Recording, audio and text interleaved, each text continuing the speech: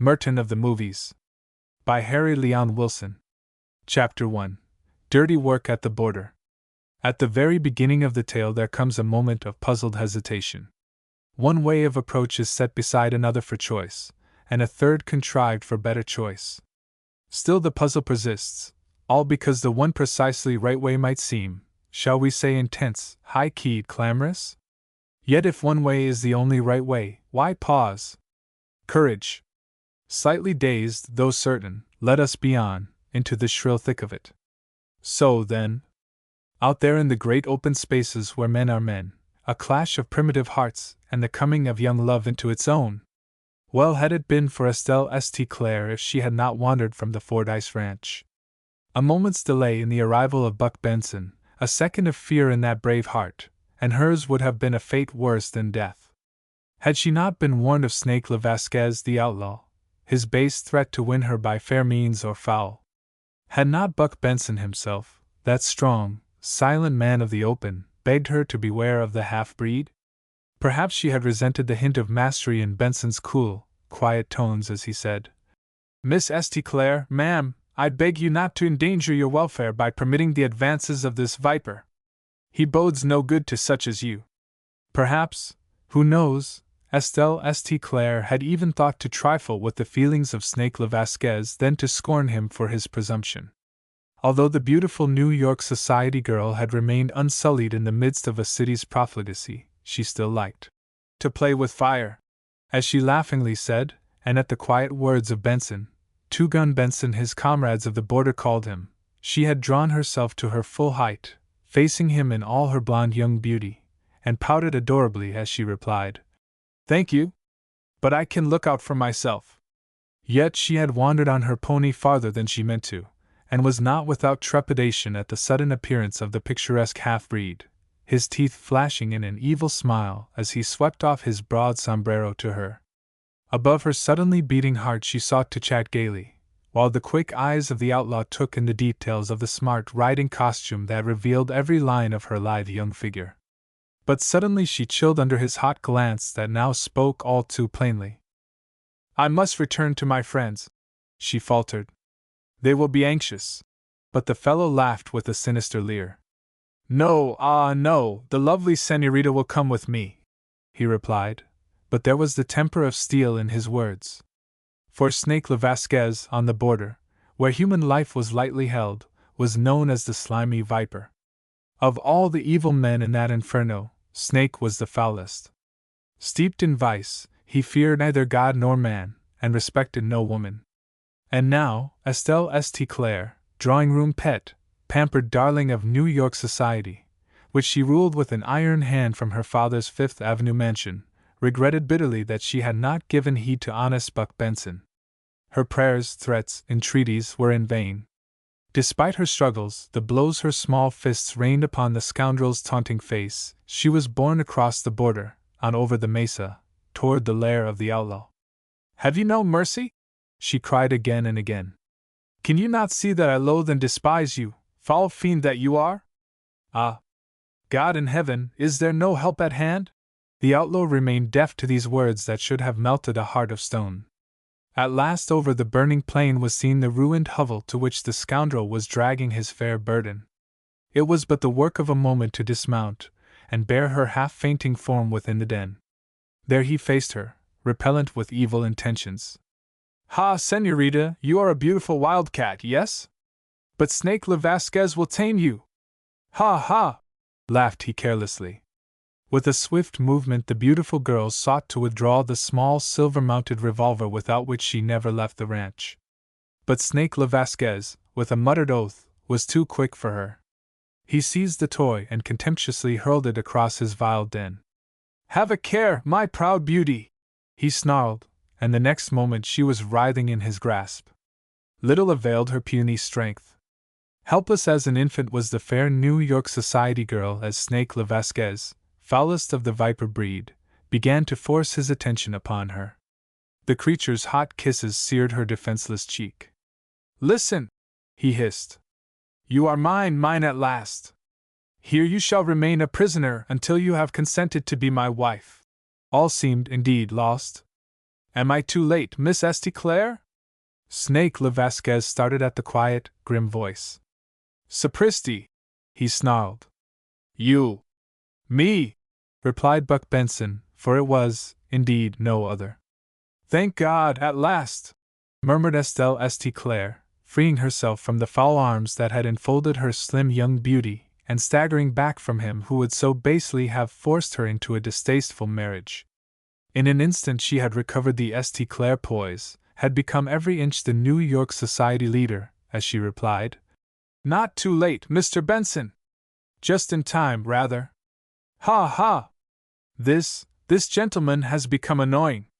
You are just in time to mete out the punishment he so justly deserves, for which I shall pray that heaven reward you. She pointed an accusing finger at the craven wretch who had shrunk from her, and now cowered at the far side of the wretched den. At that moment she was strangely thrilled. What was his power, this strong, silent man of the open with his deep reverence for pure American womanhood? True, her culture demanded a gentleman, but her heart demanded a man. Her eyes softened and fell before his cool, keen gaze, and a blush mantled her fair cheek. Could he but have known it, she stood then in meek surrender before this soft-voiced master. A tremor swept the honest, rugged face of Buck Benson as heart thus called to heart. But his keen eyes flitted to Snake Le Vasquez.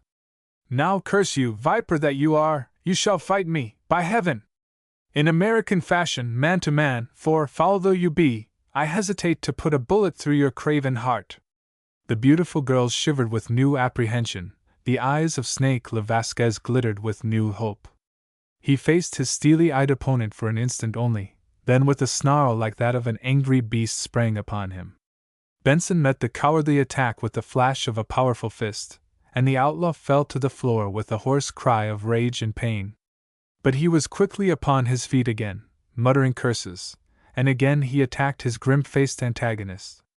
Quick blows rained upon his defenseless face, for the strong, silent man was now fairly aroused. He fought like a demon, perhaps divining that here strong men battled for a good woman's love. The outlaw was proving to be no match for his opponent. Arising from the ground where a mighty blow had sent him, he made a lightning-like effort to recover the knife which Benson had taken from him. Have a care! Cried the girl in quick alarm. That fiend in human form would murder you! But Buck Benson's cool eye had seen the treachery in ample time. With a muttered, Curse you, fiend that you are! He seized the form of the outlaw in a powerful grasp, raised him high aloft as if he had been but a child, and was about to dash him to the ground when a new voice from the doorway froze him to immobility. Statue-like he stood there, holding aloft the now still form of Snake Le Vasquez. The voice from the doorway betrayed deep amazement and the profoundest irritation. Merton Gill, what in the sacred name of time are you meaning to do with that dummy? For the good land's sake! Have you gone plumb crazy, or what? Put that thing down! The newcomer was a portly man of middle age dressed in ill-fitting black. His gray hair grew low upon his brow, and he wore a parted beard. The conqueror of Snake Le Vasquez was still frozen, though he had instantly ceased to be Buck Benson, the strong, silent, two-gun man of the open spaces. The irritated voice came again. Put that dummy down, you idiot! What you think you're doing, anyway? And say, what you got that other one in here for, when it ought to be out front of the store showin' that new line of gingham house frocks? Put that down and handle it careful. Meb you think I got them things down from Chicago just for you to play horse with. Not so! Not so at all! They're to help show off goods, and that's what I want 'em doin' right now. And for time's sake, what's that revolver lyin' on the floor for? Is it loaded? Say, are you really out of your senses, or ain't you? What's got into you lately? Will you tell me that? Skyhootin' around in here, leavin' the front of the store unprotected for an hour or two, like your time was your own. And don't tell me you only been foolin' in here for 3 minutes, either, because when I come back from lunch just now there was Ms. Leffingwell up at the notions counter wanting some hooks and eyes, and she tells me she's waited there a good 30 minutes if she's waited one. Nice goin's on, I must say, for a boy drawin' down the money you be. Now you get busy. Take that one with the gingham frock out and stand her in front where she belongs, and then put one them new raincoats on the other and stand him out where he belongs, and then look after a few customers. I declare, sometimes I get clean out of patience with you. Now, for gosh sake, stir your stumps. Oh, all right, yes, sir, replied Merton Gill, though but half respectfully. The "oh, all right" had been tainted with a trace of sullenness. He was tired of this continual nagging and fussing over small matters. Some day he would tell the old grouch so. And now, gone the vivid tale of the great out-of-doors, the wide plains of the West, the clash of primitive-hearted men for a good woman's love. Gone, perhaps, the greatest heart picture of a generation, the picture at which you laugh with a lump in your throat and smile with a tear in your eye, the story of plausible punches, a big, vital theme masterfully handled, thrills, action, beauty, excitement, carried to a sensational finish by the genius of that sterling star of the shadowed world, Clifford Armitage, once known as Merton Gill in the little hamlet of Simsbury, Illinois, where for a time, ere yet he was called to screen triumphs, he served as a humble clerk in the so-called emporium of Amos G. Gashweiler, everything for the home. Our prices always right. Merton Gill, so for a little time he must still be known, moodily seized the late Estelle St. Clair under his arm and withdrew from the dingy back storeroom. Down between the counters of the emporium he went with his fair burden and left her outside its portals, staring from her very definitely lashed eyes across the slumbering street at the Simsbury post office. She was tastefully arrayed in one of those new check gingham house frocks so heatedly mentioned a moment since by her lawful owner, and across her chest Merton Gill now imposed, with no tenderness of manner, the appealing legend: "Our latest for Milady, only $6.98. He returned for Snake Le Vasquez." That outlaw's face, even out of the picture, was evil. He had been picked for the part because of this face: plump, pinkly tinted cheeks, lustrous, curling hair of some repellent composition, eyes with a hard glitter, each lash distinct in blue-black lines, and a small, tip-curled black mustache that lent the whole an offensive smirk. Garbed now in a raincoat, he, too, was posed before the emporium front, labeled "Rainproof, for you get back your money."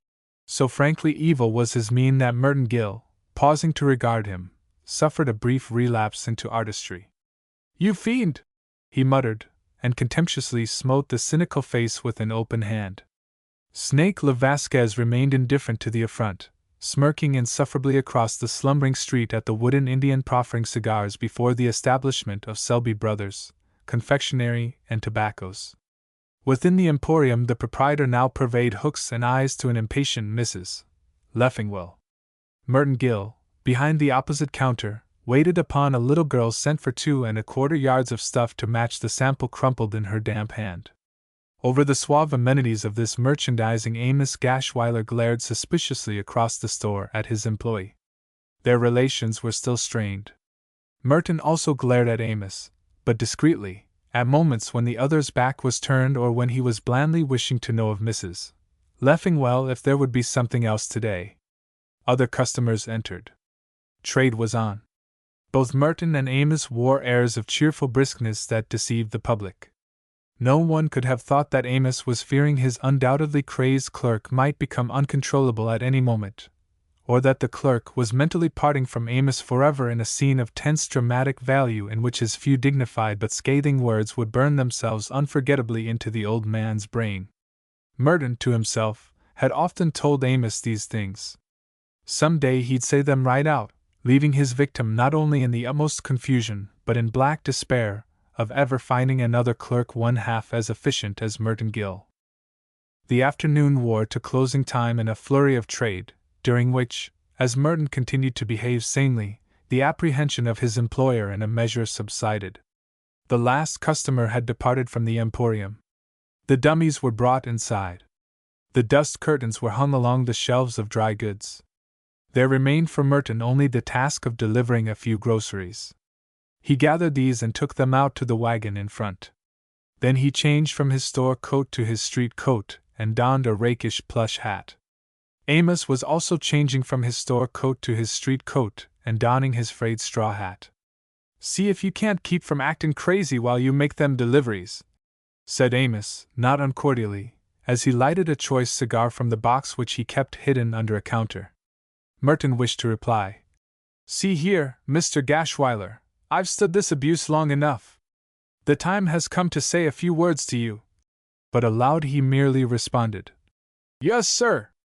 The circumstance that he also had a cigar from the same box, hidden not so well as Amos thought, may have subdued his resentment. He would light the cigar after the first turn in the road had carried him beyond the eagle eye of its owner. The delivery wagon outside was drawn by an elderly horse devoid of ambition or ideals. His head was sunk in dejection. He was gray at the temples, and slouched in the shafts in a loafing attitude, one forefoot negligently crossed in front of the other. He aroused himself reluctantly and with apparent difficulty when Merton Gill seized the reins and called in commanding tones, "Get on there, you old skate!" The equipage moved off under the gaze of Amos, who was locking the doors of his establishment. Turning the first corner into a dusty side street, Merton dropped the reins and lighted the filched cigar. Other Gashwiler property was sacred to him. From all the Emporium's choice stock he would have abstracted not so much as a pin, but the Gashwiler cigars, said to be the world's best 10C smoke, with the picture of a dissipated clubman in evening dress on the box cover, were different, in that they were pointedly hidden from Merton. He cared little for cigars, but this was a challenge. The old boy couldn't get away with anything like that. If he didn't want his cigars touched, let him leave the box out in the open like a man. Merton drew upon the lighted trophy, moistened and pasted back the wrapper that had broken when the end was bitten off, and took from the bottom of the delivery wagon the remains of a buggy whip that had been worn to half its length. With this he now tickled the bony ridges of the horse. Blows meant nothing to Dexter, but he could still be tickled into brief spurts of activity. He trotted with swaying head, sending up an effective dust screen between the wagon and a still possibly observing Gashwiler. His deliveries made, Merton again tickled the horse to a frantic pace which continued until they neared the alley on which fronted the Gashwiler barn. There the speed was moderated to a mild amble, for Gashwiler believed his horse should be driven with tenderness, and his equally watchful wife believed it would run away if given the chance. Merton drove into the barnyard, unhitched the horse, watered it at the half of a barrel before the iron pump, and led it into the barn, where he removed the harness. The old horse sighed noisily and shook himself with relief as the bridle was removed and a halter slipped over his venerable brow.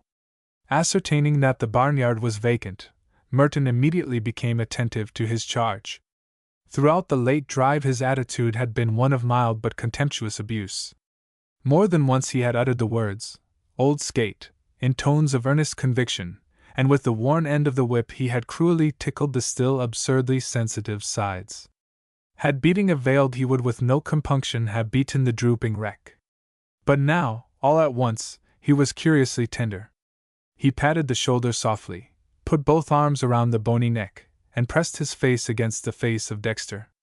A moment he stood thus, then spoke in a tear-choked voice.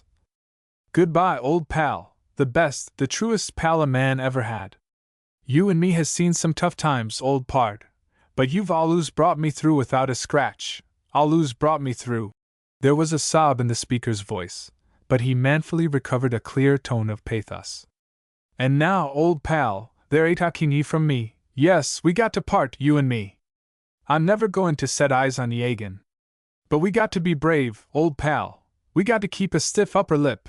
No cryin' now, no bustin' down." The speaker unclasped his arms and stood with head bowed, his face working curiously, striving to hold back the sobs. For Merton Gill was once more Clifford Armitage, popular idol of the screen, in his great role of Buck Benson bidding the accustomed farewell to his four-footed pal that had brought him safely through countless dangers.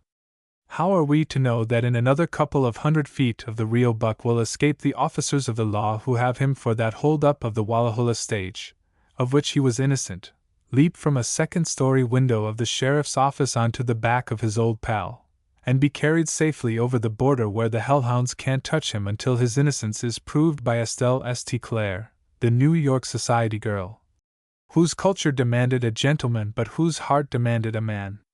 How are we to know this? We only know that Buck Benson always has to kiss his horse goodbye at this spot in the drama. Merton Gill is impressively Buck Benson. His sobs are choking him. And though Gashweiler's delivery horse is not a pinto, and could hardly get over the border ahead of a sheriff's posse, the scene is affecting. "Goodbye again, old pal, and God bless ye," sobs Merton. Chapter 2. That night, the apartments of Clifford Armitage. Merton Gill mealed at the Gashweiler home. He ate his supper in moody silence, holding himself above the small gossip of the day that engaged Amos and his wife. What to him meant the announcement that Amos expected a new line of white goods on the morrow, or Mrs. Gashweiler's version of a regrettable incident occurring at that afternoon's meeting of the Entre Nous 500 Club, in which the score had been juggled adversely to Mrs. Gashweiler, resulting in the loss of the first prize, a handsome fern dish, and concerning which Mrs. Gashweiler had thought it best to speak her mind. What importance could he attach to the disclosure of Meta Judson, the Gashweiler hired girl, who chatted freely during her appearances with food, that Doc Cummins had said old Grandma Fouts couldn't last out another day, that the Peter Swansons were sending Clear to Chicago for Tilda's trousseau, and that Jeff Murdoch had arrested one of the Giddings boys, but she couldn't learn if it was Ferd or Gus, for being drunk as a fool and busting up a bazaar out at the Oak Grove schoolhouse, and the fighting was something terrible. Scarcely did he listen to these petty recitals. He ate in silence, and when he had finished the simple meal he begged to be excused. He begged this in a lofty, detached, somewhat weary manner, as a man of the world, excessively bored at the dull chatter but still the fastidious gentleman, might have begged it, breaking into one of the many repetitions by his hostess of just what she had said to Mrs. Judge Ellis. He was again Clifford Armitage, enacting a polished society man among yokels. He was so impressive, after rising, in his bow to Mrs. Gashweiler, that Amos regarded him with a kindling suspicion. "Say," he called, as Merton in the hallway plucked his rakish plush hat from the mirrored rack. "You remember, now, no more o' that skylarkin' with them dummies. Them things cost money." Merton paused. He wished to laugh sarcastically, a laugh of withering scorn. He wished to reply in polished tones. "Skylarkin! You poor dull clod, what do you know of my ambitions, my ideals? You, with your petty life devoted to gaining a few paltry dollars." But he did not say this, or even register the emotion that would justly accompany such a subtitle.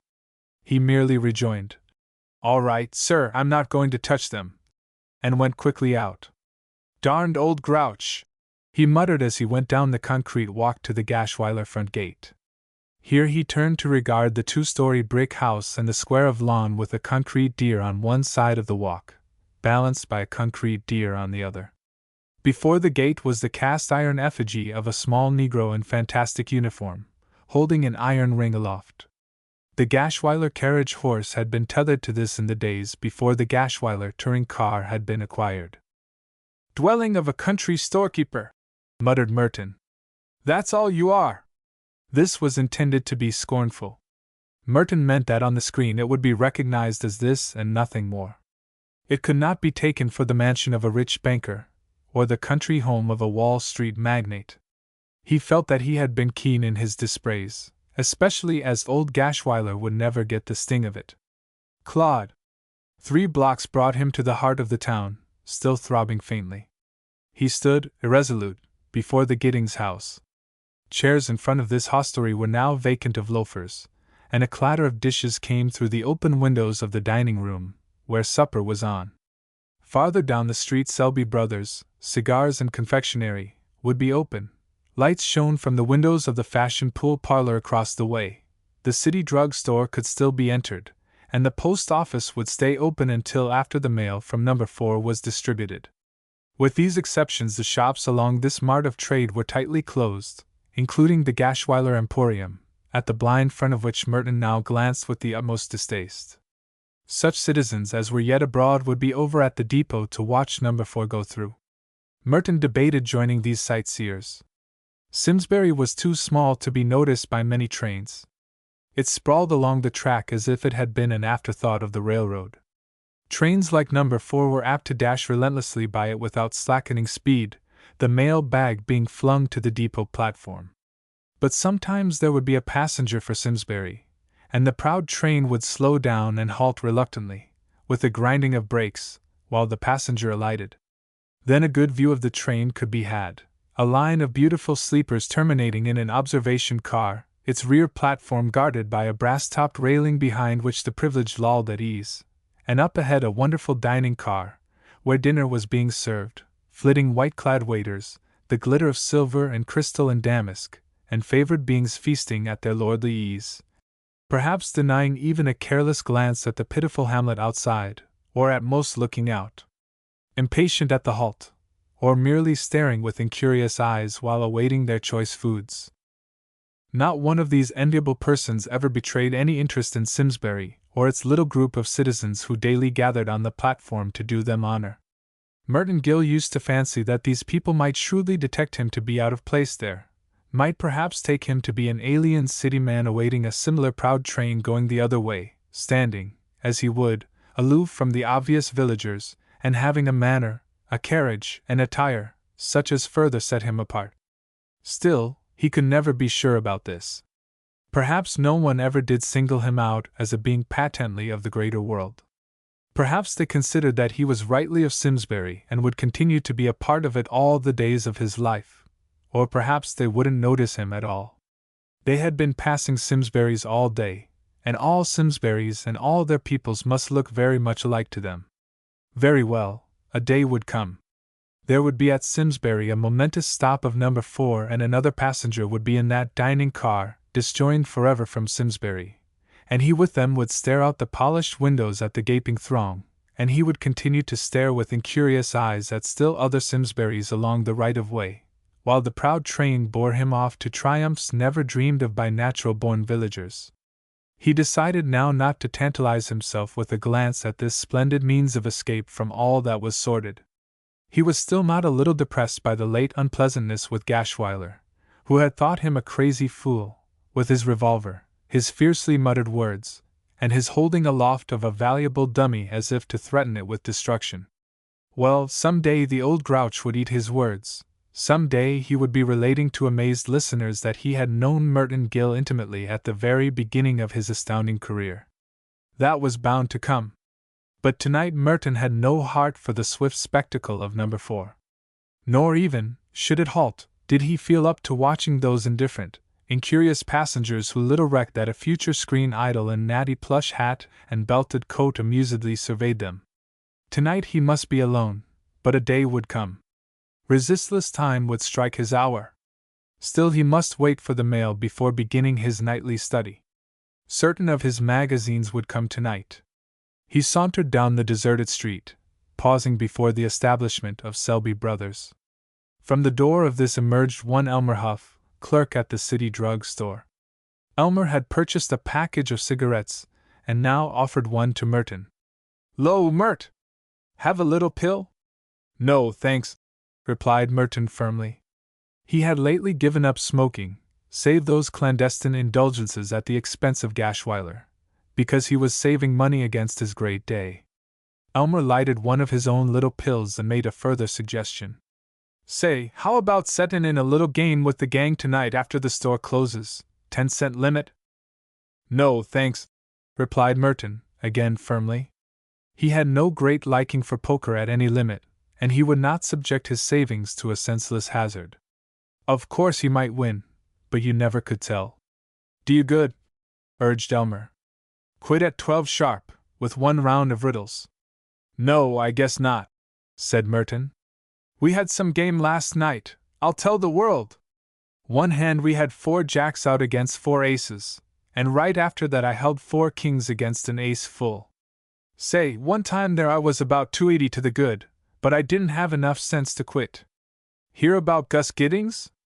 They got him over in the coop for breaking in on a social out at the Oak Grove schoolhouse last night. Say, he had a peach on when he left here, I'll tell the world. But he didn't get far. Them Grove lads certainly made a believer out of him. You ought to see that left eye of his." Merton listened loftily to this village talk, gossip of a rural sport who got a peach on and started something, and the poker game in the back room of the city drug store. What diversions were these for one who had a future? Let these clods live out their dull lives in their own way. But not Merton Gill, who held aloof from their low sports, studied faithfully the lessons in his film acting course, and patiently bided his time. He presently sauntered to the post office, where the mail was being distributed. Here he found the sightseers who had returned from the treat of No. 4's flight, and many of the less enterprising citizens who had merely come down for their mail. Gashwiler was among these, smoking one of his choice cigars. He was not allowed to smoke in the house. Merton, knowing this prohibition, strictly enforced by Mrs. Gashwiler, threw his employer a glance of honest pity. Briefly, he permitted himself a vision of his own future home, a palatial bungalow in distant Hollywood, with expensive cigars in elaborate humidors and costly gold-tipped cigarettes in silver things on low tables. One might smoke freely there in every room. Under more of the Elmer Huff sort of gossip, and the rhythmic clump of the cancelling stamp back of the drawers and boxes, he allowed himself a further glimpse of this luxurious interior. He sat on a low couch, among soft cushions, a magnificent bearskin rug beneath his feet. He smoked one of the costly cigarettes and chatted with a young lady interviewer from Photoland. "You ask of my wife," he was saying. "But she is more than a wife, she is my best pal, and I may add, she is also my severest critic." He broke off here, for an obsequious Japanese butler entered with a tray of cooling drinks. The tray would be gleaming silver, but he was uncertain about the drinks, something with long straws in them, probably. But as to anything alcoholic, now, while he was trying to determine this, the general delivery window was opened and the interview had to wait. But anyway, you could smoke where you wished in that house, and Gashwiler couldn't smoke any closer to his house than the front porch. Even trying it there he would be nagged, and fussily asked why he didn't go out to the barn. He was a poor fish, Gashwiler, a country storekeeper without a future. A clod. Merton, after waiting in line, obtained his mail, consisting of 3 magazines, Photoland, Silver Screenings, and Camera. As he stepped away, he saw that Miss Tessie Kearns stood 3 places back in the line. He waited at the door for her. Miss Kearns was the one soul in Simsbury who understood him. He had confided to her all his vast ambitions, she had sympathized with them, and her never-failing encouragement had done not a little to stiffen his resolution at odd times when the haven of Hollywood seemed all too distant. A certain community of ambitions had been the foundation of this sympathy between the two, for Tessie Kearns meant to become a scenario writer of eminence, and like Merton, she was now both studying and practicing a difficult art. She conducted the millinery and dressmaking establishment next to the Gashwiler Emporium, but found time, as did Merton, for the worthwhile things outside her narrow life. She was a slight, spare little figure, sedate and mouse-like, of middle age and, to the village, of a quiet, sober way of thought. But known only to Merton, her real life was one of terrific adventure, involving crime of the most atrocious sort, and contact not only with the great and good, but with loathsome denizens of the underworld who would commit any deed for hire.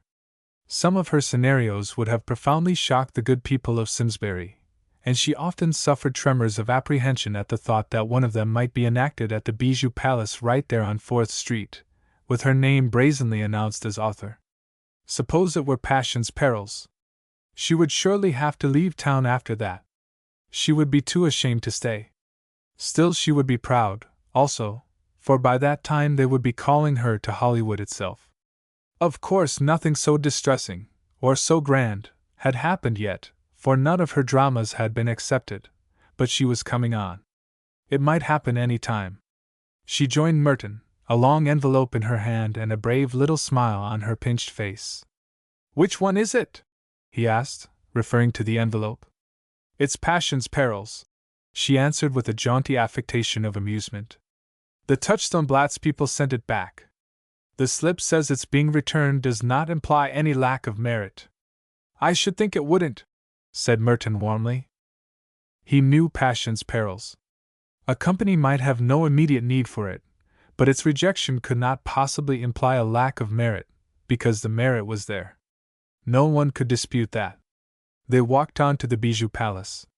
Its front was dark, for only twice a week, on Tuesdays and Saturdays, could Simsbury muster a picture audience, but they could read the bills for the following night. The entrance was flanked on either side by billboards, and they stopped before the first. Merton Gill's heart quickened its beats, for there was billed none other than Beulah Baxter in the 9th installment of her tremendous serial, The Hazards of Hortense. It was going to be good. It almost seemed that this time the scoundrels would surely get Hortense. She was speeding across a vast open quarry in a bucket attached to a cable, and one of the scoundrels with an axe was viciously hacking at the cable's farther anchorage. It would be a miracle if he did not succeed in his hellish design to dash Hortense to the cruel rocks below. Merton, of course, had not a moment's doubt that the miracle would intervene. He had seen other serials. So he made no comment upon the gravity of the situation, but went at once to the heart of his ecstasy. "The most beautiful woman on the screen," he murmured. "Well, I don't know." Miss Kearns appeared about to advance the claims of rival beauties, but desisted when she saw that Merton was firm. "None of the rest can touch her," he maintained. "And look at her nerve. Would your others have as much nerve as that? Maybe she has someone to double in those places," suggested the screen-wise Tessie Kearns. "Not Beulah Baxter. Didn't I see her personal appearance that time I went to Peoria last spring on purpose to see it? Didn't she talk about the risk she took and how the directors were always begging her to use a double and how her artistic convictions wouldn't let her do any such thing? You can bet the little girl is right there in every scene." They passed to the other billboard. This would be the comedy. A painfully cross-eyed man in misfitting clothes was doing something supposed to be funny, pushing a lawn mower over the carpet of a palatial home. "How disgusting!" exclaimed Miss Kearns. "Ain't it?" said Merton. "How they can have one of those terrible things on the same bill with Miss Baxter, I can't understand it. Those censors ought to suppress this sort of buffoonery instead of scenes of dignified passion like they did in Scarlet Sin," declared Tessie. "Did you read about that?" "They sure ought," agreed Merton. "These comedies make me tired. I never see one if I can help it." Walking on, they discussed the wretched public taste and the wretched actors that pandered to it. The slapstick comedy, they held, degraded a fine and beautiful art. Merton was especially severe. He always felt uncomfortable at one of these regrettable exhibitions when people about him who knew no better laughed heartily. He had never seen anything to laugh at, and said as much. They crossed the street and paused at the door of Miss Kearns' shop, behind which were her living rooms. She would tonight go over Passion's Perils once more and send it to another company. "I wonder," she said to Merton, "if they keep sending it back because the sets are too expensive. Of course there's the one where the dissipated English nobleman, Count Blessingham, lures Valerie into Westminster Abbey for his own evil purposes on the night of the old Earl's murder. That's expensive, but they get a chance to use it again when Valerie is led to the altar by young Lord Stonecliffe, the rightful heir. And of course Stonecliffe Manor, where Valerie is first seen as governess, would be expensive, but they use that in a lot of scenes, too. Still, maybe I might change the locations around to something they've got built." "I wouldn't change a line," said Merton. "Don't give in to 'em. Make 'em take it as it is. They might ruin your picture with cheap stuff." "Well," the authoress debated, "maybe I'll leave it. I'd especially hate to give up Westminster Abbey. Of course the scene where she is struggling with Count Blessingham might easily be made offensive. It's a strong scene, but it all comes right. You remember she wrenches herself loose from his grasp and rushes to throw herself before the altar, which suddenly lights up, and the scoundrel is afraid to pursue her there, because he had a thorough religious training when a boy at Oxford, and he feels it would be sacrilegious to seize her again while the light from the altar shines upon her that way, and so she's saved for the time being. It seems kind of a shame not to use Westminster Abbey for a really big scene like that, don't you think?" "I should say so," agreed Merton warmly. "They build plenty of sets as big as that. Keep it in." "Well, I'll take your advice. And I shan't give up trying with my other ones. And I'm writing to another set of people, see here." She took from her handbag a clipped advertisement which she read to Merton in the fading light, holding it close to her keen little eyes. "Listen! 5,000 photoplay ideas needed. Working girl paid $10,000 for ideas she had thought worthless. Yours may be worth more. Experience unnecessary. Information free. Producers League 562, Piqua, Ohio. Doesn't that sound encouraging? And it isn't as if I didn't have some experience. I've been writing scenarios for 2 years now. We both got to be patient, he pointed out. We can't succeed all at once, just remember that. Oh, I'm patient, and I'm determined, and I know you are too, Merton. But the way my things keep coming back, well, I guess we'd both get discouraged if it wasn't for our sense of humor. I bet we would, agreed Merton. And good night. He went on to the Gashweiler Emporium and let himself into the dark store. At the moment he was bewailing that the next installment of The Hazards of Hortense would be shown on a Saturday night, for on those nights the store kept open until 9 and he could see it but once. On a Tuesday night he would have watched it twice, in spite of the so-called comedy unjustly sharing the bill with it. Lighting a match, he made his way through the silent store, through the stock room that had so lately been the foul lair of Snake Le Vasquez, and into his own personal domain, a square partitioned off from the stockroom in which were his cot, the table at which he studied the art of screen acting, and his other little belongings. He often called this his den. He lighted a lamp on the table and drew the chair up to it. On the boards of the partition in front of him were pasted many presentments of his favorite screen actress, Beulah Baxter, as she underwent the nerve-wracking hazards of Hortense. The intrepid girl was seen leaping from the seat of her high-powered car to the cab of a passing locomotive, her chagrined pursuers in the distant background. She sprang from a high cliff into the chill waters of a storm-tossed sea. Bound to the back of a spirited horse, she was raced down the steep slope of a rocky ravine in the far west. Alone in the foul den of the underworld, she held at bay a dozen villainous Asiatics.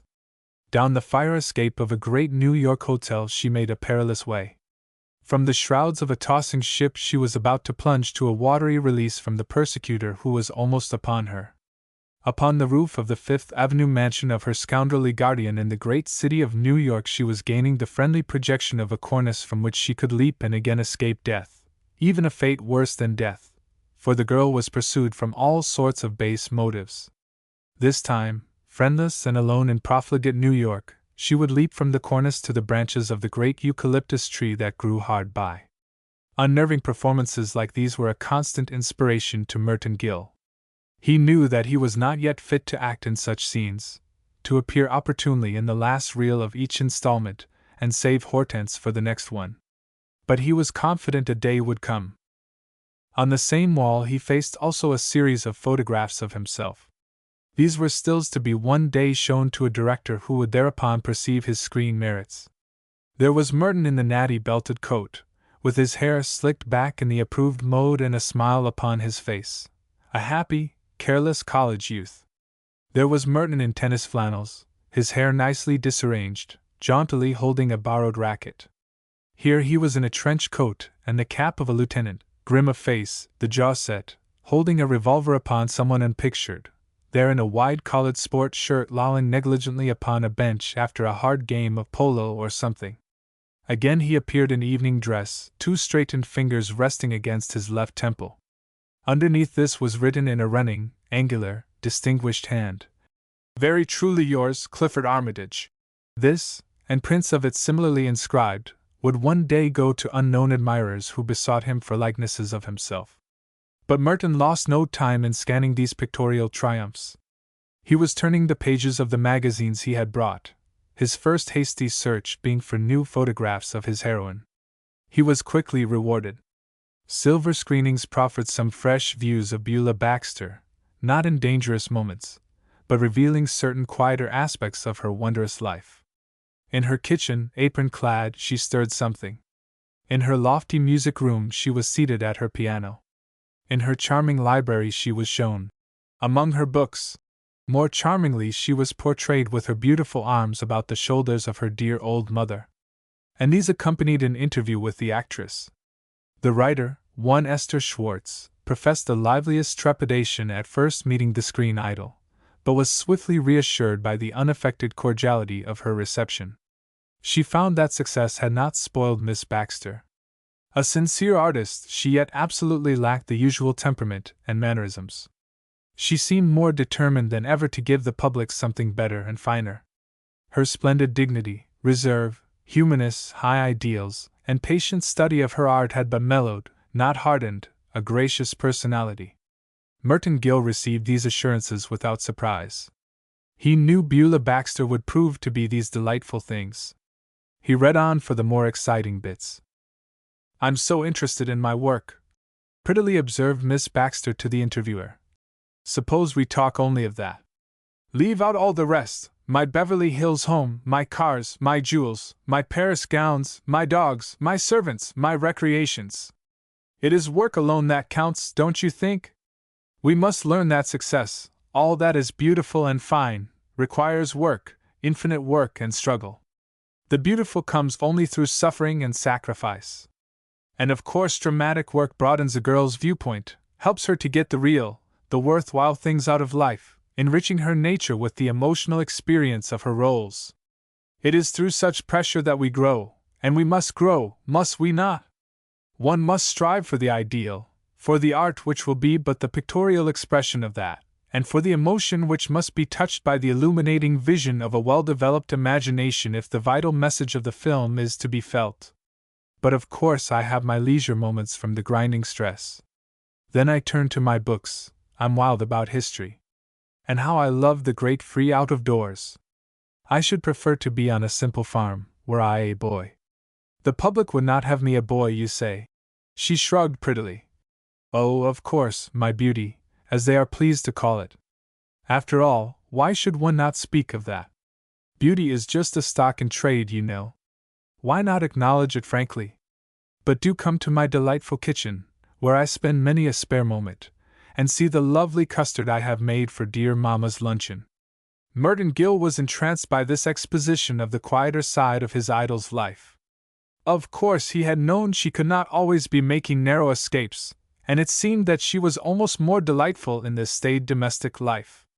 Here, away from her professional perils, she was, it seemed, a slim little girl with sad eyes and a wistful mouth. The picture moved him strongly. More than ever he was persuaded that his day would come. Even might come the day when it would be his lot to lighten the sorrow of those eyes and appease the wistfulness of that tender mouth. He was less sure about this. He had been unable to learn if Beulah Baxter was still unwed. Silver Screenings, in reply to his question, had answered, "Perhaps." Camera, in its answers to correspondents, had said, "Not now." Then he had written to Photoland, "Is Beulah Baxter unmarried?" The answer had come. Twice. He had been able to make little of these replies, enigmatic, ambiguous, at best. But he felt that some day he would at least be chosen to act with this slim little girl with the sad eyes and wistful mouth. He, it might be, would rescue her from the branches of the great eucalyptus tree growing hard by the Fifth Avenue mansion of the scoundrelly guardian. This, if he remembered well her message about hard work. He recalled now the wondrous occasion on which he had traveled the nearly 100 miles to Peoria to see his idol in the flesh. Her personal appearance had been advertised. It was on a Saturday night, but Merton had silenced old Gashwiler with the tale of a dying aunt in the distant city.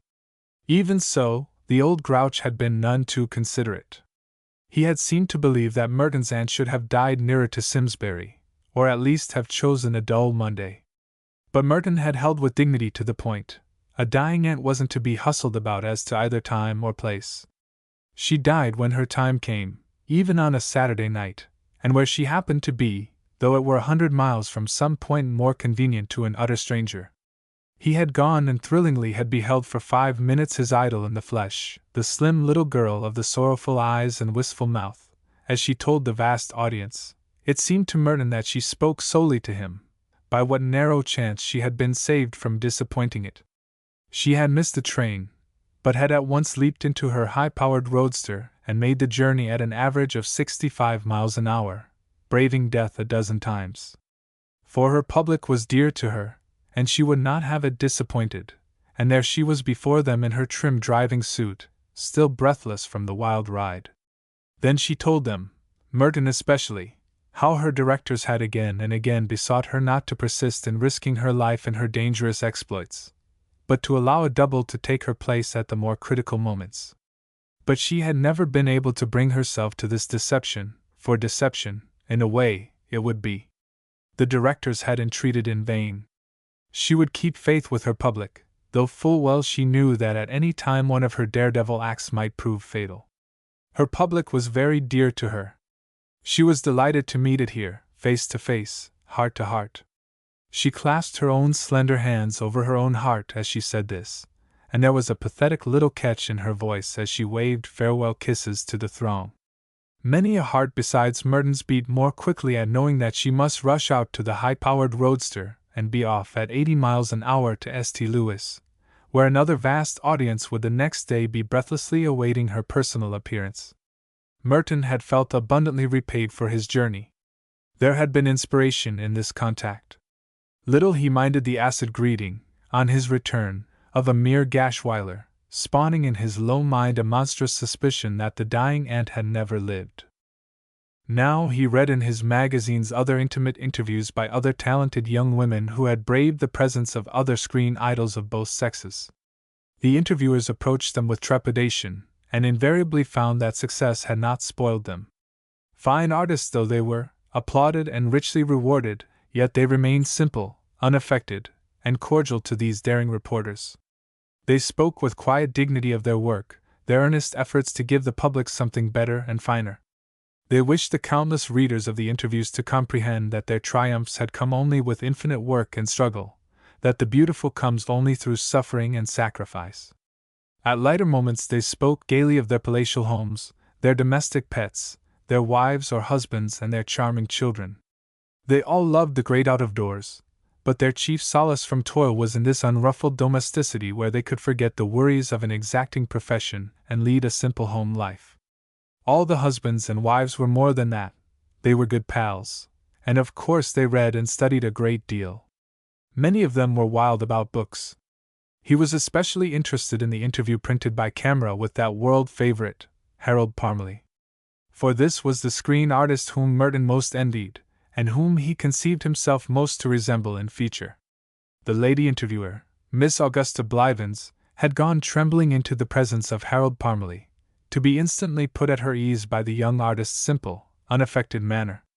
He chatted of his early struggles when he was only too glad to accept the few paltry hundreds of dollars a week that were offered him in minor parts, of his quick rise to eminence, of his unceasing effort to give the public something better and finer, of his love for the great out-of-doors, and of his daily flight to the little nest that sheltered his pal wife and the kiddies.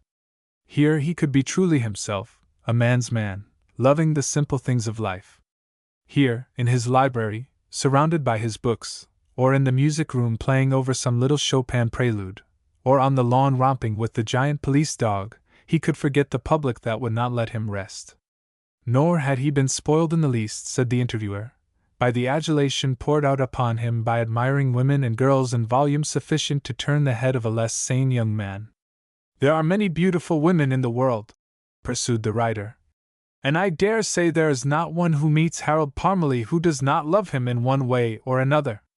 He has mental brilliancy for the intellectuals, good looks for the empty-headed, a strong vital appeal, a magnetism almost overwhelming to the susceptible, and an easy and supremely appealing courtesy for every woman he encounters. Merton drew a long breath after reading these earnest words. Would an interviewer some day be writing as much about him? He studied the pictures of Harold Parmalee that abundantly spotted the article. The full face, the profile, the symmetrical shoulders, the jaunty bearing, the easy, masterful smile. From each of these he would raise his eyes to his own pictured face on the wall above him. Undoubtedly he was not unlike Harold Parmalee. He noted little similarities. He had the nose, perhaps a bit more jutting than Harold's, and the chin, even more prominent. Possibly a director would have told him that his Harold Parmalee beauty was just a trifle overdone, that his face went just a bit past the line of pleasing resemblance, and into something else. But at this moment the aspirant was reassured. His eyes were pale, under pale brows, yet they showed well in the prints. And he was slightly built, perhaps even thin, but a diet rich in fats would remedy that. And even if he were quite a little less comely than Parmalee, he would still be impressive. After all, a great deal depended upon the acting, and he was learning to act. Months ago, the resolution big in his heart, he had answered the advertisement in silver screenings, urging him to learn movie acting, a fascinating profession that pays big. Would you like to know, it demanded, if you are adapted to this work? If so, send 10 cents for our 10-hour talent prover, or key to movie acting aptitude, and find whether you are suited to take it up. Merton had earnestly wished to know this, and had sent 10 cents to the Film Incorporation Bureau, Station N, Stebbinsville, Arkansas. The talent prover, or key to movie acting aptitude, had come. He had mailed his answers to the questions and waited in anguish 10 days, fearing that he would prove to lack the required aptitude for this great art. But at last the cheering news had come. He had every aptitude in full measure, and all that remained was to subscribe to the correspondence course. He had felt weak in the moment of his relief from this torturing anxiety. Suppose they had told him that he wouldn't do? And he had studied the lessons with unswerving determination. Night and day he had held to his ideal. He knew that when you did this your hour was bound to come. He yawned now, thinking, instead of the anger expressions he should have been practicing, of the sordid things he must do tomorrow. He must be up at 5, sprinkle the floor, sweep it, take down the dust curtains from the shelves of dry goods, clean and fill the lamps, then station outside the dummies in their raiment. All day he would serve customers, snatching a hasty lunch of crackers and cheese behind the grocery counter. And at night, instead of twice watching the hazards of Hortense, he must still unreasonably serve late customers until the second unwinding of those delectable reels. He suddenly sickened of it all. Was he not sufficiently versed in the art he had chosen to practice? An old Gashwiler every day getting harder to bear. His resolve stiffened. He would not wait much longer, only until the savings hidden out under the grocery counter had grown a bit. He made ready for bed, taking, after he had undressed, some dumbbell exercises that would make his shoulders a trifle more like Harold Parmalee's. This rite concluded, he knelt by his narrow cot and prayed briefly. "Oh God, make me a good movie actor! Make me one of the best! For Jesus' sake, amen!" Chapter 3. Western Stuff. Saturday proved all that his black forebodings had pictured it, a day of sordid, harassing toil, moreover, for which Gashwiler, the beneficiary, showed but the scantest appreciation. Indeed, the day opened with a disagreement between the forward-looking clerk and his hidebound reactionary. Gashwiler had reached the store at his accustomed hour of 8:30 to find Merton embellishing the bulletin board in front with legends setting forth the special bargains of the day to be had within.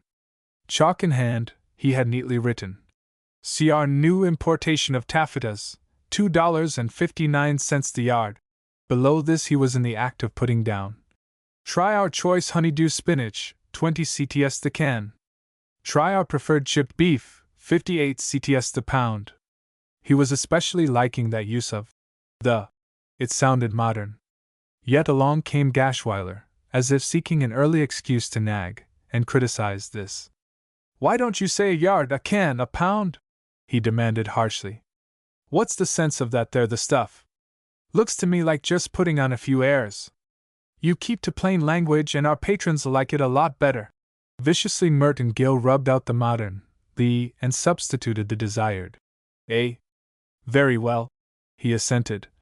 "If you'd rather stick to the old-fashioned way, but I can tell you that's the way city stores do it. I thought you might want to be up to date, but I see I made a great mistake." "Humph!" said Gashwiler, unbitten by this irony. "I guess the old way's good enough, long's our prices are always right. Don't forget to put on that canned salmon. I had that in stock for nearly a year now, and say it's 20 cents a can, not the can. Also say it's a grand reduction from 35 cents. That was always the way. You never could please the old grouch." And so began the labor that lasted until 9 that night. Merton must count out eggs and weigh butter that was brought in. He must do up sugar and grind coffee and measure dress goods and match silks. He must with the suavest gentility ask if there would not be something else today, and he must see that babies hazardously left on counters did not roll off. He lived in a vortex of mental confusion, performing his tasks mechanically.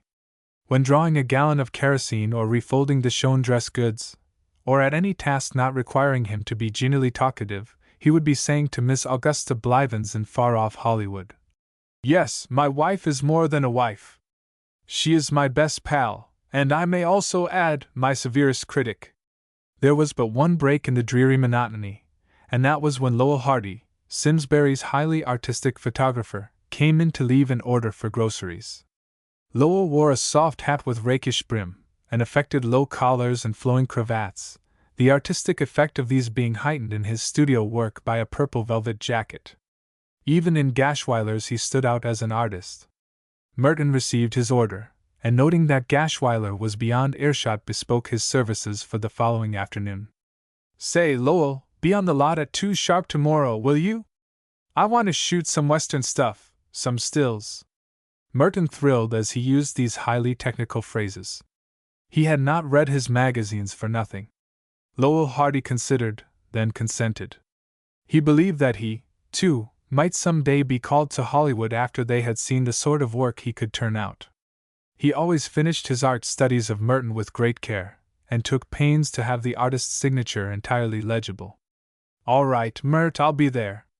I got some new patent paper I'll try out on these. On the lot at 2 sharp to shoot Western stuff," repeated Merton with relish. "Right, oh," assented Lowell, and returned to more prosaic studio art. The day wore itself to a glad end. The last exigent customer had gone, the curtains were up, the lights were out, and at 9:05 the released slave, meeting Tessie Kearns at her front door, escorted her with a high heart to the second show at the Bijou Palace. They debated staying out until after the wretched comedy had been run, but later agreed that they should see this, as Tessie keenly wished to know why people laughed at such things. The antics of the painfully cross-eyed man distressed them both, though the mental inferiors by whom they were surrounded laughed noisily. Merton wondered how any producer could bring himself to debase so great an art, and Tessie wondered if she hadn't, in a way, been aiming over the public's head with her scenarios. After all, you had to give the public what it wanted. She began to devise comedy elements for her next drama. But the hazards of Hortense came mercifully to soothe their annoyance. The slim little girl with a wistful smile underwent a rich variety of hazards, each threatening a terrible death.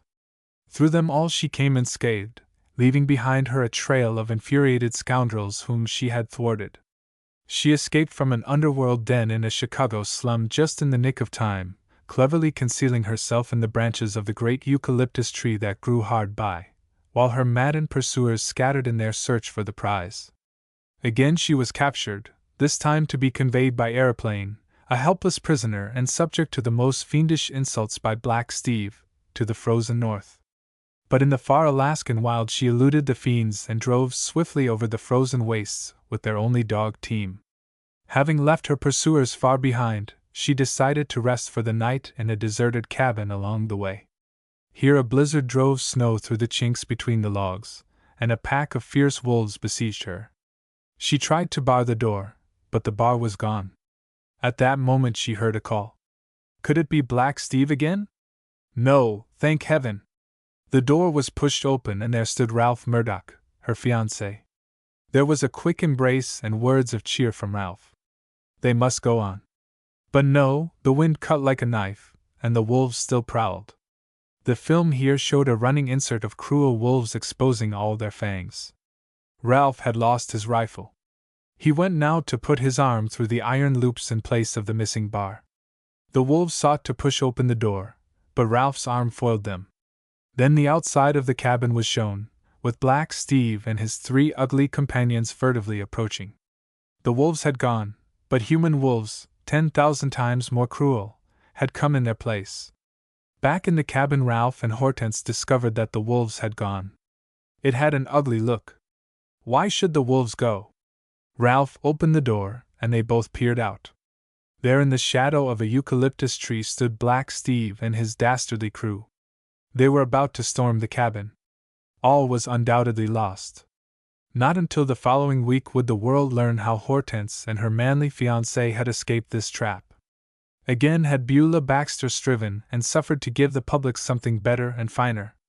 A wonder girl, declared Merton when they were again in the open. That's what I call her, a wonder girl. And she owes it all to hard, unceasing struggle and work and pains and being careful. You ought to read that new interview with her in this month's silver screenings. Yes, she's wonderful, assented Tessie as they strolled to the door of her shop. But I've been thinking about comedy.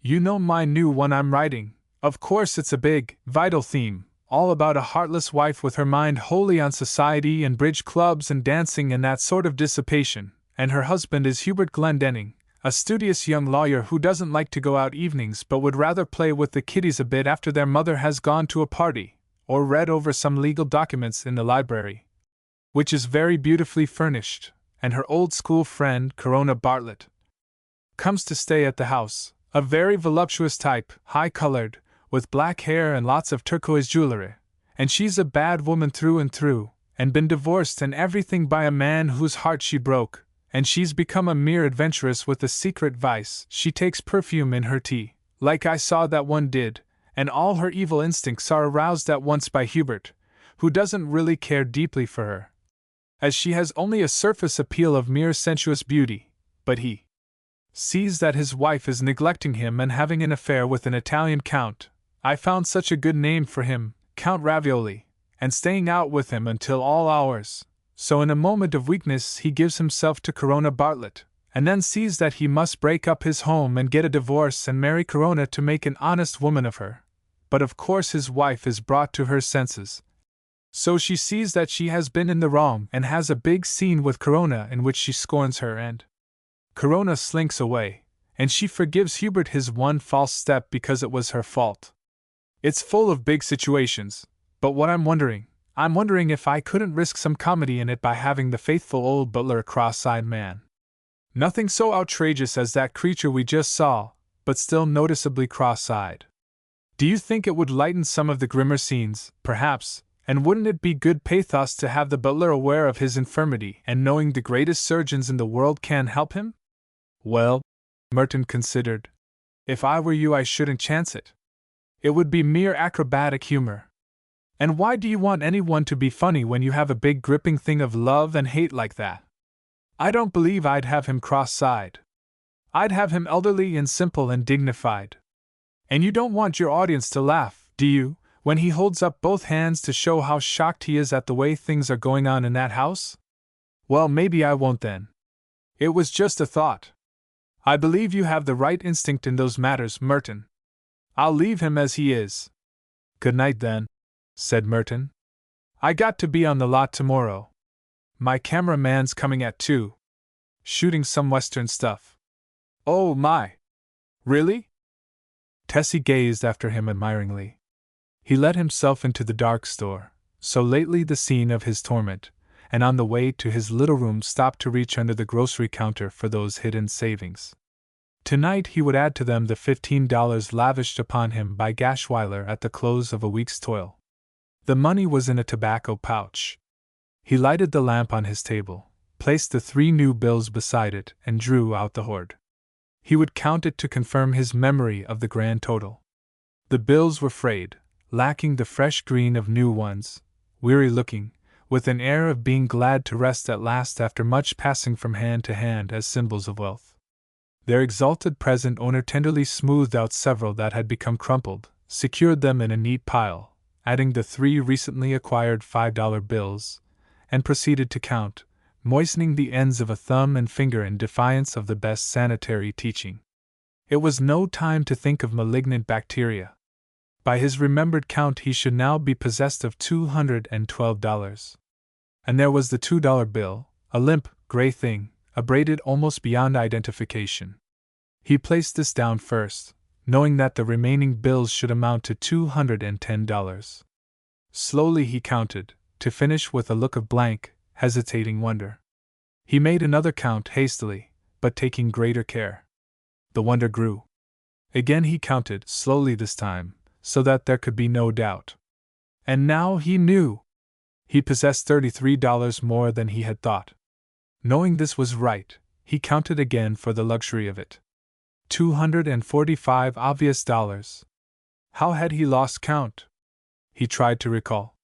He could remember taking out the money he had paid Lowell Hardy for the last batch of Clifford Armitage stills, for Lowell, although making professional rates to Merton, still believed the artist to be worth his hire, and he could remember taking some more out to send to the mail-order house in Chicago for the cowboy things. But it was plain that he had twice, at least, crowded a week's salary into the pouch and forgotten it. It was a pleasurable experience. It was like finding $33. And he was by that much nearer to his goal, that much sooner would he be released from bondage. $33 sooner could he look Gashwiler in the eye and say what he thought of him and his emporium. In his nightly prayer he did not neglect to render thanks for this. He dressed the next morning with a new elation. He must be more careful about keeping tab on his money, but also it was wonderful to find more than you expected. He left the storeroom that reeked of kerosene and passed into the emporium to replace his treasure in its hiding place. The big room was dusky behind the drawn front curtains, but all the smells were there. The smell of ground coffee and spices at the grocery counter, farther on, the smothering smell of prints and woolens and new leather. The dummies, waiting down by the door to be put outside, regarded each other in blank solemnity. A few big flies droned lazily about their still forms. Merton eyed the dusty floor, the gleaming counters, the curtains that shielded the shelves, with a new disdain. Sooner than he had thought he would bid them a last farewell. And today, at least, he was free of them, free to be on the lot at 2, to shoot Western stuff. Let tomorrow, with its old round of degrading tasks, take care of itself. At 10:30 he was in church. He was not as attentive to the sermon as he should have been, for it now occurred to him that he had no stills of himself in the garb of a clergyman. This was worth considering, because he was not going to be one of those one-part actors. He would have a wide range of roles.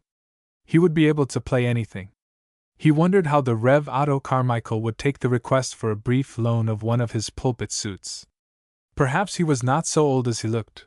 Perhaps he might remember that he, too, had once been young and fired with high ideals. It would be worth trying. And the things could be returned after a brief studio session with Lowell Hardy. He saw himself cast in such a part, the handsome young clergyman, exponent of a muscular Christianity. He comes to the toughest cattle town in all the great Southwest, determined to make honest men and good women of its sinning derelicts. He wins the hearts of these rugged but misguided souls. Though at first they treat him rough, they learn to respect him, and they call him the Fighting Parson. Eventually he wins the hand in marriage of the youngest of the dance-hall denizens, a sweet young girl who despite her evil surroundings has remained as pure and good as she is beautiful. Anyway, if he had those clothes for an hour or two while the artist made a few studies of him, he would have something else to show directors in search of fresh talent. After church he ate a lonely meal served by Meta Judson at the Gashwiler residence. The Gashwilers were on their accustomed Sabbath visit to the distant farm of Mrs. Gashwiler's father. But as he ate he became conscious that the Gashwiler influence was not wholly withdrawn. From above the mantel he was sternly regarded by a tinted enlargement of his employer's face entitled Photographic Study by Lowell Hardy. Lowell never took photographs merely. He made photographic studies, and the specimen at hand was one of his most daring efforts.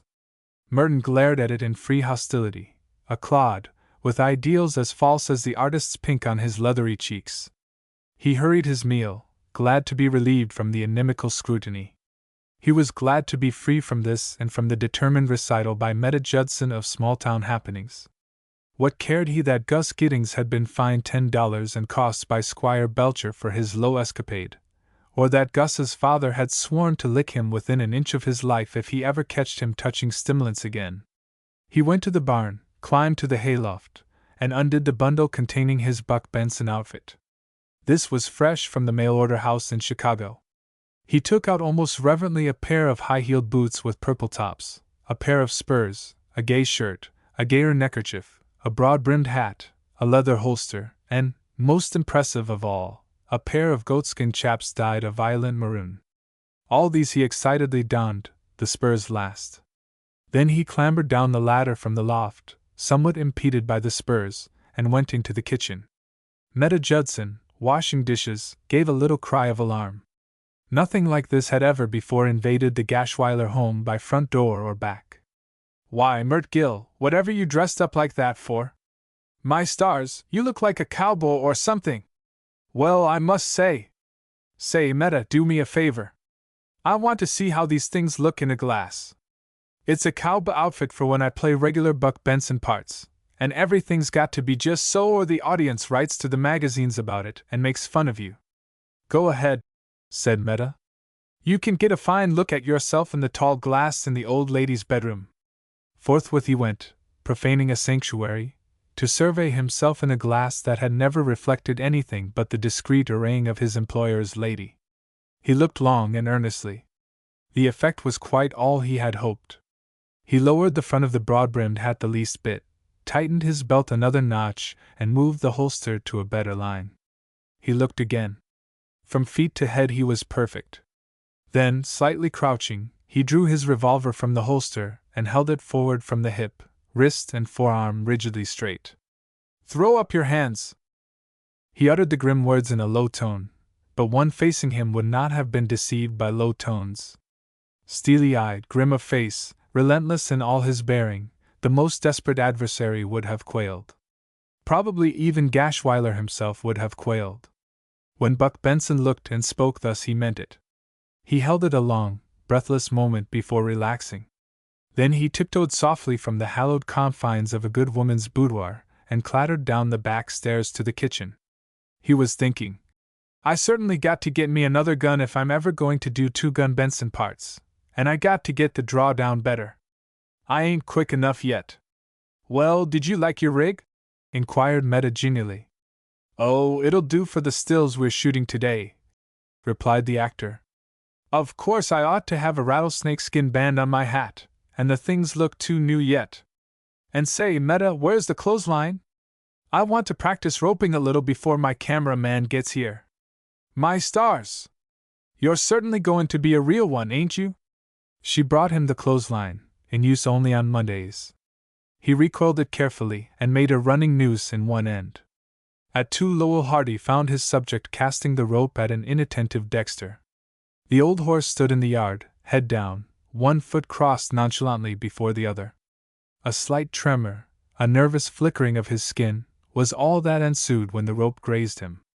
When it merely fell in his general neighborhood, as it oftener did, Dexter did not even glance up. Good stuff! Applauded the artist. Now just stand that way, holding the noose out. I want to make a study of that. He rapidly mounted his camera on a tripod and put in a plate. The study was made. Followed several studies of the fighting face of Two-Gun Benson, grim and rigid, about to shoot from the hip. But these were minor bits. More important would be Buck Benson and his old pal, Pinto. From the barn Merton dragged the saddle, blanket, and bridle he had borrowed from the Giddings House livery stable. He had never saddled a horse before, but he had not studied in vain. He seized Dexter by a wisp of his surviving mane and simultaneously planted a hearty kick in the beast's side, with a command. Get around there, you old skate! Dexter sighed miserably and got around as ordered. He was both pained and astonished. He knew that this was Sunday. Never had he been forced to work on this day. But he meekly suffered the protrusion of a bit between his yellow teeth, and shuddered but slightly when a blanket and then a heavy saddle were flung across his back. True, he looked up in some dismay when the girth was tightened. Not once in all his years had he been saddled. He was used to having things loose around his waist. The girth went still tighter. Dexter glanced about with genuine concern. Someone was intending to harm him. He curved his swan-like neck and snapped savagely at the shoulder of his aggressor, who kicked him again in the side and yelled, "Whoa there, dang you!" Dexter subsided. He saw it was no use. Whatever queer thing they meant to do to him would be done despite all his resistance. Still, his alarm had caused him to hold up his head now. He was looking much more like a horse. "There!" said Merton Gill, and as a finishing touch he lashed the coiled clothesline to the front of the saddle. "Now here! Get me this way. This is one of the best things I do, that is, so far." Fondly he twined his arms about the long, thin neck of Dexter, who tossed his head and knocked off the cowboy hat. "Never mind that, it's out," said Merton. Can't use it in this scene. He laid his cheek to the cheek of his pet. Well, old pal, they're talking you from me, but we got to keep a stiff upper lip. You and me has been through some pretty lively times together, but we got to face the music at last. There, Lowell, did you get that? The artist had made his study. He made 3 others of the same affecting scene at different angles. Dexter was overwhelmed with endearments. Doubtless he was puzzled, to be kicked in the ribs at one moment, the next to be fondled.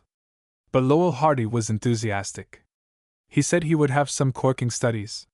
He made another of Buck Benson preparing to mount good old Pinto, though, as a matter of fact, Buck, it appeared, was not even half prepared to mount. Go on, jump on him now, suggested the artist. I'll get a few more that way. Well, I don't know. Merton hesitated.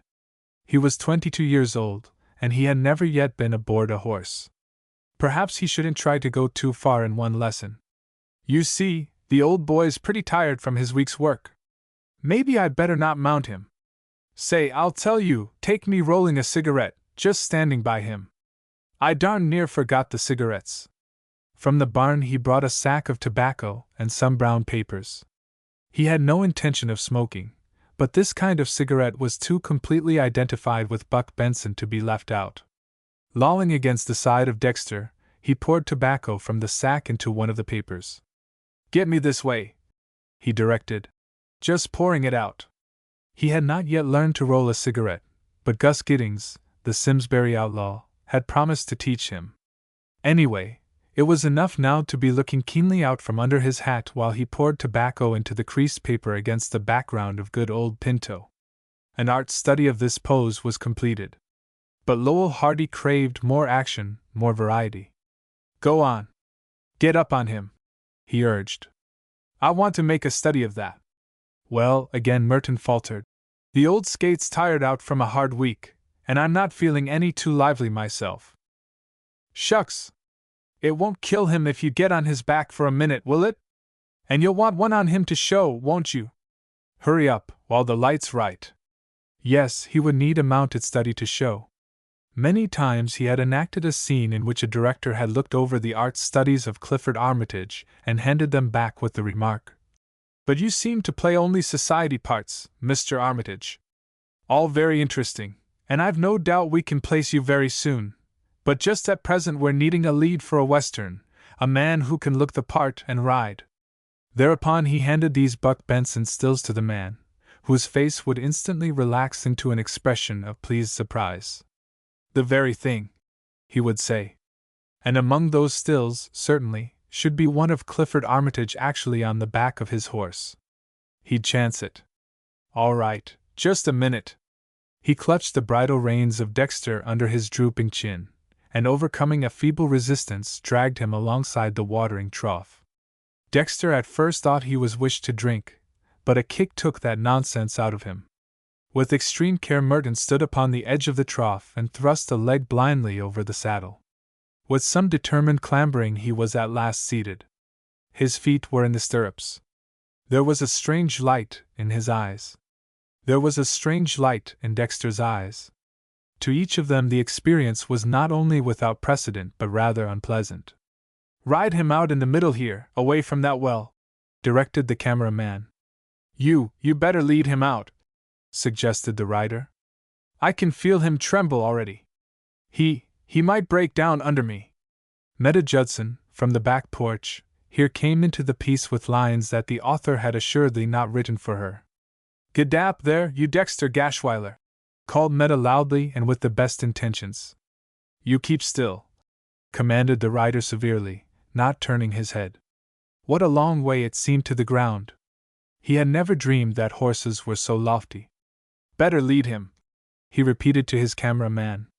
Lowell Hardy grasped the bridle reins, and after many vain efforts persuaded Dexter to stumble away from the well. His rider grasped the horn of his saddle. Look out, don't let him buck, he called. But Dexter had again become motionless, except for a recurrent trembling under this monstrous infliction. Now there, began the artist. Hold that. You're looking off over the western hills. Attaboy! Wait till I get a side view. Move your camera, said the rider. Seems to me he doesn't want to turn around. But again the artist turned Dexter half around. That wasn't so bad. Merton began to feel the thrill of it. He even lounged in the saddle presently, one leg over the pommel, and seemed about to roll another cigarette while another art study was made. He continued to lounge there while the artist packed his camera. What had he been afraid of? He could sit a horse as well as the next man. Probably a few little tricks about it he hadn't learned yet, but he'd get these, too. I bet they'll come out fine, he called to the departing artist. Leave that to me. I dare say I'll be able to do something good with them. So long. So long, returned Merton, and was left alone on the back of a horse higher than people would think until they got on him. Indeed, he was beginning to like it. If you just had a little nerve, you needn't be afraid of anything. Very carefully he clambered from the saddle. His old pal shook himself with relief and stood once more with bowed head and crossed forelegs. His late burden observed him approvingly. There was good old Pinto after a hard day's run over the mesa. He had borne his beloved owner far ahead of the sheriff's posse, and was now securing a moment's much-needed rest. Merton undid the riata and for half an hour practiced casting it at his immobile pet. Once the news settled unerringly over the head of Dexter, who still remained immobile. Then there was the lightning draw to be practiced. Again and again the trusty weapon of Buck Benson flashed from its holster to the damage of a slower adversary. He was getting that draw down pretty good. From the hip with straight wrist and forearm, Buck was ready to shoot in no time at all. Throughout that villain-infested terrain along the border he was known for his quick draw. The most desperate of them would never molest him except they could shoot him from behind. With his back to a wall, they slunk from the encounter. Elated from this practice and from the memory of that one successful rope cast, Merton became daring in the extreme.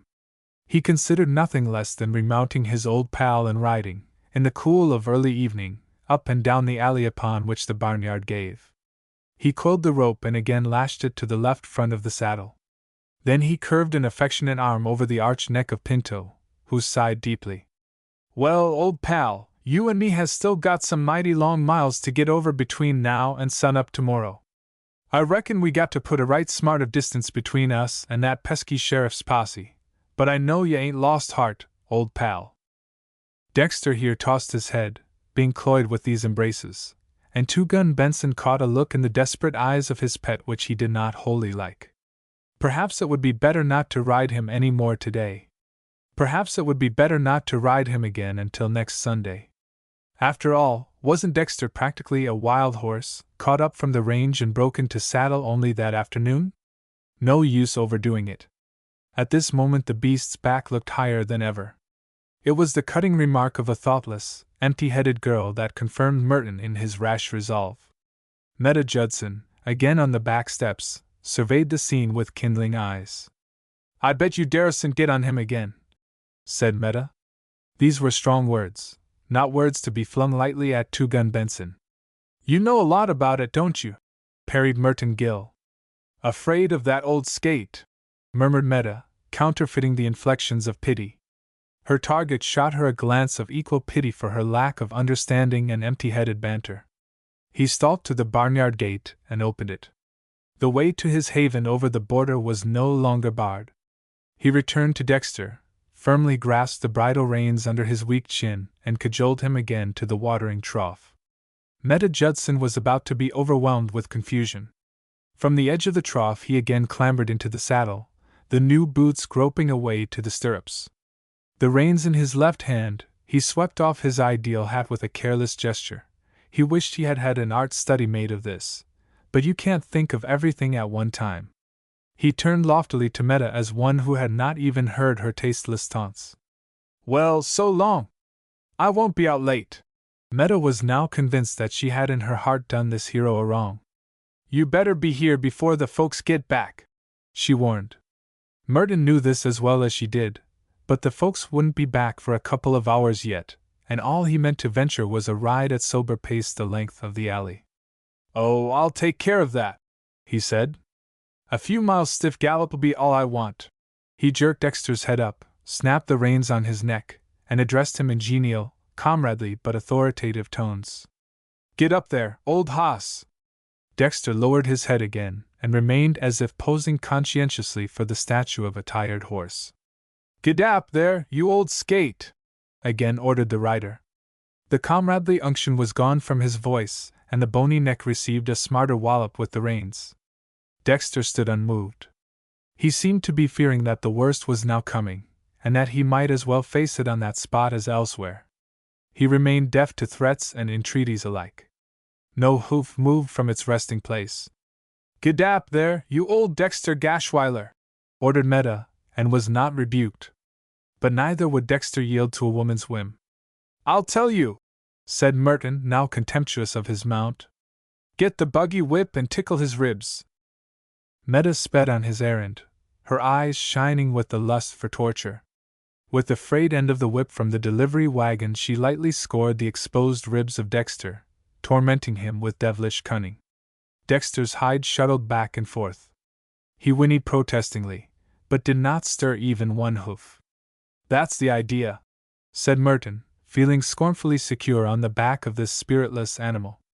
Keep it up! I can feel him coming to life. Meta kept it up. Her woman's ingenuity contrived new little tricks with the instrument of torture. She would doubtless have had a responsible post with the Spanish Inquisition. Face set, absorbed in her evil work, she tickled the ribs crosswise and tickled between them, up and down, always with the artist's light touch. Dexter's frame grew tense, his head came up. Once more he looked like a horse.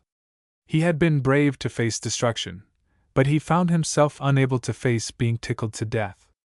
If only they had chosen some other method for his execution, he would have perished gamely, but this was exquisitely poignant, beyond endurance.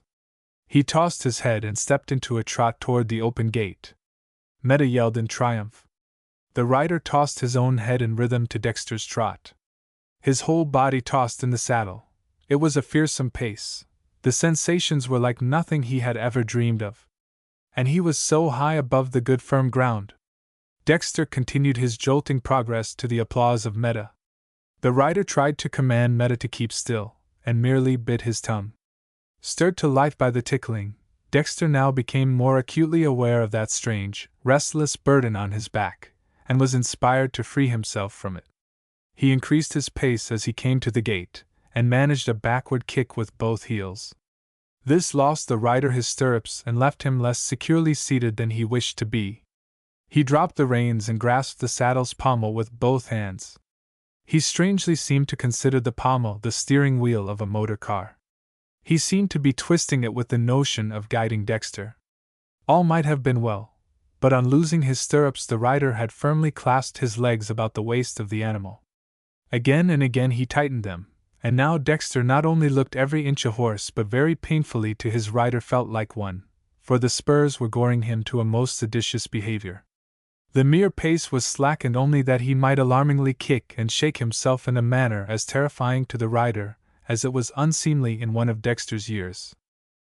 But the thing was inevitable, because once in his remote, hot youth Dexter, cavorting innocently in an orchard, had kicked over a hive of busy bees which had been attending strictly to their own affairs until that moment. After that they had attended to Dexter with a thoroughness that had seared itself to this day across his memory. He now sincerely believed that he had overturned another hive of bees, and that not but by the most strenuous exertion could he escape from their harrying.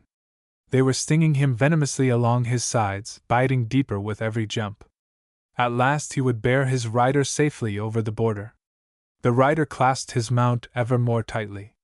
The deep dust of the alley road mounted high over the spirited scene, and through it came not only the hearty delight of Meta Judson in peals of womanly laughter, but the shrill cries of the three Ransom children whom Merton had not before noticed. These were Calvin Ransom, aged 8, Elsie Ransom, aged 6, and little Woodrow Ransom, aged 4. Their mother had lain down with a headache, having first ordered them to take their picture books and sit quietly in the parlor as good children should on a Sabbath afternoon. So they had noisily pretended to obtain the picture books and then quietly tiptoed out into the backyard, which was not so stuffy as the parlor. Detecting the meritorious doings in the Gashweiler barnyard, They perched in a row on the alley fence and had been excited spectators from the moment that Merton had mounted his horse. In shrill but friendly voices they had piped, "Oh, Merton Gill's a cowboy! Merton Gill's a cowboy! Oh, look at the cowboy on the big horse!" For of course they were motion picture experts, and would know a cowboy when they saw one. Wide-eyed, they followed the perilous antics of Dexter as he issued from the alley gate, and they screamed with childish delight when the spurs had recalled to his memory that far-off dreadful day with the busy bees. They now balanced precariously on the alley fence, the better to trace Merton's flight through the dust cloud. "Merton's in a runaway! Merton's in a runaway! Merton's in a runaway!" they shrieked, but with none of the sympathy that would have become them. They appeared to rejoice in Merton's plight. "Merton's in a runaway!" they joyously chanted. Suddenly they ceased, frozen with a new and splendid wonder, for their descriptive phrase was now inexact. Merton was no longer in a runaway. But only for a moment did they hesitate before taking up the new chant. "Looky, looky! He's throwed Merton right off into the dirt! He's throwed Merton right off into the dirt! Oh, looky Merton Gill right down there in the dirt!" Again they had become exact. Merton was right down there in the dirt, and a frantic, flashing-heeled Dexter was vanishing up the alley at the head of a cloud of dust. The friendly Ransom tots leaped from the fence to the alley, forgetting on her bed of pain the mother who supposed them to be engrossed with picture books in the library. With one accord they ran toward the prostrate horseman, Calvin ahead and Elsie a close second, holding the hand of little Woodrow. They were presently able to observe that the fleeing Dexter had narrowly escaped running down a motor car and opportunely turning at that moment into the alley. The gallant animal swerved in time, leaving the car's driver and his wife aghast at their slight margin of safety. Dexter vanished to the right up shaded Spruce Street on a Sabbath evening as the first call to evening worship pealed from a neighboring church tower. His late rider had erected himself, and was beating dust from the new chaps and the front of the new shirt. He picked up the ideal hat and dusted that. Underneath all the flurry of this adventure he was still the artist. He had been set afoot in the desert by a treacherous horse. He must find a water hole or perish with thirst. He replaced the hat, and it was then he observed the motor car bearing down the alley upon him. "My good gosh!" he muttered. The Gashweilers had returned a full 2 hours before their accustomed time. The car halted beside him, and his employer leaned out a warmly hostile face. "What's this mean?" he demanded. The time was not one to tell Gashweiler what he thought of him. Not only was there a lady present, but he felt himself at a disadvantage. The lady saved him from an instant necessity for words. "That was our new clothesline. I recognized it at once." The woman seemed to pride herself on this paltry feat. "What's this mean?" again demanded Gashweiler. He was now a man of one idea. Again was Merton Gill saved from the need of instant speech, though not in a way he would have chosen to be saved. The 3 Ransom children ran up, breathless, shouting, "Oh, Merton, here's your pistol! I found it right in the road there. We found your pistol right in the dirt there. I saw it first." "You did not. I saw it first." "Merton, will you let me shoot it off, Merton? I found your pistol, didn't I, Merton? Didn't I find it right in the road there?" The friendly tots did little step dances while they were thus vocal. "Be quiet, children," commanded Merton, finding a voice. But they were not to be quelled by mere tones. "He throwed Merton right off into the dirt, didn't he, Merton? Merton, didn't he throw you right off into the dirt, Merton? Did he hurt you, Merton? Merton, will you let me shoot it off just once, and I'll never ask again? He didn't either find it first, Merton. He throwed you off right into the dirt, didn't he throw you right off into the dirt, Merton?" With a harsher show of authority, or perhaps merely because he was bearded, so unreasoning are the inhibitions of the young, Gashweiler stilled the tumult. The dancing died. "What's this mean?" he repeated. "We merely had an accident," said the lady. "What's this mean?" An answer of sorts could no longer be delayed. "Well, I thought I'd give Dexter a little exercise, so I saddled him up and was going to ride him around the block, when these kids here yelled and scared him so he ran away." "Oh, what a story!" shouted the tots in unison. What a bad story! You'll go to the bad place, intoned little Elsie. I swear I don't know what's getting into you, declared Gashwiler. Don't that horse get exercise enough during the week? Don't he like his day of rest? How'd you like me to saddle you up and ride you round the block? I guess you'd like that pretty well, wouldn't you? Gashwiler fancied himself in this bit of sarcasm, brutal though it was. He toyed with it. Next Sunday I'll saddle you up and ride you round the block. See how you like that, young man. It was our clothesline, said the lady. I could tell it right off. With a womanish tenacity she had fastened to a minor in consequence of the outrage. Gashwiler became practical. Well, I must say, it's a pretty how-to-do. That horse'll make straight back for the farm. We won't have any delivery horse tomorrow. Sue, you get out. I'll go down the road a piece and see if I can head him off. He turned the other way, said Merton. Well, he's bound to head around for the farm. I'll go up the road and you hurry out the way he went. Meb you can catch him before he gets out of town. Mrs. Gashwiler descended from the car.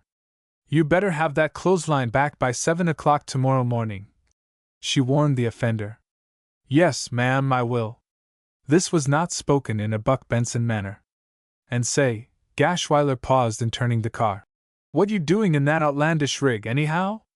Must think you're one o' them Wild West cowboys or something. Huh!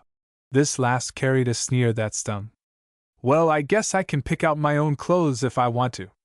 Fine things to call clothes, I must say. Well, go see if you can pick out that horse if you're such a good picker-out. Again Gashwiler was pleased with himself. He could play venomously with words.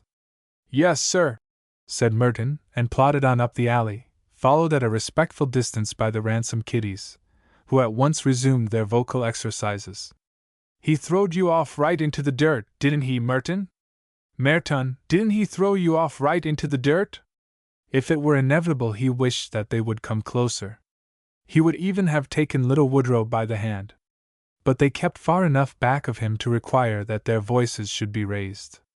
Incessantly the pitiless rain fell upon him. Merton, he throwed you off right into the dirt, didn't he, Merton?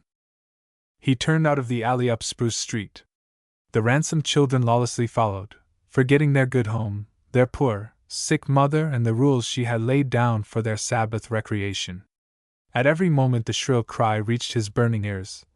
Merton, didn't he throw you off? The kiddies appeared to believe that Merton had not heard them, but they were patient. Presently he would hear and reassure them that he had, indeed, been thrown off right into the dirt. Now he began to meet or pass early churchgoers who would gaze at him in wonder or in frank criticism. He left the sidewalk and sought the center of the road, pretending that out there he could better search for a valuable lost horse. The Ransom children were at first in two minds about following him, but they soon found it more interesting to stay on the sidewalk. They could pause to acquaint the churchgoers with a matter of common interest. He throwed Merton off right into the dirt. If the people they addressed appeared to be doubting this, or to find it not specific enough, they would call ahead to Merton to confirm their simple tale. With rapt, shining faces, they spread the glad news, though hurrying always to keep pace with the figure in the road. Spruce Street was vacant of Dexter, but up Elm Street, slowly cropping the wayside herbage as he went, was undoubtedly Merton's good old pal. He quickened his pace. Dexter seemed to divine his coming and broke into a kittenish gallop until he reached the Methodist church. Here, appearing to believe that he had again eluded pursuit, he stopped to graze on a carefully tended square of grass before the sacred edifice. He was at once shooed by two scandalized old ladies, but paid them no attention. They might perhaps even have tickled him, for this was the best grass he had found since leaving home. Other churchgoers paused in consternation, looking expectantly at the approaching Merton Gill. The three happy children who came up with him left no one in doubt of the late happening. Merton was still the artist. He saw himself approach Dexter, vault into the saddle, put spurs to the beast, and swiftly disappear down the street. People would be saying that he should not be let to ride so fast through a city street. He was worse than Gus Giddings. But he saw this only with his artist's eye. In sordid fact he went up to Dexter, seized the trailing bridle reins and jerked savagely upon them. Back over the trail he led his good old pal. And for other later churchgoers there were the shrill voices of friendly children to tell what had happened, to appeal confidently to Merton, vaguely ahead in the twilight, to confirm their interesting story. Dexter, the anarchist, was put to bed without his goodnight kiss. Good old Pinto had done his pal dirt. Never again would he be given a part in Buck Benson's company. Across the alley came the voices of tired, happy children, in the appeal for an encore. Merton, please let him do it to you again. Merton, please let him do it to you again. And to the back porch came Mrs. Gashwiler to say it was a good thing he'd got that clothesline back, and came her husband wishing to be told what outlandish notion Merton Gill would next get into the thing he called his head. It was the beginning of the end. Followed a week of strained relations with the Gashwiler household, including Dexter, and another week of relations hardly more cordial. But $30 was added to the hoard which was now counted almost nightly. And the cruder wits of the village had made rather a joke of Merton's adventure. Some were tasteless enough to rally him coarsely upon the crowded street, or at the post office while he awaited his magazines. And now there were $275 to put him forever beyond their jibes. He carefully rehearsed a scathing speech for Gashwiler. He would tell him what he thought of him. That merchant would learn from it some things that would do him good if he believed them, but probably he wouldn't believe them. He would also see that he had done his faithful employee grave injustices. And he would be left, in some humiliation, having found, as Merton Gill took himself forever out of retail trade, that two could play on words as well as one. It was a good warm speech, and its author knew every word of it from mumbled rehearsal during the 2 weeks, at times when Gashwiler merely thought he was being queer again. At last came the day when he decided to recite it in full to the man for whom it had been composed. He confronted him, accordingly, at a dull moment on the third Monday morning, burning with his message. He looked Gashwiler firmly in the eye and said in halting tones, "Mr. Gashwiler, now, I've been thinking I'd like to go west for a while, to California, if you could arrange to let me off, please." And Mr. Gashwiler had replied, "Well, now, that is a surprise. When was you wishing to go, Merton?" "Why, I would be much obliged if you'd let me get off tonight on number 4, Mr. Gashwiler, and I know you can get Spencer Grant to take my place, because I asked him yesterday." "Very well, Merton. Send Spencer Grant in to see me, and you can get off tonight. I hope you'll have a good time. Of course, I don't know how long I'll be gone. I may locate out there. But then again, that's all right, Merton. Any time you come back you can have your same old job. You've been a good man, and they ain't so plenty these days. Thank you, Mr. Gashwiler." Number 4 was made to stop at Simsbury for a young man who was presently commanding a meal in the palatial diner, and who had, before this meal was eaten, looked out with compassion upon 2 Simsbury-like hamlets that the train rushed by, a blur of small-towners standing on their depot platforms to envy the inmates of that splendid structure. At last it was Western stuff and no fooling. Chapter 4. The Watcher at the Gate. The street leading to the Holden Motion Picture Studio, considered by itself, lacks beauty. Flanking it for most of the way from the boulevard to the studio gate are vacant lots labeled with their prices and appeals to the passer to buy them. Still their prices are high enough to mark the thoroughfare as one out of the common, and it is further distinguished by 2 rows of lofty eucalyptus trees. These have a real feathery beauty, and are perhaps a factor in the seemingly exorbitant prices demanded for the choice bungalow and home sites they shade.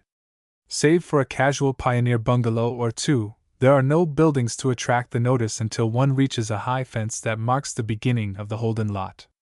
Back of this fence is secreted a microcosmos, a world in little, where one may encounter strange races of people in their native dress and behold, by walking a block, cities actually apart by league upon league of the earth's surface and separated by centuries of time.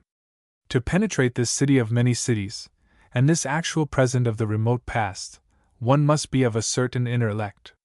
Hardly may one enter by assuming the disguise of a native, as daring explorers have sometimes overcome the difficulty of entering other strange cities. Its gate, reached after passing along an impressive expanse of the reticent fence, is watched by a guardian.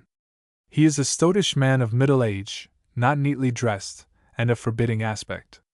His face is ruthless, with a very knowing cynicism. He is there, it would seem, chiefly to keep people out of the delightful city, though from time to time he will bow in assent, or wave it with the hand clutching his evening newspaper to one of the favored lawful inmates, who will then carelessly saunter or drive an expensive motor car through the difficult portal. Standing across the street, one may peer through this portal into an avenue of the forbidden city. There is an exciting glimpse of greensward, flowering shrubbery, roses, vines, and a vista of the ends of enormous structures painted yellow. And this avenue is sprightly with the passing of enviable persons who are rightly there, some in alien garb, some in the duller uniform of the humble artisan, some in the pressed and garnished trappings of rich overlords. It is really best to stand across the street for this clandestine view of heart-shaking delights. If you stand close to the gate to peer past the bulky shape of the warder, he is likely to turn and give you a cold look. Further, he is averse to light conversation, being always morosely absorbed, yet with an eye ever alert for intrusive outlanders, in his evening paper. He never reads a morning paper, but has some means of obtaining at an early hour each morning a pink or green evening paper that shrieks with crimson headlines. Such has been his reading through all time, and this may have been an element in shaping his now inveterate hostility toward those who would engage him in meaningless talk. Even in accepting the gift of an excellent cigar, he betrays only a bored condescension. There is no relenting of countenance, no genial relaxing of an ingrained suspicion toward all who approach him, no cordiality, in short, such as would lead you to believe that he might be glad to look over a bunch of stills taken by the most artistic photographer in all Simsbury, Illinois. So you let him severely alone after a bit, and go to stand across the street, your neatly wrapped art studies under your arm, and leaning against the trunk of a eucalyptus tree, you stare brazenly past him into the city of wonders. It is thus we first observe that rising young screen actor, Clifford Armitage, beginning the 10th day of his determined effort to become much more closely identified with screen activities than hitherto. 10 days of waiting outside the guarded gate had been his, but no other 10 days of his life had seemed so eventful or passed so swiftly. For at last he stood before his goal, had actually fastened his eyes upon so much of it as might be seen through its gate. Never had he achieved so much downright actuality. Back in Simsbury on a Sunday morning he had often strolled over to the depot at early train time for a sight of the 2 metal containers housing the films shown at the Bijou Palace the day before. They would be on the platform, pasted over with express labels. He would stand by them, even touch them, examine the padlocks, turn them over, heft them, actually hold within his grasp the film wraith of Beulah Baxter in a terrific installment of The Hazards of Hortense. Those metal containers imprisoned so much of beauty, of daring, of young love striving against adverse currents, held the triumphant fruiting of Miss Baxter's toil and struggle and sacrifice to give the public something better and finer. Often he had caressed the crude metal with a reverent hand, as if his Wonder Woman herself stood there to receive his homage. That was actuality, in a way. But here it was in full measure, without mental subterfuge or vain imaginings. Had he not beheld from this post, he was pretty sure he had, Miss Baxter herself, swathed in costly furs, drive a robin's egg blue roadster through the gate without even a nod to the warder? Indeed, that one glimpse of reality had been worth his 10 days of waiting, worth all his watching of the gate and its keeper until he knew every dent in the keeper's derby hat, every bristle in his unkempt mustache, every wrinkle of his inferior raiment, and every pocket from which throughout the day he would vainly draw matches to relight an apparently fireproof cigar.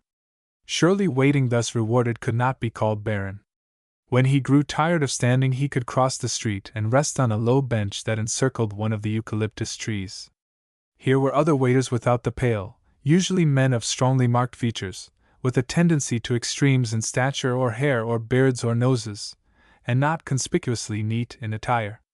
These, he discovered, were extras awaiting employment, many of them Mexicans or strange-appearing mongrels, with a sprinkling of Negroes. Often he could have recruited there a band of outlaws for desperate deeds over the border. He did not fraternize with these waifs, feeling that his was another plane. He had spent 3 days thus about the studio gate when he learned of the existence of another entrance. This was a door almost opposite the bench. He ventured through it, and discovered a bare room with a wooden seat running about its sides. In a partition opposite the entrance was a small window, and over it the words, "Casting Director." One of the two other doors led to the interior, and through this he observed pass many of the chosen. Another door led to the office of the casting director, glimpses of which could be obtained through the little window. The waiting room itself was not only bare as to floor and walls, but was bleak and inhospitable in its general effect. The wooden seat was uncomfortable, and those who sat upon it along the dull-toned walls appeared depressed and unhopeful, especially after they had braved a talk through the little window with someone who seemed always to be saying, "No, nothing today. Yes, perhaps next week. I have your address." When the aspirants were women, as they mostly were, the someone back of the window would add, "Dear," to the speech. "No, nothing today, dear." There seemed never to be anything today, and Clifford Armitage spent very little of his waiting time in this room. It made him uncomfortable to be stared at by other applicants, whether they stared casually, incuriously, or whether they seemed to appraise him disparagingly, as if telling him frankly that for him there would never be anything today. Then he saw that he, too, must undergo that encounter at the little window. Too apparently he was not getting anywhere by loitering about outside. It was exciting, but the producers would hardly look there for new talent. He chose a moment for this encounter when the waiting room was vacant, not caring to be stared at when he took this first step in forming a connection that was to be notable in screen annals. He approached the window, bent his head, and encountered the gaze of a small, comely woman with warm brown eyes, neat reddish hair, and a quick manner. The gaze was shrewd. It seemed to read all that was needed to be known of this new candidate. "Yes?" said the woman. She looked tired and very businesslike, but her manner was not unkind. The novice was at once reassured. He was presently explaining to her that he wished to act in the pictures at this particular studio. No, he had not had much experience. That is, you could hardly call it experience in actual acting, but he had finished a course of study and had a diploma from the General Film Production Company of Stebbinsville, Arkansas, certifying him to be a competent screen actor. And of course he would not at first expect a big part. He would be glad to take a small part to begin with, almost any small part until he could familiarize himself with studio conditions. And here was a bunch of stills that would give anyone an idea of the range of parts he was prepared to play: society parts in a full-dress suit, or soldier parts in a trench coat and lieutenant's cap, or juveniles in the natty suit with the belted coat, and in the Storm King model belted overcoat. And of course Western stuff. These would give an idea of what he could do: cow outfit and all that sort of thing, chaps and spurs and guns and so forth. And he was prepared to work hard and struggle and sacrifice in order to give the public something better and finer. And would it be possible to secure some small part at once? Was a good all-round actor by any chance at that moment needed in the company of Miss Beulah Baxter? Because he would especially like such a part, and he would be ready to start to work at any time, tomorrow, or even today. The tired little woman beyond the opening listened patiently to this, interrupting several times to say over an insistent telephone, "No, nothing today, dear." She looked at the stills with evident interest and curiously studied the face of the speaker as she listened. She smiled wearily when he was through and spoke briskly. "Now I'll tell you, son, all that is very nice, but you haven't had a lick of real experience yet, have you? And things are pretty quiet on the lot just now. Today there are only 2 companies shooting. So you couldn't get anything today or tomorrow or probably for a good many days after that, and it won't be much when you get it. You may get on as an extra after a while when some of the other companies start shooting, but I can't promise anything, you understand. What you do now, leave me your name and address and telephone number." "Yes, ma'am," said the applicant, and supplied these data. "Clifford Armitage!" exclaimed the woman. "I'll say that's some warm name. Well, you see," he paused, but resolved to confide freely in this friendly-seeming person. "You see, I picked that out for a good name to act under. It sounds good, doesn't it? And my own right name is only Merton Gill, so I thought I'd better have something that sounded a little more, well, you know." "Sure," said the woman. All right, have any name you want, but I think I'll call you Merton when you come again. You needn't act with me, you know. Now let's see: name, age, height, good general wardrobe, house address, telephone number. Oh, yes, tell me where I can find you during the day. Right out here, he replied firmly. I'm going to stick to this studio and not go near any of the others. If I'm not in this room, I'll be just outside there, on that bench around the tree, or just across the street where you can see through the gate and watch the people go through. Say, again the woman searched his face and broke into her friendly smile. Say, you're a real nut, aren't you? How'd you ever get this way? And again he was talking, telling now of his past and his struggles to educate himself as a screen actor, one of the best. He spoke of Simsbury and Gashwiler, and of Lowell Hardy who took his stills, and of Tessie Kearns, whose sympathy and advice had done so much to encourage him. The woman was joyously attentive. Now she did more than smile. She laughed at intervals throughout the narrative, though her laughter seemed entirely sympathetic and in no way daunted the speaker. Well, Merton, you're a funny one, I'll say that. You're so kind of ignorant and appealing. And you say this Buffhalter or Gigwater or whatever his name is will take you back into the store any time? Well, that's a good thing to remember, because the picture game is a hard game. I wouldn't discourage a nice clean boy like you for the world, but there are a lot of people in pictures right now that would prefer a steady job like that one you left. It's Gashwiler, that name.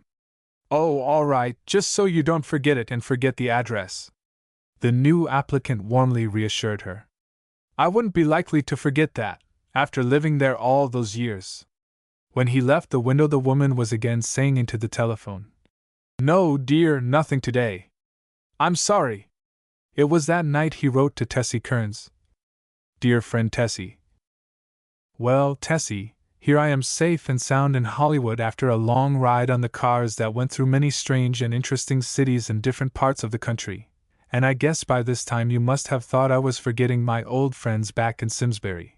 But not so, I can assure you, for I will never forget our long talks together, and how you cheered me up often when the sacrifice and struggle seemed more than any man could bear.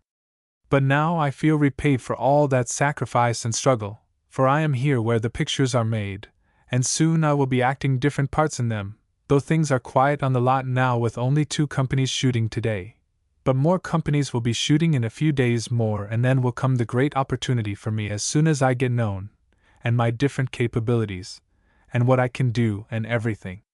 I had a long talk today with the lady out in front that hires the actors, and she was very friendly, but said it might be quite some time, because only 2 companies on the lot were shooting today, and she said if Gashwiler had promised to keep my old job for me to be sure and not forget his address. And it was laughable that she should say such a thing, because I would not be liable to forget his address when I lived there so long. She must have thought I was very forgetful, to forget that address. There is some great scenery around this place, including many of the rocky MTNs etc. that make it look beautiful, and the city of Los Angeles is bigger than Peoria. I am quite some distance out of the center of town, and I have a nice furnished room about a mile from the Holden Studios, where I will be hired after a few more companies get to shooting on the lot. There is an electric iron in the kitchen where one can press their clothes. And my furnished room is in the house of a Los Angeles society woman and her husband who came here from Iowa. Their little house with flowers in front of it is called a bungalow. The husband, Mr. Patterson, had a farm in Iowa, 6 miles out from Cedar Falls, and he cares little for society. But the wife goes into society all the time, as there is hardly a day just now that some society does not have its picnic, and one day it will be the Kansas Society picnic, and the next day it will be the Michigan Society having a picnic, or some other state. And of course the Iowa Society that has the biggest picnic of all, and Mr. Patterson says his wife can go to all these society functions if she wants, but he does not care much for society, and he is thinking of buying a half interest in a good soft drink place just to pass the time away. As he says, after the busy life he has led he needs something to keep him busy, but his wife thinks only of society. I take my meals out at different places, especially at drug stores. I guess you would be surprised to see these drug stores where you can go in and sit at the soda counter and order your coffee and sandwiches and custard pie and eat them right there in the drug store. But there are other places, too, like cafeterias, where you put your dishes on a tray and carry it to your own table. It is all quite different from Simsbury, and I have seen oranges growing on the trees, and there are palm trees, and it does not snow here. But the grass is green and the flowers bloom right through the winter, which makes it very attractive with the rocky emptiness standing up in the distance, etc. Well, Tessie, you must excuse this long letter from your old friend, and write me if any company has accepted Passion's Perils, and I might have a chance to act in that some day, and I will let you know when my first picture is released and the title of it so you can watch out for it when it comes to the Bijou Palace. I often think of the old town, and would like to have a chat with you and my other old friends, but I am not homesick, only sometimes I would like to be back there, as there are not many people to chat with here and one would almost be lonesome sometimes if they could not be at the studio. But I must remember that work and struggle and sacrifice are necessary to give the public something better and finer, and become a good screen actor. So no more at present, from your old friend, and address Clifford Armitage at above number, as I am going by my stage name, though the lady at the Holden lot said she liked my old name better and called me that, and it sounded pretty good, as I have not got used to the stage name yet. He felt better after this chat with his old friend, and the following morning he pressed a suit in the Patterson kitchen and resumed his vigil outside the gate. But now from time to time, at least twice a day, he could break the monotony of this by a call at the little window. Sometimes the woman beyond it would be engrossed with the telephone, and would merely look at him to shake her head. At others, the telephone being still, she would engage him in friendly talk. She seemed to like him as an occasional caller, but she remained smilingly skeptical about his immediate success in the pictures. Again and again she urged him not to forget the address of Giggenholder or Gushswamp or whoever it might be that was holding a good job for him. He never failed to remind her that the name was Gashweiler, and that he could not possibly forget the address because he had lived at Simsbury a long time. This always seemed to brighten the woman's day. It puzzled him to note that for some reason his earnest assurance pleased her. As the days of waiting passed, he began to distinguish individuals among the people who went through the little outer room or sat patiently around its walls on the hard bench, waiting like himself for more companies to start shooting.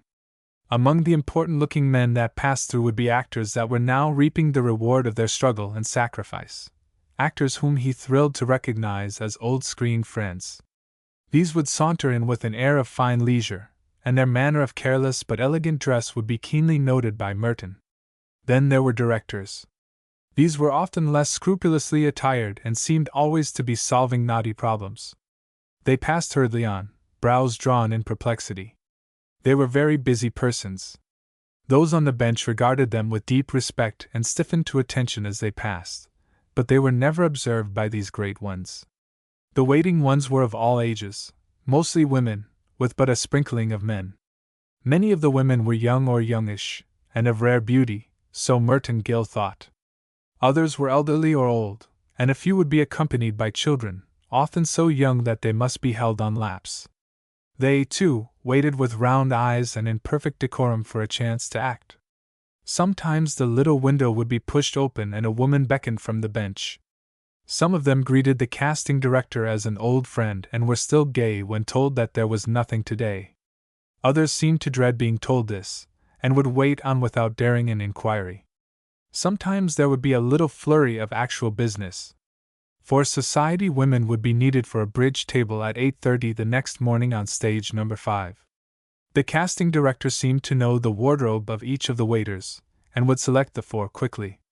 The gowns must be smart. It was at the country house of a rich New Yorker, and jewels and furs were not to be forgotten. There might be 2 days' work. The 4 fortunate ladies would depart with cheerful smiles. The remaining waiters settled on the bench, hoping against hope for another call. Among the waiting-room hopefuls Merton had come to know by sight the Montague family. This consisted of a handsome elderly gentleman of most impressive manner, his wife, a portly woman of middle age, also possessing an impressive manner, and a daughter. Mr. Montague always removed his hat in the waiting-room, uncovering an abundant cluster of iron-gray curls above a noble brow. About him there seemed ever to linger a faint spicy aroma of strong drink, and he would talk freely to those sharing the bench with him. His voice was full and rich in tone, and his speech, deliberate and precise, more than hinted that he had once been an ornament of the speaking stage. His wife, also, was friendly of manner, and spoke in a deep contralto somewhat roughened by wear but still notable. The daughter Merton did not like. She was not unattractive in appearance, though her features were far off the screen heroine model, her nose being too short, her mouth too large, her cheekbones too prominent, and her chin too square. Indeed, she resembled too closely her father, who, as a man, could carry such things more becomingly. She was a slangy chit, much too free and easy in her ways, Merton considered, and revealing a self-confidence that amounted almost to impudence. Further, her cheeks were brown, her brief nose freckled, and she did not take the pains with her face that most of the beautiful young women who waited there had so obviously taken. She was a harum-scarum baggage with no proper respect for anyone, he decided, especially after the day she had so rudely accosted one of the passing directors. He was a more than usually absorbed director, and with drawn brows would have gone unseeing through the waiting room when the girl hailed him. "Oh, Mr. Henshaw, one moment, please!" He glanced up in some annoyance, pausing with his hand to the door that led on to his proper realm. "Oh, it's you, Miss Montague! Well, what is it?" "I'm very, very busy." "Well, it's something I wanted to ask you." She quickly crossed the room to stand by him, tenderly flecking a bit of dust from his coat sleeve as she began. "Say, listen, Mr. Henshaw, do you think beauty is a curse to a poor girl?" Mr. Henshaw scowled down into the eyes so confidingly lifted to his. "That's something you won't ever have to worry about," he snapped, and was gone, his brows again drawn in perplexity over his work. "You're not angry with poor little me, are you, Mr. Henshaw?" The girl called this after him and listened, but no reply came from back of the partition. Mrs. Montague, from the bench, rebuked her daughter. "Say, what do you think that kidding stuff will get you? Don't you want to work for him any more?" The girl turned pleading eyes upon her mother. "I think he might have answered a simple question," said she. This was all distasteful to Merton Gill. The girl might, indeed, have deserved an answer to her simple question, but why need she ask it of so busy a man? He felt that Mr. Henshaw's rebuke was well merited, for her own beauty was surely not excessive. Her father, from the bench, likewise admonished her. "You are sadly prone to a spirit of banter," he declared, "though I admit that the so-called art of the motion picture is not to be regarded too seriously. It was not like that in my day. Then an actor had to be an artist. There was no position for the little he-doll whippersnapper who draws the big money today and is ignorant of even the rudiments of the actor's profession." He allowed his glance to rest perceptibly upon Merton Gill, who felt uncomfortable. "We were with Louis James 5 years," confided Mrs. Montague to her neighbors. "A hall show, of course, hadn't heard of movies then, doing Virginius and Julius Caesar and such classics, and then starting out with the Two Orphans for a short season. We were a knockout, I'll say that. I'll never forget the night we opened the new opera house at Akron. They had to put the orchestra under the stage. And the so-called art of the moving picture robs us of our little meed of applause," broke in her husband. "I shall never forget a remark of the late Lawrence Barrett to me after a performance of Richelieu in which he had fairly outdone himself. 'Montague, my lad,' said he, 'we may work for the money, but we play for the applause. But now our finest bits must go in silence, or perhaps be interrupted by a so-called director who arrogates to himself the right to instill into us the rudiments of a profession in which we had grounded ourselves ere yet he was out of leading strings. Too often, naturally, the results are discouraging.'" The unabashed girl was meantime having sprightly talk with the casting director, whom she had hailed through the window as Countess. Merton, somewhat startled, wondered if the little woman could indeed be of the nobility. "Hello, Countess! Say, listen, can you give the camera a little peek at me today, or at Pa or Ma?" "No, nothing today, dear." She had imitated the little woman's voice in her accustomed reply. "Well, I didn't think there would be. I just thought I'd ask. You ain't mad, are you? I could have gone on in a harem tank scene over at the Big Art place, But they wanted me to dress the same as a fish, and a young girl's got to draw the line somewhere. Besides, I don't like that Hugo over there so much. He hates to part with anything like money, and he'll gyp you if he can. Say, I'll bet he couldn't play an honest game of solitaire. How'd you like my hair this way? Like it, eh? That's good. And me having the only freckles left in all Hollywood. Ain't I the little prairie flower, growing wilder every hour? Say, on the level, Pa needs work. These days, when he's idle, he mostly sticks home and tries out new ways to make prime old Kentucky sour mash in 8 hours. If he don't quit, he is going to find himself seeing some moving pictures that no one else can. And he's all worried up about his hair going off on top, and trying new hair restorers. You know his latest? Well, he goes over to the Selig place one day and watches horse meat fed to the lions and says to himself that horses have plenty of hair, and it must be the fat under the skin that makes it grow. So he begs for a hunk of horse from just under the mane, and he's rubbing that on. You can't tell what he'll bring home next. The old boy still believes you can raise hair from the dead. Do you want some new stills of me? I got a new one yesterday that shows my other expression. Well, so long, Countess. The creature turned to her parents. Let's be on our way, old dears. This place is dead, but the Countess says they'll soon be shooting some tenement house stuff up at the Consolidated. Maybe there'll be something in it for someone. We might as well have a look in. Merton felt relieved when the Montague family went out, the girl in the lead. He approved of the fine old father, but the daughter lacked dignity in speech and manner. You couldn't tell what she might say next. The Montagues were often there, sometimes in full, sometimes represented by but one of their number. Once Mrs. Montague was told to be on stage 6 the next morning at 8:30 to attend a swell reception. Wear the gray Georgette, dearie, said the casting director, and your big pearls and the lorgnon. Not forgetting the gold cigarette case and the chinchilla neck piece, said Mrs. Montague. The spare parts will all be there, Countess, and thanks for the word. The elder Montague on the occasion of his calls often found time to regale those present with anecdotes of Lawrence Barrett. A fine artist in his day, sir, none finer ever appeared in a hall show. And always about his once superb frock coat clung the scent of forbidden beverages. On one such day he appeared with an untidy sprouting of beard, accompanied by the talkative daughter. Pa's landed apart, she explained through the little window.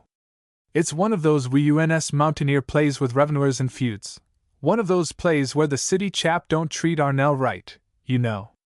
And they won't stand for the crepe hair, so Pop has got to raise a brush and he's mad. But it ought to give him a month or so, and after that he may be able to peddle the brush again. You can never tell in this business, can you, Countess? It's most annoying, the old gentleman explained to the bench occupants. In the true art of the speaking stage, an artificial beard was considered above reproach. Nowadays one must descend to mere physical means if one is to be thought worthy. Chapter 5. A breach in the city walls. During these weeks of waiting outside the gate, the little woman beyond the window had continued to be friendly but not encouraging to the aspirant for screen honors late of Simsbury, Illinois. For 3 weeks had he waited faithfully, always within call, struggling and sacrificing to give the public something better and finer, and not once had he so much as crossed the line that led to his goal. Then on a Monday morning he found the waiting room empty and his friend beyond the window suffering the pangs of headache. It gets me something fierce right through here, she confided to him, placing her fingertips to her temples. Ever use easel pain wafers? He demanded in quick sympathy. She looked at him hopefully. Never heard of 'em. Let me get you some. You dear thing, fly to it. He was gone while she reached for her purse, hurrying along the eucalyptus-lined street of choice home sites to the nearest drug store. He was fearing someone else might bring the little woman another remedy, even that her headache might go before he returned with his. But he found her still suffering. Here they are. He was breathless. You take a couple now and a couple more in half an hour if the ache hasn't stopped. Bless your heart. Come around inside. He was through the door and in the dimly lit little office behind that secretive partition.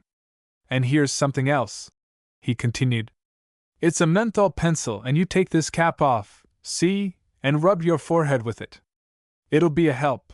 She swallowed 2 of the magic wafers with the aid of water from the cooler, and applied the menthol. You're a dear, she said, patting his sleeve. I feel better already. Sometimes these things come on me and stay all day. She was still applying the menthol to throbbing temples. Say, don't you get tired hanging around outside there? How'd you like to go in and look around the lot? Would you like that? Would he? Thanks. He managed it without choking. If I wouldn't be in the way. You won't. Go on, amuse yourself. The telephone rang. Still applying the menthol, she held the receiver to her ear. No, nothing today, dear. Say, Marie, did you ever take Pain wafers for a headache? Keep 'em in mind, they're great. Yes, I'll let you know if anything breaks. Goodbye, dear. Merton Gill hurried through a narrow corridor past offices where typewriters clicked and burst from gloom into the dazzling light of the Holden lot. He paused on the steps to reassure himself that the great adventure was genuine. There was the full stretch of greensward of which only an edge had shown as he looked through the gate. There were the vast yellow brick, glass-topped structures of which he had seen but the ends. And there was the street up which he had looked for so many weeks, flanked by rows of offices and dressing rooms, and lively with the passing of many people. He drew a long breath and became calculating. He must see everything and see it methodically. He even went now along the asphalt walk to the corner of the office building from which he had issued for the privilege of looking back at the gate through which he had so often yearningly stared from across the street. Now he was securely inside looking out. The watchman sat at the gate, bent low over his paper. There was, it seemed, more than one way to get by him.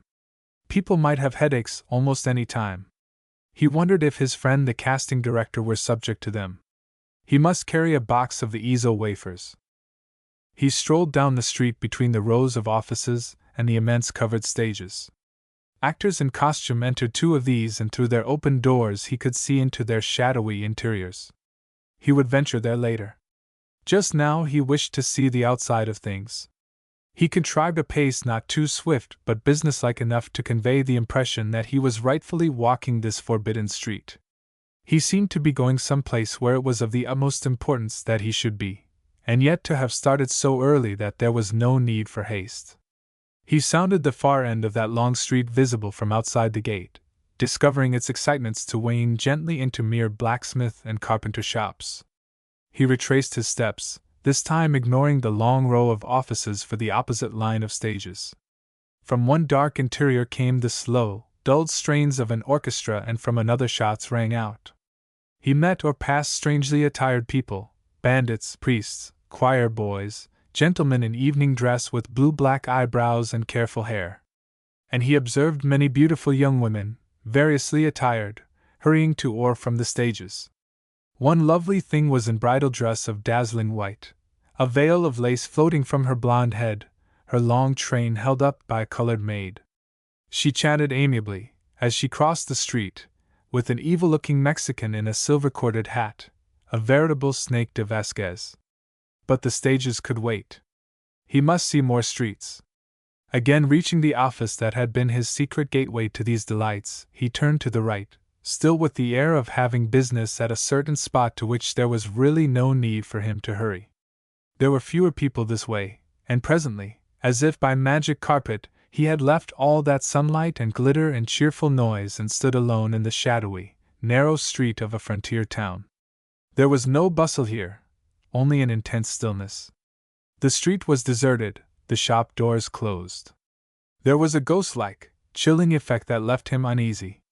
He called upon himself to remember that he was not actually in a remote and desolate frontier town from which the inhabitants had fled, that back of him but a few steps was abounding life, that outside was the prosaic world passing and repassing a gate hard to enter. He whistled the fragment of a tune and went farther along this street of uncanny silence and vacancy, noting, as he went, the signs on the shop windows. There was the Busy Bee restaurant, Jim's place, the Hotel Renown, the Last Dollar Dance Hall, Hank's pool room. Upon one window was painted the terse announcement, "Joe, buy or sell."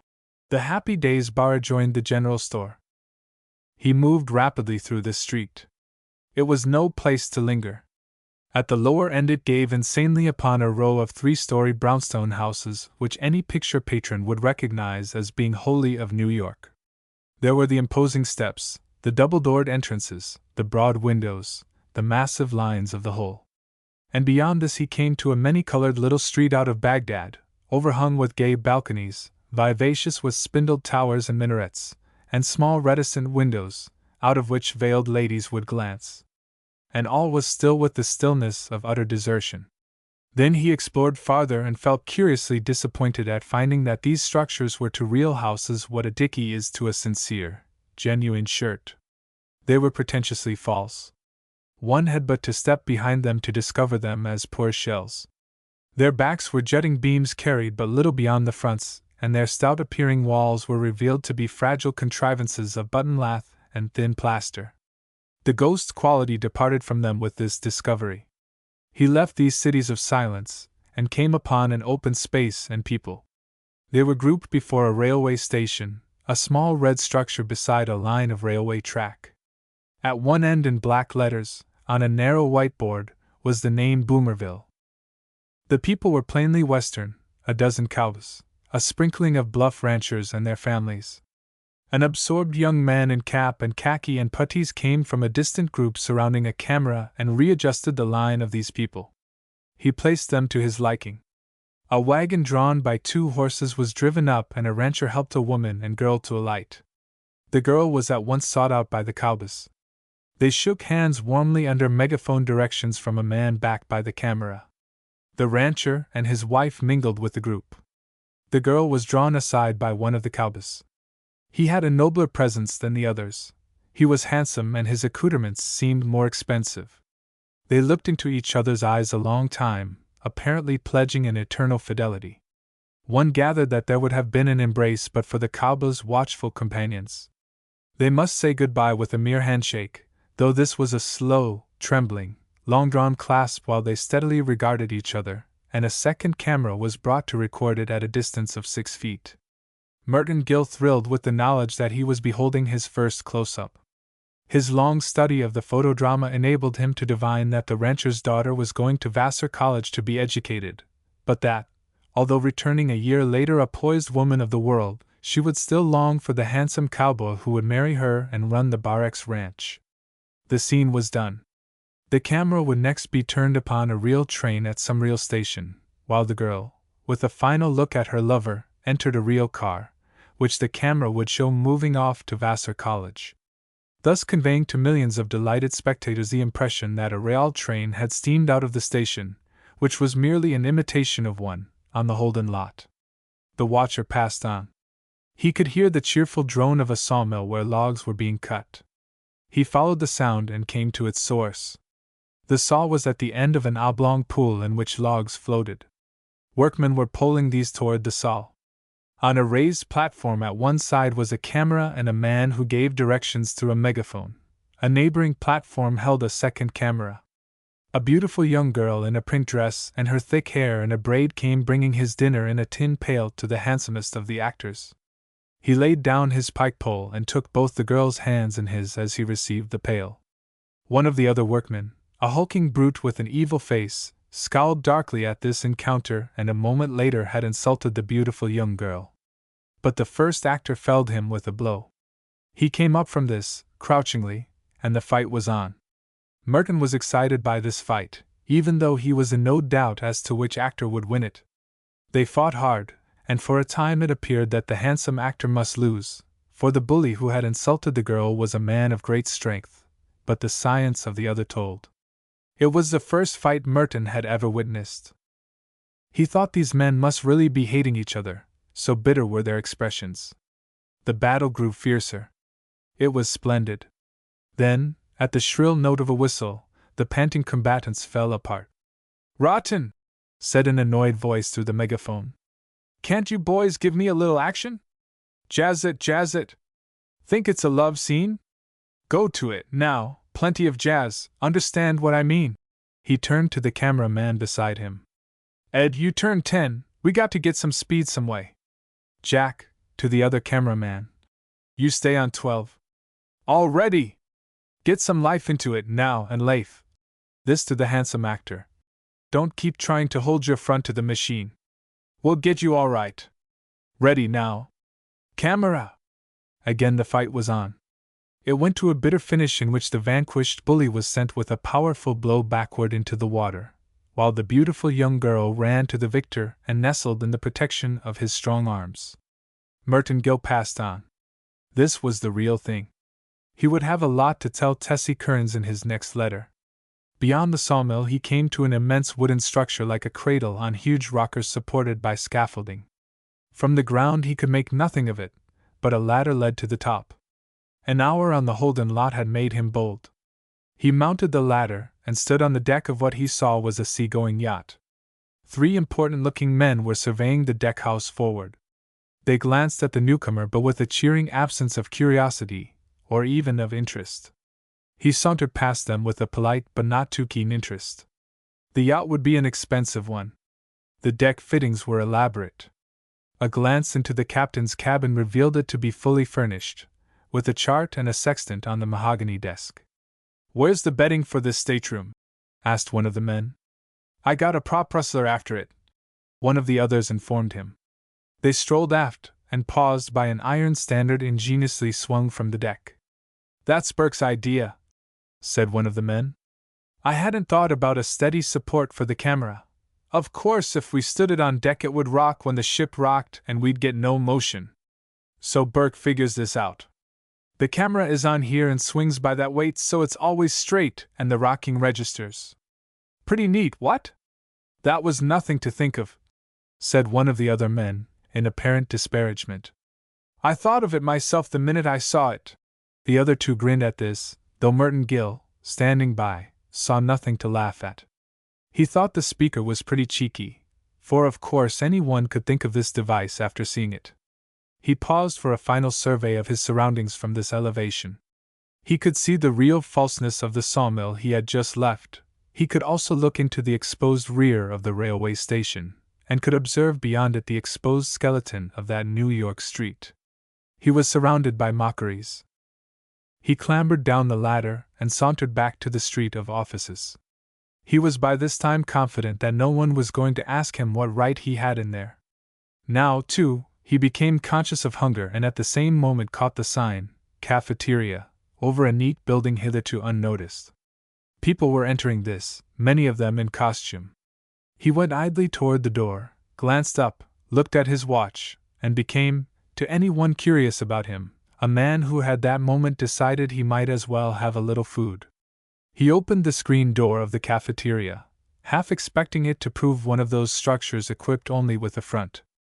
But the cafeteria was practicable. The floor was crowded with little square polished tables at which many people were eating. A railing along the side of the room made a passage to the back where food was served from a counter to the proffered tray. He fell into line. No one had asked him how he dared try to eat with real actors and actresses, and apparently no one was going to. Toward the end of the passage was a table holding trays and napkins, the latter wrapped about an equipment of cutlery. He took his tray and received at the counter the foods he designated. He went through this ordeal with difficulty because it was not easy to keep from staring about at other patrons. Constantly he was detecting some remembered face. But at last, with his laden tray, he reached a vacant table near the center of the room and took his seat. He absently arranged the food before him. He could stare at leisure now. All about him were the strongly marked faces of the film people, heavy with makeup, interspersed with hungry civilians, who might be producers, directors, cameramen, or mere artisans, for the democracy of the cafeteria seemed ideal. At the table ahead of his he recognized the man who had been annoyed one day by the silly question of the Montague girl. They had said he was a very important director. He still looked important and intensely serious. He was a short, very plump man, with pale cheeks under dark brows, and troubled-looking gray hair. He was very seriously explaining something to the man who sat with him, and whom he addressed as Governor, a merry-looking person with a stubby gray mustache and little hair, who seemed not too attentive to the director. "You see, Governor, it's this way. The party is lost on the desert, understand what I mean, and Kempton Ward and the girl stumble into this deserted tomb just at nightfall. Now here's where the big kick comes. Merton Gill ceased to listen, for there now halted at his table, bearing a laden tray, none other than the Montague girl, she of the slangy talk and the regrettably free manner. She put down her tray and seated herself before it. She had not asked permission of the table's other occupant, indeed she had not even glanced at him, for cafeteria etiquette is not rigorous.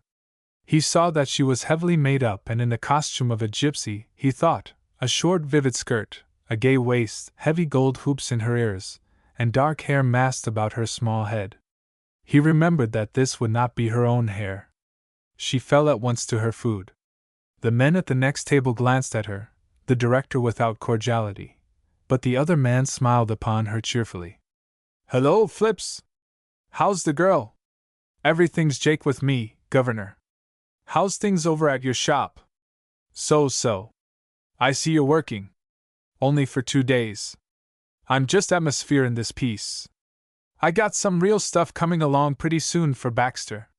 Got to climb down 10 stories of a hotel elevator cable, and ride a brake beam and be pushed off a cliff and thrown to the lions, and a few other little things." "That's good, Flips. Come in and see me sometime. Have a little chat." "Ma working?" "Yeah, got a character bit with Charlotte King and her other husband." "Glad to hear it. How's Pa Montague?" "Pa's in bed. They've signed him for Camilla of the Cumberlands, providing he raises a brush, and just now it ain't long enough for whiskers and too long for anything else, so he's putterin' around with his news still." "Well, drop over sometime, Flips, I'm keeping you in mind." "Thanks, Governor." "Say." Merton glanced up in time to see her wink broadly at the man, and looked toward his companion, who still seriously made notes on the back of an envelope. The man's face melted to a grin which he quickly erased. The girl began again. "Mr. Henshaw, could you give me just a moment, Mr. Henshaw?" The serious director looked up in quite frank annoyance. Yes, what is it, Miss Montague?" "Well, listen, Mr. Henshaw, I got a great idea for a story, and I was thinking who to take it to, and I thought of this one and I thought of that one, and I asked my friends, and they all say take it to Mr. Henshaw, because if a story has any merit he's the one director on the lot that can detect it and get every bit of value out of it, so I thought, but of course if you're busy just now." The director thawed ever so slightly. "Of course, my girl, I'm busy, but then I'm always busy. They run me to death here. Still, it was very kind of your friends, and of course—" "Thank you, Mr. Henshaw." She clasped her hands to her breast and gazed raptly into the face of her coy listener. "Of course I'll have to have help on the details, but it starts off kind of like this. You see, I'm a Hawaiian princess." She paused, gazing aloft. Yes, Miss Montague, an Hawaiian princess." Go on." "Oh, excuse me. I was thinking how I'd dress her for the last spool in the big fire scene. Well, anyway, I'm this Hawaiian princess, and my father, old King Mauna Loa, dies and leaves me 21,000 volcanoes and a billiard cue." Mr. Henshaw blinked rapidly at this. For a moment he was dazed. "A billiard cue, did you say?" he demanded blankly. "Yes. And every morning I have to go out and ram it down the volcanoes to see are they all right, and—" Tush! Interrupted Mr. Henshaw, scowling upon the playwright, and fell again to his envelope, pretending thereafter to ignore her. The girl seemed to be unaware that she had lost his attention. "And you see, the villain is very wealthy. He owns the largest ukulele factory in the islands, and he tries to get me in his power, but he's foiled by my fiancé, a young native by the name of Herman Schwartz, who has invented a folding ukulele, so the villain gets his hired Hawaiian orchestra to shove Herman down one of the volcanoes and me down another, but I have the key around my neck, which father put there when I was a babe and made me swear always to wear it, even in the bathtub, so I let myself out and unlock the other one and let Herman out, and the orchestra discovers us and chases us over the cliff. And then along comes my old nurse, who is now running a cigar store in San Pedro, and she—" Here she affected to discover that Mr. Henshaw no longer listened. "Why, Mr. Henshaw's gone!" she exclaimed dramatically. Boy, paged Mr. Henshaw." Mr. Henshaw remained oblivious. "Oh, well, of course I might have expected you wouldn't have time to listen to my poor little plot. Of course I know it's crude, but it did seem to me that something might be made out of it. She resumed her food. Mr. Henshaw's companion here winked at her, and was seen to be shaking with emotion. Merton Gill could not believe it to be laughter, for he had seen nothing to laugh at. A busy man had been bothered by a silly girl who thought she had the plot for a photodrama, and even he, Merton Gill, could have told her that her plot was impossibly wild and inconsequent. If she were going into that branch of the art, she ought to take lessons, the way Tessie Kearns did. She now looked so mournful that he was almost moved to tell her this, but her eyes caught his at that moment, and in them was a light so curious, so alive with hidden meanings, so eloquent of some iron restraint she put upon her own emotions, that he became confused and turned his gaze from hers almost with the rebuking glare of Henshaw. She glanced quickly at him again, studying his face for the first time. There had been such a queer look in this young man's eyes. She understood most looks, but not that one. Henshaw was treating the late interruption as if it had not been. "You see, Governor, the way we got the script now, they're in this tomb alone for the night. Understand what I mean, and that's where the kick comes for the audience. They know he's a strong young fellow and she's a beautiful girl and absolutely in his power. See what I mean? But he's a gentleman through and never lays a hand on her. Get that? Then later along comes this Ben Ali Ahab." The Montague girl glanced again at the face of the strange young man whose eyes had held a new expression for her, but she and Mr. Henshaw and the so-called governor, and all those other diners who rattled thick crockery and talked unendingly had ceased to exist for Merton Gill. A dozen tables down the room and nearer the door sat none other than Beulah Baxter. Alone at her table, she gazed raptly aloft, meditating perhaps some daring new feat. Merton Gill stared, entranced, frozen. The Montague girl perfectly understood this look and traced it to its object. Then she surveyed Merton Gill again with something faintly like pity in her shrewd eyes. He was still staring, still rapt. Beulah Baxter ceased to look aloft. She daintily reached for a wooden toothpick from the bowl before her and arose to pay her check at the nearby counter. Merton Gill arose at the same moment, and stumbled a blind way through the intervening tables. When he reached the counter, Miss Baxter was passing through the door. He was about to follow her when a cool but cynical voice from the counter said, "Hey, Bill, ain't you forgettin' something dot?" He looked for the check for his meal. It should have been in one hand or the other. But it was in neither. He must have left it back on his tray. Now he must return for it. He went as quickly as he could. The Montague girl was holding it up as he approached. "Here's the little joker, kid," she said kindly. "Thanks," said Merton. He said it haughtily, not meaning to be haughty, but he was embarrassed and also fearful that Beulah Baxter would be lost. "Exit limping," murmured the girl as he turned away. He hurried again to the door, paid the check, and was outside. Miss Baxter was not to be seen. His forgetfulness about the check had lost her to him. He had meant to follow, to find the place where she was working, and look and look and look. Now he had lost her. But she might be on one of those stages within the big barns. Perhaps the day was not yet lost. He crossed the street, forgetting to saunter, and ventured within the cavernous gloom beyond an open door. He stood for a moment, his vision dulled by the dusk. Presently he saw that he faced a wall of canvas backing. Beyond this were low voices and the sound of people moving. He went forward to a break in the canvas wall, and at the same moment there was a metallic jar and light flooded the enclosure. From somewhere outside came music, principally the low, leisurely moan of a cello. A beautiful woman in evening dress was with suppressed emotion kneeling at the bedside of a sleeping child. At the doorway stood a dark, handsome gentleman in evening dress, regarding her with a cynical smile. The woman seemed to bid the child farewell, and arose with hands to her breast and quivering lips. The still smiling gentleman awaited her. When she came to him, glancing backward to the sleeping child, he threw about her an elaborate fur cloak and drew her to him, his cynical smile changing to one of deceitful tenderness.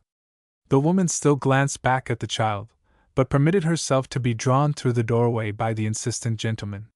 From a door the other side of the bed came a kind-faced nurse. She looked first at the little one, then advanced to stare after the departing couple. She raised her hands tragically and her face became set in a mask of sorrow and despair. She clasped the hands desperately. Merton Gill saw his nurse to be the Montague mother. "All right," said an authoritative voice. Mrs. Montague relaxed her features and withdrew, while an unkempt youth came to stand in front of the still grinding camera and held before it a placard on which were numbers. The camera stopped, the youth with the placard vanished. "Save it!" called another voice, and with another metallic jar the flood of light was turned off. The cello ceased its moan in the middle of a bar. The watcher recalled some of the girl's chat. Her mother had a character bit in her other husband. This would be it, one of those moving tragedies not unfamiliar to the screen enthusiast. The beautiful but misguided wife had been saying goodbye to her little one and was leaving her beautiful home at the solicitation of the false friend in evening dress, forgetting all in one mad moment. The watcher was a tried expert, and like the trained faunal naturalist could determine a species from the shrewd examination of one bone of a photoplay.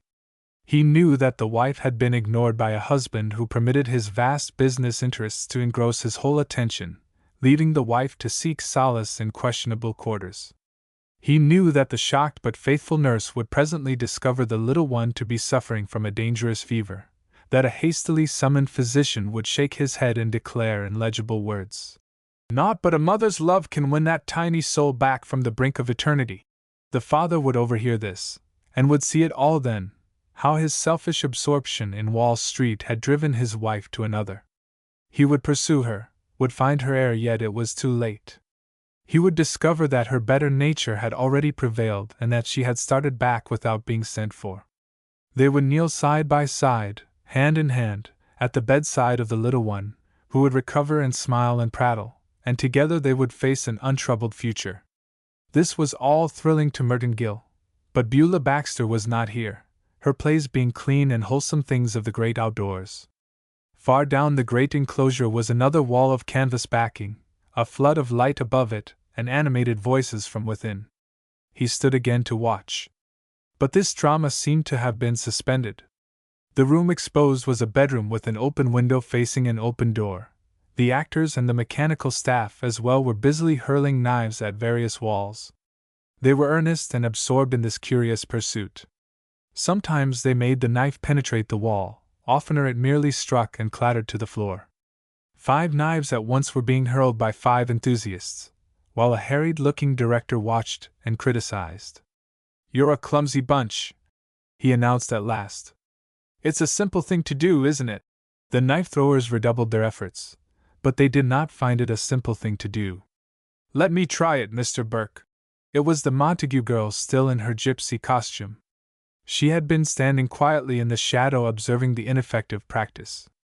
"Hello, Flips! Sure, you can try it. Show these boys something good, now. Here, Al, give Miss Montague that stickery of yours." Al seemed glad to relinquish the weapon. Miss Montague hefted it, and looked doubtful. "It ain't balanced right," she declared. "Haven't you got one with a heavier handle?" "Fair enough," said the director. "Hey, Pickles, let her try that one you got." Pickles, too, was not unwilling to oblige. "That's better," said the girl. "It's balanced right." Taking the blade by its point between thumb and forefinger, she sent it with a quick flick of the wrist into the wall a dozen feet away. It hung there quivering. "There! That's what we want. It's got to be quivering when Jack shoots at Ramon, who threw it at him as he leaps through the window. Try it again, Flips." The girl obliged and bowed impressively to the applause. "Now come here and try it through the doorway." He led her around the set. "Now stand here and see, can you put it into the wall just to the right of the window? Good! Some little knife thrower, I'll say. Now try it once with Jack coming through. Get set, Jack." Jack made his way to the window through which he was to leap. He paused there to look in with some concern. "Say, Mr. Burke, will you please make sure she understands? She isn't to let go of that thing until I'm in and crouched down ready to shoot, understand what I mean? I don't want to get nicked nor nothing." All right. She understands." Jack leaped through the window to a crouch, weapon in hand. The knife quivered in the wall above him as he shot. "Fine and dandy. Some class, I'll say. All right, Jack. Get back. We'll gun this little scene right here and now. All ready, Jack, all ready, Miss Montague. Camera, 1, 2, 3, come in, Jack. Again the knife quivered in the wall above his head even while he crouched to shoot at the treacherous Mexican who had thrown it. Good work, Flips. Thanks a whole lot. We'll do as much for you sometime. You're entirely welcome, Mr. Burke. No trouble to oblige. How you coming? Coming good. This thing's going to be a knockout. I bet it'll gross $1 million. Nearly done, too, except for some chase stuff up in the hills. I'll do that next week. What you doing? Oh, everything's Jake with me. I'm over on number 4, Toys of Destiny, putting a little pep into the mob stuff. Laid out for 2 hours, waiting for something. I don't know what. Merton Gill passed on. He confessed now to a reluctant admiration for the Montague girl. She could surely throw a knife. He must practice that himself sometime. He might have stayed to see more of this drama, but he was afraid the girl would break out into more of her nonsense. He was aware that she swept him with her eyes as he turned away, but he evaded her glance. She was not a person, he thought, that one ought to encourage. He emerged from the great building and crossed an alley to another of like size. Down toward its middle was the usual wall of canvas with half a dozen men about the opening at one corner. A curious whirring noise came from within. He became an inconspicuous unit of the group and gazed in. The lights were on, revealing a long table elaborately set as for a banquet, but the guests who stood about gave him instant uneasiness. They were in the grossest caricatures of evening dress, both men and women, and they were not beautiful. The gowns of the women were grotesque and the men were lawless appearing, either as to hair or beards or both. He divined the dreadful thing he was stumbling upon even before he noted the sign in large letters on the back of a folding chair. Jeff Baird's Buckeye Comedies. These were the buffoons who with their coarse pantomime, their heavy horseplay, did so much to debase a great art. There, even at his side, was the arch offender, none other than Jeff Baird himself, the man whose regrettable sense of so-called humor led him to make these low appeals to the witless. And even as he looked, the cross-eyed man entered the scene. Garbed in the weirdly misfitting clothes of a waiter, holding aloft a loaded tray of dishes, he entered on roller skates, to halt before Baird with his uplifted tray at a precarious balance. All right, that's better, said Baird. And Gertie, listen, don't throw the chair in front of him. That's out. Now we'll have the entrance again. You other boys on the rollers there. 3 other basely comic waiters on roller skates came to attention. Follow him in and pile up on him when he makes the grand spill, see what I mean? Get your trays loaded now and get off. Now you other people, take your seats. No, Annie, you're at the head, I told you. Tom, you're at the foot and start the roughhouse when you get the tray in the neck. Now all set. Merton Gill was about to leave this distressing scene but was held in spite of himself by the voice of a newcomer.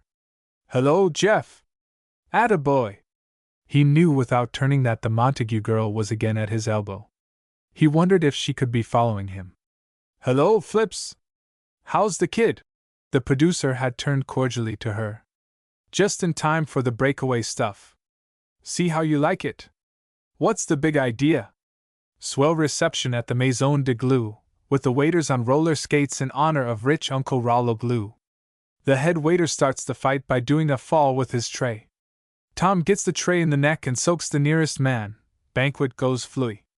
Then we go into the chase stuff. Which is Uncle Rollo? That's him at the table, with the herbaceous border under his chin. Is he in the fight? I think so. I was going to rehearse it once more to see if I could get a better idea. Near as I can see now, everybody takes a crack at him. Well, maybe. Montague girls seemed to be considering. Say, how about this, Jeff? He's awful hungry, see, and he's begun to eat the celery and everything he can reach, and when the mix-up starts he just eats on and pays no attention to it. Never even looks up, see what I mean? The fight spreads the whole length of the table. Right around Rollo 6 murders are going on, and he just eats and pays no attention. And he's still eating when they're all down and out, and don't know a thing till Charlie or someone crowns him with the punch bowl. How about it? Ain't there a laugh in that? Baird had listened respectfully, and now patted the girl on a shoulder. "Good work, kid! That's a gag, all right. The little bean's sparking on all six, ain't it? Drop around again. We need folks like you. Now listen, Rollo, you there, Rollo, come here and get this. Now listen, when the fight begins." Merton Gill turned decisively away. Such coarse foolery as this was too remote from Beulah Baxter, who, somewhere on that lot, was doing something really, as her interview had put it, distinctive and worthwhile. He lingered only to hear the last of Baird's instructions to Rollo and the absurd guests, finding some sinister fascination in the man's talk. Baird then turned to the girl, who had also started off. "Hang around, Flips. Why the rush? Got to beat it over to number 4. Got anything good there?" "Nothing that will get me any billing. Been waiting 2 hours now just to look frenzied in a mob." "Well, say, come around and see me sometime." "All right, Jeff. Of course I'm pretty busy. When I ain't working I've got to think about my art. No, this is on the level. Listen now, sister, I got another 2-reeler to pull off after this one, then I'm going to do something new, see? Got a big idea. Probably something for you in it. Drop into the office and talk it over. Come in sometime next week. If I ain't there I'll be on the lot someplace. Don't forget now." Merton Gill, some distance from the Buckeye set, waited to note what direction the Montague girl would take. She broke away presently, glanced brazenly in his direction, and tripped lightly out the nearest exit. He went swiftly to one at the far end of the building, and was again in the exciting street. But the afternoon was drawing in, and the street had lost much of its vivacity. It would surely be too late for any glimpse of his heroine. And his mind was already cluttered with impressions from his day's adventure. He went out through the office, meaning to thank the casting director for the great favor she had shown him, but she was gone. He hoped the headache had not driven her home. If she were to suffer again, he hoped it would be some morning. He would have the easel wafers in one pocket and a menthol pencil in the other. And she would again extend to him the freedom of that wonderful city. In his room that night he tried to smooth out the jumble in his dazed mind. Those people seemed to say so many things they considered funny but that were not really funny to anyone else. And moving picture plays were always waiting for something, with the bored actors lounging about in idle apathy. Still in his ears sounded the drone of the sawmill, and the deep purr of the lights when they were put on. That was a funny thing. When they wanted the lights on they said, "Kick it," and when they wanted the lights off they said, "Save it." And why did a boy come out after every scene and hold up a placard with numbers on it before the camera? That placard had never shown in any picture he had seen. And that queer Montague girl, always turning up when you thought you had got rid of her. Still, she had thrown that knife pretty well. You had to give her credit for that. But she couldn't be much of an actress, even if she had spoken of acting with Miss Baxter, of climbing down cables with her and falling off cliffs. Probably she was boasting, because he had never seen anyone but Miss Baxter do these things in her pictures. Probably she had some very minor part. Anyway, it was certain she couldn't be much of an actress because she had almost promised to act in those terrible Buckeye comedies. And of course no one with any real ambition or capacity could consider such a thing, descending to rough horseplay for the amusement of the coarser element among screen patrons. But there was one impression from the day's world that remained clear and radiant. He had looked at the veritable face of his heroine. He began his letter to Tessie Kearns. "At last I have seen Miss Baxter face to face. There was no doubt about its being her. You would have known her at once. And how beautiful she is!" She was looking up and seemed inspired, probably thinking about her part. "She reminded me of that beautiful picture of St. Cecilia playing on the piano." Chapter 6. Under the Glass Tops. He approached the office of the Holden Studios the following morning with a new air of assurance. Formerly the mere approach had been an adventure, the look through the gate, the quick glimpse of the privileged ones who entered, the mingling, later, with the hopeful and the near hopeless ones who waited. But now his feeling was that he had, somehow, become a part of that higher life beyond the gate. He might linger outside at odd moments, but rightfully he belonged inside. His novitiate had passed. He was one of those who threw knives or battled at the sawmill with the persecutor of golden-haired innocents, or lured beautiful women from their homes. He might be taken, he thought, for an actor resting between pictures. At the gate he suffered a momentary regret at an error of tactics committed the evening before.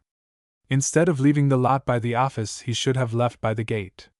He should have strolled to this exit in a leisurely manner and stopped, just inside the barrier, for a chat with the watchman, a chat beginning with the gift of a cigar, which should have impressed his appearance upon that person.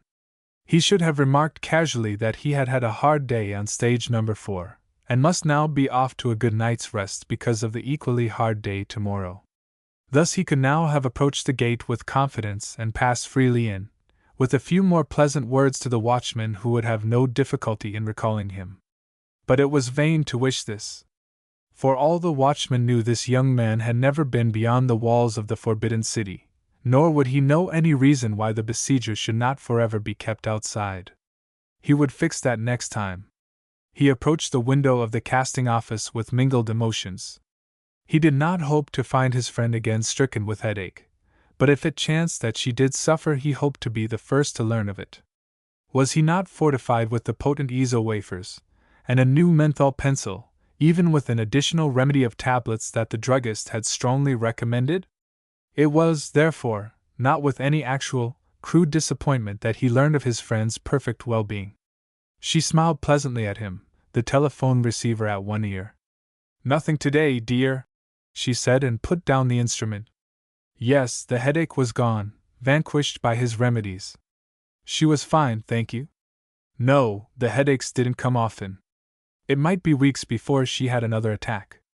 No, of course she couldn't be certain of this. And indeed she would be sure to let him know at the very first sign of their recurrence.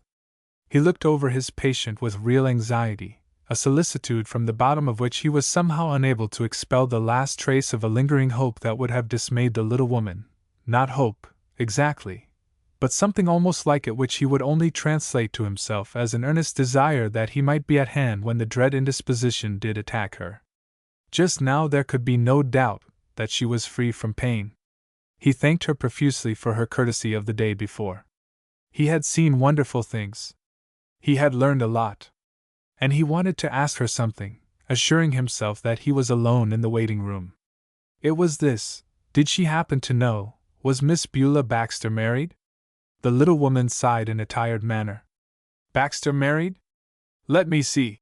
She tapped her teeth with the end of a pencil, frowning into her vast knowledge of the people beyond the gate. Now let me think. But this appeared to be without result. Oh, I really don't know, I forget.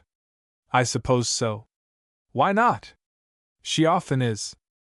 He would have asked more questions, but the telephone rang and she listened a long time, contributing a yes, yes, of understanding at brief intervals.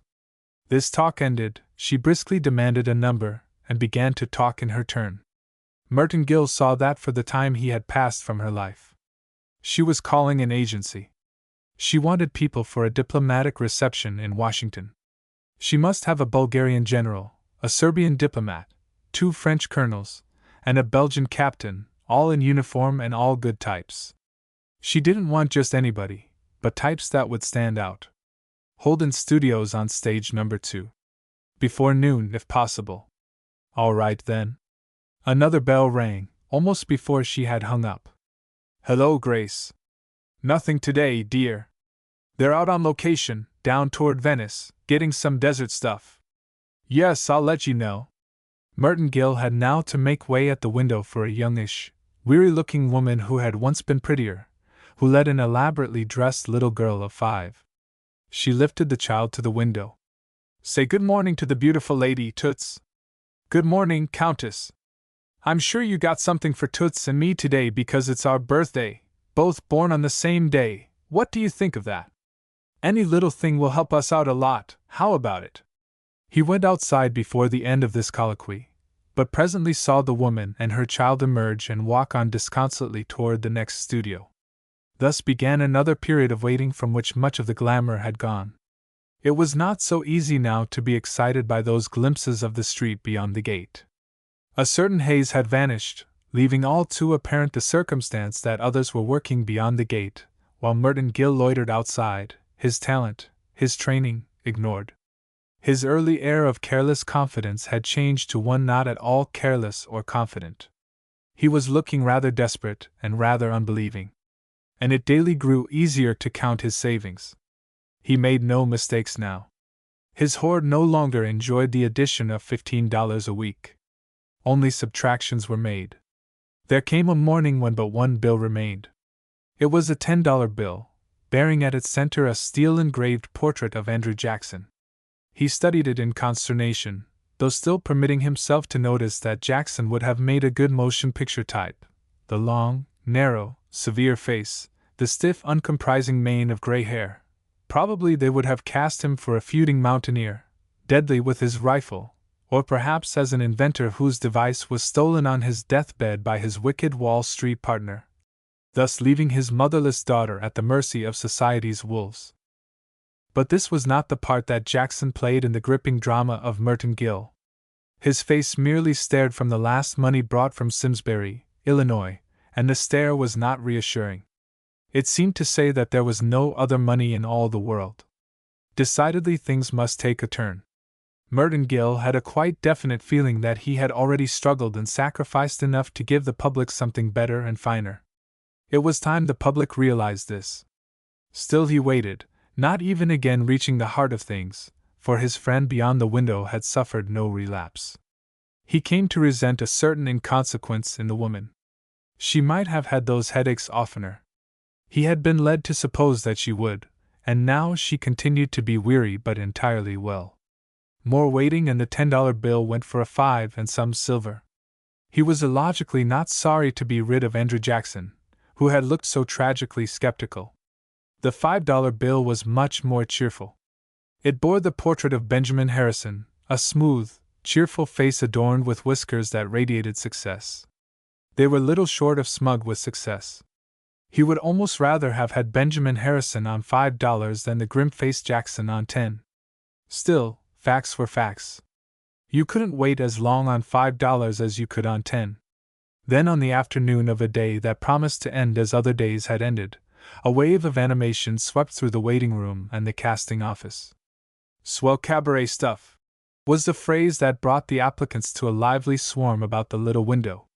Evening clothes, glad wraps, cigarette cases, vanity boxes, the Victor people doing the Blight of Broadway with Muriel Mercer, stage number 4 at 8:30 tomorrow morning. There seemed no limit to the people desired. Merton Gill joined the throng about the window. Engagements were rapidly made, both through the window and over the telephone that was now ringing those people who had so long been told that there was nothing today. He did not push ahead of the women as some of the other men did. He even stood out of the line for the Montague girl who had suddenly appeared and who from the rear had been exclaiming, "Women and children first!" "Thanks, old dear." She acknowledged the courtesy and beamed through the window. "Hello, Countess!" The woman nodded briefly. "All right, Flips, I was just going to telephone you. Henshaw wants you for some baby vamp stuff in the cabaret scene and in the gambling hell. Better wear that salmon pink chiffon and the yellow curls. 8:30, stage 4. Goodbye." "Thanks, Countess." "Me for the jumping tintypes at the hour named. I'm glad enough to be doing even third business. How about Ma?" "Sure. Tell her grand dame stuff, chaperone or something, the gray Georgette and all her pearls and the cigarette case. I'll tell her. She'll be glad there's something doing once more on the perpendicular stage. Goodbye." She stepped aside with, "You're next, brother." Merton Gill acknowledged this with a haughty inclination of the head. He must not encourage this hoyden. He glanced expectantly through the little window. His friend held a telephone receiver at her ear. She smiled wearily. "All right, son. You got evening clothes, haven't you? Of course, I remember now. Stage 4 at 8:30, goodbye. I want to thank you for this opportunity," he began, but was pushed aside by an athletic young woman who spoke from under a broad hat. "Hello, dearie. How about me and Ella?" "Hello, Maisie." "All right. Stage 4, at 8:30, in your swellest evening stuff. At the door, the Montague girl called to an approaching group who seemed to have heard by wireless or occult means the report of new activity in the casting office. "Hurry, you troopers! You can eat tomorrow night, maybe!" They hurried. She turned to Merton Gill. "Seems like old times," she observed. "Does it?" he replied coldly. Would this chit never understand that he disapproved of her trifling ways? He went on, rejoicing that he had not been compelled to part, even temporarily, with a first-class full-dress suit, hitherto worn only in the privacy of Lowell Hardy's studio. It would have been awkward, he thought, if the demand for it had been much longer delayed. He would surely have let that go before sacrificing his Buck Benson outfit. He had traversed the Eucalyptus Avenue in this ecstasy, and was on a busier thoroughfare. Before a motion picture theater he paused to study the billing of Muriel Mercer in Hearts Aflame. The beauteous girl, in an alarming gown, was at the mercy of a fiend in evening dress whose hellish purpose was all too plainly read in his fevered eyes. The girl writhed in his grasp. Doubtless he was demanding her hand in marriage. It was a tense bit. And tomorrow he would act with this petted idol of the screen. And under the direction of that Mr. Henshaw who seemed to take screen art with proper seriousness. He wondered if by any chance Mr. Henshaw would call upon him to do a quadruple transition: hate, fear, love, despair. He practiced a few transitions as he went on to press his evening clothes in the Patterson kitchen, and to dream, that night, that he rode his good old pal, Pinto, into the gilded cabaret to carry off Muriel Mercer, Broadway's pampered society pet, to the clean life out there in the open spaces where men are men. At 8 the following morning he was made up in a large dressing room by a grumbling extra who said that it was a dog's life plastering grease paint over the maps of dubs. He was presently on stage 4 in the prescribed evening regalia for gentlemen. He found the cabaret set, a gilded haunt of pleasure with small tables set about an oblong of dancing floor. Back of these on 3 sides were raised platforms with other tables, and above these discreet boxes, half masked by drapery, for the seclusion of more retiring merrymakers. The scene was deserted as yet, but presently he was joined by another early comer, a beautiful young woman of Spanish type with a thin face and eager, dark eyes. Her gown was glistening black set low about her polished shoulders, and she carried a red rose.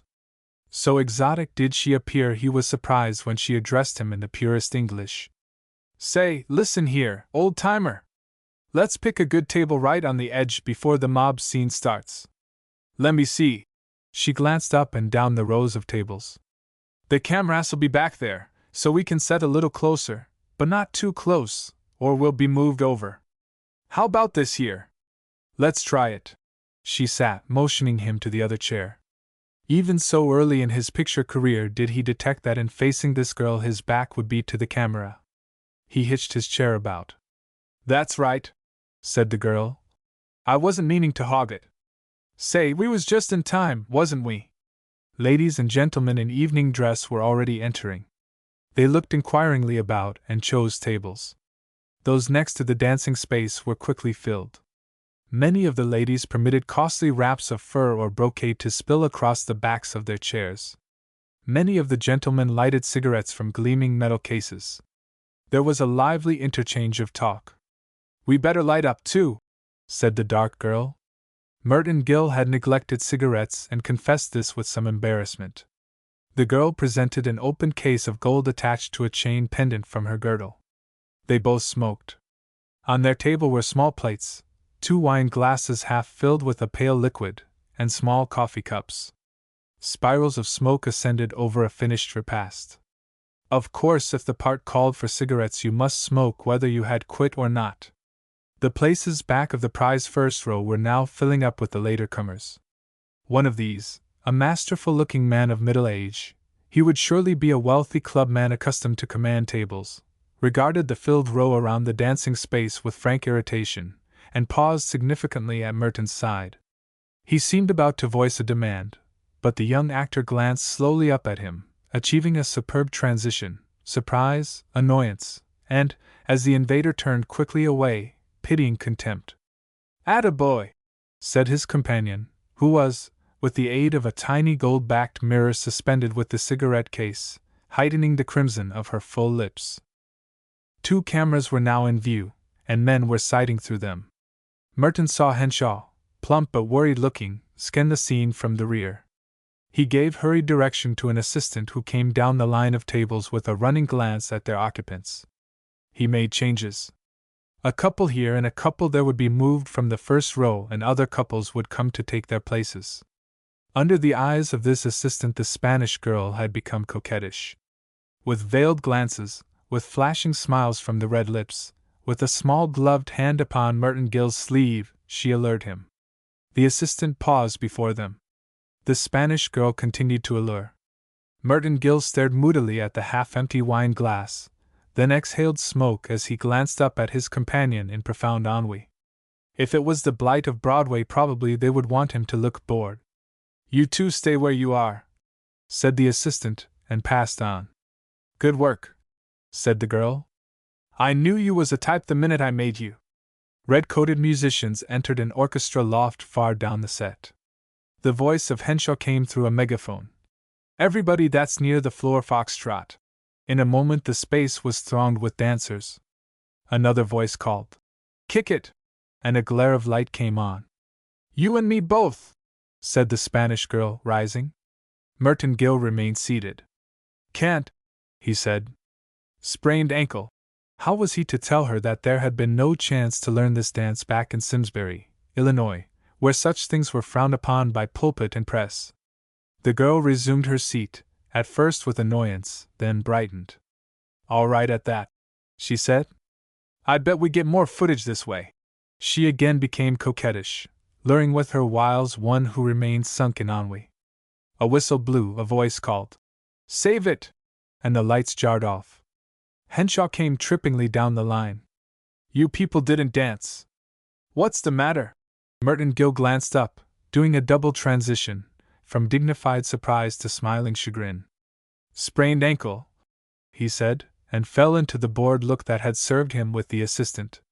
He exhaled smoke and raised his tired eyes to the still luring Spanish girl. Weariness of the world and women was in his look. Henshaw scanned him closely.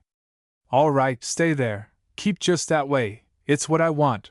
He continued down the line, which had become hushed.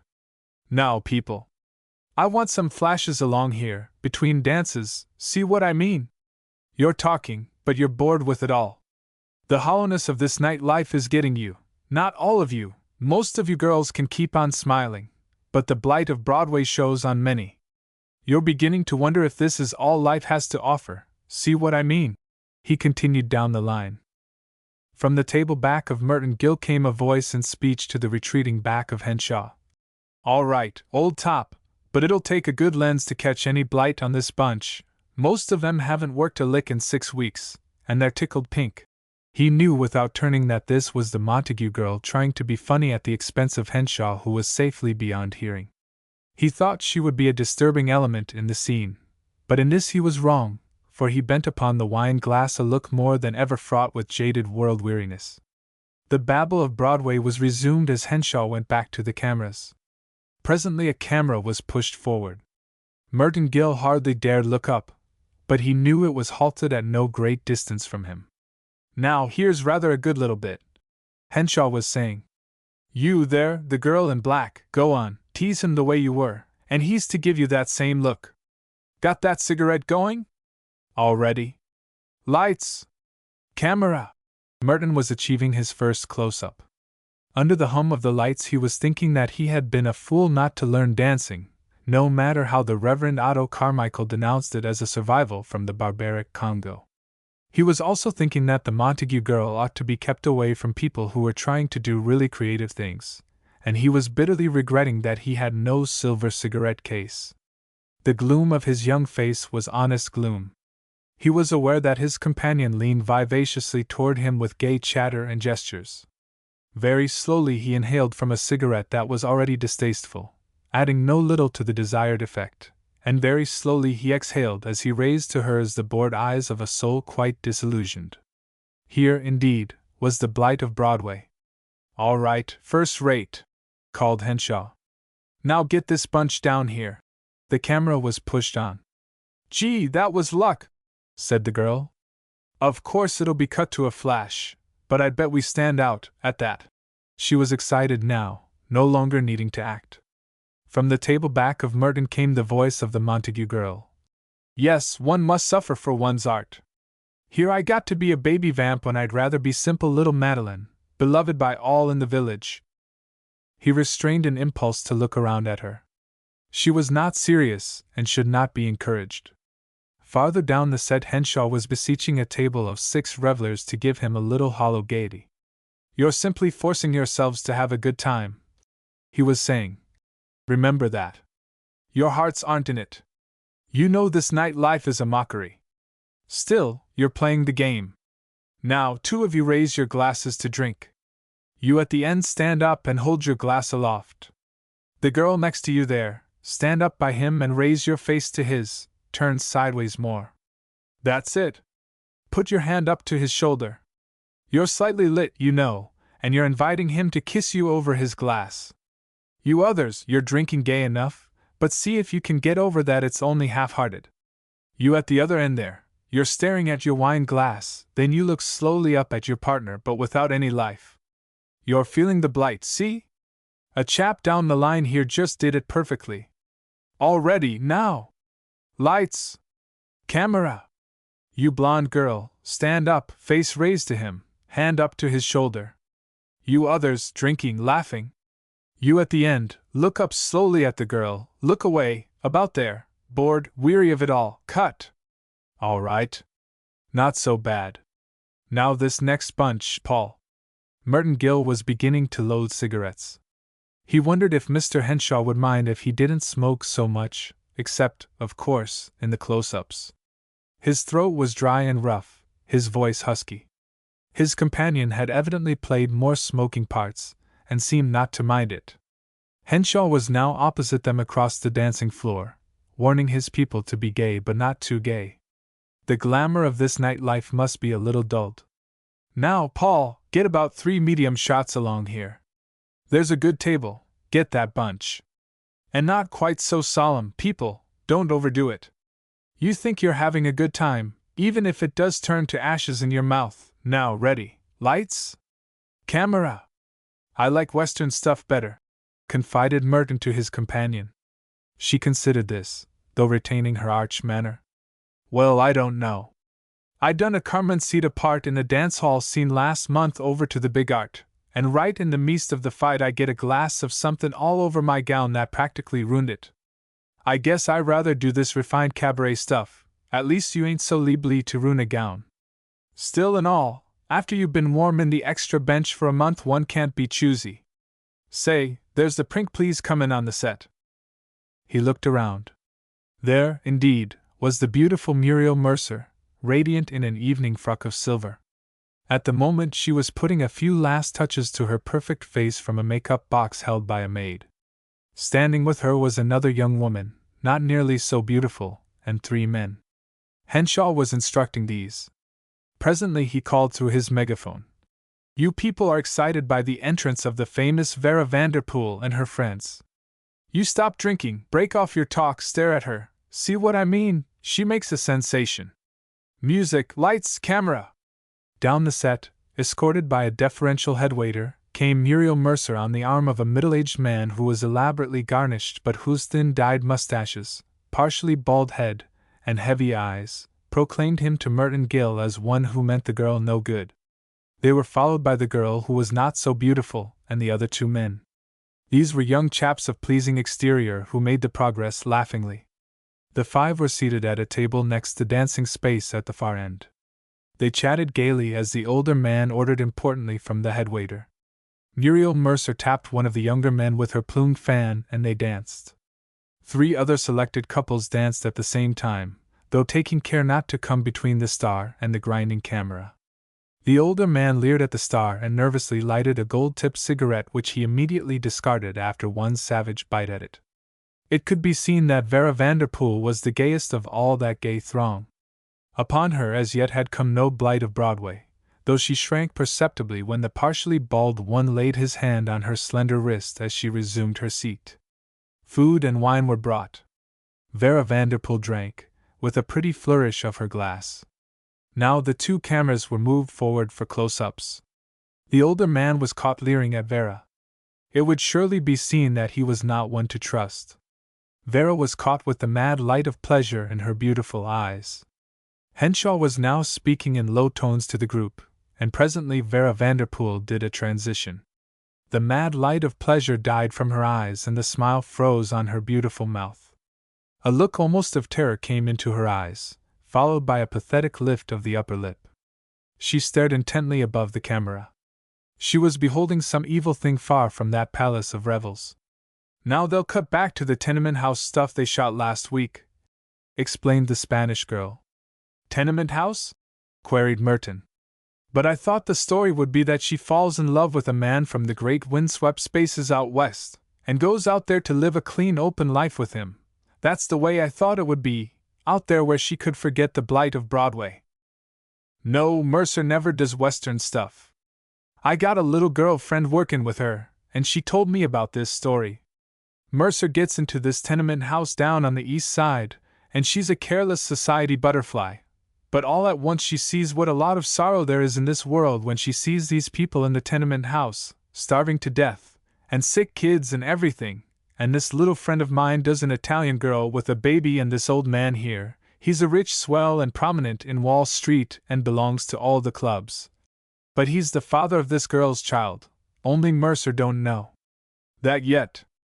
But she gets aroused in her better nature by the sight of all this trouble, and she almost falls in love with another gentleman who devotes all his time to relieving the poor in these tenements.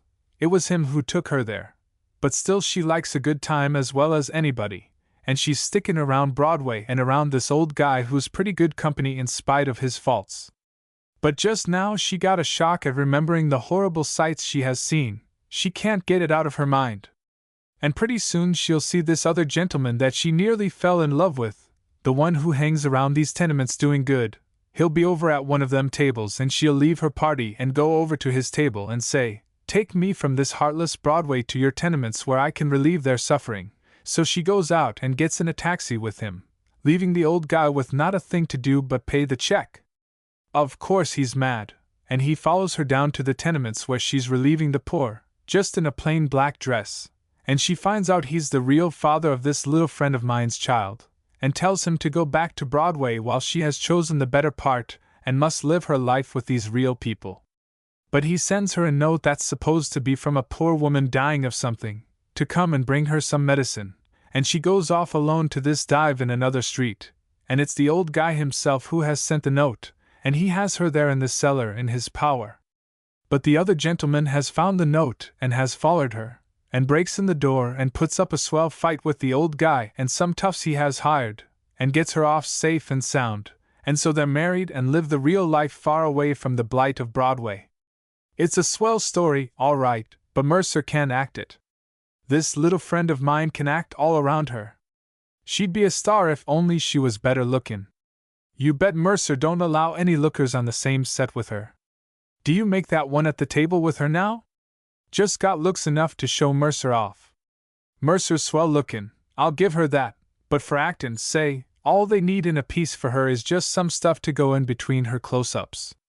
Don't make much difference what it is. Oh, look! There comes the dancers. It's Luzon and Mario. Merton Gill looked. These would be hired dancers to entertain the pleasure-mad throng, a young girl with vine leaves in her hair and a dark young man of barbaric appearance.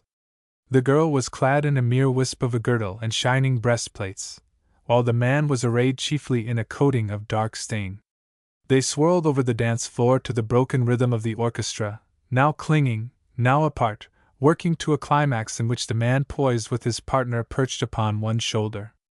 Through the megaphone came instructions to applaud the couple, and Broadway applauded, all but Merton Gill, who stared moodily into his coffee cup or lifted bored eyes to the scene of revelry. He was not bored, but his various emotions combined to produce this effect very plausibly. He was dismayed at this sudden revelation of art in the dance so near him. Imogene Pulver had once done an art dance back in Simsbury, at the cantata of Esther in the vestry of the Methodist Church, and had been not a little criticized for her daring, but Imogene had been abundantly clad, and her gestures much more restrained. He was trying now to picture how Gashweiler would take a thing like this, or Mrs. Gashweiler, for that matter. One glimpse of those practically unclad bodies skipping and bounding there would probably throw them into a panic. They couldn't have sat it through. And here he was, right up in front of them, and not turning a hair. This reflection permitted something of the contemptuous to show in the random glances with which he swept the dancers. He could not look at them steadily, not when they were close, as they often were. Also, he loathed the cigarette he was smoking. The tolerant scorn for the Gashweilers and his feeling for the cigarette brought him again into favorable notice. He heard Henshaw, but did not look up. "Get another flash here, Paul. He's rather a good little bit." Henshaw now stood beside him. "Hold that," he said. "No, wait." He spoke to Merton's companion. "You change seats a minute with Miss Montague, as if you'd got tired of him, see what I mean? Miss Montague, Miss Montague." The Spanish girl arose, seeming not wholly pleased at this bit of directing. The Montague girl came to the table. She was a blithesome sprite in a salmon-pink dancing frock. Her blonde curls fell low over one eye, which she now cocked inquiringly at the director. "You're trying to liven him up," explained Henshaw. "That's all, baby, vamp him. He'll do the rest. He's quite a good little bit." The Montague girl flopped into the chair, leaned roguishly toward Merton Gill, placed a small hand upon the sleeve of his coat, and peered archly at him through beaded lashes, one eye almost hidden by its thatch of curls. Merton Gill sunk low in his chair, cynically tapped the ash from his 10th cigarette into the coffee cup, and raised bored eyes to hers. "That's it, shoot it, Paul, just a flash." The camera was being wheeled toward them. The Montague girl, with her hand still on his arm, continued her wheedling, though now she spoke. "Why, look who's here. Kid, I didn't know you in your stepping out clothes. Say, listen, why do you always upstage me? I never done a thing to you, did I? Go on, now, give me the fishy eye again. How'd you ace yourself into this first row, anyway? Did you have to fight for it? Say, your friend'll be mad at me putting her out of here, won't she? Well, blame it on the gelatin master. I never suggested it. Say, you got Henshaw going. He likes that blighted look of yours." He made no reply to this chatter. He must keep in the picture.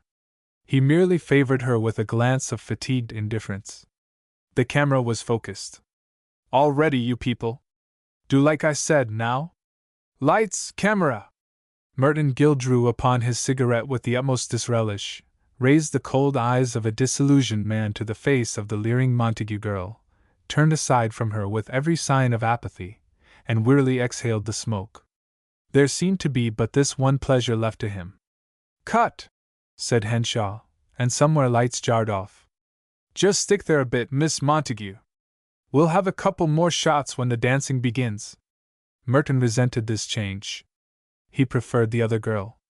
She lured him, but not in so pronounced, so flagrant a manner. The blight of Broadway became more apparent than ever upon his face. The girl's hands still fluttered upon his sleeve as the music came and dancers shuffled by them. "Say, you're the actin' kid, all right." She was tapping the floor with the heel of a satin slipper. He wished above all things that she wouldn't call him kid. He meditated putting a little of Broadway's blight upon her by saying in a dignified way that his real name was Clifford Armitage. Still, this might not blight her, you couldn't tell about the girl. "You certainly are the actin'est kid on this set, I'll tell the lot that. Of course these close-ups won't mean much, just about 1 second, or half that maybe. Or some hick in the cuttin' room may kill 'em dead. Come on, give me the fisheye again. That's it. Say, I'm glad I didn't have to smoke cigarettes in this scene. They wouldn't do for my type, standin' where the brook and river meet up. I hate a cigarette worse'n anything. I bet you'd give up food first.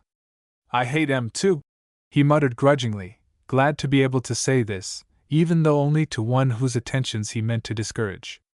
"If I have to smoke one more, it'll finish me. Now, ain't that the limit? Too bad, kid. I didn't even have any of my own. That Spanish girl gave me these." The Montague girl glanced over his shoulder at the young woman whose place she had usurped. "Spanish, eh?" If she's Spanish, I'm a Swede right out of Switzerland. Anyway, I never could like to smoke. I started to learn one summer when I was 8. Pa and Ma and I was out with a 10-tom show, me doing Little Eva, and between acts I had to put on pants and come out and do a smoking song, all about a kid learning to smoke his first cigar and not doing well with it, see? But they had to cut it out. Gosh, what us artists suffer at times. Pa had me try it a couple of years later when I was doing Louise the Blind Girl and the Two Orphans, playing 30 cents top. It was a good song, all right, with lots of funny gags. I'd have been the laughing hit of the bill if I could have learned not to swallow. We had to cut it out again after the second night. Talk about entering into your part. Me? I was too good. If the distant camera glanced this way, it caught merely the persistent efforts of a beautiful debutante who had not yet felt the blight of Broadway to melt the cynicism of one who suffered it more and more acutely each moment. Her hand fluttered on his sleeve and her left eye continuously beguiled him from under the overhanging curl. As often as he thought it desirable, he put the bored glance upon her, though mostly he stared in dejection at the coffee cup or the empty wine glass. He was sorry that she had had that trouble with the cigar, but one who as Little Eva or poor persecuted Louise, the blind girl, had to do a song and dance between the acts must surely come from a low plane of art. He was relieved when, at megaphone directions, an elderly fop came to whirl her off in the dance. Her last speech was, "That poor Henshaw, the gelatin master'll have megaphone lip by tonight." He was left alone at his table. He wondered if they might want a close-up of him this way, uncompanioned, jaded, tired of it all, as if he would be saying, "There's always the river." But nothing of this sort happened. There was more dancing, more close-ups of Muriel Mercer being stricken with her vision of tenement misery under the foul glare of a middle-aged roué inflamed with wine. And there was a shot of Muriel perceiving at last the blight of Broadway and going to a table at which sat a pale, noble-looking young man with a high forehead, who presently led her out into the night to the real life of the worthy poor.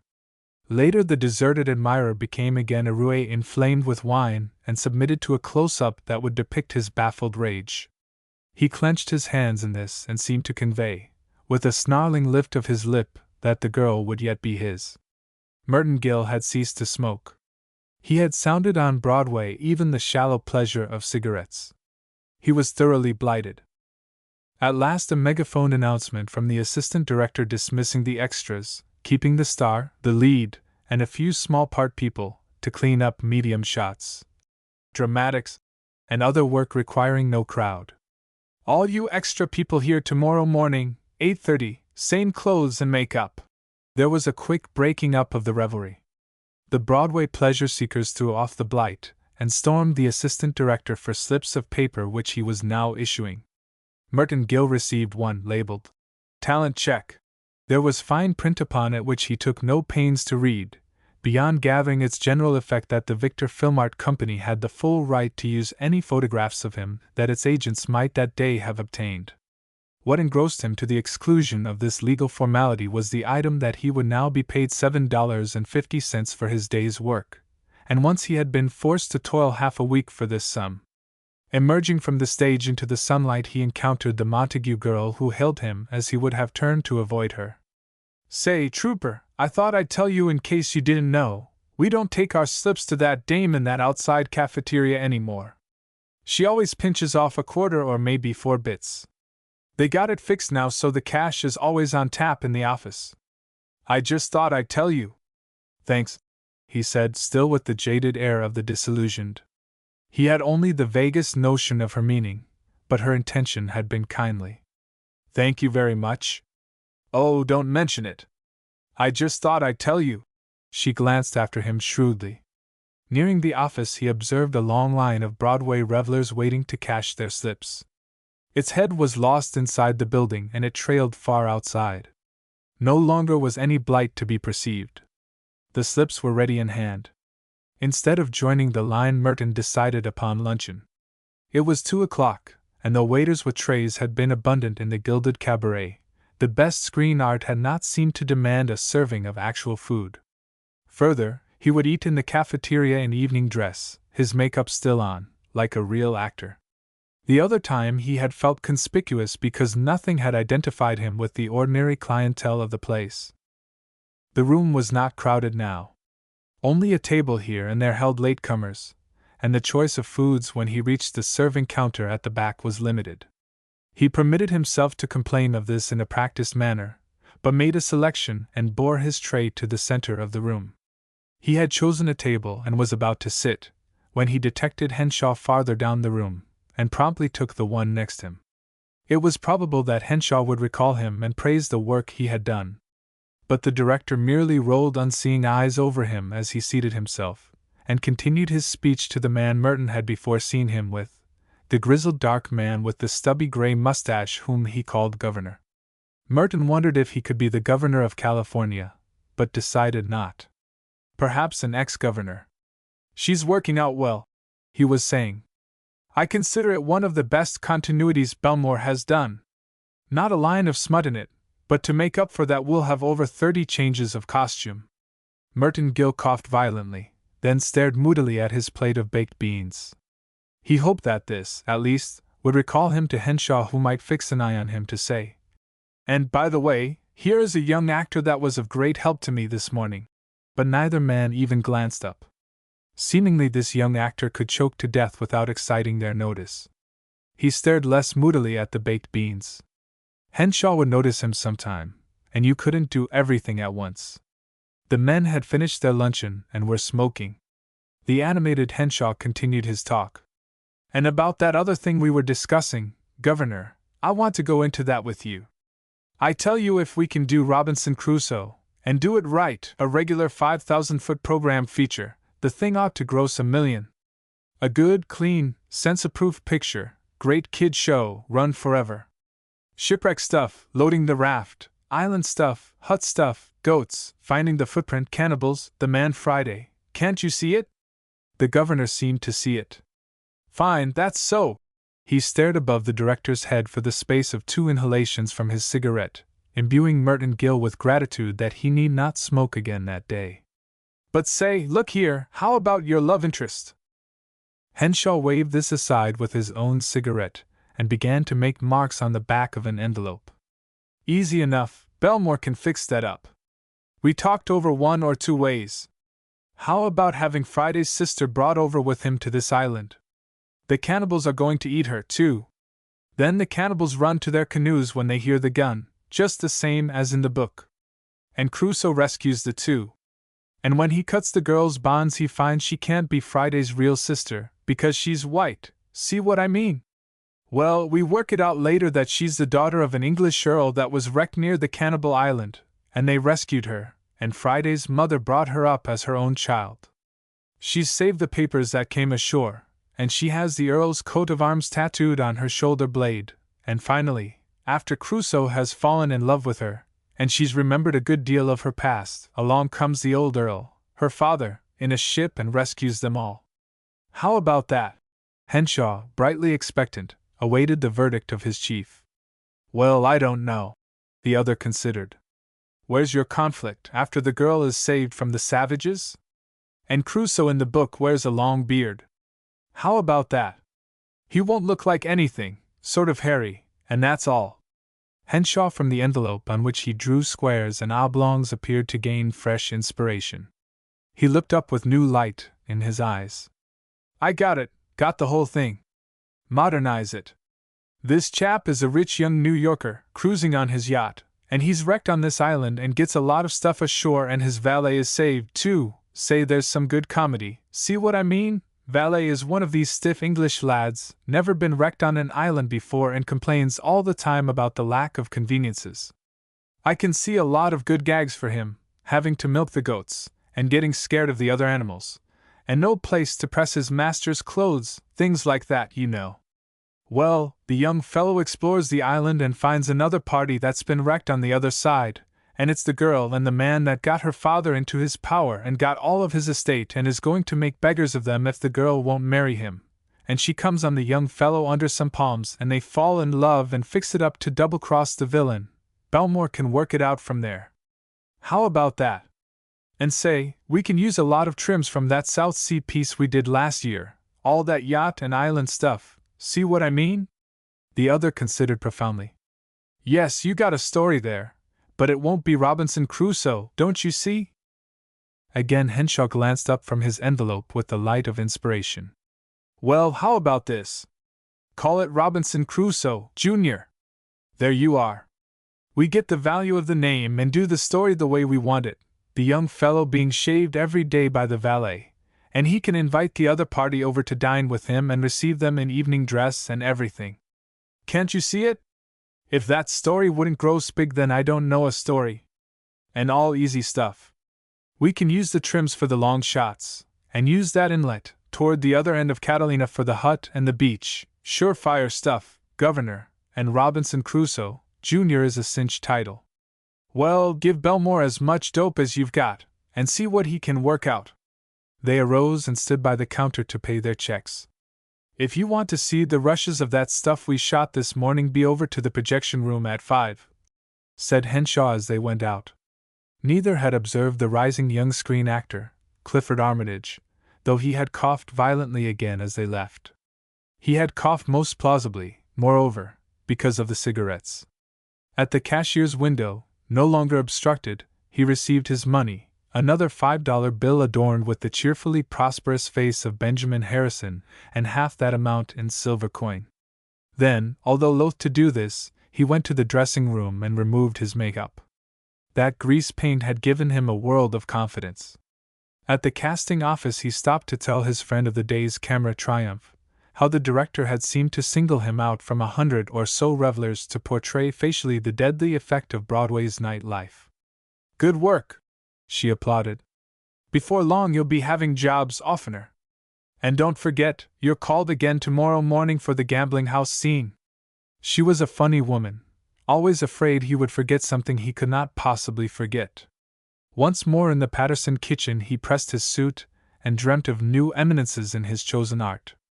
The following morning he was again the first to reach the long dressing room, the first to be made up by the grumbling extra, the first to reach the big stage. The cabaret of yesterday had overnight been transformed into a palatial gambling hell. Along the sides of the room and at its center were tables equipped for strange games of chance which only his picture knowledge enabled him to recognize. He might tarry at these tables, he thought, but he must remember to look bored in the near presence of Henshaw. The Spanish girl of yesterday appeared and he greeted her warmly. I got some cigarettes this time, he said. So let me pay you back all those I smoked of yours yesterday. Together they filled the golden case that hung from her girdle. It's swell, all right, said the girl, gazing about the vast room now filling with richly clad gamblers. But I thought it was all over except the tenement house scenes where Vera Vanderpool has gone to relieve the poor, he said. The girl explained. This scene comes before the one we did yesterday. It's where the rich old boy first sees Vera playing roulette, and she loses a lot of money and is going to leave her string of pearls, but he says it's a mere trifle and let him pay her gambling losses, so in a weak moment she does, and that's how he starts to get her into his power. You'll see how it works out. Say, they spent some money on this set, all right. It was indeed a rich set, as the girl had said. It seemed to Merton Gill that it would be called on the screen one of those plague spots that eat like a cancer at the heart of New York. He lighted a cigarette and leaned nonchalantly against a pillar to smile a tired little smile at the pleasure-mad victims of this life who were now grouping around the roulette and faro tables. He must try for his jaded look. Some swell shack! The speaker was back of him, but he knew her for the Montague girl, and was instantly enabled to increase the blighted look for which he had been trying. One natty little hovel, I'll tell the world, the girl continued. Say, this puts it all over the Grand Central Station, don't it? Must be right smack at the corner of Broadway and Fifth Avenue. Well, start the little ball rolling, so I can make a killing. He turned his head slightly and saw her dance off to one of the roulette tables, accompanied by the middle-aged fop who had been her companion yesterday. Henshaw and his assistant now appeared and began grouping the players at the various tables. Merton Gill remained leaning wearily against his massive pillar, trying to appear blasé under the chatter of the Spanish girl. The groups were arranged to the liking of Henshaw, though only after many trials. The roulette ball was twirled and the lively rattle of chips could be heard. Scanning his scene, he noted Merton and his companion. "Oh, there you are, you two. Sister, you go and stand back of that crowd around the faro table. Keep craning to look over their shoulders, and give us your side view. I want to use this man alone. Here." He led Merton to a round table on which were a deck of cards and some neatly stacked chips. "Sit here, facing the camera. Keep one hand on the cards, sort of toying with them, see what I mean?" He scattered the piled chips loosely about the table, and called to a black waiter. "Here, George, put one of those wine glasses on his left." The wine glass was placed. "Now kind of slump down in your chair, like you saw the hollowness of it all, see what I mean?" Merton Gill thought he saw. He exhaled smoke, toyed contemptuously with the cards at his right hand and, with a gesture of repulsion, pushed the wine glass farther away. He saw the hollowness of it all. The spirit of wine sang in his glass, but to deaf ears. Chance could no longer entice him. It might again have been suspected that cigarettes were ceasing to allure. "Good work! Keep it up," said Henshaw, and went back to his cameras. The lights jarred on. Desperate gaming was filmed. "More life at the roulette tables," megaphoned Henshaw. "Crowd closer around that left-hand faro table. You're playing for big stakes." The gaming became more feverish. The mad light of pleasure was in every eye, yet one felt that the blight of Broadway was real. The camera was wheeled forward and Merton Gill joyously quit smoking while Henshaw secured flashes of various groups, chiefly of losers who were seeing the hollowness of it all. He did not, however, disdain a bit of comedy. "Miss Montague." "Yes, Mr. Henshaw." The Montague girl paused in the act of sprinkling chips over a roulette layout. "Your escort has lost all his chips and you've lost all he bought for you." The girl and her escort passed to other players the chips before them, and waited. Your escort takes out his wallet, shows it to you empty, and shrugs his shoulders. You shrug too, but turn your back on him, facing the camera, and take some bills out of your stocking, see what I mean? Give her some bills, someone. Never mind, Mr. Henshaw, I already got some there. The pantomime was done, the girl turned, stooped, withdrew flattened bills from one of the salmon-pink stockings and flourished them at her escort, who achieved a transition from gloom to joy. Merton Gill, observing this shameless procedure, plumbed the nether depths of disgust for Broadway's night life. The camera was now wheeled toward him and he wearily lighted another cigarette. Get a flash of this chap, Henshaw was saying. The subject leaned forward in his chair, gazing with cynical eyes at the fevered throng. Wine, women, song, all had palled. Gambling had no charm. He looked with disrelish at the cigarette he had but just lighted. All right, Paul, that's good. Now get that bunch over at the crap table. Merton Gill lost no time in relinquishing his cigarette. He dropped it into the wine glass, which became a symbol of Broadway's Dead Sea fruit. Thereafter he smoked only when he was in the picture. He felt that he was becoming screen-wise. And Henshaw had remembered him. The cast of The Blight of Broadway might not be jeweled with his name, but his work would stand out. He had given the best that was in him. He watched the entrance of Muriel Mercer, maddest of all the mad throng, accompanied by the two young men and the girl who was not so beautiful. He watched her lose steadily, and saw her string of pearls saved by the elderly scoundrel who had long watched the beautiful girl as only the Wolf of Wall Street could watch one so fair. He saw her leave upon his arm, perhaps for further unwholesome adventure along Broadway. The lights were out, the revelry done.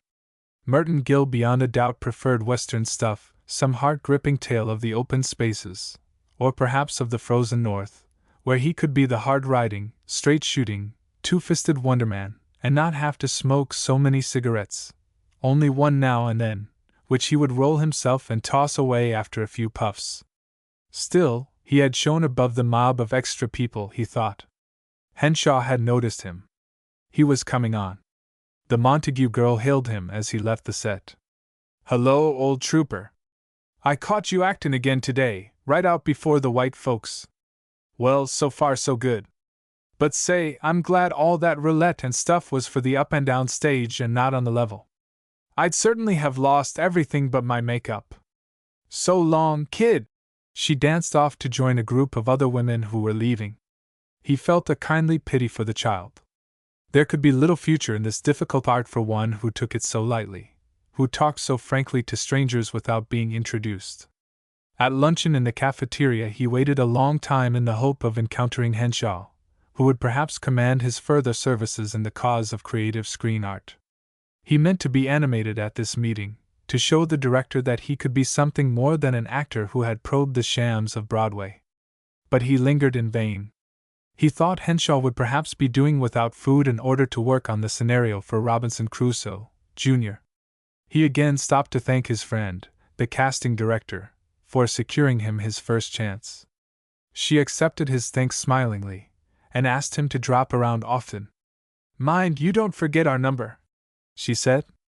He was on the point of making her understand once for all that he would not forget the number, that he would never forget Gashweiler's address, that he had been coming to this studio too often to forget its location.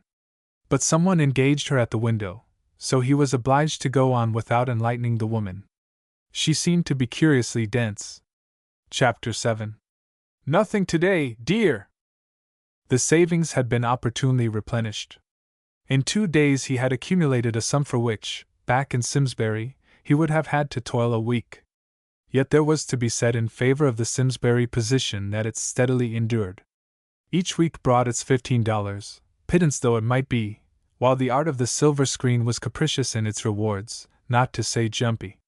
Never, for weeks at a stretch, had Gashweiler said with a tired smile, "Nothing today, sorry!" He might have been a grouch and given to unreasonable nagging, but with him there was always a very definite something today which he would specify, in short words if the occasion seemed to demand.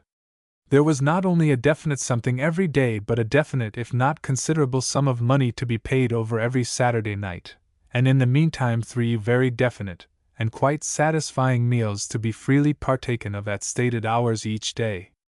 The leisure enforced by truly creative screen art was often occupied now with really moving pictures of Meta Judson placing practicable food upon the Gashweiler table. This had been no table in a gilded Broadway resort, holding empty coffee cups and half-empty wine glasses, passed and repassed by apparently busy waiters with laden trays who never left anything of a practicable nature. Doubtless the set would not have appealed to Henshaw. He would never have been moved to take close-ups, even for mere flashes, of those who ate this food. And yet, more and more as the days went by, this old-time film would unreel itself before the eager eyes of Merton Gill. Often now it thrilled him as might have an installment of The Hazards of Hortense, for the food of his favorite pharmacy was beginning to pall, and Meta Judson, though giving her shallow mind to base village gossip, was a good cook. She became the adored heroine of an apparently endless serial to be entitled The Hazards of Clifford Armitage, in which the hero had tragically little to do but sit upon a bench and wait, while tempting repasts were served.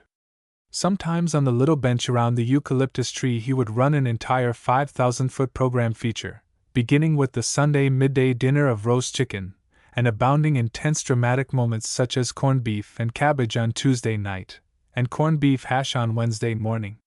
He would pause to take superb close-ups of these, the corned beef on its spreading platter hemmed about with boiled potatoes and turnips and cabbage, and the corned beef hash with its richly browned surface. The thrilling climax would be the roast of beef on Saturday night, with close-ups taken in the very eye of the camera, of the mashed potatoes and the apple pie drenched with cream. And there were close-ups of Meta Judson, who had never seriously contemplated a screen career, placing upon the table a tower of steaming hot cakes, while a platter of small sausages loomed eloquently in the foreground. With eyes closed he would run this film again and again, cutting here, rearranging sequences, adding trims from suddenly remembered meals of the dead past, devising more intimate close-ups, such as the one of Meta withdrawing pies from the oven or smoothing hot chocolate caressingly over the top of a giant cake, or broiling chops, or saying in a large lettered subtitle, artistically decorated with cooked foods, "How about some hot coffee, Merton?" He became an able producer of this drama. He devised 100 sympathetic little touches that Henshaw would probably never have thought of. He used footage on a mere platter of steak that another director might have ignored utterly. He made it gripping, the supreme heart-interest drama of his season, a big thing done in a big way, and yet censor-proof. Not even the white-souled censors of the great state of Pennsylvania could have outlawed its realism, brutal though this was in such great moments as when Gashwiler carved the roast beef. So able was his artistry that Merton's nostrils would sometimes betray him. He could swear they caught rich aromas from that distant board. Not only had the fare purveyed by his favorite pharmacy put a blight upon him equal to Broadway's blight, but even of this tasteless stuff he must be cautious in his buying. A sandwich, not too meaty at the center, coffee tasting strangely of other things sold in a pharmacy, a segment of pie fair, seeming on its surface, but lacking the punch, as he put it, of Meta Judson's pie, a standardized, factory-made, altogether formal and perfunctory pie. These were the meager items of his accustomed luncheon and dinner.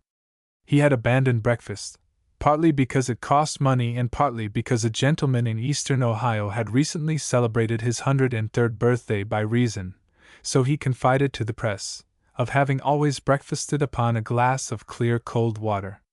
Probably ham and eggs or corned beef hash would have cut him off at 90, and water from the tap in the Patterson kitchen was both clear and cold. It was not so much that he cared to live beyond 90 or so, but he wished to survive until things began to pick up on the Holden lot, and if this did bring him many more years, well and good. Further, if the woman in the casting office persisted, as she had for 10 days, in saying nothing yet to inquiring screen artists, he might be compelled to intensify the regime of the Ohio centenarian. Perhaps a glass of clear cold water at night, after a hearty midday meal of drug-store sandwiches and pie, would work new wonders. It seemed to be the present opinion of other waiters on the extra bench that things were never going to pick up on the Holden lot nor on any other lot. Strongly marked types, ready to add distinction to the screen of painted shadows, freely expressed the view that the motion picture business was on the rocks. Unaffected by the optimists who wrote in the picture magazines, they saw no future for it. More than one of them threatened to desert the industry and return to previous callings. As they were likely to put it, they were going to leave the pictures flat and go back to typewriting or selling standard artworks or waiting on table or something where you could count on your little bit every week. Under the eucalyptus tree one morning Merton Gill, making some appetizing changes in the fifth reel of Eating at Gashwiler's, was accosted by a youngish woman whom he could not at first recall. She had come from the casting office and paused when she saw him. "Hello, I thought it was you, but I wasn't sure in them clothes. How they coming?" He stared blankly, startled at the sudden transposition he had been compelled to make, for the gleaming knife of Gashwiler, standing up to carve, had just then hovered above the well-browned roast of beef. Then he placed the speaker by reason of her eyes. It was the Spanish girl, his companion of the gilded cabaret, later encountered in the palatial gambling hell that ate like a cancer at the heart of New York, probably at the corner of Broadway and Fifth Avenue. He arose and shook hands cordially. He had supposed, when he thought of the girl at all, that she would always be rather Spanish, an exotic creature rather garishly dressed, nervously eager, craving excitement such as may be had in cabarets on Broadway, with a marked inclination for the lighter life of pleasure. But she wore not so much as a rose in her smoothly combed hair. She was not only not excited, but she was not exciting. She was plainly dressed in skirt and shirtwaist of no distinction, her footgear was of the most ordinary, and well worn, and her face under a hat of no allure was without make-up, a commonplace, somewhat anxious face with lines about the eyes. But her voice as well as her eyes helped him to recall her. She spoke with an effort at jauntiness after Merton had greeted her. "That's one great slogan, business as usual, ain't it?" "Well, it's business as usual here, so I just found out from the Countess, as usual, rotten. I ain't had but 3 days since I seen you last." "I haven't had even one," he told her. "No? Say, that's tough. You're registered with the Service Bureau, ain't you?" "Well, I didn't do that, because they might send me any place, and I sort of wanted to work on this particular lot." Instantly he saw himself saving Beulah Baxter, for the next installment, from a fate worse than death, but the one-time Spanish girl did not share this vision. "Oh, well, little I care where I work. I had 2 days at the Big Art in a hop joint scene, and one over at the United doin' some boardwalk stuff. I could 'a' had another day there, but the director said I wasn't just the type for a chick bathing suit. He was very nice about it. Of course I know my legs ain't the best part of me. I sure ain't one of them like the girl that says she's wasted in skirts. She grinned ruefully. He felt that some expression of sympathy would be graceful here, yet he divined that it must be very discreetly, almost delicately, worded. He could easily be too blunt. I guess I'd be pretty skinny in a bathing suit myself, right now.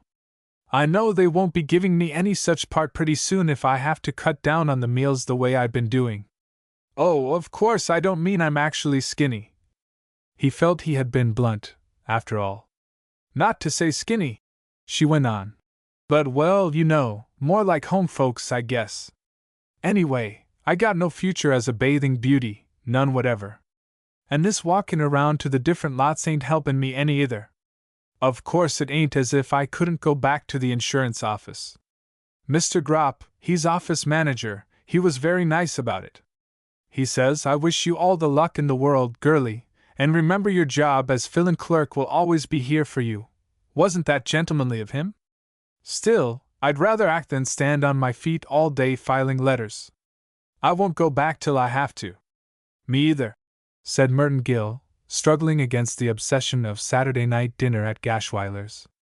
Grimly he resumed his seat when the girl, with a friendly "So long," had trudged on. In spite of himself he found something base in his nature picturing his return to the Emporium, and to the thrice-daily encounter with Meta Judson's cookery. He let his lower instincts toy with the unworthy vision. Gashweiler would advance him the money to return, and the job would be there. Probably Spencer Grant had before this tired of the work and gone into insurance, or some other line, and probably Gashweiler would be only too glad to have the wanderer back. He would get off number 3 just in time for breakfast. He brushed the monstrous scene from his eyes, shrugged it from his shoulders. He would not give up. They had all struggled and sacrificed, and why should he shrink from the common ordeal? But he wished the Spanish girl hadn't talked about going back to her job. He regretted not having stopped her with words of confident cheer that would have stiffened his own resolution.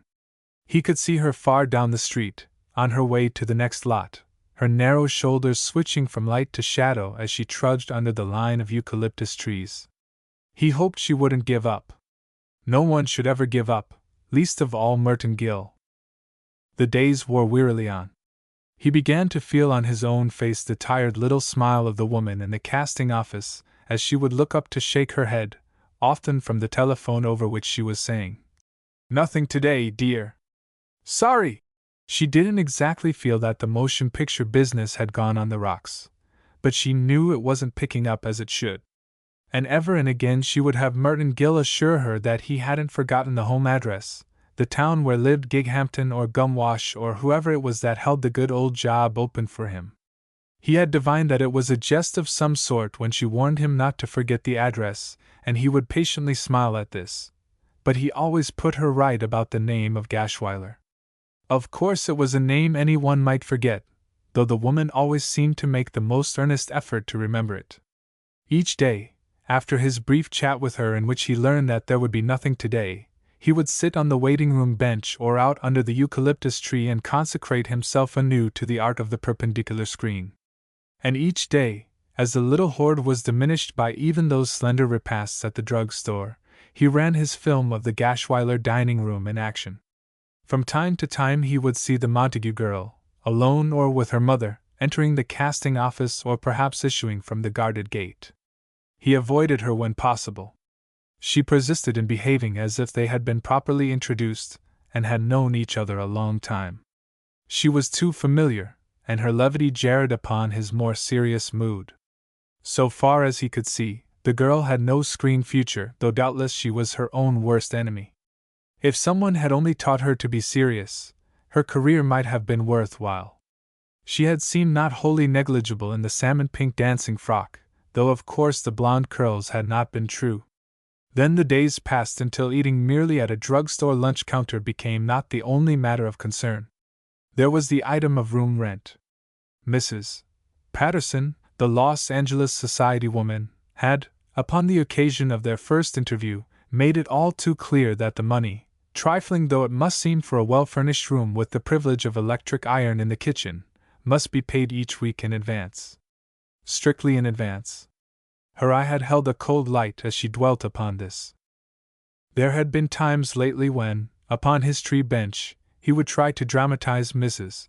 Patterson as a woman with a soft heart under that polished society exterior, chilled by daily contact with other society people at the Iowa or Kansas or other society picnics, yet ready to melt at the true human touch. But he had never quite succeeded in this bit of character work. Something told him that she was cold all through, a society woman without a flaw in her armor. He could not make her seem to listen patiently while he explained that only one company was now shooting on the lot, but that big things were expected to be on in another week or so. A certain skeptic hardness was in her gaze as he visioned it. He decided, indeed, that he could never bring himself even to attempt this scene with the woman, so remote was he from seeing her eye soften and her voice warm with the assurance that a few weeks more or less need not matter. The room rent, he was confident, would have to be paid strictly in advance so long as their relations continued. She was the kind who would insist upon this formality even after he began to play, at an enormous salary, a certain outstanding part in the hazards of Hortense. The exigencies, even the adversities, of art would never make the slightest appeal to this hardened soul. So much for that. And daily the hoard waned. Yet his was not the only tragedy. In the waiting room, where he now spent more of his time, he listened one day to the Montague girl chat through the window with the woman she called Countess. Yeah, Pa was double-crossed over at the Big Art. He raised that lovely set of whiskers for Camilla of the Cumberlands, and what did he get for it? Just 2 weeks. Fact. What do you know about that?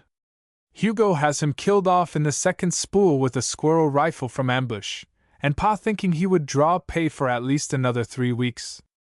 He kicked, but Hugo says the plot demanded it.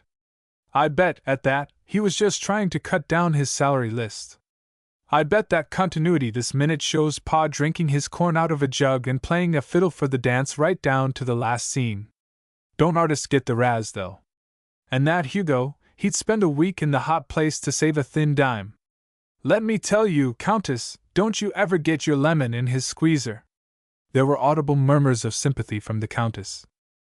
And so the old trooper had to start out Monday morning to peddle the brush. Took him 3 days to land anything at all, and then it's nothing but a sleeping souse in a western barroom scene. In here now he is, something the Acme people are doing. He's had 3 days, just lying down with his back against a barrel sleeping. He's not to wake up even when the fight starts, but sleep right on through it, which they say will be a good gag. Well, maybe. But it's tough on his home. He gets all his rest daytimes and keeps us restless all night making a new kind of beer and tending his still, and so on. You bet Ma and I, the minute he's through with this piece, are going pronto to get that face of his as naked as the day he was born. Pa's so temperamental, like that time he was playing a bishop and never touched a drop for 5 weeks, and in bed every night at 9:30. Me? Oh, I'm having a bit of my own in this Acme piece. God's great outdoors, I think it is. Anyway, I'm to be a little blonde hussy in the barroom, sitting on the miners' knees and all like that, so they'll order more drinks. It certainly takes all kinds of art to make an artist. And next week I got some shipwreck stuff for Baxter, and me with bronchial pneumonia right this minute, and hating tank stuff, anyway. Well, Countess, don't take any counterfeit money. So long. She danced through a doorway and was gone. She was one who seldom descended to plain walking. She would manage a dance step even in the short distance from the casting office door to the window. It was not of such material, Merton Gill was sure, that creative artists were molded. And there was no question now of his own utter seriousness. The situation hourly grew more desperate. For a week he had foregone the drugstore pie, so that now he recalled it as very wonderful pie indeed, but he dared no longer indulge in this luxury. An occasional small bag of candy and as much sugar as he could juggle into his coffee must satisfy his craving for sweets. Stoically he awaited the end, some end. The moving picture business seemed to be still on the rocks, but things must take a turn. He went over the talk of the Montague girl. Her father had perhaps been unfairly treated, but at least he was working again. And there were other actors who would go unshaven for even a sleeping part in the barroom scene of God's great outdoors. Merton Gill knew one, and rubbed his shaven chin. He thought, too, of the girl's warning about counterfeit money. He had not known that the casting director's duties required her to handle money, but probably he had overlooked this item in her routine. And was counterfeit money about? He drew out his own remaining bill and scrutinized it anxiously. It seemed to be genuine. He hoped it was, for Mrs. Patterson's sake, and was relieved when she accepted it without question that night. Later he tested the handful of silver that remained to him and prayed earnestly that an increase of prosperity be granted to producers of the motion picture. With the silver he eked out another barren week, only to face a day the evening of which must witness another fiscal transaction with Mrs. Patterson. And there was no longer a bill for this heartless society creature. He took a long look at the pleasant little room as he left it that morning. The day must bring something, but it might not bring him back that night. At the drugstore he purchased a bowl of vegetable soup, loaded it heavily with catsup at intervals when the attendant had other matters on his mind, and seized an extra half portion of crackers left on their plate by a satiated neighbor. He cared little for catsup, but it doubtless bore nourishing elements, and nourishment was now important. He crumpled his paper napkin and laid upon the marble slab a trifling silver coin. It was the last of his hoard. When he should eat next and under what circumstances were now as uncertain as where he should sleep that night, though he was already resolving that catsup would be no part of his meal. It might be well enough in its place, but he had abundantly proved that it was not, strictly speaking, a food. He reached the Holden studios and loitered outside for half an hour before daring the daily inquiry at the window. Yet, when at last he did approach it, his waning faith in prayer was renewed, for here in his direst hour was cheering news. It seemed even that his friend beyond the window had been impatient at his coming. "Just like you to be late when there's something doing," she called to him with friendly impatience. "Get over to the dressing rooms on the double quick. It's the Victor people doing some Egyptian stuff. They'll give you a costume. Hurry along!" And he had lingered over a bowl of soggy crackers soaked, at the last, chiefly in catsup. He hurried, with a swift word of thanks. In the same dressing room where he had once been made up as a Broadway pleasure seeker, he now donned the flowing robe and burnous of a Bedouin, and by the same grumbling extra his face and hands were stained the rich brown of children of the desert. A dozen other men of the paler race had undergone the same treatment. A sheik of great stature and noble mien smoked an idle cigarette in the doorway. He was accoutred with musket and with pistols in his belt. An assistant director presently herded the desert men down an alley between two of the big stages and to the beginning of the Oriental street that Merton had noticed on his first day within the Holden walls. It was now peopled picturesquely with other Bedouins. Banners hung from the walls and veiled ladies peeped from the lattice balconies. A camel was led excitingly through the crowded way, and donkeys and goats were to be observed. It was a noisy street until a whistle sounded at the farther end, then all was silence while the voice of Henshaw came through the megaphone. It appeared that long shots of the street were Henshaw's first need. Up and down it Merton Gill strolled in a negligent manner, stopping perhaps to haggle with the vendor who sold sweetmeats from a tray, or to chat with a tribal brother fresh from the sandy wastes, or to purchase a glass of milk from the man with the goats. He secured a rose from the flower seller, and had the inspiration to toss it to one of the discreet balconies above him. But as he stepped back to do this, he was stopped by the watchful assistant director who stood just inside a doorway. "Hey, Bill, none of that! Keep your head down, and pay no attention to the dames. It ain't done." He strolled on with the rose in his hand. Later, and much nearer the end of the street where the cameras were, he saw the sheik of noble mien halt the flower seller, haggle for another rose, place this daintily behind his left ear and stalk on, his musket held over one shoulder, his other hand on a belted pistol. Merton disposed of his rose in the same manner. He admired the sheik for his stature, his majestic carriage, his dark, handsome, yet sinister face with its brooding eyes. He thought this man, at least, would be a true Arab, some real son of the desert who had wandered afar. His manner was so much more authentic than that of the extra people all about. A whistle blew and the street action was suspended. There was a long wait, while cameras were moved up and groups formed under the direction of Henshaw and his assistant. A band of Bedouins were now to worship in the porch of a mosque. Merton Gill was among these. The assistant director initiated them briefly into Muslim rites. Upon prayer rugs they bowed their foreheads to earth in the direction of Mecca. "What's the idea of this here?" demanded Merton Gill's neighbor in aggrieved tones. "SSH," cautioned Merton. "It's Mass or something like that." And they bent in unison to this noontide devotion. When this was done, Henshaw bustled into the group. "I want about a dozen or 15 good types for the cafe," he explained to his assistant. Merton Gill instinctively stood forward, and was presently among those selected. "You'll do," said Henshaw, nodding. The director, of course, had not remembered that this was the actor he had distinguished in The Blight of Broadway, yet he had again chosen him for eminence. It showed, Merton felt, that his conviction about the screen value of his face was not ill-founded. The selected types were now herded into a dark, narrow, low-ceiled room with a divan effect along its 3 walls. A grizzled Arab made coffee over a glowing brazier. Merton Gill sat cross-legged on the divan and became fearful that he would be asked to smoke the nargileh which the assistant director was now preparing.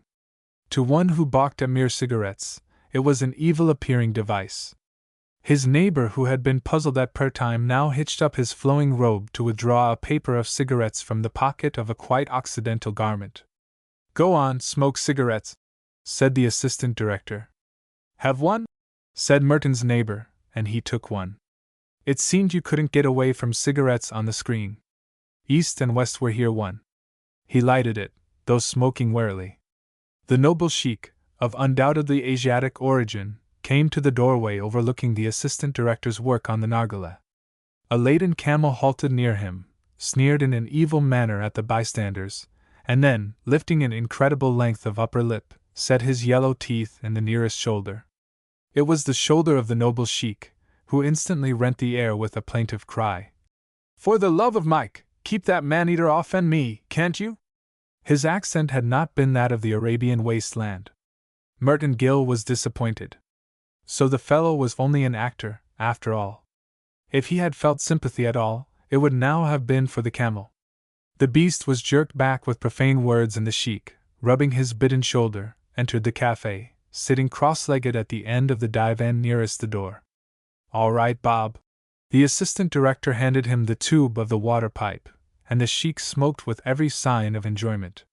Merton Gill resolved never to play the part of an Arab sheik, at the mercy of man-eating camels and having to smoke something that looked murderous.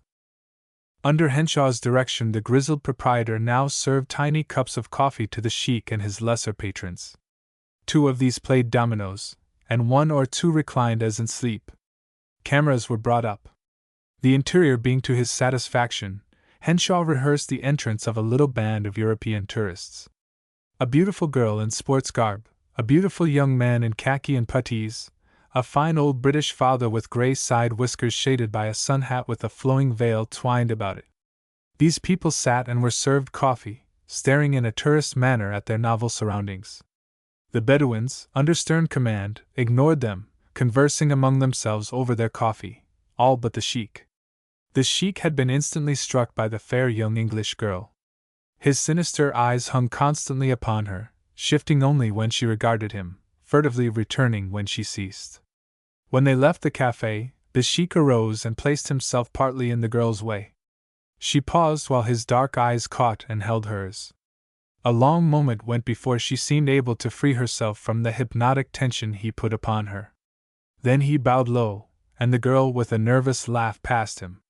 It could be seen that the sheik meant her no good. He stepped to the door and looked after the group. There was evil purpose in his gaze. Merton Gill recalled something of Henshaw's words the first day he had eaten at the cafeteria. "They find this deserted tomb just at nightfall, and he's alone there with the girl, and he could do anything, but the kick for the audience is that he's a gentleman and never lays a finger on her." This would be the story. Probably the sheik would now arrange with the old gentleman in the sun hat to guide the party over the desert, and would betray them in order to get the beautiful girl into his power. Of course there would be a kick for the audience when the young fellow proved to be a gentleman in the deserted tomb for a whole night. Any moving picture audience would expect him under these propitious circumstances to be quite otherwise, if the girl were as beautiful as this one. But there would surely be a greater kick when the sheik found them in the tomb and bore the girl off on his camel, after a fight in which the gentleman was momentarily worsted. But the girl would be rescued in time, and probably the piece would be called Desert Passion. He wished he could know the ending of the story. Indeed, he sincerely wished he could work in it to the end, not alone because he was curious about the fate of the young girl and the bad sheik's power. Undoubtedly the sheik would not prove to be a gentleman, but Merton would like to work to the end of the story because he had no place to sleep and but little assurance of wholesome food. Yet this, it appeared, was not to be. Already word had run among the extra people. Those hired today were to be used for today only. Tomorrow the desert drama would unfold without them. Still, he had a day's pay coming. This time, though, it would be but $5. His dress suit had not been needed. And $5 would appease Mrs. Patterson for another week. Yet what would be the good of sleeping if he had nothing to eat? He was hungry now. Thin soup, ever so plenteously spiced with catsup, was inadequate provender for a working artist. He knew, even as he sat there cross-legged, an apparently self-supporting and carefree Bedouin, that this ensuing $5 would never be seen by Mrs. Patterson. There were a few more shots of the cafe's interior during which one of the inmates carefully permitted his half-consumed cigarette to go out. After that a few more shots of the lively street which, it was now learned, was a street in Cairo. Earnest efforts were made by the throngs in these scenes to give the murderous camel plenty of headroom. Some close-ups were taken of the European tourists while they bargained with a native merchant for hammered brassware and rare shawls. The bad sheik was caught near the group bending an evil glare upon the beauteous English girl, and once the camera turned while she faced him with a little shiver of apprehension. Later the sheik was caught bargaining for a camel train with the innocent-looking old gentleman in the sun hat. Undoubtedly the sheik was about to lead them into the desert for no good purpose. A dreadful fate seemed in store for the girl, but she must be left to face it without the support of Merton Gill. The lately hired extras were now dismissed. They trooped back to the dressing room to doff their flowing robes and remove the Bedouin make-up. Merton Gill went from the dressing room to the little window through which he had received his robe, and his slip was returned to him signed by the assistant director. It had now become a paper of value, even to Mrs. Patterson, but she was never to know this, for its owner went down the street to another window and relinquished it for a $5 bill.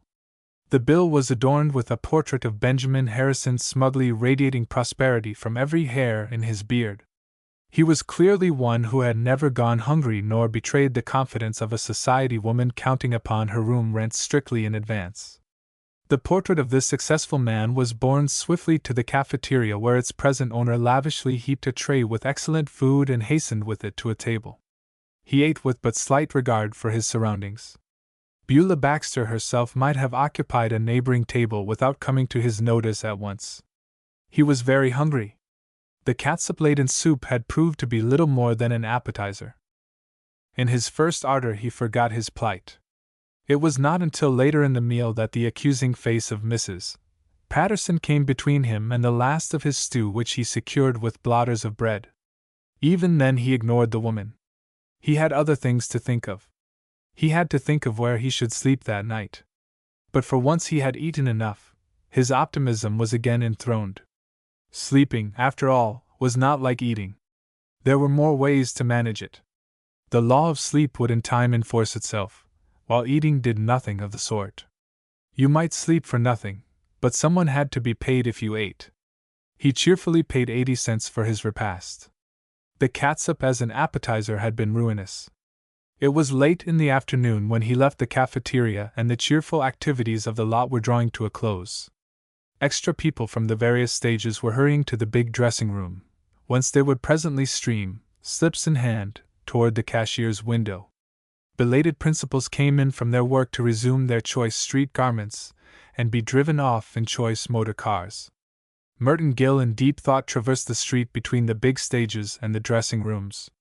Still in deep thought he retraced his steps, and at the front office turned off to the right on a road that led to the deserted street of the western town. His head bowed in thought he went down the silent thoroughfare, his footsteps echoing along the way lined by the closed shops. The Happy Days saloon and Joe, buy or sell, the pool room and the restaurant, alike slept for want of custom. He felt again the eeriness of this desertion, and hurried on past the silent places. Emerging from the lower end of this street, he came upon a log cabin where activity still survived. He joined the group before its door. Inside, 2 cameras were recording some drama of the rude frontier. Over glowing coals in the stone fireplace, a beautiful young girl prepared food in a long-handled frying pan. At a table in the room's center, 2 bearded miners seemed to be appraising a buckskin pouch of nuggets, pouring them from hand to hand. A candle stuck in a bottle flickered beside them. They were honest, kindly-faced miners, roughly dressed and heavily bearded, but it could be seen that they had hearts of gold. The beautiful young girl, who wore a simple dress of blue calico, and whose hair hung about her fair face in curls of a radiant buff, now served them food and poured steaming coffee from a large pot. The miners seemed loath to eat, being excited by the gold nuggets. They must have struck it rich that day, Merton Gill divined, and now with wealth untold they would be planning to send the girl east to school. They both patted her affectionately, keeping from her the great surprise they had in store. The girl was arch with them, and prettily kissed each upon his bald head. Merton at once saw that she would be the daughter of either, she would be their ward. And perhaps they weren't planning to send her to school. Perhaps they were going to send her to fashionable relatives in the East, where she would unwittingly become the rival of her beautiful but cold-hearted cousin for the hand of a rich young stockbroker, and be ill-treated and long for the old miners who would get word of it and buy some fine clothes from Joe, buy or sell, and go east to the consternation of the rich relatives and see that their little mountain flower was treated right. As he identified this photoplay, he studied the interior of the cabin, the rough table at which the 3 now ate, the makeshift chairs, the rifle over the fireplace, the picks and shovels, the shelf along the wall with its crude dishes, the calico curtain screening off what would be the dressing room of the little mountain flower. It was a homelike room, for all its roughness. Along one wall were 2 bunks, one above the other, well supplied with blankets. The director, after a final shot of one of the miners being scalded by his coffee which he drank from a saucer, had said, "All right, boys. We'll have the fight first thing in the morning." Merton Gill passed on. He didn't quite know what the fight would be about. Surely the 2 miners wouldn't fight. Perhaps another miner of loose character would come along and try to jump their claim, or attempt some dirty work with the little girl. Something like that. He carried with him the picture of the homey little ulterior, the fireplace with its cooking utensils, the 2 bunks with their ample stock of blankets, the crude door closed with a wooden bar and a leather latch string, which hung trustfully outside. In other circumstances, chiefly those in which Merton Gill had now been the prominent figure in the film world he meant one day to become, he would on this night have undoubtedly won public attention for his mysterious disappearance. The modest room in the Patterson home, to which for 3 months he had unfailingly come after the first picture show, on this night went untenanted. The guardian at the Holden gate would have testified that he had not passed out that way, and the way through the offices had been closed at 5, subsequent to which hour several witnesses could have sworn to seeing him still on the lot. In the ensuing search, even the tank at the lower end of the lot might have been dragged, without result. Being little known to the public, however, and in the Patterson home it being supposed that you could never tell about motion picture actors, his disappearance for the night caused absolutely no slightest ripple. Public attention as regarded the young man remained at a mirror-like calm, unflawed by even the mildest curiosity. He had been seen, perhaps, though certainly not noted with any interest, to be one of the group watching a night scene in front of one of the Fifth Avenue mansions. Lights shone from the draped windows of this mansion, and from its portals issued none other than Muriel Mercer, who, as Vera Vanderpool, freed at last from the blight of Broadway, was leaving her palatial home to cast her lot finally with the ardent young tenement worker with the high forehead. She descended the brownstone steps, paused once to look back upon the old home where she had been taught to love pleasure above the worthwhile things of life, then came on to the waiting limousine, being greeted here by the young man with the earnest forehead who had won her to the better way. The missing youth might later have been observed, but probably was not, walking briskly in the chill night toward the gate that led to the outer world. But he wheeled abruptly before reaching this gate, and walked again briskly, this time debouching from the main thoroughfare into the black silence of the western village. Here his pace slackened, and halfway down the street he paused irresolutely. He was under the wooden porch of the fashion restaurant, Give Our Tamales a Trial. He lingered here but a moment, however, then lurked on down the still thoroughfare, keeping well within the shadow of the low buildings. Just beyond the street was the log cabin of the big-hearted miners. A moment later he could not have been observed even by the keenest eye. Nothing marked his disappearance, at least nothing that would have been noted by the casual-minded. He had simply gone. He was now no more than the long-vanished cowboys and sheriffs and gamblers and petty tradesmen who had once peopled this street of silence and desolation. A night watchman came walking presently, flashing an electric torch from side to side. He noticed nothing. He was, indeed, a rather imaginative man, and he hoped he would not notice anything. He did not like coming down this ghostly street, which his weak mind would persist in peopling with phantom crowds from long-played picture dramas. It gave him the creeps, as he had more than once confessed. He hurried on, flashing his torch along the blind fronts of the shops in a perfunctory manner. He was especially nervous when he came to corners. And he was glad when he issued from the little street into the wider one that was well lighted. How could he have been expected to notice a very trifling incongruous detail as he passed the log cabin? Indeed, many a keener-eyed and entirely valorous night watchman might have neglected to observe that the leathern latch-string of the cabin's closed door was no longer hanging outside. Chapter 8. Clifford Armitage, the Outlaw. Dawn brought the wide stretches of the Holden lot into gray relief. It lightened the big yellow stages and crept down the narrow street of the western town where only the ghosts of dead plays stalked. It burnished the rich fronts of the Fifth Avenue mansions, and in the next block illumined the rough sides of a miner's cabin. With more difficulty it seeped through the blurred glass of the one window in this structure and lightened the shadows of its interior to a pale gray. The long-handled frying pan rested on the hearth where the little girl had left it. The dishes of the overnight meal were still on the table, the vacant chairs sprawled about it, and the rifle was in its place above the rude mantel. The picks and shovels awaited the toil of a new day. All seemed as it had been when the director had closed the door upon it the previous night. But then the blankets in the lower bunk were seen to heave and to be thrust back from the pale face of Merton Gill. An elbow came into play, and the head was raised. A gaze still vague with sleep traveled about the room in dull alarm. He was waking up in his little room at the Patterson house, and he couldn't make it look right. He rubbed his eyes vigorously and pushed himself farther up. His mind resumed its broken threads. He was where he had meant to be from the moment he had spied the blankets in those bunks. In quicker alarm, now, he reached for his watch. Perhaps he had slept too late and would be discovered, arrested, jailed. He found his watch on the floor beside the bunk. 7 o'clock. He was safe. He could dress at leisure, and presently be an early arriving actor on the Holden lot. He wondered how soon he could get food at the cafeteria. Sleeping in this mountain cabin had cursed him with a ravenous appetite, as if he had indeed been far off in the keen air of the north woods. He crept from the warm blankets, and from under the straw mattress, in which one of the miners had hidden the pouch of nuggets, he took his newly pressed trousers.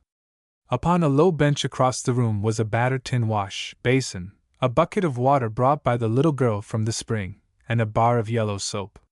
He made a quick toilet, and at 7:30, a good hour before the lot would wake up, he was dressed and at the door. It might be chancy, opening that door, so he peered through a narrow crack at first, listening intently. He could hear nothing and no one was in sight. He pushed the latch, string through its hole, then opened the door enough to emit his slender shape. A moment later, 10 feet from the closed door, he stood at ease, scanning the log cabin as one who, passing by, had been attracted by its quaint architecture. Then, glancing in both directions to be again sure that he was unobserved, he walked away from his new home. He did not slink furtively. He took the middle of the street, and there was a bit of swagger to his gait. He felt rather set up about this adventure. He reached what might have been called the lot's civic center, and cast a patronizing eye along the ends of the big stages and the long, low dressing room building across from them. Before the open door of the warehouse he paused to watch a truck being loaded with handsome furniture. A drawing room was evidently to be set on one of the stages. Rare rugs and beautiful chairs and tables were carefully brought out. He had rather a superintending air as he watched this process. He might have been taken for the owner of these costly things, watching to see that no harm befell them. He strolled on when the truck had received its load. Such people as he had met were only artisans, carpenters, electricians, propertymen. He faced them all confidently, with glances of slightly amused tolerance.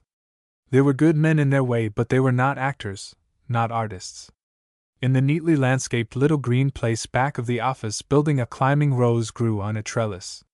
He plucked a pink bud, fixed it in his lapel, and strolled down the street past the dressing rooms. Across from these the doors of the big stages were slid back, and inside he could see that sets were being assembled.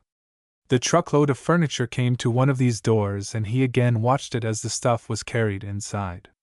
For all these workmen knew, he might presently be earning a princely salary as he acted amid these beautiful objects, perhaps attending a reception in a Fifth Avenue mansion where the father of a beautiful New York society girl would tell him that he must first make good before he could aspire to her hand.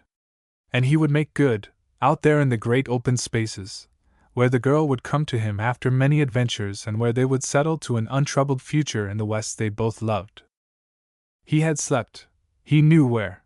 With luck, he could sleep again, and he had money in his pocket for several more ample meals. At this moment he felt equal to anything. No more than pleasantly aware of his hunger, sharpened by the walk in this keen morning air, he made a nonchalant progress toward the cafeteria. Motor cars were now streaming through the gate, disgorging other actors, trim young men and beautiful young women who must hurry to the dressing rooms while he could sit at ease in a first-class cafeteria and eat heavily of sustaining foods. Inside he chose from the restricted menu offered by the place at this early hour and ate in a leisurely, almost condescending manner. Half a dozen other early-comers wolfed their food as if they feared to be late for work, but he suffered no such anxiety. He consumed the last morsel that his tray held, drained his cup of coffee, and jingled the abundant silver coin in his pocket. True, underneath it, as he plumed himself upon his adventure, was a certain pestering consciousness that all was not so well with him as observers might guess. But he resolutely put this away each time it threatened to overwhelm him. He would cross no bridge until he came to it. He even combated this undercurrent of sanity by wording part of an interview with himself some day to appear in Photoland. Clifford Armitage smiled that rare smile which his admirers have found so winning on the silver screen, a smile reminiscent, tender, eloquent of adversities happily surmounted. Yes, he said frankly in the mellow tones that are his, I guess there were times when I almost gave up the struggle. I recall one spell, not so many years ago, when I camped informally on the Holden lot, sleeping where I could find a bed and stinting myself in food to eke out my little savings. Yet I look back upon that time. He mischievously pulled the ears of the magnificent Great Dane that lolled at his feet, as one of the happiest in my career, because I always knew that my day would come. I had done only a few little bits, but they had stood out, and the directors had noticed me. Not once did I permit myself to become discouraged, and so I say to your readers who may feel that they have in them the stuff for truly creative screen art. He said it, dreaming above the barren tray. Said it as Harold Parmalee had said it in a late interview extorted from him by Augusta Blivens for the refreshment of his host of admirers who read Photoland. He was still saying it as he paid his check at the counter, breaking off only to reflect that 55 cents was a good deal to be paying for food so early in the day. For of course he must eat again before seeking shelter of the humble miner's cabin. It occurred to him that the blankets might be gone by nightfall. He hoped they would have trouble with the fight scene. He hoped there would be those annoying delays that so notoriously added to the cost of producing the screen drama. Long waits, when no one seemed to know what was being waited for, and bored actors lounged about in apathy. He hoped the fight would be a long fight. You needed blankets even in sunny California. He went out to pass an enlivening day, fairly free of misgiving. He found an abundance of entertainment. On one stage he overlooked for half an hour a fragment of the desert drama which he had assisted the previous day.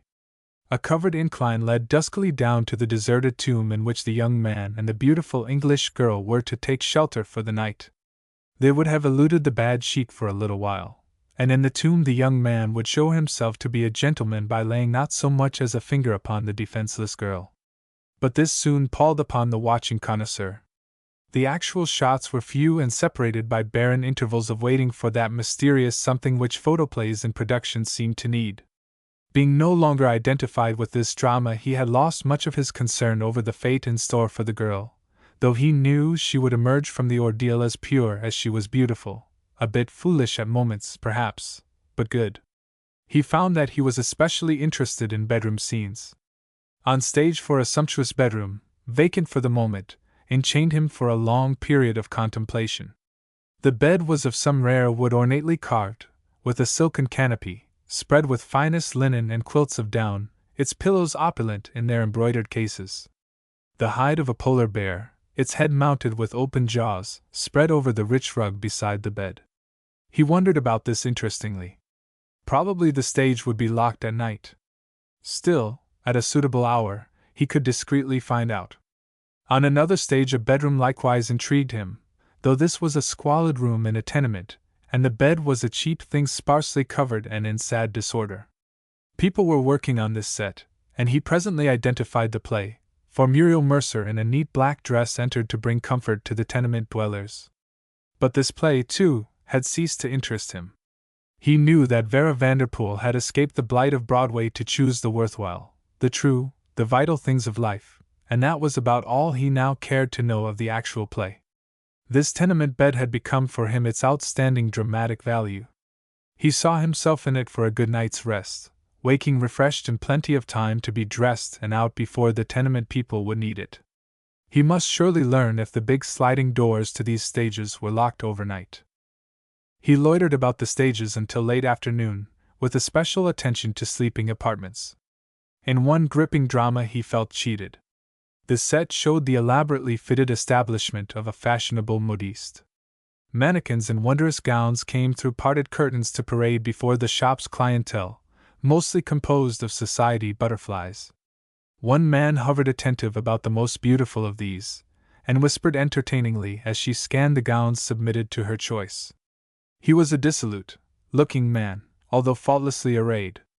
His hair was thin, his eyes were cruel, and his face bespoke self-indulgence.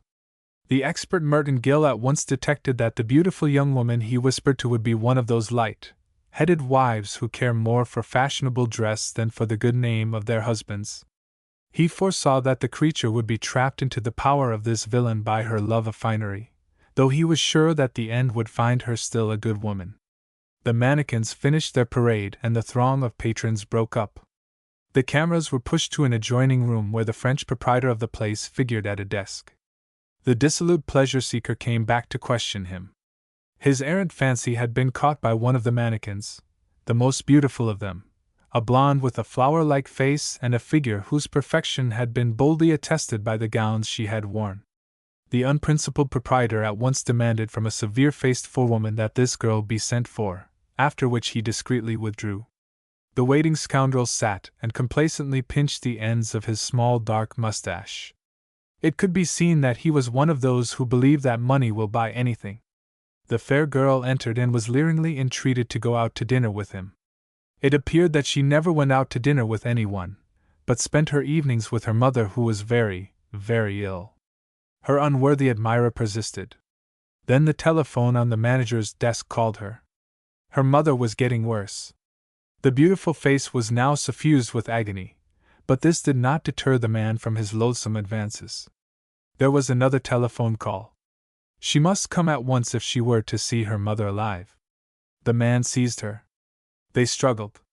All seemed lost, even the choice gown she still wore, but she broke away to be told over the telephone that her mother had died.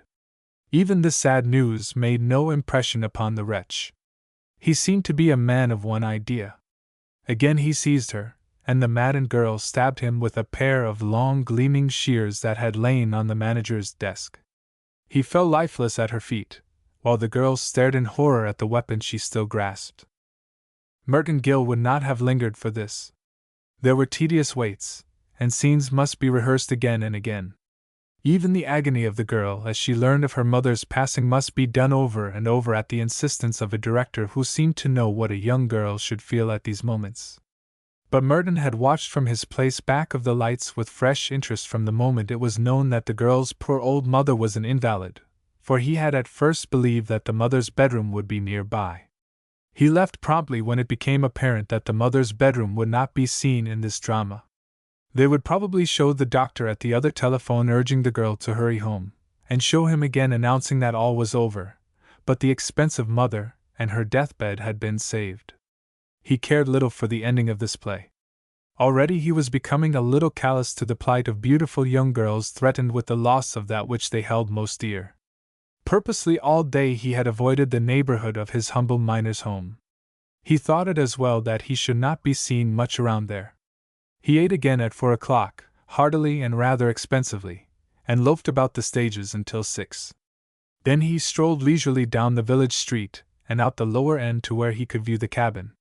Work for the day was plainly over. The director and his assistant lingered before the open door in consultation. A property man and an electrician were engaged inside, but a glance as he passed showed that the blankets were still in the bunks. He did not wait to see more, but passed on with all evidences of disinterest in this lowly abode. He ascertained that night that the fight must have been had. The table was overturned, one of the chairs wrecked, and there were other signs of disorder. Probably it had been an excellent fight. Probably these primitive men of the woods had battled desperately. But he gave little consideration to the combat, and again slept warmly under the blankets. Perhaps they would fight again tomorrow, or perhaps there would be less violent bits of the drama that would secure him another night of calm repose. The following morning found him slightly disturbed by two unforeseen needs arising from his novel situation. He looked carefully at his collar, wondering how many days he would be able to keep it looking like a fresh collar, and he regretted that he had not brought his safety razor to this new home. Still, the collar was in excellent shape as yet, and a scrutiny of his face in the cracked mirror hanging on the log wall determined that he could go at least another day without shaving. His beard was of a light growth, gentle in texture, and he was yet far from the plight of Mr. Montague. Eventually, to be sure, he would have to go to the barber's shop on the lot and pay money to be shaved, which seemed a pity, because an actor could live indefinitely unshaven but could live without food for the merest fragment of time. He resolved to be on the lookout that day for a barbershop set. He believed they were not common in the photodrama, still one might be found. He limited himself to the lightest of breakfasts. He had timidly refrained from counting his silver, but he knew he must be frugal. He rejoiced at this economy until late afternoon when, because of it, he simply had to eat a heavier dinner than he had expected to need. There was something so implacable about this demand for food. If you skimped in the morning, you must make amends at the next meal. He passed the time as on the previous day, a somewhat blasé actor resting between pictures, and condescending to beguile the tedium by overlooking the efforts of his professional brethren. He could find no set that included a barber shop, although there were beds on every hand. He hoped for another night in the cabin, but if that were not to be, there was a bed easy of access on stage 3. When he had observed it, a ghastly old father was coughing out his life under its blankets, nursed only by his daughter, a beautiful young creature who sewed by his bedside, and who would doubtless be thrown upon the world in the very next reel, though, Merton was glad to note, probably not until the next day.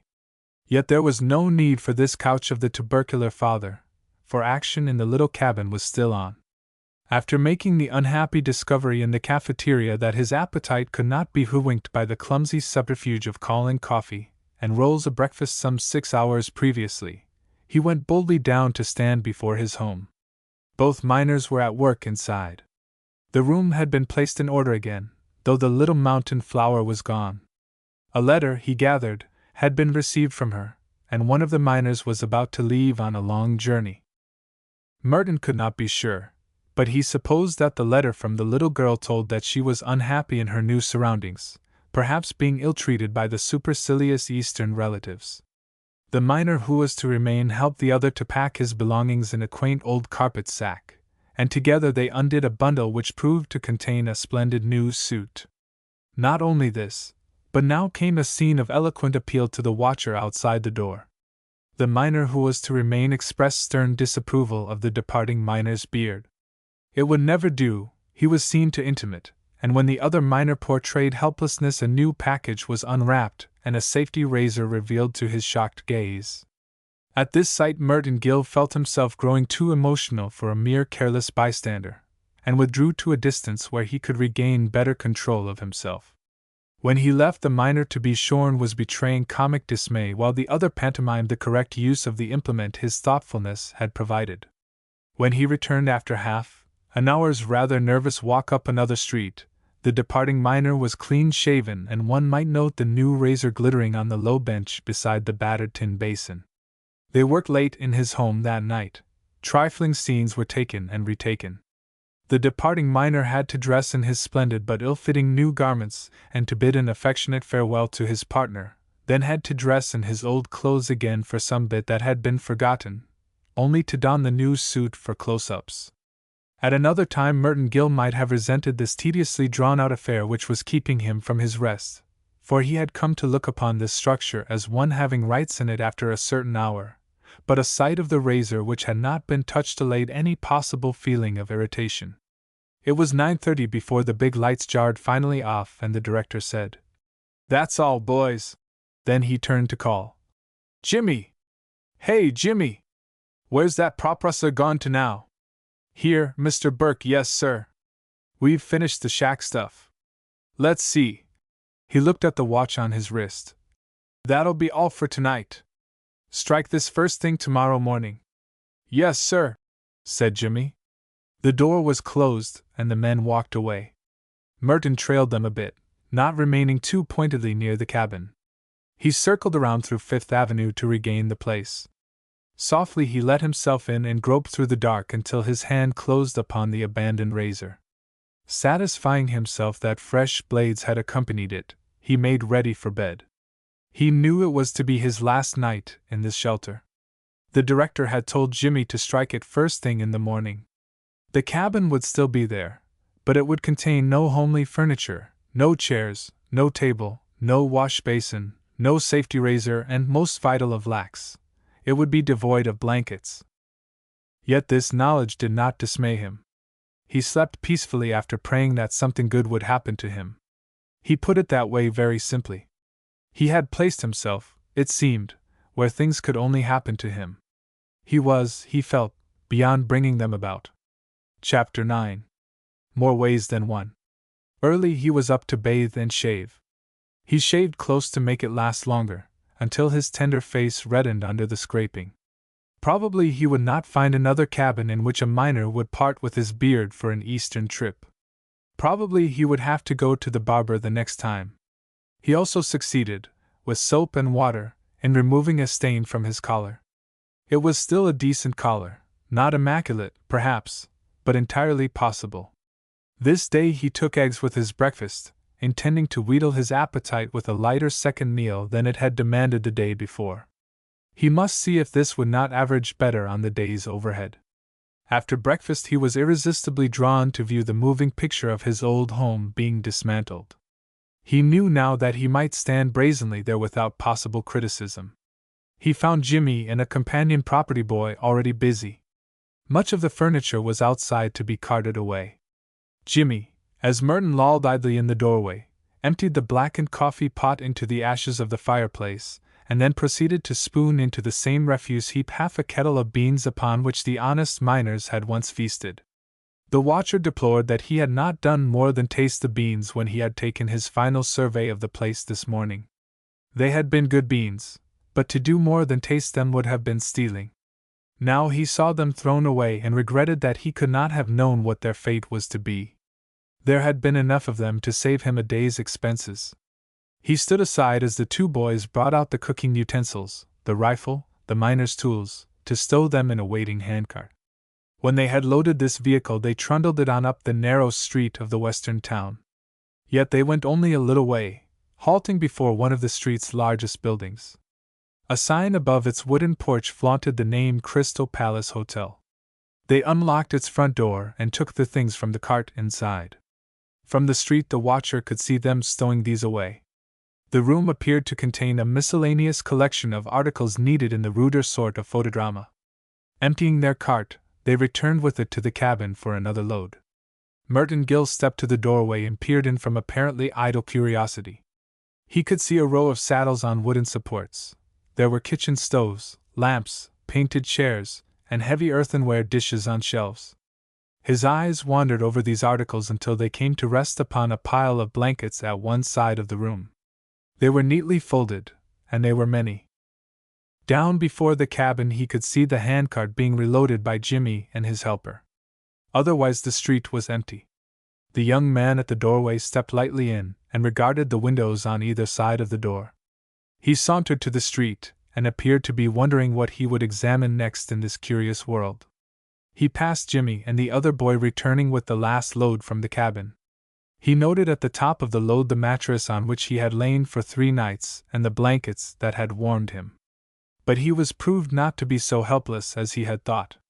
Again he knew where a good night's rest might be had by one using ordinary discretion. Again that day, the 4th of his double life, he went the mad pace, a well-fed, carefree youth, sauntering idly from stage to stage, regarding nonchalantly the joys and griefs, the twistings of human destiny there variously unfolded. Not only was he this to the casual public notice, to himself he was this, at least consciously. True, in those nether regions of the mind so lately discovered and now being so expertly probed by science, in the mind's dark basement, so to say, a certain unlovely fronted dragon of reality would issue from the gloom where it seemed to have been lurking and force itself upon his notice. This would be at oddly contented moments when he least feared the future, when he was most successfully being to himself all that he must seem to others. At such times when he leisurely walked a world of plenty and fruition, the dragon would half emerge from its subconscious lair to chill him with its head composed entirely of repellent facts. Then a stout effort would be required to send the thing back where it belonged, to those lower, decently hidden levels of the mind, life. And the dragon was cunning. From hour to hour, growing more restive, it employed devices of craft and subtlety. As when Merton Gill, carefree to the best of his knowledge, strolling lightly to another point of interest, graciously receptive to the pleasant life about him, would suddenly discover that a part of his mind without superintendence had for some moments been composing a letter, something that ran in effect: Mr. Gashweiler, dear sir, I have made certain changes in my plans since I first came to sunny California and getting quite a little homesick for good old Simsbury, and I thought I would write you about taking back my old job in the Emporium, and now about the money for the ticket back to Simsbury. The railroad fare is... He was truly amazed when he found this sort of thing going on in that part of his mind he didn't watch. It was scandalous. He would indignantly snatch the half-finished letter and tear it up each time he found it unaccountably underway. It was surely funny the way your mind would keep doing things you didn't want it to do. As, again, this very morning when, with his silver coin out in his hand, he had merely wished to regard it as a great deal of silver coin, a store of plenty against famine, which indeed it looked to be under a not 2-minute scrutiny. It looked like as much as $2.50, and he would have preferred to pocket it again with this impression. Yet that rebellious other part of his mind had basely counted the coin even while he eyed it approvingly, and it had persisted in shouting aloud that it was not $2.50 but $1.85. The counting part of the mind made no comment on this discrepancy. It did not say that this discovery put things in a very different light. It merely counted, registered the result, and ceased to function, with an air of saying that it would ascertain the facts without prejudice, and you could do what you liked about them. It didn't care. That night a solitary guest enjoyed the quiet hospitality of the Crystal Palace Hotel. He might have been seen, but was not, to effect a late evening entrance to this snug inn by means of a front window which had, it would seem, at some earlier hour of the day, been unfastened from within. Here a not too luxurious but sufficing bed was contrived on the floor of the lobby from a pile of neatly folded blankets at hand, and a second night's repose was enjoyed by the lonely patron, who again at an early hour of the morning, after thoughtfully refolding the blankets that had protected him, was at some pains to leave the place as he had entered it without attracting public notice, perchance of unpleasant character. On this day it would not have been possible for any part of the mind whatsoever to misvalue the remaining treasure of silver coin. It had become inconsiderable, and even if kept from view could be, and was, counted again and again by mere blind fingertips. They contracted, indeed, a senseless habit of confining themselves in a trouser's pocket to count the $half, the quarter, and the 2 dimes long after the total was too well known to its owner. Nor did this total, unimpressive at best, long retain even these poor dimensions. A visit to the cafeteria, in response to the imperious demands of a familiar organic process, resulted in less labor, by 2 dimes, for the stubbornly reiterative fingertips. An ensuing visit to the Holden Lot barber, in obedience to social demands construed to be equally imperious with the physical, reduced all subsequent counting, whether by fingertips or a glance of the eye, to barest mechanical routine. A single $half is easy to count. Still, on the following morning there were 2 coins to count. True, both were dimes. A diligent search among the miscellany of the Crystal Palace Hotel had failed to reveal a single razor. The razor used by the miners should in all reason have been found, but there was neither that nor any other. The baffled seeker believed there must have been crooked work somewhere. Without hesitation he found either Jimmy or his companion to be guilty of malfeasance in office. But at least one item of more or less worried debate was eliminated. He need no longer weigh mere surface gentility against the stern demands of an active metabolism. A shave cost a quarter. 20 cents would not buy a shave, but it would buy at the cafeteria something more needful to anyone but a fop. He saw himself in the days to come, if there were very many days to come, of which he was now not too certain, descending to the unwholesome artistic level of the elder Montague. He would, in short, be compelled to peddle the brush. And of course as yet it was nothing like a brush, nothing to kindle the eye of a director needing genuine brushes. In the early morning light he fingered a somewhat gaunt chin, and wondered how long they would require to grow. Not yet could he be taken for one of those actors compelled by the rigorous exactions of creative screen art to let nature have its course with his beard. At present he merely needed a shave. And the collar had not improved with usage. Also, as the day wore on, coffee with 1 egg proved to have been not long enduring fare for this private in the army of the unemployed. Still, his morale was but slightly impaired. There were always ways, it seemed. And the later hours of the hungry afternoon were rather pleasantly occupied in dwelling upon one of them. The sole guest of the Crystal Palace Hotel entered the hostelry that night somewhat earlier than was usual. Indeed, at the very earliest moment that foot traffic through the narrow street seemed to have diminished to a point where the entry could be effected without incurring the public notice which he at these moments so sincerely shunned. After a brief interval inside the lobby he issued from his window with certain objects in hand, one of which dropped as he clambered out. The resulting clamor seemed to rouse far echoes along the dead street, and he hastily withdrew, with a smothered exclamation of dismay, about the nearest corner of the building until it could be ascertained that echoes alone had been aroused. After a little breathless waiting he slunk down the street, keeping well within friendly shadows, stepping softly, until he reached the humble cabin where so lately the honest miners had enacted their heart tragedy. He jerked the latch string of the door, and was swiftly inside, groping a way to the fireplace. Here he lighted matches, thoughtfully appropriated that morning from the cafeteria counter. He shielded the blaze with one hand while with the other he put to use the articles he had brought from his hotel. Into a tin cooking pot with a long handle he now hastily ladled well-cooked beans from the discarded heap in the fireplace, by means of an iron spoon. He was not too careful. More or less ashes accompanied the nutritious vegetables as the pot grew to be half full. That was a thing to be corrected later, and at leisure. When the last bean had been salvaged the flame of another match revealed an unsuspected item, a half-loaf of bread nestled in the ashes at the far corner of the fireplace.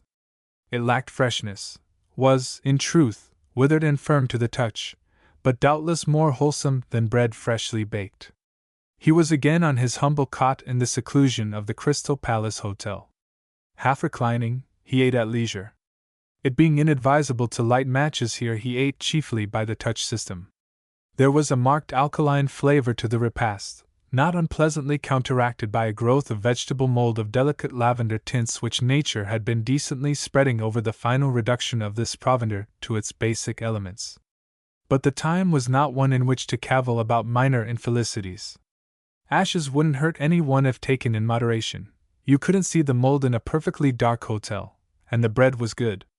The feast was prolonged until a late hour, but the tips that had accurately counted money in a dark pocket could ascertain in a dark hotel that a store of food still remained. He pulled the blankets about him and sank comfortably to rest. There was always some way. Breakfast the next morning began with the promise of only moderate enjoyment. Somehow, in the gray light sifting through the windows, the beans did not look as good as they had tasted the night before, and the early mouthfuls were less blithesome on the palate than the remembered ones of yesterday. He thought perhaps he was not so hungry as he had been at his first encounter with them. He delicately removed a pocket of ashes from the center, and tried again. They tasted better now. The mold of tender tints was again visible, but he made no effort to avoid it. For his appetite had reawakened. He was truly hungry, and ate with an entire singleness of purpose. Toward the last of the meal his conscious self feebly prompted him to quit, to save against the inevitable hunger of the night. But the voice was ignored. He was now clay to the molding of the subconscious. He could have saved a few of the beans when reason was again enthroned, but they were so very few that he fatuously thought them not worth saving. Might as well make a clean job of it. He restored the stewpan and spoon to their places and left his hotel. He was fed. Today something else would have to happen. The plush hat cocked at a rakish angle, he walked abroad with something of the old confident swagger. Once he doubtfully fingered the sprouting beard, but resolutely dismissed a half-formed notion of finding out how the Holden Lot barber would regard a proposition from a new patron to open a charge account. If nothing worse than remaining unshaven was going to happen to him, what cared he? The collar was still pretty good. Why let his beard be an incubus? He forgot it presently in noticing that the people arriving on the Holden Lot all looked so extremely well-fed. He thought it singular that he should never before have noticed how many well-fed people one saw in a day. Late in the afternoon his explorations took him beyond the lower end of his little home street, and he was attracted by sounds of the picture drama from a rude board structure labeled the High Gear Dance Hall. He approached and entered with that calm ease of manner which his days on the lot had brought to a perfect bloom. No one now would ever suppose that he was a mere sightseer or chained to the Holden Lot by circumstances over which he had ceased to exert the slightest control. The interior of the High Gear Dance Hall presented nothing new to his seasoned eye. It was the dance hall made familiar by many a smashing five-reel western. The picture was, quite normally, waiting. Electricians were shoving about the big light standards, cameras were being moved, and bored actors were loafing informally at the round tables or chatting in groups about the set. One actor alone was keeping in his part. A ragged, bearded, unkempt elderly man in red shirt and frayed overalls, a repellent felt hat pulled low over his brow, reclined on the floor at the end of the bar, his back against a barrel. Apparently he slept. A flash of remembrance from the Montague girls' talk identified this wretched creature. This was what happened to an actor who had to peddle the brush. Perhaps for days he had been compelled to sleep there in the interests of dance hall atmosphere. He again scanned the group, for he remembered, too, that the Montague girl would also be working here in God's great outdoors. His eyes presently found her. She was indeed a blonde hussy, short-skirted, low-necked, pitifully rouged, depraved beyond redemption.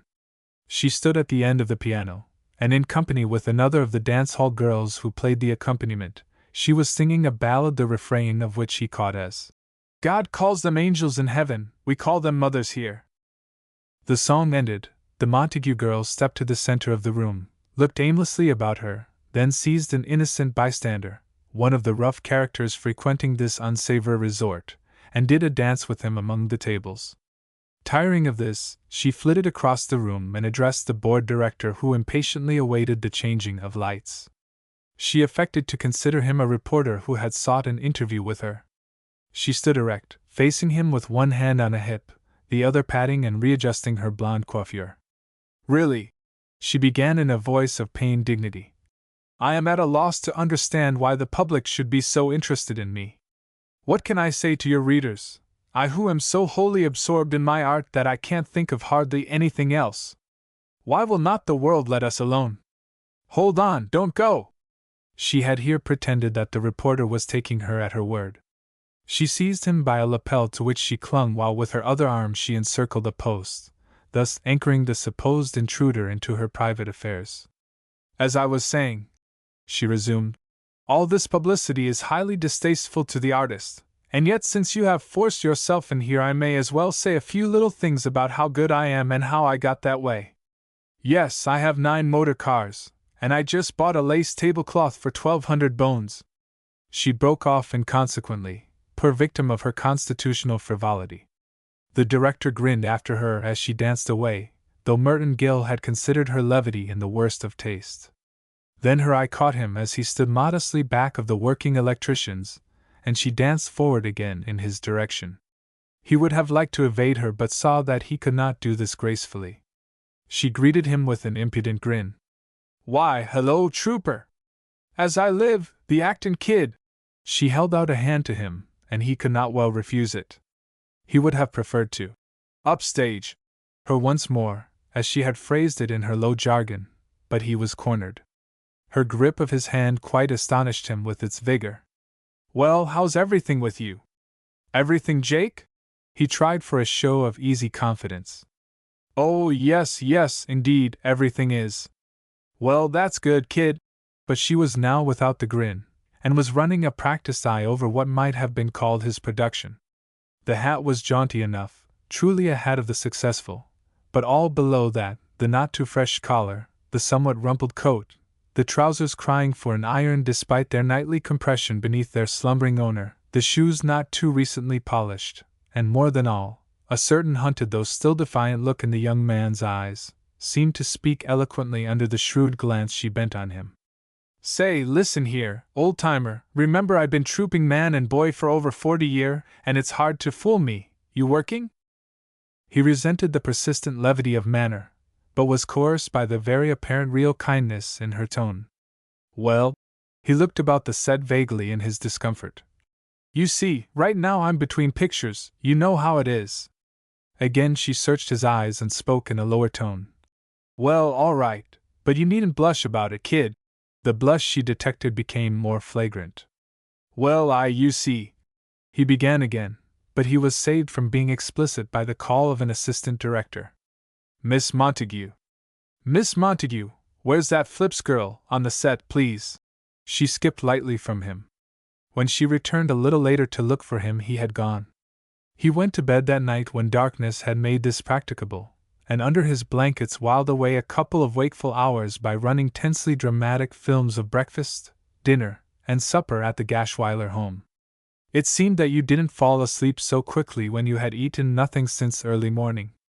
Never had he achieved such perfect photography as now of the Gashweiler corned beef hash and light biscuits, the Gashweiler hot cakes and sausage, and never had Gashweiler so impressively carved the Saturday night four-rib roast of tender beef. Gashweiler achieved a sensational triumph in the scene, being accorded all the close UPS that the most exacting of screen actors could wish. His knife work was perfect. He held his audience enthralled by his technique. Mrs. Gashweiler, too, had a small but telling part in the drama tonight, only a character bit, but one of those poignant bits that stand out in the memory. The subtitle was, Merton, won't you let me give you another piece of the mince pie? That was all, and yet, as screen artists say, it got over. There came very near to being not a dry eye in the house when the simple words were flashed beside an insert of thick, flaky-topped mince pies with quarters cut from them to reveal their noble interiors. Sleep came at last while he was regretting that lawless orgy of the morning. He needn't have cleaned up those beans in that silly way. He could have left a good half of them. He ran what might have been considered a split-reel comedy of the stewpan's bottom still covered with perfectly edible beans lightly protected with nature's own pastel-tinted shroud for perishing vegetable matter and diversified here and there with casual small deposits of ashes. In the morning something good really did happen. As he folded his blankets in the gray light, a hard object rattled along the floor from them. He picked this up before he recognized it as a mutilated fragment from the stale loaf of bread he had salvaged. He wondered how he could have forgotten it, even in the plenitude of his banquet. There it was, a mere nubbin of crust, and so hard it might almost have been taken for a petrified specimen of prehistoric bread. Yet it proved to be rarely palatable. Its flavor was exquisite. It melted in the mouth.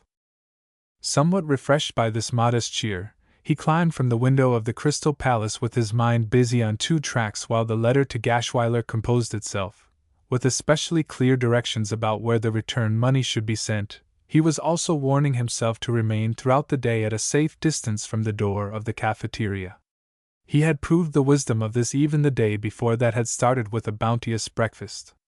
Today the aroma of cooked food occasionally wafted from the cafeteria door would prove, he was sure, to be more than he could bear. He rather shunned the stages today, keeping more to himself. The collar, he had to confess, was no longer, even to the casual eye, what a successful screen actor's collar should be. The sprouting beard might still be misconstrued as the whim of a director sanctified to realism. Every day it was getting to look more like that. But no director would have commanded the wearing of such a collar except in actual work where it might have been a striking detail in the apparel of an underworldling. One of those creatures who became the tools of rich but unscrupulous roués who are bent upon the moral destruction of beautiful young screen heroines. He knew it was now that sort of collar. No use now in pretending that it had been worn yesterday for the first time. Chapter 10. Of Shattered Illusions. The next morning he sat a long time in the genial sunlight watching carpenters finish a scaffolding beside the pool that had once floated logs to a sawmill. The scaffolding was a stout affair supporting an immense tank that would, evidently for some occult reason important to screen art, hold a great deal of water. The sawmill was gone. At one end of the pool rode a small sailboat with 1 mast, its canvas flapping idly in a gentle breeze. Its deck was littered with rigging upon which 2 men worked. They seemed to be getting things shipshape for a cruise. When he had tired of this, he started off toward the High Gear Dance Hall. Something all day had been drawing him there against his will. He hesitated to believe it was the Montague girl's kindly manner toward him the day before, yet he could identify no other influence. Probably it was that. Yet he didn't want to face her again, even if for a moment she had quit trying to be funny, even if for a moment her eyes had searched his quite earnestly, her broad, amiable face glowing with that sudden friendly concern. It had been hard to withstand this yesterday. He had been in actual danger of confiding to her that engagements of late were not plentiful, something like that. And it would be harder today. Even the collar would make it harder to resist the confidence that he was not at this time overwhelmed with offers for his art. He had for what seemed like an interminable stretch of time been solitary and an outlaw. It was something to have been spoken to by a human being who expressed ever so fleeting an interest in his affairs, even by someone as inconsequent, as negligible in the world of screen artistry as this lightsome minx who, because of certain mental infirmities, could never hope for the least enviable eminence in a profession demanding seriousness of purpose. Still, it would be foolish to go again to the set where she was. She might think he was encouraging her. So he passed the High Gear, where a 4-horse stage, watched by 2 cameras, was now releasing its passengers who all appeared to be direct from New York, and walked on to an outdoor set that promised entertainment. This was the narrow street of some quaint European village, Scotch he soon saw from the dress of its people. A large automobile was invading this remote hamlet to the dismay of its inhabitants. Rehearsed through a megaphone, they scurried within doors at its approach, ancient men hobbling on sticks and frantic mothers grabbing their little ones from the path of the monster. 2 trial trips he saw the car make the length of the little street. At its lower end, brooding placidly, was an ancient horse rather recalling Dexter in his generously exposed bones, and the jaded droop of his head above a low stone wall. Twice the car sped by him, arousing no sign of apprehension nor even of interest. He paid it not so much as the tribute of a raised eyelid. The car went back to the head of the street where its entrance would be made. "All right, ready!" came the megaphoned order. Again the peaceful street was thrown into panic by this snorting dragon from the outer world. The old men hobbled affrightedly within doors, the mothers saved their children. And this time, to the stupefaction of Merton Gill, even the old horse proved to be an actor of rare merits. As the car approached, he seemed to suffer a painful shock.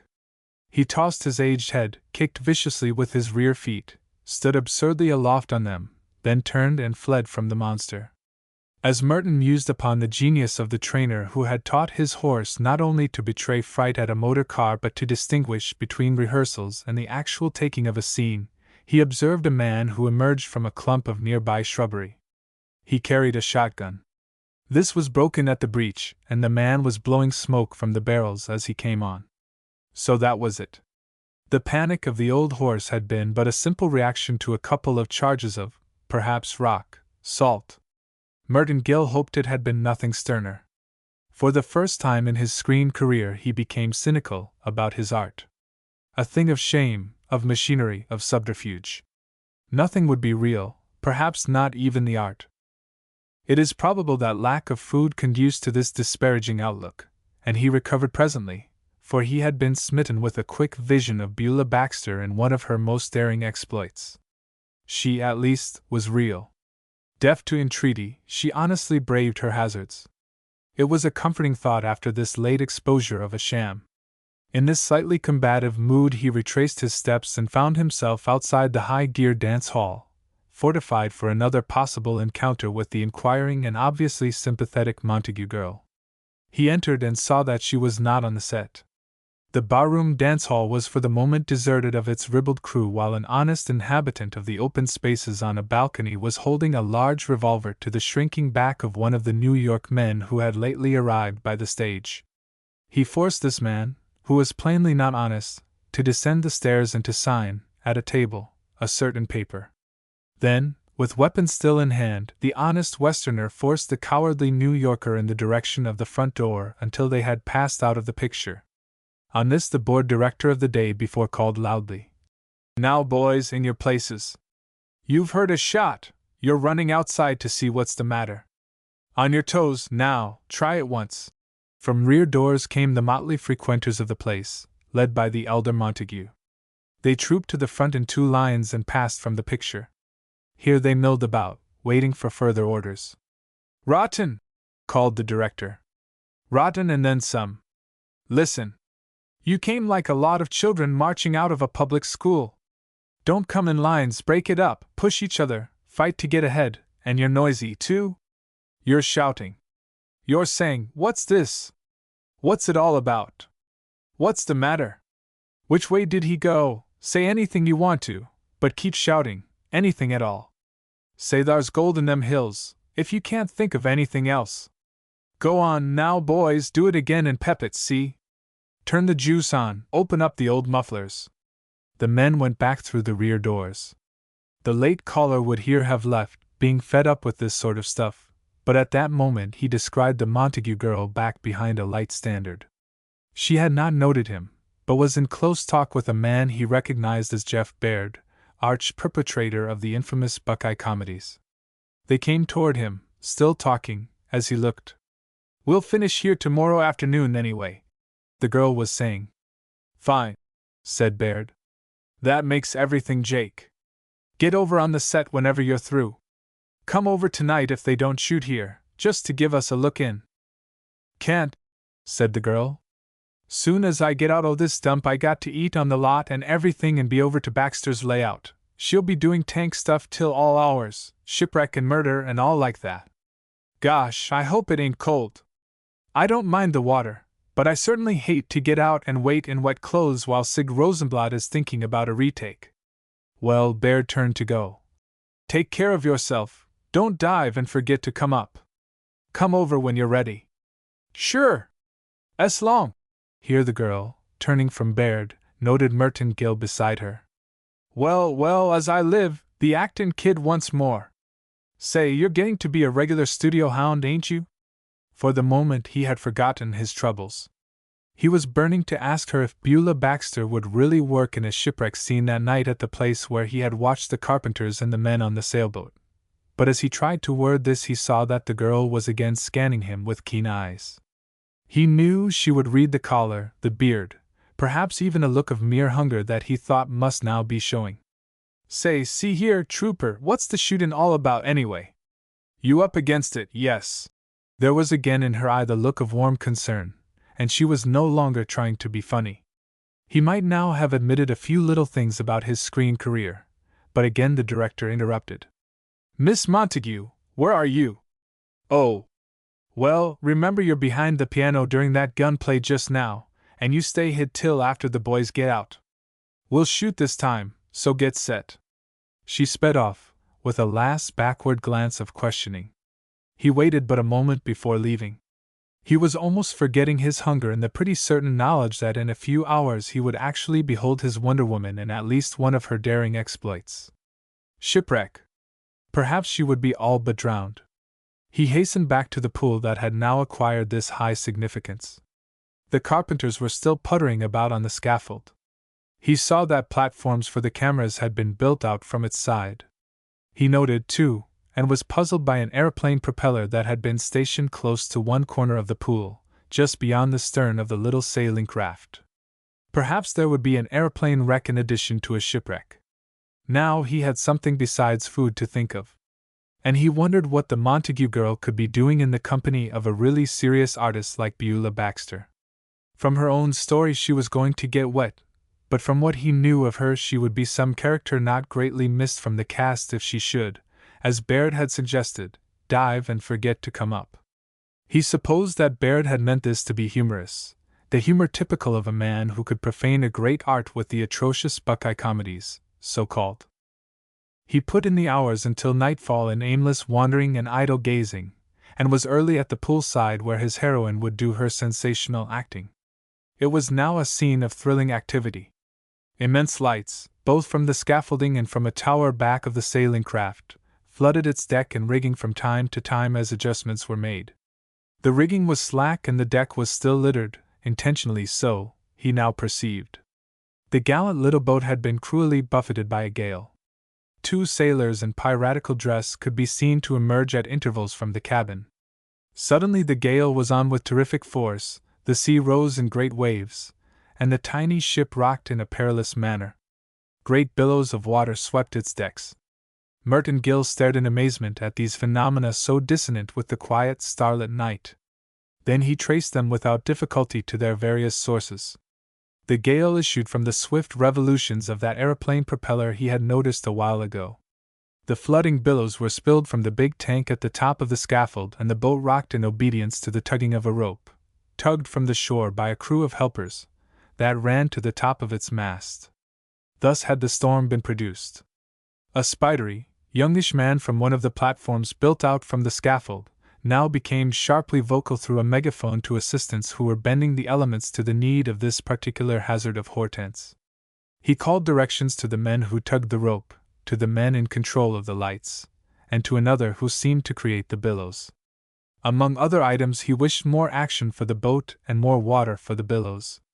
"See that your tank gets full up this time," he called, whereupon an engine under the scaffold, by means of a large rubber hose reaching into the pool, began to suck water into the tank above. The speaker must be Miss Baxter's director, the enviable personage who saw her safely through her perils. When one of the turning reflectors illumined him, Merton saw his face of a keen Semitic type. He seemed to possess not the most engaging personality. His manner was aggressive, he spoke rudely to his doubtless conscientious employees, he danced in little rages of temper, and altogether he was not one with whom the watcher would have cared to come in contact. He wondered, indeed, that so puissant a star as Beulah Baxter should not be able to choose her own director, for surely the presence of this unlovely, waspishly tempered being could be nothing but an irritant in the daily life of the Wonder Woman. Perhaps she had tolerated him merely for one picture. Perhaps he was especially good in shipwrecks. If Merton Gill were in this company he would surely have words with this person, director or no director. He hastily wrote a one-reel scenario in which the man so far forgot himself as to speak sharply to the star, and in which a certain young actor, a new member of the company, resented the ungentlemanly words by pitching the offender into a convenient pool and earned even more than gratitude from the starry-eyed Wonder Woman. The objectionable man continued active, profuse of gesture and loud through the megaphone. once more the storm. The boat rocked threateningly, the wind roared through its slack rigging, and giant billows swept the frail craft. Light as from a half-clouded moon broke through the mist that issued from a steam pipe. There was another lull, and the Semitic type on the platform became increasingly offensive. Merton saw himself saying, "Allow me, Miss Baxter, to relieve you of the presence of this bounder." The man was impossible. Constantly he had searched the scene for his heroine. She would probably not appear until they were ready to shoot, and this seemed not to be at once if the rising temper of the director could be thought an indication. The big hose again drew water from the pool to the tank, whence, at a sudden release, it would issue in billows. The big lights at last seemed to be adjusted to the director's whim. The aeroplane propeller whirred and the gale was found acceptable. The men at the rope tugged the boat into grave danger. The moon lighted the mist that overhung the scene. Then at last Merton started, peering eagerly forward across the length of the pool. At the far end, half illumined by the big lights, stood the familiar figure of his Wonder Woman, the slim little girl with the wistful eyes. Plainly he could see her now as the mist lifted. She was chatting with one of the pirates who had stepped ashore from the boat. The wonderful golden hair shone resplendent under the glancing rays of the arcs. A cloak was about her shoulders, but at a word of command from the director she threw it off and stepped to the boat's deck. She was dressed in a short skirt, her trim feet and ankles lightly shod and silken clad. The sole maritime touch in her garb was a figured kerchief at her throat similar to those worn by the piratical crew. "All ready, Hortense! All ready, Jose and Gaston! Get your places!" Miss Baxter acknowledged the command with that characteristic little wave of a hand that he recalled from so many of her pictures, a half-humorous, half-mocking little defiance. She used it often when escaping her pursuers, as if to say that she would see them in the next installment. The Star and the two men were now in the cabin, hidden from view. Merton Gill was no seaman, but it occurred to him that at least one of the crew would be at the wheel in this emergency. Probably the director knew no better. Indeed, the boat, so far as could be discerned, had no wheel. Apparently, when a storm came up, all hands went down into the cabin to get away from it. The storm did come up at this moment, with no one on deck. It struck with the full force of a tropic hurricane. The boat rocked, the wind blew, and billows swept the deck. At the height of the tempest, Beulah Baxter sprang from the cabin to the deck, clutching wildly at a stanchion. Buffeted by the billows, she groped a painful way along the side, at risk of being swept off to her death. She was followed by one of the crew who held a murderous knife in his hand, then by the other sailor who also held a knife. They, too, were swept by the billows, but seemed grimly determined upon the death of the heroine. Then, when she reached midships and the foremost fiend was almost upon her, the mightiest of all the billows descended and swept her off into the cruel waters. Her pursuers, saving themselves only by great effort, held to the rigging and stared after the girl. They leaned far over the ship's rocking side and each looked from under a spread hand. For a distressing interval the heroine battled with the waves, but her frail strength availed her little. She raised a despairing face for an instant to the camera, and its agony was illumined. Then the dread waters closed above her. The director's whistle blew, the waves were stilled, the tumult ceased. The head of Beulah Baxter appeared halfway down the tank. She was swimming toward the end where Merton stood. He had been thrilled beyond words at this actual sight of his heroine in action, but now it seemed that a new emotion might overcome him. He felt faint. Beulah Baxter would issue from the pool there at his feet. He might speak to her, might even help her to climb out.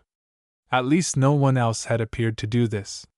Seemingly no one now cared where Miss Baxter swam to or whether she were offered any assistance in landing. She swam with an admirable crawl stroke, reached the wall, and put up a hand to it. He stepped forward, but she was out before he reached her side. His awe had delayed him. He drew back then, for the Star, after vigorously shaking herself, went to a tall brazier in which glowed a charcoal fire.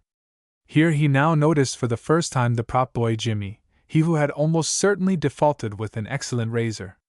Jimmy threw a blanket about the Star's shoulders as she hovered above the glowing coals. Merton had waited for her voice. He might still venture to speak to her, to tell her of his long and profound admiration for her art. Her voice came as she shivered over the fire. Murder! That water's cold. Rosenblatt swore he'd have it warmed, but I'm here to say it wouldn't boil an egg in 4 minutes. He could not at first identify this voice with the remembered tones of Beulah Baxter. But of course she was now hoarse with the cold. Under the circumstances, he could hardly expect his heroine's own musical clearness. Then, as the girl spoke again, something stirred among his more recent memories. The voice was still hoarse, but he placed it now. He approached the brazier. It was undoubtedly the Montague girl. She recognized him, even as she squeezed water from the hair of wondrous gold. Hello again, kid. You're everywhere, ain't you? Say, what'd you think of that Rosenblatt man? Swore he'd put the steam into that water and take off the chill. And he never. She threw aside the blanket and squeezed water from her garments, then began to slap her legs, arms, and chest. Well, I'm getting a gentle glow anyhow. What'd you think of the scene? It was good, very well done indeed. He hoped it didn't sound patronizing, though that was how he felt. He believed now that Miss Baxter would have done it much better. He ventured a question. But how about Miss Baxter? When does she do something? Is she going to be swept off the boat too? Baxter? Into that water? Quit your kidding! But isn't she here at all? Won't she do anything here? Listen here, kid, why should she loaf around on the set when she's paying me good money to double for her? You, double for Beulah Baxter? It was some more of the girl's nonsense, and a blasphemy for which he could not easily forgive her. Why not? Ain't I a good stunt actress? I'll tell the lot she hasn't found anyone yet that can get away with her stuff better than what I do. But I heard her say herself she never allowed anyone to double for her. She wouldn't do such a thing.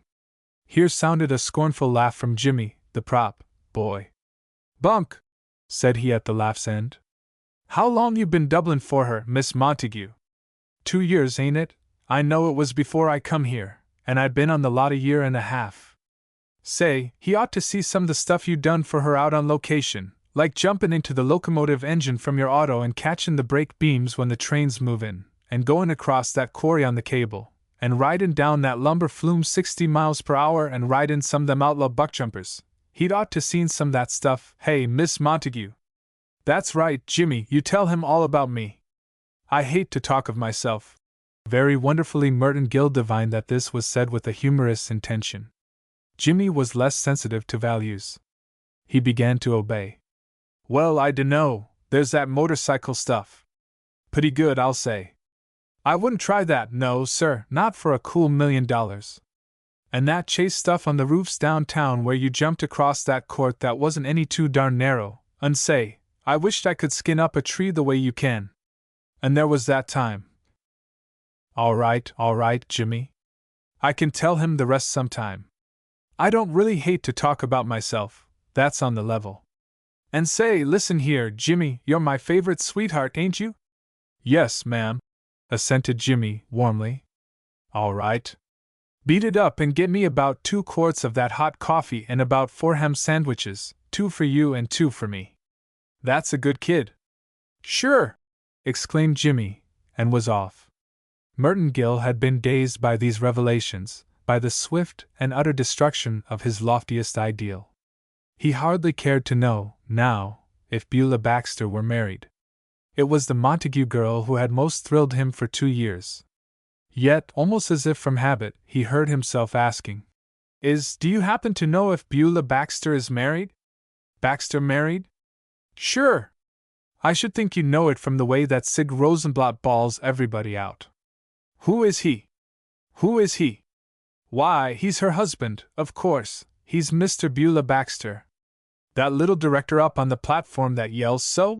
This unspeakable person to be actually the husband of the Wonder Woman, the man he had supposed she must find intolerable even as a director. It was unthinkable, more horrible, somehow, than her employment of a double. In time he might have forgiven that, but this. Sure, that's her honest-to-God husband. And he's the best one out of 3 that I know she's had. Sig's a good scout even if he don't look like Buffalo Bill. In fact, he's all right in spite of his rough ways. He'd go farther for you than most of the men on this lot. If I wanted a favor, I'd go to Sig before a lot of Christians I happen to know. And he's a bully director if he is noisy. Baxter's crazy about him, too. Don't make any mistake there. I won't, he answered, not knowing what he said. She shot him a new look. Say, kid, as long as we're talking, you seem kind of up against it. Where's your overcoat a night like this, and when did you last? Miss Montague! Miss Montague! The director was calling. Excuse me, she said. I got to go entertain the white folks again. She tucked up the folds of her blanket and sped around the pool to disappear in the mazes of the scaffolding. He remained a moment staring dully into the now quiet water. Then he walked swiftly away. Beulah Baxter, his Wonder Woman, had deceived her public in Peoria, Illinois, by word of mouth. She employed a double at critical junctures. She'd be a fool not to, the Montague girl had said. And in private life, having been unhappily wed twice before, she was Mrs. Sigmund Rosenblatt. And crazy about her husband. A little while ago he had felt glad he was not to die of starvation before seeing his Wonder Woman. Reeling under the first shock of his discoveries, he was now sorry. Beulah Baxter was no longer his Wonder Woman. She was Mr. Rosenblatt's. He would have preferred death, he thought, before this heart-withering revelation. Chapter 11. The Montague girl intervenes. He came to life the next morning, shivering under his blankets. It must be cold outside. He glanced at his watch and reached for another blanket, throwing it over himself and tucking it in at the foot. Then he lay down again to screen a tense bit of action that had occurred late the night before. He had plunged through the streets for an hour, after leaving the pool, striving to recover from the twin shocks he had suffered. Then, returning to his hotel, he became aware that the hazards of Hortense were still on. He could hear the roar of the aeroplane propeller, and see the lights over the low buildings that lined his street. Miserably he was drawn back to the spot where the most important of all his visions had been rent to tatters. He went to the end of the pool where he had stood before.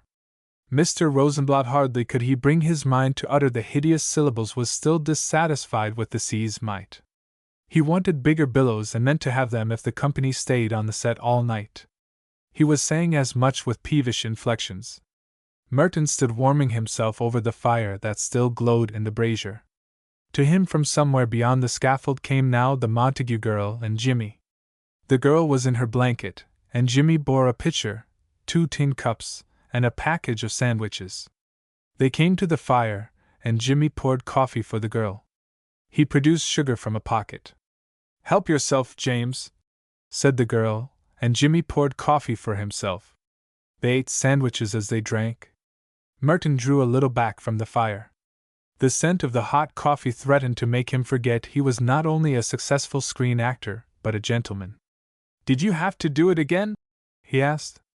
"I had to do it twice again," said the girl from over her tin cup. "They're developing the strips now, then they'll run them in the projection room, and they won't suit Sig one little bit, and I'll have to do it some more. I'll be swimming here till daylight doth appear." She now shot that familiar glance of appraisal at Merton. "Have a sandwich and some coffee, kid. Give him your cup, Jimmy." It was Merton Gill's great moment, a heart-gripping climax to a 2 days' drama that had at no time lacked tension. Superbly he arose to it. Consecrated to his art, Clifford Armitage gave the public something better and finer. He drew himself up and spoke lightly, clearly, with careless ease. "No, thanks, I couldn't eat a mouthful." The smile with which he accompanied the simple words might be enigmatic, it might hint of secret sorrows, but it was plain enough that these could not ever so distantly relate to a need for food. Having achieved this sensational triumph, with all the quietness of method that should distinguish the true artist, he became seized with stage fright amounting almost to panic. He was moved to snatch the sandwich that Jimmy now proffered, the cup that he had refilled with coffee. Yet there was but a moment of confusion. Again he wielded an iron restraint. But he must leave the stage. He could not tarry there after his big scene, especially under that piercing glance of the girl. Somehow there was incredulity in it. "Well, I guess I'll have to be going," he remarked jauntily, and turned for his exit. "Say, kid!" The girl halted him a dozen feet away. Say, listen here. This is on the level. I want to have a talk with you tomorrow. You'll be on the lot, won't you? He seemed to debate this momentarily, then replied, Oh, yes. I'll be around here somewhere. Well, remember now. If I don't run into you, you come down to that set where I was working today. See? I got something to say to you. All right. I'll probably see you sometime during the day. He had gone on to his hotel. But he had no intention of seeing the Montague girl on the morrow, nor of being seen by her. He would keep out of that girl's way whatever else he did. She would ask him if everything was Jake, and where was his overcoat, and a lot of silly questions about matters that should not concern her. He was in two minds about the girl now. Beneath an unreasonable but very genuine resentment that she should have doubled for Beulah Baxter as if she had basely cheated him of his most cherished ideal, there ran an undercurrent of reluctant, but very profound admiration for her prowess. She had done some thrilling things and seemed to make nothing of it. Through this admiration there ran also a thread of hostility because he, himself, would undoubtedly be afraid to attempt her lightest exploit. Not even the trifling feat he had just witnessed, for he had never learned to swim. But he clearly knew, despite this confusion, that he was through with the girl. He must take more pains to avoid her. If met by chance, she must be snubbed upstaged, as she would put it. Under his blankets now, after many appealing close-ups of the sandwich which Jimmy had held out to him, he felt almost sorry that he had not taken the girl's food. All his being, save that part consecrated to his art, had cried out for it. Art had triumphed, and now he was near to regretting that it had not been beaten down. No good thinking about it, though. He reached again for his watch. It was 7:30 and time to be abroad. Once more he folded his blankets and placed them on the pile, keeping an alert glance, the while, for another possible bit of the delicious bread. He found nothing of this sort. The Crystal Palace Hotel was bare of provender. Achieving a discreet retirement from the hostelry, he stood irresolute in the street. This morning there was no genial sun to warm him. A high fog overcast the sky, and the air was chill. At intervals he shivered violently. For no reason, except that he had there last beheld actual food, he went back to the pool. Evidently Mr. Rosenblatt had finally been appeased. The place was deserted and lay bare and ugly in the dull light. The gallant ship of the night before was seen to be a poor, flimsy makeshift. No wonder Mr. Rosenblatt had wished billows to engulf it and mist to shroud it. He sat on a beam lying at the ship end of the pool and stared moodily at the pitiful make-believe. He rounded his shoulders and pulled up the collar of his coat. He knew he should be walking, but doubted his strength. The little walk to the pool had made him strangely breathless. He wondered how long people were in starving to death. He had read of fasters who went for weeks without food, but he knew he was not of this class. He lacked talent for it. Doubtless another day would finish him. He had no heart now for visions of the Gashweiler table. He descended tragically to recalling that last meal at the drug store, the bowl of soup with its gracious burden of rich, nourishing catsup. He began to alter the scenario of his own life. Suppose he had worked 2 more weeks for Gashweiler. That would have given him $30. Suppose he had worked a month. He could have existed a long time on $60. Suppose he had even stuck it out for 1 week more, $15 at this moment. He began to see a breakfast, the sort of meal to be ordered by a hungry man with $15 to squander. The shivering seized him again, and he heard his teeth rattle. He must move from this spot, forever now to be associated with black disillusion. He arose from his seat and was dismayed to hear a hail from the Montague girl. Was he never to be free from her? She was poised at a little distance, one hand raised to him, no longer the drenched victim of a capricious Rosenblatt, but the beaming, joyous figure of one who had triumphed over wind and wave. He went almost sullenly to her while she waited. No good trying to escape her for a minute or so. "Hello, old trooper! You're just in time to help me hunt for something." She was in the familiar street suit now, a skirt and jacket of some rough brown goods and a cloth hat that kept close to her small head above hair that seemed of no known shade whatever, though it was lighter than dark. She flashed a smile at him from her broad mouth as he came up, though her knowing gray eyes did not join in this smile. He knew instantly that she was taking him in. This girl was wise beyond her years, he thought, but one even far less knowing could hardly have been in two minds about his present abject condition. The pushed-up collar of his coat did not entirely hide the once white collar beneath it. The beard had reached its perhaps most distressing stage of development, and the suit was rumpled out of all the naughtiness for which it had been advertised. Even the plush hat had lost its smart air. Then he plainly saw that the girl would, for the moment at least, ignore these phenomena. She laughed again, and this time the eyes laughed, too. "Come on over and help me hunt for that bar pin I lost.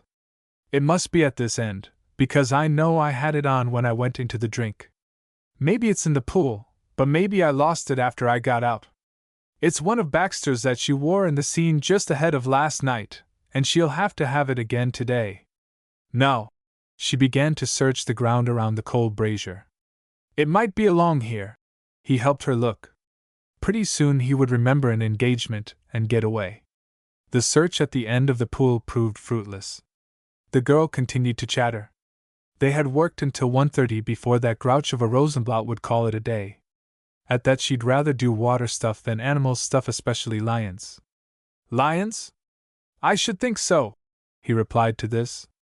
"Dangerous, isn't it?" "Oh, it ain't that. They're nothing to be afraid of if you know 'em, but they're so hot and smelly when you have to get close to 'em. Anything I really hate, it's having to get up against a big, hot, hairy, smelly lion." He murmured a sympathetic phrase and extended his search for the lost pin to the side of the pool. Almost under the scaffold he saw the shine of precious stones, and called to her as he picked up the pin, a bar pin splendidly set with diamonds. He was glad that he had found it for her. It must have cost a great deal of money, and she would doubtless be held responsible for its safekeeping. She came dancing to him. "Say, that's fine, your eyes are working, ain't they? I might have been set back a good $6 if you hadn't found that." She took the bauble and fastened it inside her jacket. So the pin, too, had been a tawdry makeshift. Nothing was real any more. As she adjusted the pin he saw his moment for escape. With a gallant striving for the true Clifford Armitage manner he raised the plush hat. "Well, I'm glad you found Mrs. Rosenblatt's pin, and I guess I'll be getting on." The manner must have been defective. She looked through him and said with great firmness, "Nothing like that, old Pippin." Again he was taken with a violent fit of shivering. He could not meet her eyes. He was turning away when she seized him by the wrist. Her grip was amazingly forceful. He doubted if he could break away even with his stoutest effort. He stood miserably staring at the ground. Suddenly the girl reached up to pat his shoulder.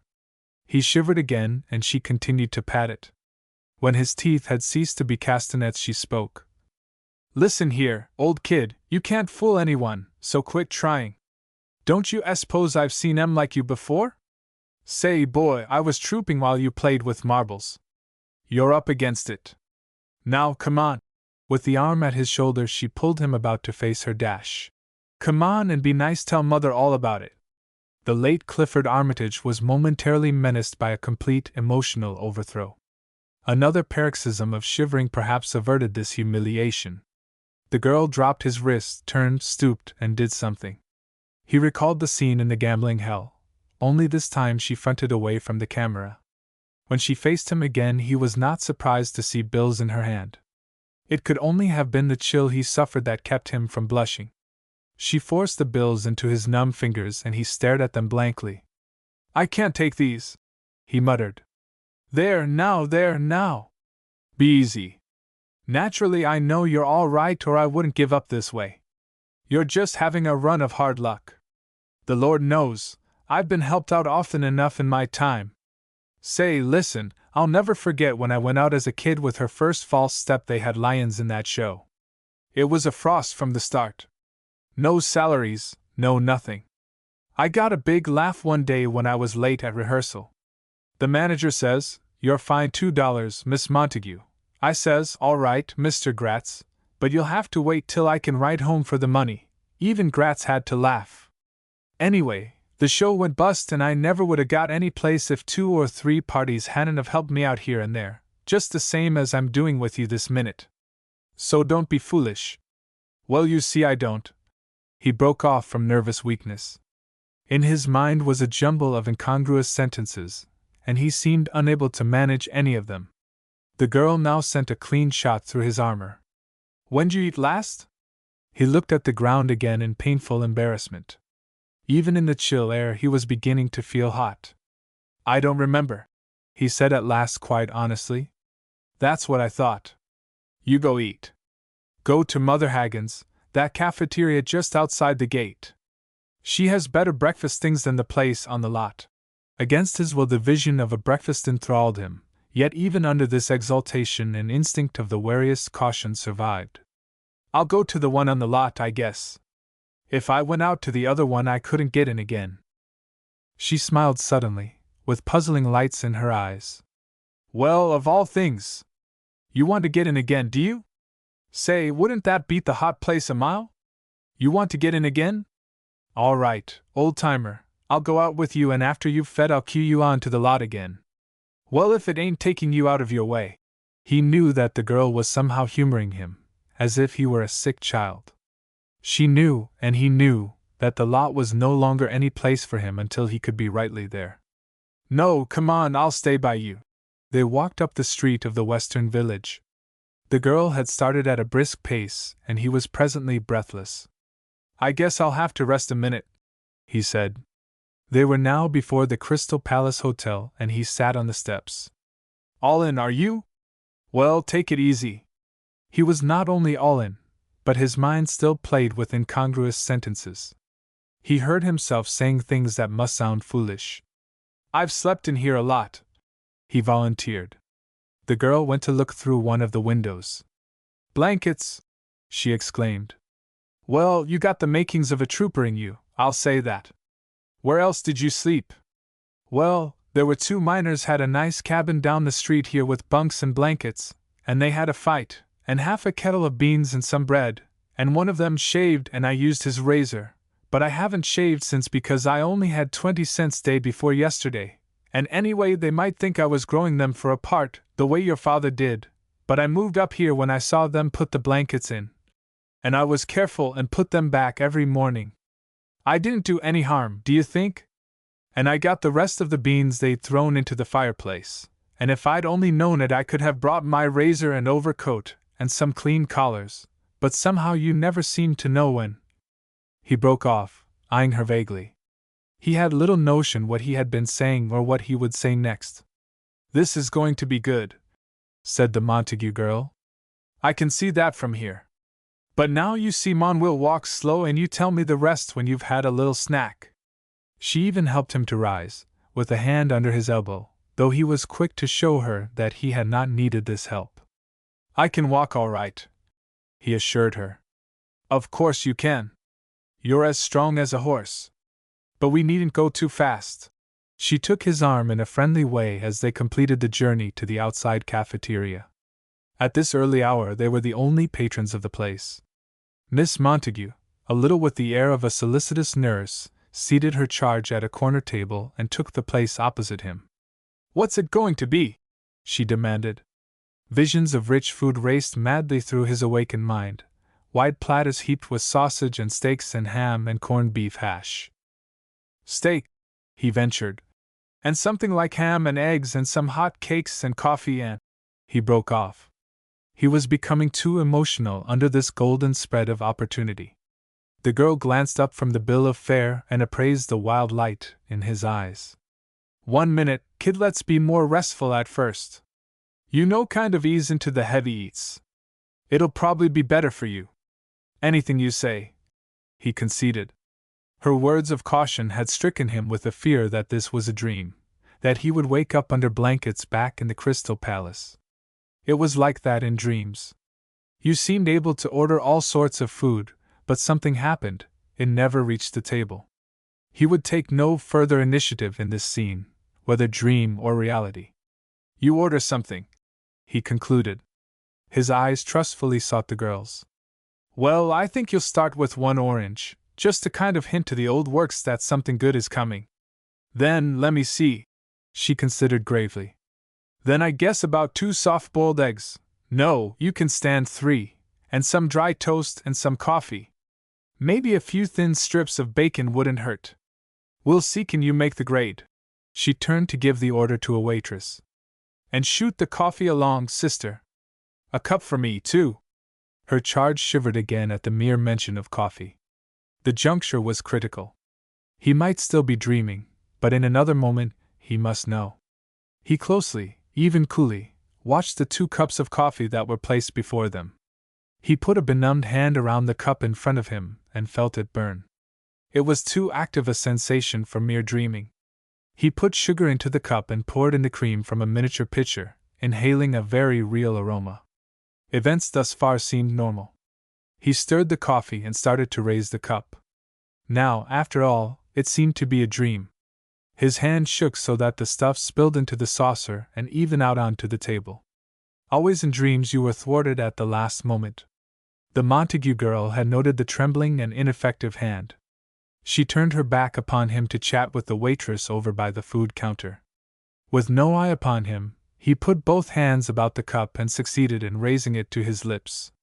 The hands were still shaky, but he managed some sips of the stuff, and then a long draught that seemed to scald him. He wasn't sure if it scalded or not. It was pretty hot, and fire ran through him. He drained the cup, still holding it with both hands. It was an amazing sensation to have one's hand refuse to obey so simple an order. Maybe he would always be that way now, practically a cripple. The girl turned back to him. "Attaboy," she said. "Now take the orange. And when the toast comes you can have some more coffee." A dread load was off his mind. He did not dream this thing. He ate the orange, and ate wonderful toast to the accompaniment of another cup of coffee. The latter half of this he managed with but one hand, though it was not yet wholly under control. The 3 eggs seemed like but one. He thought they must have been small eggs.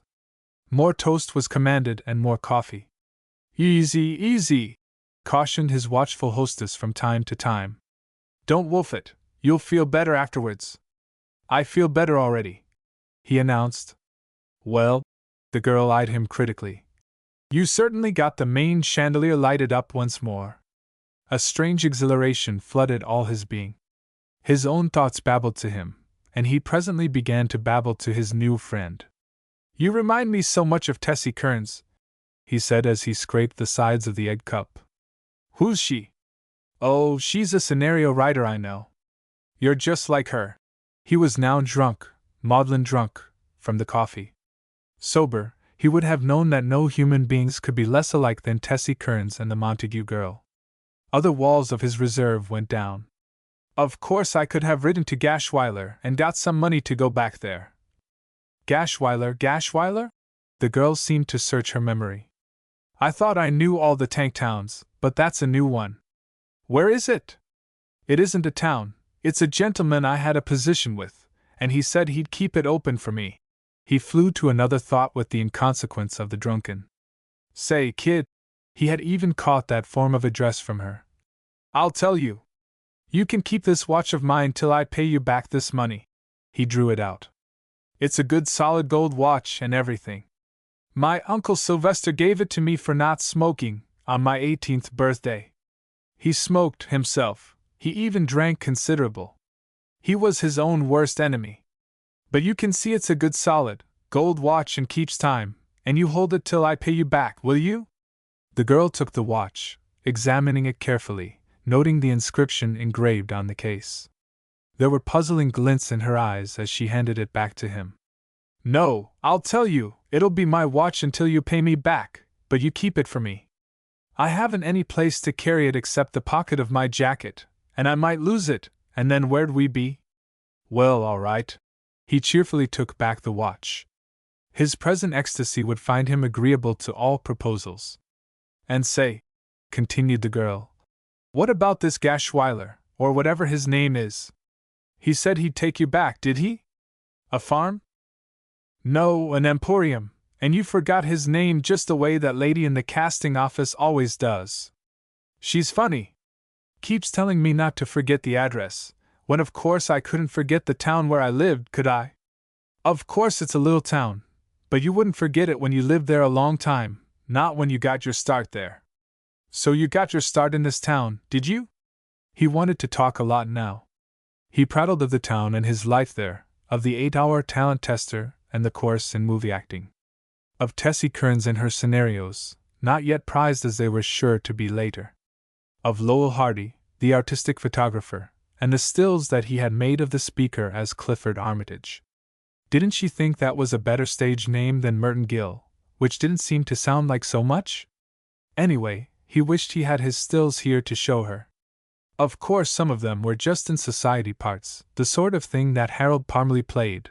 Had she noticed that he looked a good deal like Harold Parmalee? Lots of people had. Tessie Kearns thought he was the dead image of Parmalee. But he liked Western stuff better, a lot better than cabaret stuff where you had to smoke one cigarette after another, and he wished she could see the stills in the Buck Benson outfit, chaps and sombrero and spurs and holster. He'd never had 2 guns, but the one he did have he could draw pretty well. There would be his hand at his side, and in a flash he would have the gun in it, ready to shoot from the hip. And roping, he'd need to practice that some. Once he got it smack over Dexter's head, but usually it didn't go so well. Probably a new clothesline didn't make the best rope, too stiff. He could probably do a lot better with one of those hair ropes that the real cowboys used. And Meta Judson, she was the best cook anywhere around Simsbury. He mustn't forget to write to Meta, and to Tessie Kearns, to be sure and see the blight of Broadway when it came to the Bijou Palace. They would be surprised to see those close-ups that Henshaw had used him in. And he was in that other picture. No close-ups in that, still he would show pretty well in the cage scene. He'd had to smoke a few cigarettes there, because Arabs smoke all the time, and he hadn't been in the later scene where the girl and the young fellow were in the deserted tomb all night, and he didn't lay a finger on her because he was a perfect gentleman. He didn't know what he would do next. Maybe Henshaw would want him in Robinson Crusoe, Jr., where Friday's sister turned out to be the daughter of an English earl with her monogram tattooed on her left shoulder. He would ask Henshaw anyway. The Montague girl listened attentively to the long, wandering recital.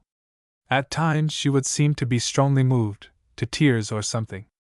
But mostly she listened with a sympathetic smile, or perhaps with a perfectly rigid face, though at such moments there would be those curious glints of light far back in her gray eyes. Occasionally she would prompt him with a question. In this way she brought out his version of the Sabbath afternoon experience with Dexter. He spared none of the details, for he was all frankness now. He even told how ashamed he had felt having to lead Dexter home from his scandalous grazing before the Methodist church. He had longed to leap upon the horse and ride him back at a gallop, but he had been unable to do this because there was nothing from which to climb on him, and probably he would have been afraid to gallop the beast, anyway. This had been one of the bits that most strangely moved his listener. Her eyes were moist when he had finished, and some strong emotion seemed about to overpower her, but she had recovered command of herself, and become again the sympathetic provider and counselor. He would have continued to talk, apparently, for the influence of strong drink had not begun to wane, but the girl at length stopped him. "Listen here, Merton," she began. Her voice was choked to a peculiar hoarseness, and she seemed to be threatened with a return of her late strong emotion. She was plainly uncertain of her control, fearing to trust herself to speech, but presently, after efforts which he observed with warmest sympathy, she seemed to recover her poise. She swallowed earnestly several times, wiped her moisture, dimmed eyes with her handkerchief, and continued, "It's getting late, and I've got to be over at the show shop. So I'll tell you what to do next. You go out and get a shave and a haircut, and then go home and get cleaned up. You said you had a room and other clothes, didn't you?" Volubly he told her about the room at Mrs. Patterson's, and with a brief return of lucidity, how the sum of $10 was now due this heartless society woman who might insist upon its payment before he would again enjoy free access to his excellent wardrobe. "Well, let me see." She debated a moment, then reached under the table, fumbled obscurely, and came up with more money. "Now, here's 20 more besides that first I gave you. so you can pay the dame her money and get all fixed up again, fresh suit and clean collar and a shine and everything. No, no, this is my scene, you stay out. He had waved protestingly at sight of the new money, and now again he blushed. That's all understood, she continued. I'm staking you to cakes till you get on your feet, see? And I know you're honest, so I'm not throwing my money away. There, sink it and forget it. Now you go out and do what I said the barber first. And lay off the eats until about noon. You had enough for now. By noon you can stoke up with meat and potatoes, anything you want that'll stick to the merry old slats. And I'd take milk instead of any more coffee. You've thinned down some, you're not near so plump as Harold Parmalee. Then you rest up for the balance of the day, and you show here tomorrow morning about this time. Do you get it? The Countess'll let you in. Tell her I said to, and come over to the office building. See? He tried to tell her his gratitude, but instead he babbled again of how much she was like Tessie Kearns. They parted at the gate. With a last wondering scrutiny of him, a last reminder of her very minute directions, she suddenly illumined him with rays of a compassion that was somehow half laughter. You poor, feckless dub! She pronounced as she turned from him to dance through the gate. He scarcely heard the words. Her look and tone had been so warming. 10 minutes later he was telling a barber that he had just finished a hard week on the Holden lot, and that he was glad to get the brush off at last. From the barber's he hastened to the Patterson house, rather dreading the encounter with one to whom he owed so much money. He found the house locked. Probably both of the Pattersons had gone out into society. He let himself in and began to follow the directions of the Montague girl. The bath, clean linen, the other belted suit, already pressed, the other shoes, the buttoned, cloth-topped ones, already polished. He felt now more equal to the encounter with a heartless society woman. But as she did not return, he went out in obedience to a new hunger. In the most sumptuous cafeteria he knew of, one patronized only in his first careless days of opulence, he ate for a long time. Roast beef and potatoes he ordered twice, nor did he forget to drink the milk prescribed by his benefactress. Plenty of milk would make him more than ever resemble Harold Parmalee. And he commanded an abundance of dessert, lemon pie and apple pie and a double portion of chocolate cake with ice cream. His craving for sweets was still unappeased, so at a nearby drug store he bought a pound box of candy. The world was again under his feet. Restored to his rightful domain, he trod it with lightness and certainty. His mind was still a pleasant jumble of money and food and the Montague girl. Miles of gorgeous film flickered across his vision. An experienced alcoholic would have told him that he enjoyed a coffee hangover. He wended a lordly way to the nearest motion picture theater. Billed there was the 10th installment of The Hazards of Hortense. He passed before the lively portrayal in colors of Hortense driving a motor car off an open drawbridge. The car was already halfway between the bridge and the water beneath. He sneered openly at the announcement. Beulah Baxter in the sensational surprise picture of the century. A surprise picture indeed, if those now entering the theater could be told what he knew about it. He considered spreading the news, but decided to retain the superiority his secret knowledge gave him. Inside the theater, eating diligently from his box of candy, he was compelled to endure another of the unspeakable Buckeye comedies. The cross-eyed man was a lifeguard at a beach, and there were social entanglements involving a bearded father, his daughter in an inconsiderable bathing suit, a confirmed dipsomaniac, 2 social derelicts who had to live by their wits, and a dozen young girls also arrayed in inconsiderable bathing suits. He could scarcely follow the chain of events, so illogical were they, and indeed made little effort to do so. He felt far above the audience that cackled at these dreadful buffooneries. One subtitle read, "I hate to kill him, murder is so hard to explain."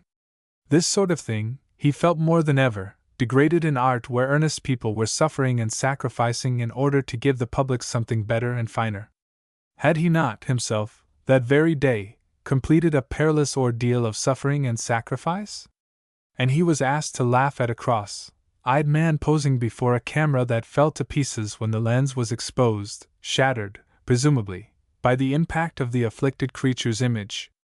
This, surely, was not art such as Clifford Armitage was rapidly fitting himself, by trial and hardship, to confer upon the public. It was with curiously conflicting emotions that he watched the ensuing hazards of Hortense. He had to remind himself that the slim little girl with the wistful eyes was not only not performing certain feats of daring that the film exposed, but that she was Mrs. Sigmund Rosenblatt and crazy about her husband. Yet the magic had not wholly departed from this wronged heroine. He thought perhaps this might be because he now knew, and actually liked, that talkative Montague girl who would be doing the choice bits of this drama. Certainly he was loyal to the hand that fed him. Black Steve and his base crew, hirelings of the scoundrelly guardian who was a power in Wall Street, again and again seemed to have encompassed the ruin, body and soul, of the persecuted Hortense. They had her prisoner in a foul den of Chinatown, whence she escaped to balance precariously upon the narrow cornice of a skyscraper, hundreds of feet above a crowded thoroughfare. They had her, as the screen said, depressed by the grim menace of tragedy that impended in the shadows. They gave her a brief respite in one of those gilded resorts, where the clink of coin opens wide the portals of pleasure, where wealth beckons with golden fingers. But this was only a trap for the unsuspecting girl, who was presently, sewed in a plain sack, tossed from the stern of an ocean liner far out at sea by creatures who would do anything for money, who, so it was said, were remorseless in the mad pursuit of gain. At certain gripping moments it became apparent to one of the audience that Mrs. Sigmund Rosenblatt herself was no longer in jeopardy. He knew the girl who was, and profoundly admired her artistry as she fled along the narrow cornice of the skyscraper. For all purposes she was Beulah Baxter. He recalled her figure as being, not exactly stubby, but at least not of marked slenderness. Yet in the distance she was indeed all that an audience could demand. And she was honest, while Mrs. Rosenblatt, in the Majestic Theater at Peoria, Illinois, had trifled airily with his faith in women and deceived him by word of mouth. He applauded loudly at the sensational finish, when Hortense, driving her motor car at high speed across the great bridge, ran into the draw that opened too late for her to slow down, and plunged to the cruel waters far below. Mrs. Rosenblatt would possibly have been a fool to do this herself. The Montague girl had been insistent on that point. There were enough things she couldn't avoid doing, and all stars very sensibly had doubles for such scenes when distance or action permitted. At the same time, he could never again feel the same toward her. Indeed, he would never have felt the same even had there been no Rosenblatt. Art was art. It was only 5 o'clock when he left the picture theater, but he ate again at the luxurious cafeteria.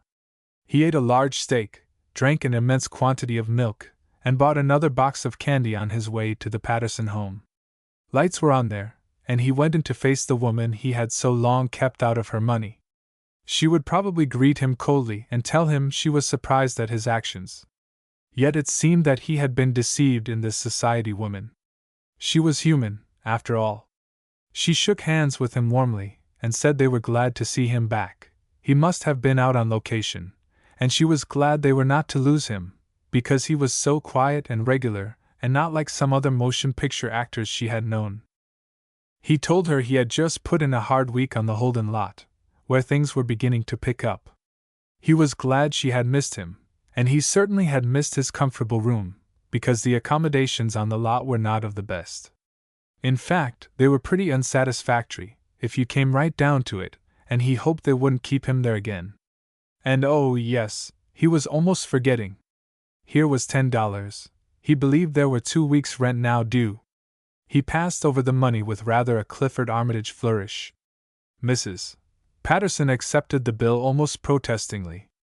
She hadn't once thought about the rent, because she knew he was reliable, and he was to remember that any time convenient to him would always suit her in these matters. She did accept the bill, still she was not the heartless creature he had supposed her to be. As he bade her good night at the door, she regarded him closely and said, "Somehow you look a whole lot older, Mr. Armitage." "I am," replied Mr. Armitage. Miss Montague, after parting with her protégé, had walked quickly, not without little recurrent dance steps, as if some excess of joy would ever and again overwhelm her, to the long office building on the Holden lot, where she entered a door marked Buckeye Comedies. Jeff Baird, manager. The outer office was vacant, but through the open door to another room she observed Baird at his desk, his head bent low over certain sheets of yellow paper. He was a bulky, rather phlegmatic-looking man, with a parrot-like crest of gray hair. He did not look up as the girl entered. She stood a moment as if to control her excitement, then spoke. "Jeff, I found $1 million for you this morning." "Thanks," said Mr. Baird, still not looking up. "Chuck it down in the coal cellar, will you? We're littered with the stuff up here." "On the level, Jeff." Baird looked up. "On the level? You'll say so. Shoot. Well, he's a small-town hick that saved up $72 to come here from Goosewallow, Michigan, to go into pictures, took a correspondence course in screen, acting and all that, and he went broke and slept in a property room down in the village all last week, no eats at all for 3-4 days. I noticed him around the lot on different sets, something about him that makes you look a second time. I don't know what it is, kind of innocent and bug-eyed the way he'd rubber at things, but all the time like as if he thought he was someone. Well, I keep running across him and pretty soon I notice he's up against it. He still thinks he's someone, and is very upstage if you start to kid him the least bit, but the signs are there, all right. He's up against it good and hard. All last week he got to looking worse and worse. But he still had his stage presence. Say, yesterday he looked like the juvenile lead of a busted road show that has walked in from Albany and was just standing around on Broadway wondering who he'd consent to sign up with for 40 weeks. See what I mean? Hungry but proud. He was over on the Baxter set last night while I was doing the water stuff, and you'd ought to see him freeze me when I suggested a sandwich and a cup o' coffee. It was grand. Well, this morning I'm back for a bar pin of Baxter's I'd lost, and there he is again, no overcoat, shivering his teeth loose, and all in. So I fell for him. Took him up for some coffee and eggs, staked him to his room rent, and sent him off to get cleaned and barbered. But before he went he cut loose and told me his history from the cradle to Hollywood. I'd 'a' given something good if you'd been at the next table. I guess he got kind of jagged on the food, see? He'd tell me anything that run in his mind, and most of it was good. You'll say so. I'll get him to do it for you sometime. Of all the funny nuts that make this lot. Well, take my word for it, that's all I ask. And listen here, Jeff, I'm down to cases. There's something about this kid, like when I tell you I'd always look at him twice. And it's something rich that I won't let out for a minute or two. But here's what you and me do right quick. The kid was in that cabaret and gambling house stuff they shot last week for The Blight of Broadway, and this something that makes you look at him must have struck Henshaw the way it did me, for he let him stay right at the edge of the dance floor and took a lot of close-ups of him looking tired to death of the gay nightlife. Well, you call up the Victor folks and ask can you get a look at that stuff because you're thinking of giving a part to one of the extras that worked in it. Maybe we can get into the projection room right away and you'll see what I mean. Then I won't have to tell you the richest thing about it. Now. She took a long breath. Will you? Baird had listened with mild interest to the recital, occasionally seeming not to listen while he altered the script before him. But he took the telephone receiver from its hook and said briefly to the girl, "You win." "Hello? Give me the Victor office." "Hello?" Mr. Baird speaking. The two were presently in the dark projection room watching the scenes the girl had told of. "They haven't started cutting yet," she said delightedly. "All his close-ups will be in. Goody. There's the lad, get him? Ain't he the actinest thing you ever saw? Now wait, you'll see others." Baird watched the film absorbedly. 3 times it was run for the sole purpose of exposing to this small audience Merton Gill's notion of being consumed with ennui among pleasures that had palled. In the gambling hall bit it could be observed that he thought not too well of cigarettes. "He screens well, too," remarked the girl. "Of course I couldn't be sure of that." "He screens all right," agreed Baird. "Well, what do you think? I think he looks like the first plume on a hearse." "He looks all of that, but try again." "Who does he remind you of?" "Catch this next one in the gambling hell. Get the profile and the eyebrows and the chin. There." "Why?" Baird chuckled. "I'm a sweet if he don't look like." You got it! The girl broke in excitedly. I knew you would. I didn't at first, this morning, because he was so hungry and needed a shave, and he darn near had me bawling when he couldn't hold his cup o' coffee except with 2 hands. But what you think? Pretty soon he tells me himself that he looks a great deal like Harold Parmalee and wouldn't mind playing parts like Parmalee, though he prefers Western stuff. Wouldn't that get you? The film was run again so that Baird could study the gill face in the light of this new knowledge. He certainly does. If he don't look like a number 9 company of Parmalee, I'll eat that film. Say, Flips, you did find something. Oh, I knew it, didn't I tell you so? But listen, does he know he's funny? Not in 1,000 years. He doesn't know anything's funny, near as I can make him. They were out in the light again, walking slowly back to the Buckeye offices. Get this, said Baird seriously. You may think I'm kidding, but only yesterday I was trying to think if I couldn't dig up some guy that looked more like Parmalee than Parmalee himself does, just enough more to get the laugh, see? And you spring this lad on me. All he needs is the eyebrows worked up a little bit. But how about him? Will he handle? Because if he will, I'll use him in the new 5-reeler. Will he handle? Miss Montague echoed the words with deep emphasis. Leave him to me. He's got to handle. I already got $25 invested in his screen career. And Jeff, he'll be easy to work, except he don't know he's funny. If he found out he was, it might queer him, see what I mean? He's one of that kind, you can tell it.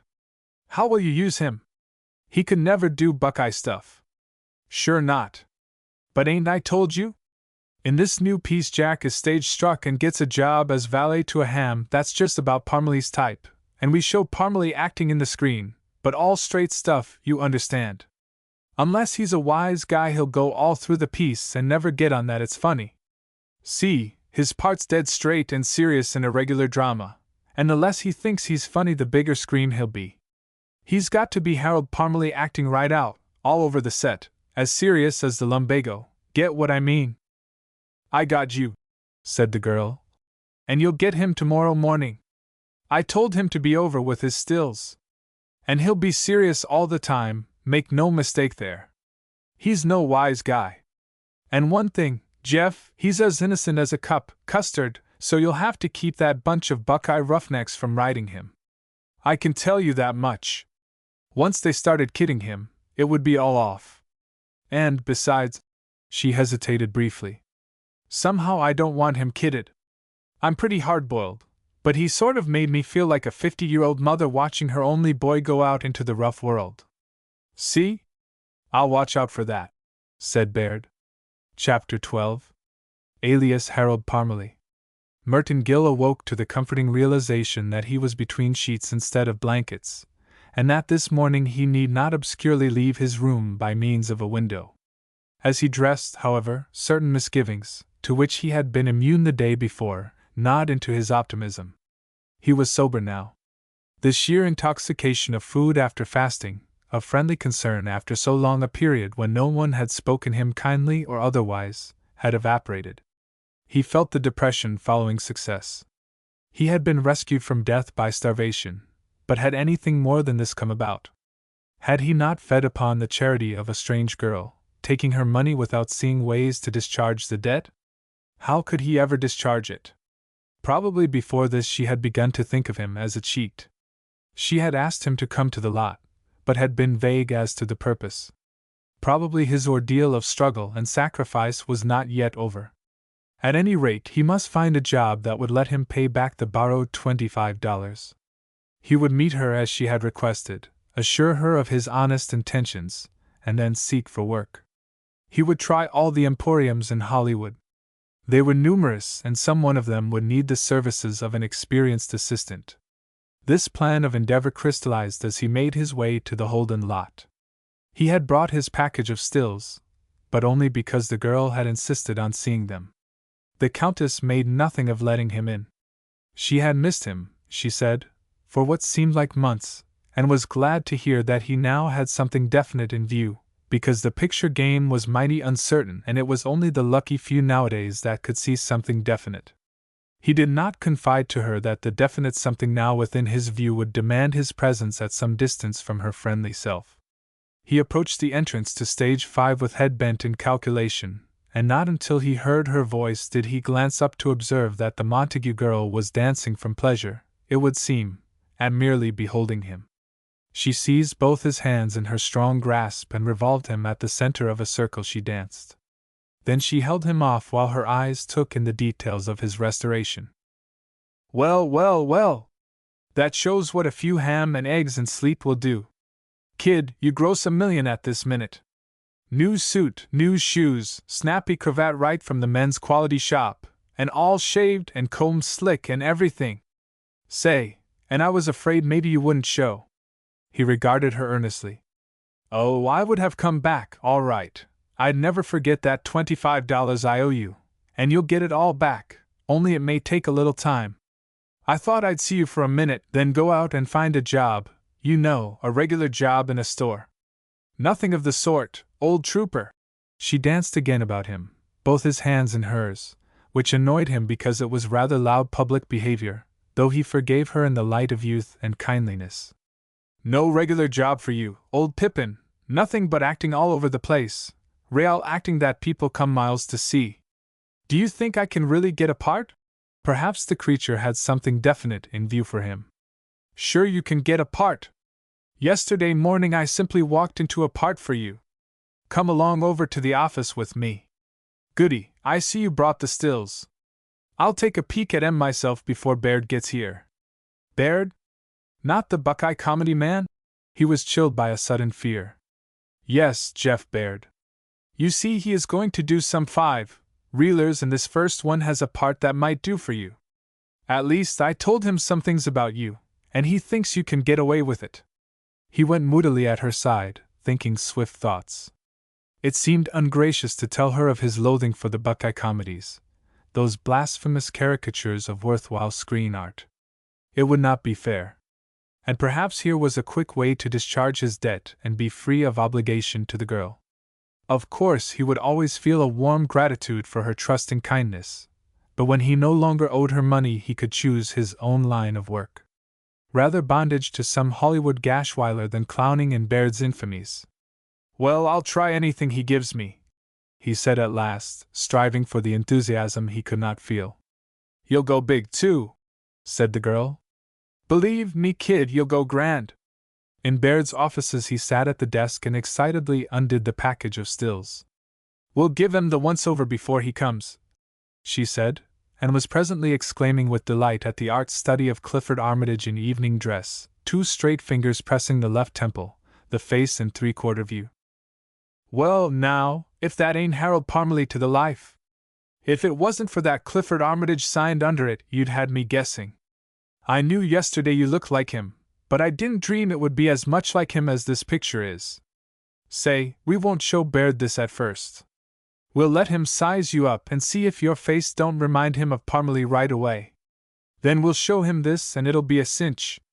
And my, look at these others, here you're a soldier, and here you're a polo player, that is polo, ain't it, or is it tennis? And will you look at these stunning westerns? These are simply the best of all, on horseback, and throwing a rope, and the fighting face with the gun drawn, and rolling a cigarette, and, as I live, saying goodbye to the horse. Wouldn't that get you, Buck Benson, to the life? Again and again she shuffled over the stills, dwelling on each with excited admiration. Her excitement was pronounced. It seemed to be a sort of nervous excitement. It had caused her face to flush deeply, and her manner, especially over the Western pictures, at moments oddly approached hysteria. Merton was deeply gratified.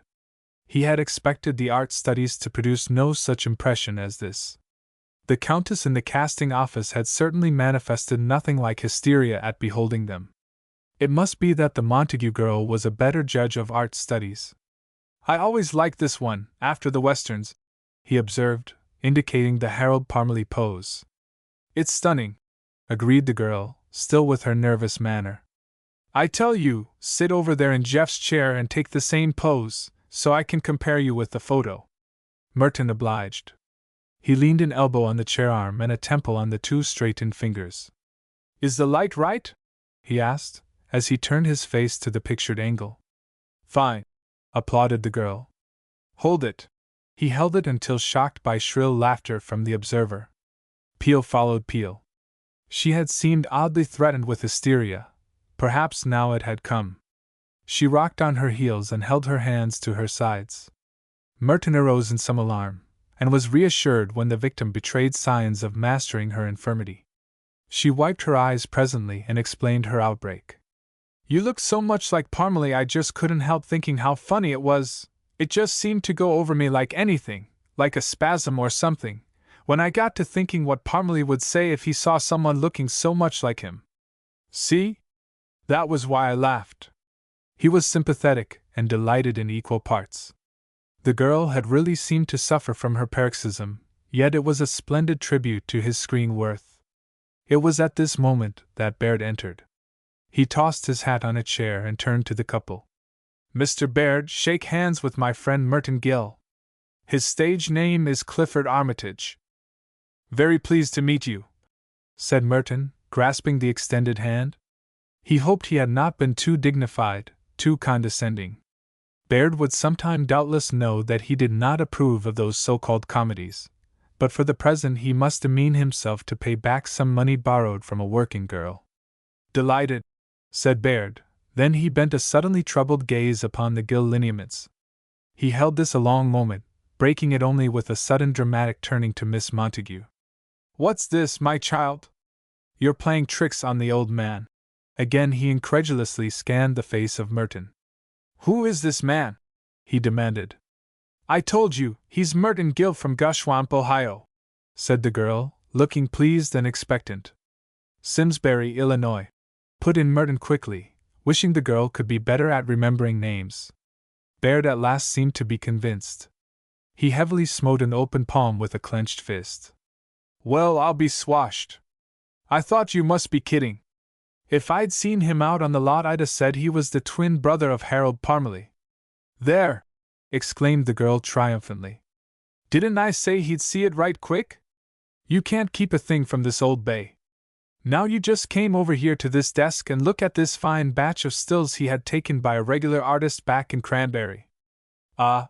Exclaimed Baird unctuously. I bet they're good. Show me. He went to the desk. Be seated, Mr. Gill, while I have a look at these. Merton Gill, under the eye of Baird which clung to him with something close to fascination, sat down.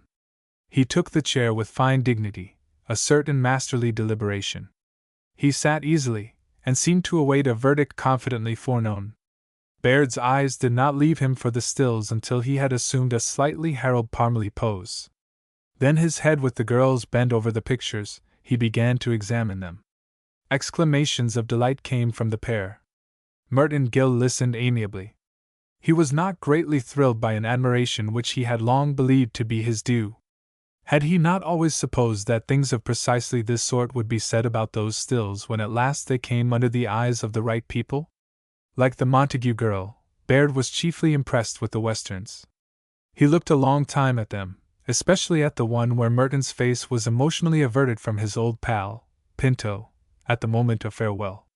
Regarding Baird, as he stood holding this art study up to the light, Merton became aware for the first time that Baird suffered from some nervous affliction, a peculiar twitching of the lips, a trembling of the chin, which he had sometimes observed in senile persons. All at once Baird seemed quite overcome by this infirmity. He put a handkerchief to his face and uttered a muffled excuse as he hastily left the room. Outside, the noise of his heavy tread died swiftly away down the hall. The Montague girl remained at the desk. There was a strange light in her eyes and her face was still flushed. She shot a glance of encouragement at Merton. Don't be nervous, old kid, he likes them all right, he reassured her lightly. Oh, I'm not a bit nervous about him. It ain't as if he was doing something worthwhile, instead of mere comedies. The girl's color seemed to heighten. You be sure to tell him that, talk right up to him. Be sure to say mere comedies. It'll show him you know what's what. And as a matter of fact, kid, he's trying to do something worthwhile, right this minute, something serious. That's why he's so interested in you. Well, of course, that's different.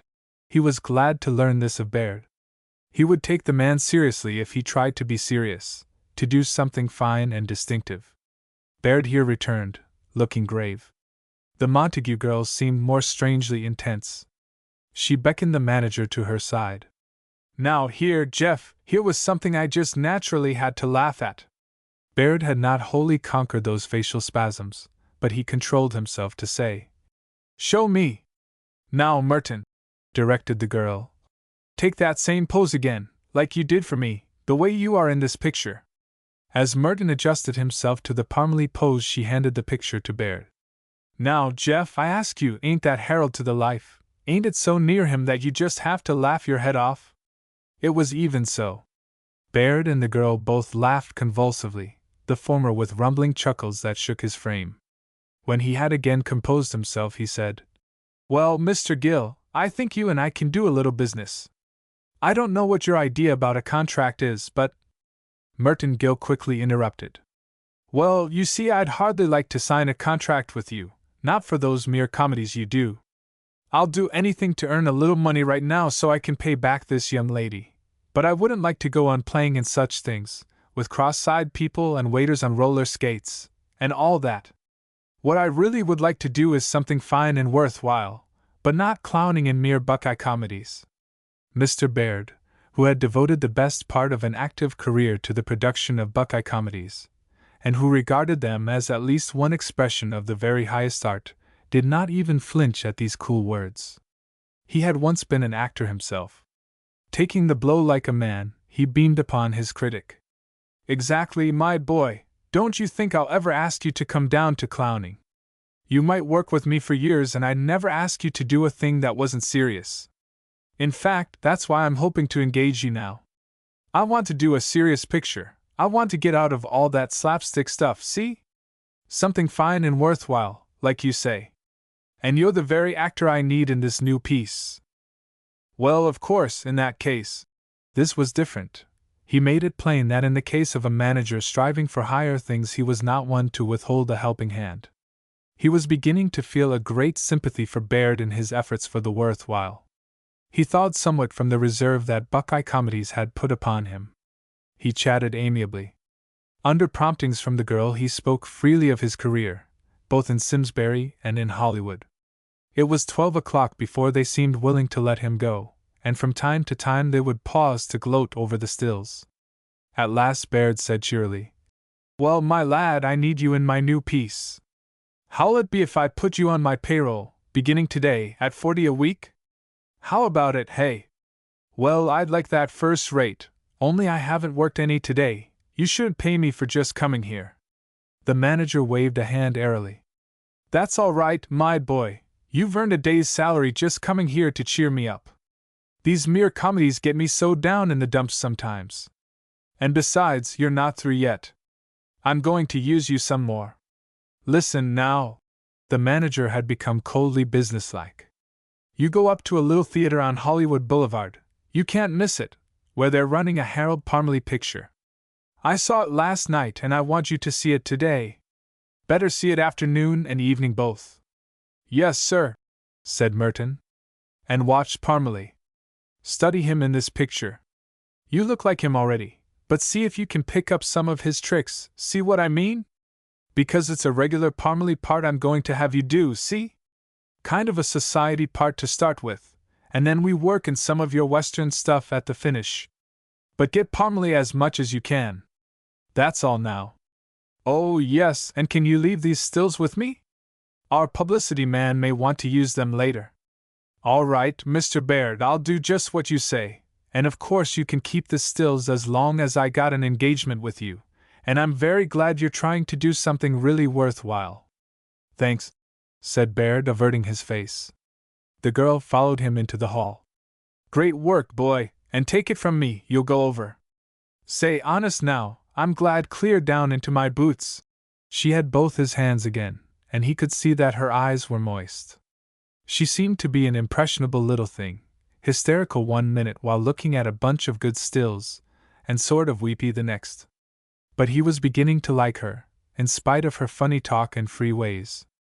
"And say," she called after him when he had reached the top of the stairs, You know you haven't had much experience yet with a bunch of hard-boiled troopers. Many a one will be jealous of you the minute you begin to climb, and maybe they'll get fresh and try to kid you, see? But don't you mind it, give it right back to them. Or tell me if they get too raw. Just remember I gotta mean right when I swing free. All right, thank you, he replied, but his bewilderment was plain. She stared a moment, danced up to him, and seized a hand in both of hers. What I mean, son, if you feel bothered any time, by anything, just come to me with it, see? I'm in this piece, and I'll look out for you. Don't forget that. She dropped his hand, and was back in the office while he mumbled his thanks for what he knew she had meant as a kindness. So she was to be in the Baird piece. She, too, would be trying to give the public something better and finer. Still, he was puzzled at her believing he might need to be looked out for. An actor drawing $40 a week could surely look out for himself.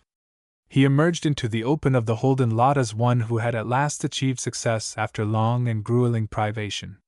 He walked briefly among the scenes of this privation, pausing in reminiscent mood before the Crystal Palace Hotel and other outstanding spots where he had so stoically suffered the torments of hunger and discouragement. He remembered to be glad now that no letter of appeal had actually gone to Gashweiler. Suppose he had built up in the old gentleman's mind a false hope that he might again employ Merton Gill? A good thing he had held out. Yesterday he was starving and penniless. Today he was fed and on someone's payroll for probably as much money a week as Gashweiler netted from his entire business. From sheer force of association, as he thus meditated, he found himself hungry, and a few moments later he was selecting from the food counter of the cafeteria whatever chanced to appeal to the eye. No weighing of prices now.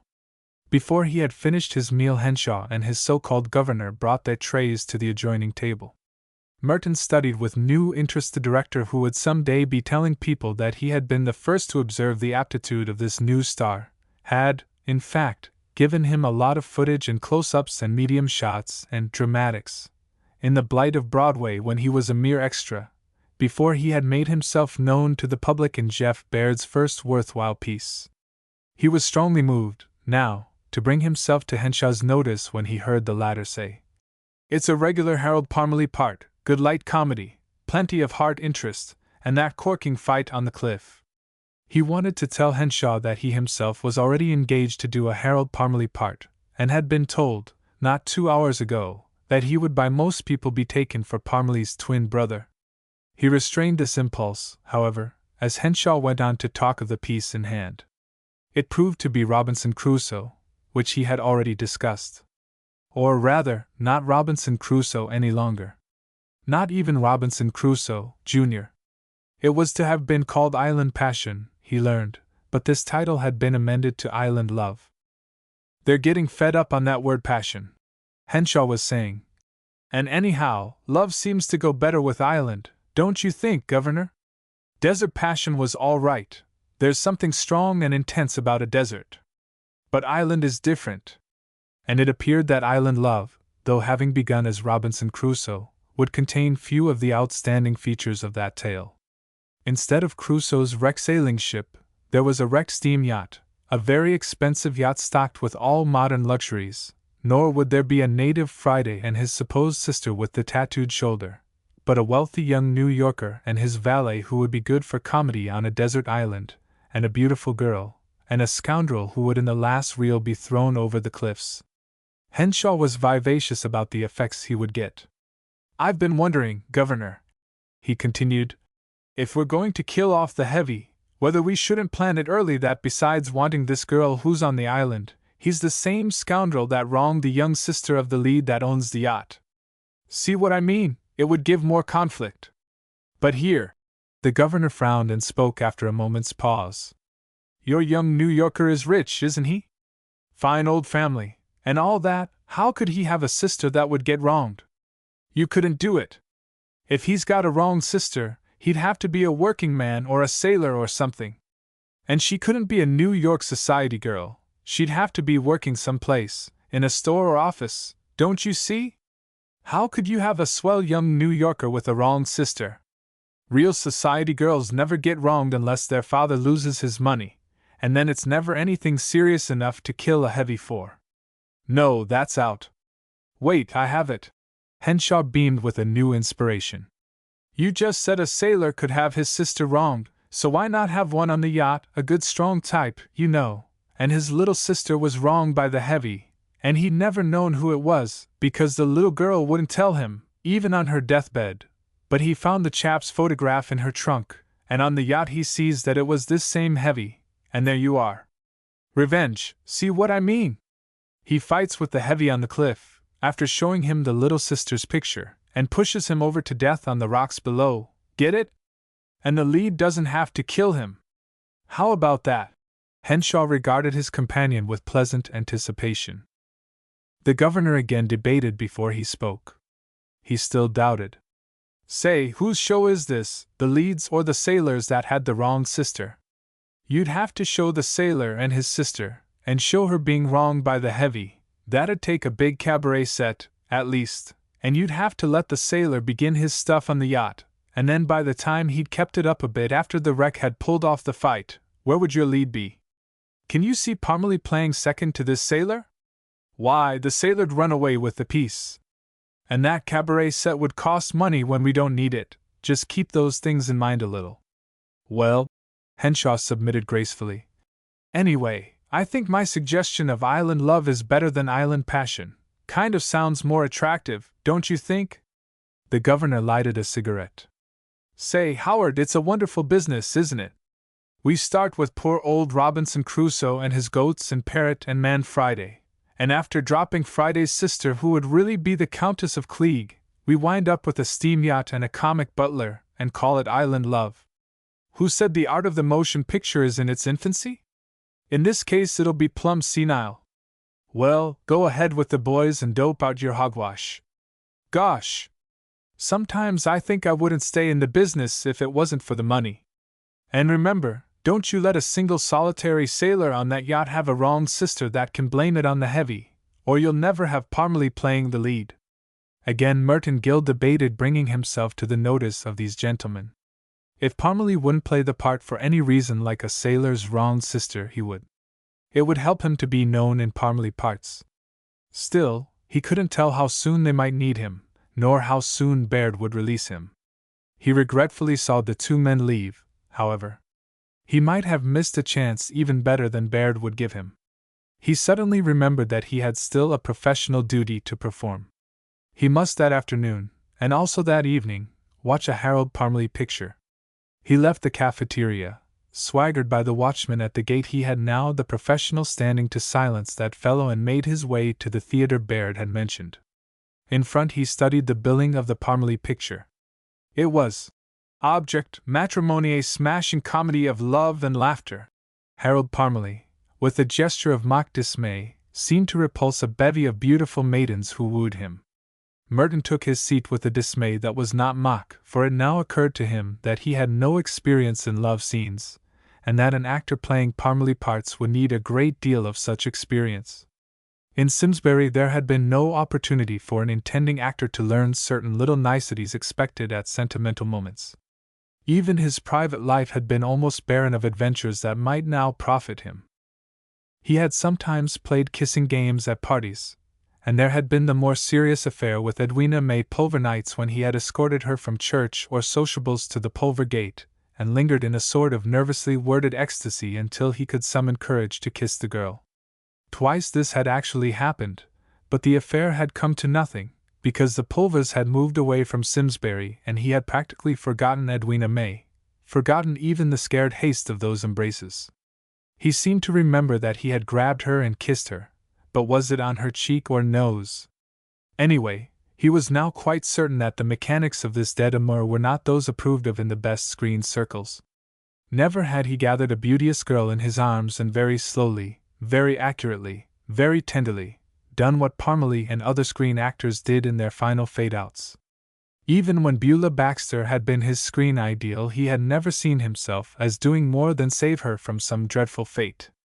Of course, later, if he had found out that she was unwed.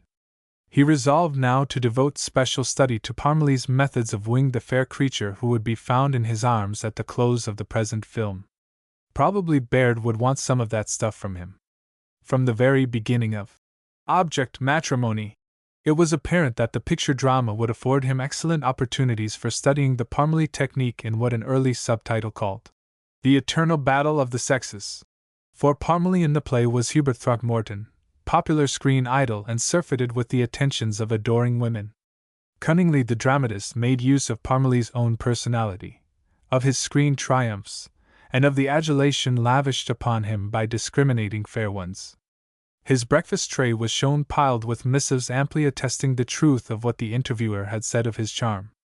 All women seemed to adore Hubert Throckmorton in the drama, even as all women adored Harold Parmelee in private life. The screen revealed Throckmorton quite savagely ripping open the letters, glancing at their contents and flinging them from him with humorous shudders. He seemed to be asking why these foolish creatures couldn't let an artist alone.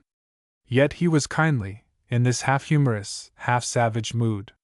There was a blending of chagrin and amused tolerance on his face as the screen had him murmur, casting the letter aside, "Poor, silly little girls!"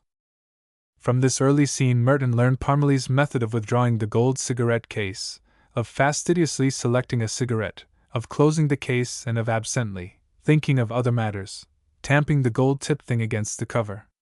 This was an item that he had overlooked. He should have done that in the cabaret scene. He also mastered the Parmelee trick of withdrawing the handkerchief from the cuff of the perfectly fitting morning coat.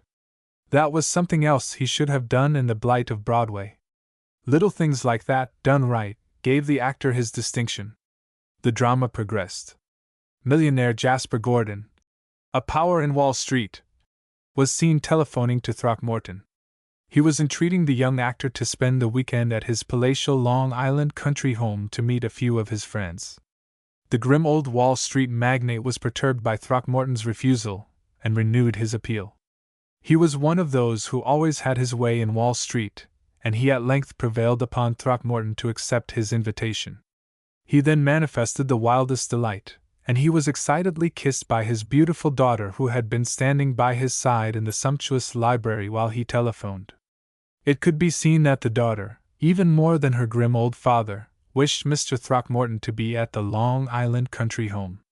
Later Throckmorton was seen driving his high-powered roadster, accompanied only by his valet, to the Gordon country home on Long Island, a splendid mansion surrounded by its landscaped grounds where fountains played and roses bloomed against the feathery background of graceful eucalyptus trees. Merton Gill saw that he must learn to drive a high-powered roadster. Probably Baird would want some of that stuff, too. A round of country house gaieties ensued, permitting Throckmorton to appear in a series of perfectly fitting sports costumes. He was seen on his favorite hunter, on the tennis courts, on the first tee of the golf course, on a polo pony, and in the mazes of the dance. Very early it was learned that the Gordon daughter had tired of mere social triumphs, and wished to take up screen acting in a serious way.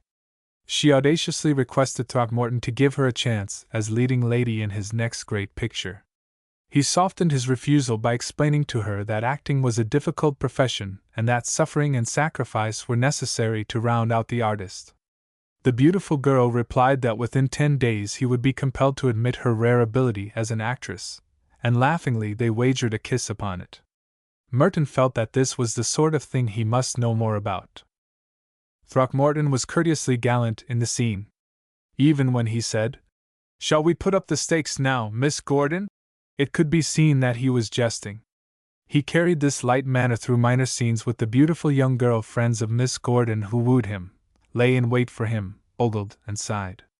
Always he was the laughingly tolerant conqueror who had but a lazy scorn for his triumphs. He did not strike the graver note until it became suspected that there were crooks in the house bent upon stealing the famous Gordon jewels. That it was Throckmorton who averted this catastrophe by sheer nerve and by use of his rare histrionic powers, as when he disguised himself in the coat and hat of the arch crook whom he had felled with a single blow and left bound and gagged, in order to receive the casket of jewels from the thief who opened the safe in the library, and that he laughed away the thanks of the grateful millionaire, astonished no one in the audience, though it caused Merton Gill to wonder if he could fell a crook with one blow. He must practice up some blows. Throckmorton left the palatial country home wearied by the continuous adulation. The last to speed him was the Gordon daughter, who reminded him of their wager, Within 10 days he would acknowledge her to be an actress fit to play as his leading woman. Throckmorton drove rapidly to a simple farm where he was not known and would be no longer surfeited with attentions. He dressed plainly in shirts that opened wide at the neck and assisted in the farm labors, such as pitching hay and leading horses into the barn. It was the simple existence that he had been craving, away from it all. No one suspected him to be Hubert Throckmorton, least of all the simple country maiden, daughter of the farmer, in her neat print dress and heavy braid of golden hair that hung from beneath her sunbonnet. She knew him to be only a man among men, a simple farm laborer, and Hubert Throckmorton, wearied by the adulation of his feminine public, was instantly charmed by her coy acceptance of his attentions. That this charm should ripen to love was to be expected. Here was a child, simple, innocent, of a wild rose beauty in her print dress and sunbonnet, who would love him for himself alone. Beside a blossoming orange tree on the simple Long Island farm he declared his love, warning the child that he had nothing to offer her but 2 strong arms and a heart full of devotion. The little girl shyly betrayed that she returned his love but told him that he must first obtain the permission of her grandmother, without which she would never consent to wed him. She hastened into the old farmhouse to prepare grandmother for the interview. Throckmorton presently faced the old lady, who sat huddled in an armchair, her hands crooked over a cane, a ruffled cap above her silvery hair. He manfully voiced his request for the child's hand in marriage. The old lady seemed to mumble an assent. The happy lover looked about for his fiancée when, to his stupefaction, the old lady arose briskly from her chair, threw off cap, silvery wig, gown of black, and stood revealed as the child herself, smiling roguishly up at him from beneath the sunbonnet. With a glad cry he would have seized her, when she stayed him with lifted hand. Once more she astounded him. Swiftly she threw off sunbonnet, blonde wig, print dress, and stood before him revealed as none other than the Gordon daughter. Hubert Throckmorton had lost his wager. Slowly, as the light of recognition dawned in his widening eyes, he gathered the beautiful girl into his arms. "Now may I be your leading lady?" she asked. "My leading lady, not only in my next picture but for life," he replied. There was a pretty little scene in which the wager was paid. Merton studied it. Twice again, that evening, he studied it. He was doubtful. It would seem queer to take a girl around the waist that way and kiss her so slowly. Maybe he could learn. And he knew he could already do that widening of the eyes. He could probably do it as well as Parmalee did. Back in the Buckeye office, when the Montague girl had returned from her parting with Merton, Baird had said, "Kid, you've brightened my whole day. Didn't I tell you? He's a lot better than you said. But can you use him? You can't tell. You can't tell till you try him out. He might be good, and he might blow up right at the start. I bet he'll be good. I tell you, Jeff, that boy is just full of acting. All you got to do, keep his stuff straight, serious. He can't help but be funny that way. We'll see. Tomorrow we'll kind of feel him out. He'll see this Parmalee film today. I caught it last night, and there's some stuff in it I want to play horse with, see? So I'll start him tomorrow in a quiet scene, and find out does he handle.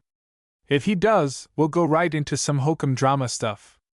The more serious he plays it the better. It ought to be good, but you can't ever tell in our trade. You know that as well as I do." The girl was confident.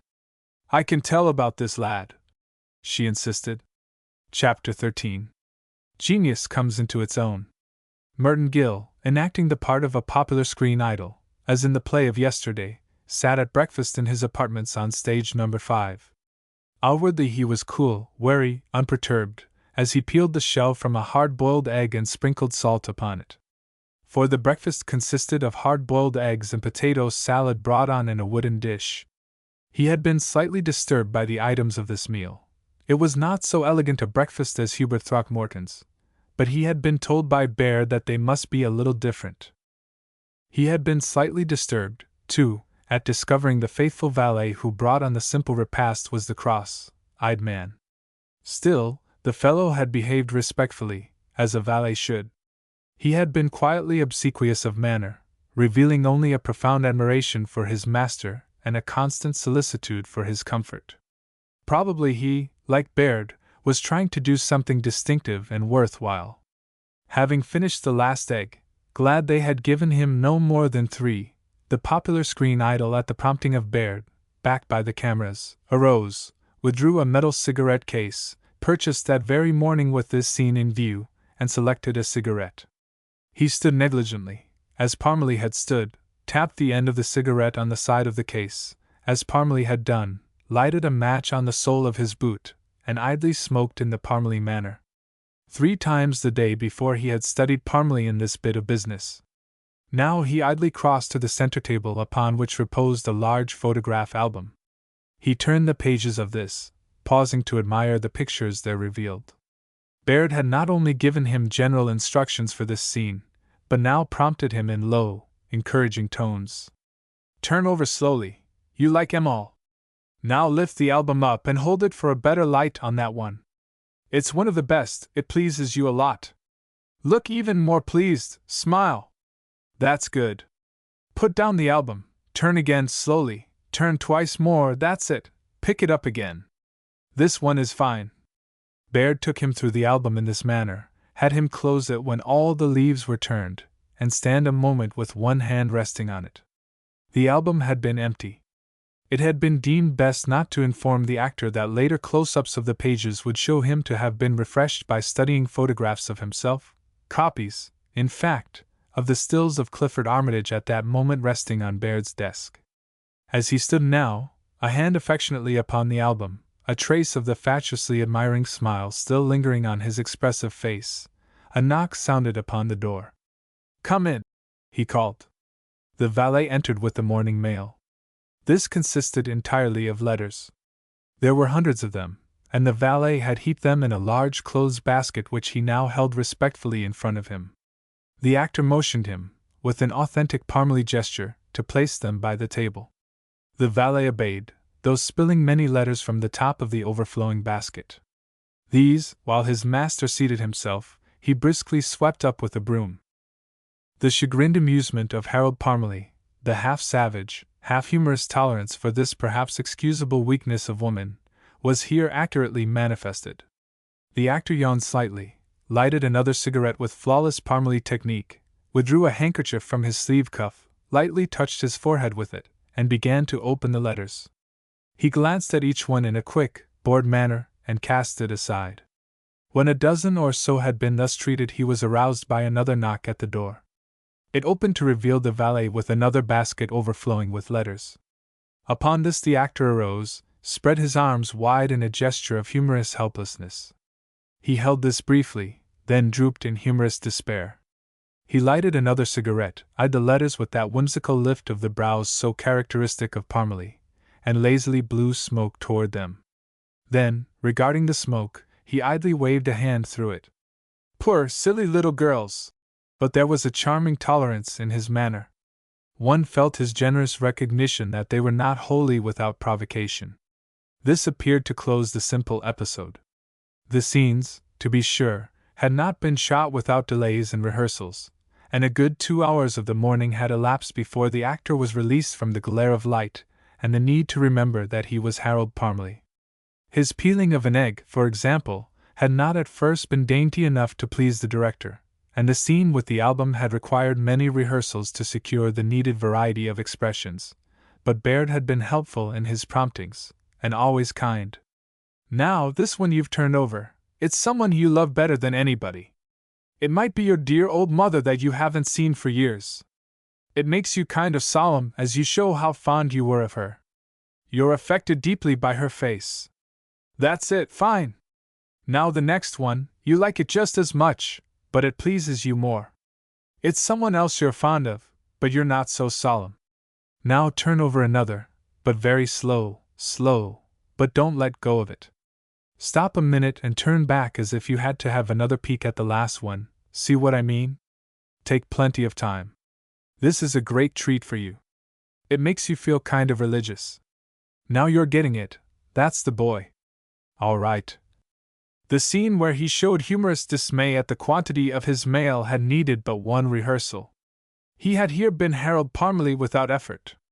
Also, he had not been asked to do again the Parmalee trick of lighting a cigarette nor of withdrawing the handkerchief from its cuff to twice touch his forehead in moments of amused perplexity.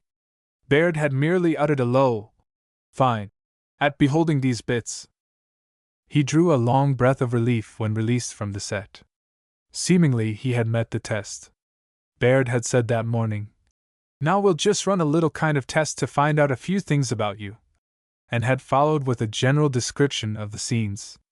It was to be of no great importance, a minor detail of the picture. Perhaps this had been why the wealthy actor breakfasted in rather a plainly furnished room on hard-boiled eggs and potato salad. Perhaps this had been why the costume given him had been not too well-fitting, not too nice in detail. Perhaps this was why they had allowed the cross-eyed man to appear as his valet. He was quite sure this man would not do as a valet in a high-class picture. Anyway, however unimportant the scene, he felt that he had acquitted himself with credit. The Montague girl, who had made him up that morning, with close attention to his eyebrows, watched him from back of the cameras, and she seized both his hands when he left the set. "You're going to land," she warmly assured him. "I can tell a trooper when I see one." She was in costume. She was apparently doing the part of a society girl, though slightly overdressed, he thought. "We're working on another set for this same picture," she explained. "But I simply had to catch you acting. You'll probably be over with us tomorrow. But you're through for the day, so beat it and have a good time. Couldn't I come over and watch you?" "No, Baird doesn't like to have his actors watching things they ain't in. He told me specially that you weren't to be around except when you're working. You see, he's using you in kind of a special part in this multiple reeler, and he's afraid you might get confused if you watched the other parts. I guess he'll start you tomorrow. You're to be in a good, wholesome heart play. You'll have a great chance in it. Well, I'll go see if I can find another Parmalee picture for this afternoon. Say, you don't think I was too much like him in that scene, do you? You know it's one thing if I look like him, I can't help that, but I shouldn't try to imitate him too closely, should I? I got to think about my own individuality, haven't I?" "The squirrel's done it," whispered the girl after the opening scene. It seemed to her that Merton Gill on the screen might overhear her comment. Even Baird was low-toned. "Looks so," he agreed. "If that ain't Parmalee, then I'll eat all the hard-boiled eggs on the lot." Baird rubbed his hands. "It's Parmalee Plus," he corrected. "Oh, mother, mother!" murmured the girl while the screen revealed the actor studying his photographs. "He handled all right in that spot," observed Baird. "He'll handle right, don't worry. Ain't I told you he's a natural-born trooper?" The male was abandoned in humorous despair. The cigarette lighted in a flawless Parmalee manner, the smoke idly brushed aside. "Poor, silly little girls," the actor was seen to say. The girl gripped Baird's arm until he winced. "There, old Pippin! There's your $1,000,000, picked right up on the lot." "Maybe," assented the cooler Baird, as they left the projection room. "And say," asked the girl, "did you notice all morning how he didn't even bat an eye when you spoke to him, if the camera was still turning? Not like a beginner that'll nearly always look up and get out of the picture." "What I bet," observed Baird. "I bet he'd 'a' done that album stuff even better than he did if I'd actually put his own pictures in, the way I'm going to for the close-ups. I was afraid he'd see it was kidding if I did, or if I told him what pictures they were going to be. But I'm darned now if I don't think he'd have stood for it. I don't believe you'll ever be able to peeve that boy by telling him he's good." The girl glanced up defensively as they walked. "Now don't get the idea he's conceited, because he ain't. Not one bit. How do you know he ain't? I just want to give you the general dope of the piece before you go on," said Baird, in the shelter of high canvas backing. "You're the only son of a widowed mother, and both you and she are toiling to pay off the mortgage on the little home. You're the cashier of this business establishment, and in love with the proprietor's daughter, only she's a society girl and kind of looks down on you at first. Then there's her brother, the proprietor's only son. He's the clerk in this place. He doesn't want to work, but his father has made him learn the business, see? He's kind of a no-good, dissipated, wears flashy clothes and plays the races and shoots craps and drinks. You try to reform him because he's idolized by his sister that you're in love with. But you can't do a thing with him. He keeps on and gets in with a rough crowd, and finally he steals a lot of money out of the safe, and just when they are about to discover that he's the thief, you see it would break his sister's heart, so you take the crime on your own shoulders. After that, just before you're going to be arrested, you make a getaway, because, after all, you're not guilty, and you go out west to start all over again. Out there in the big open spaces? Suggested Merton, who had listened attentively.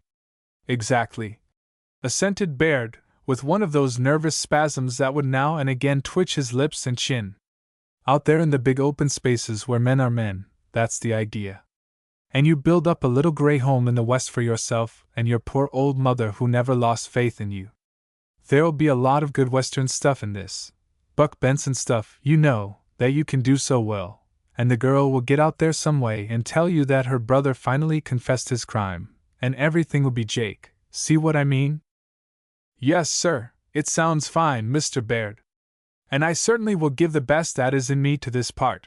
He had an impulse to tell the manager, too, how gratified he was that one who had been content with the low humor of the Buckeye comedies should at last have been won over to the better form of photodrama.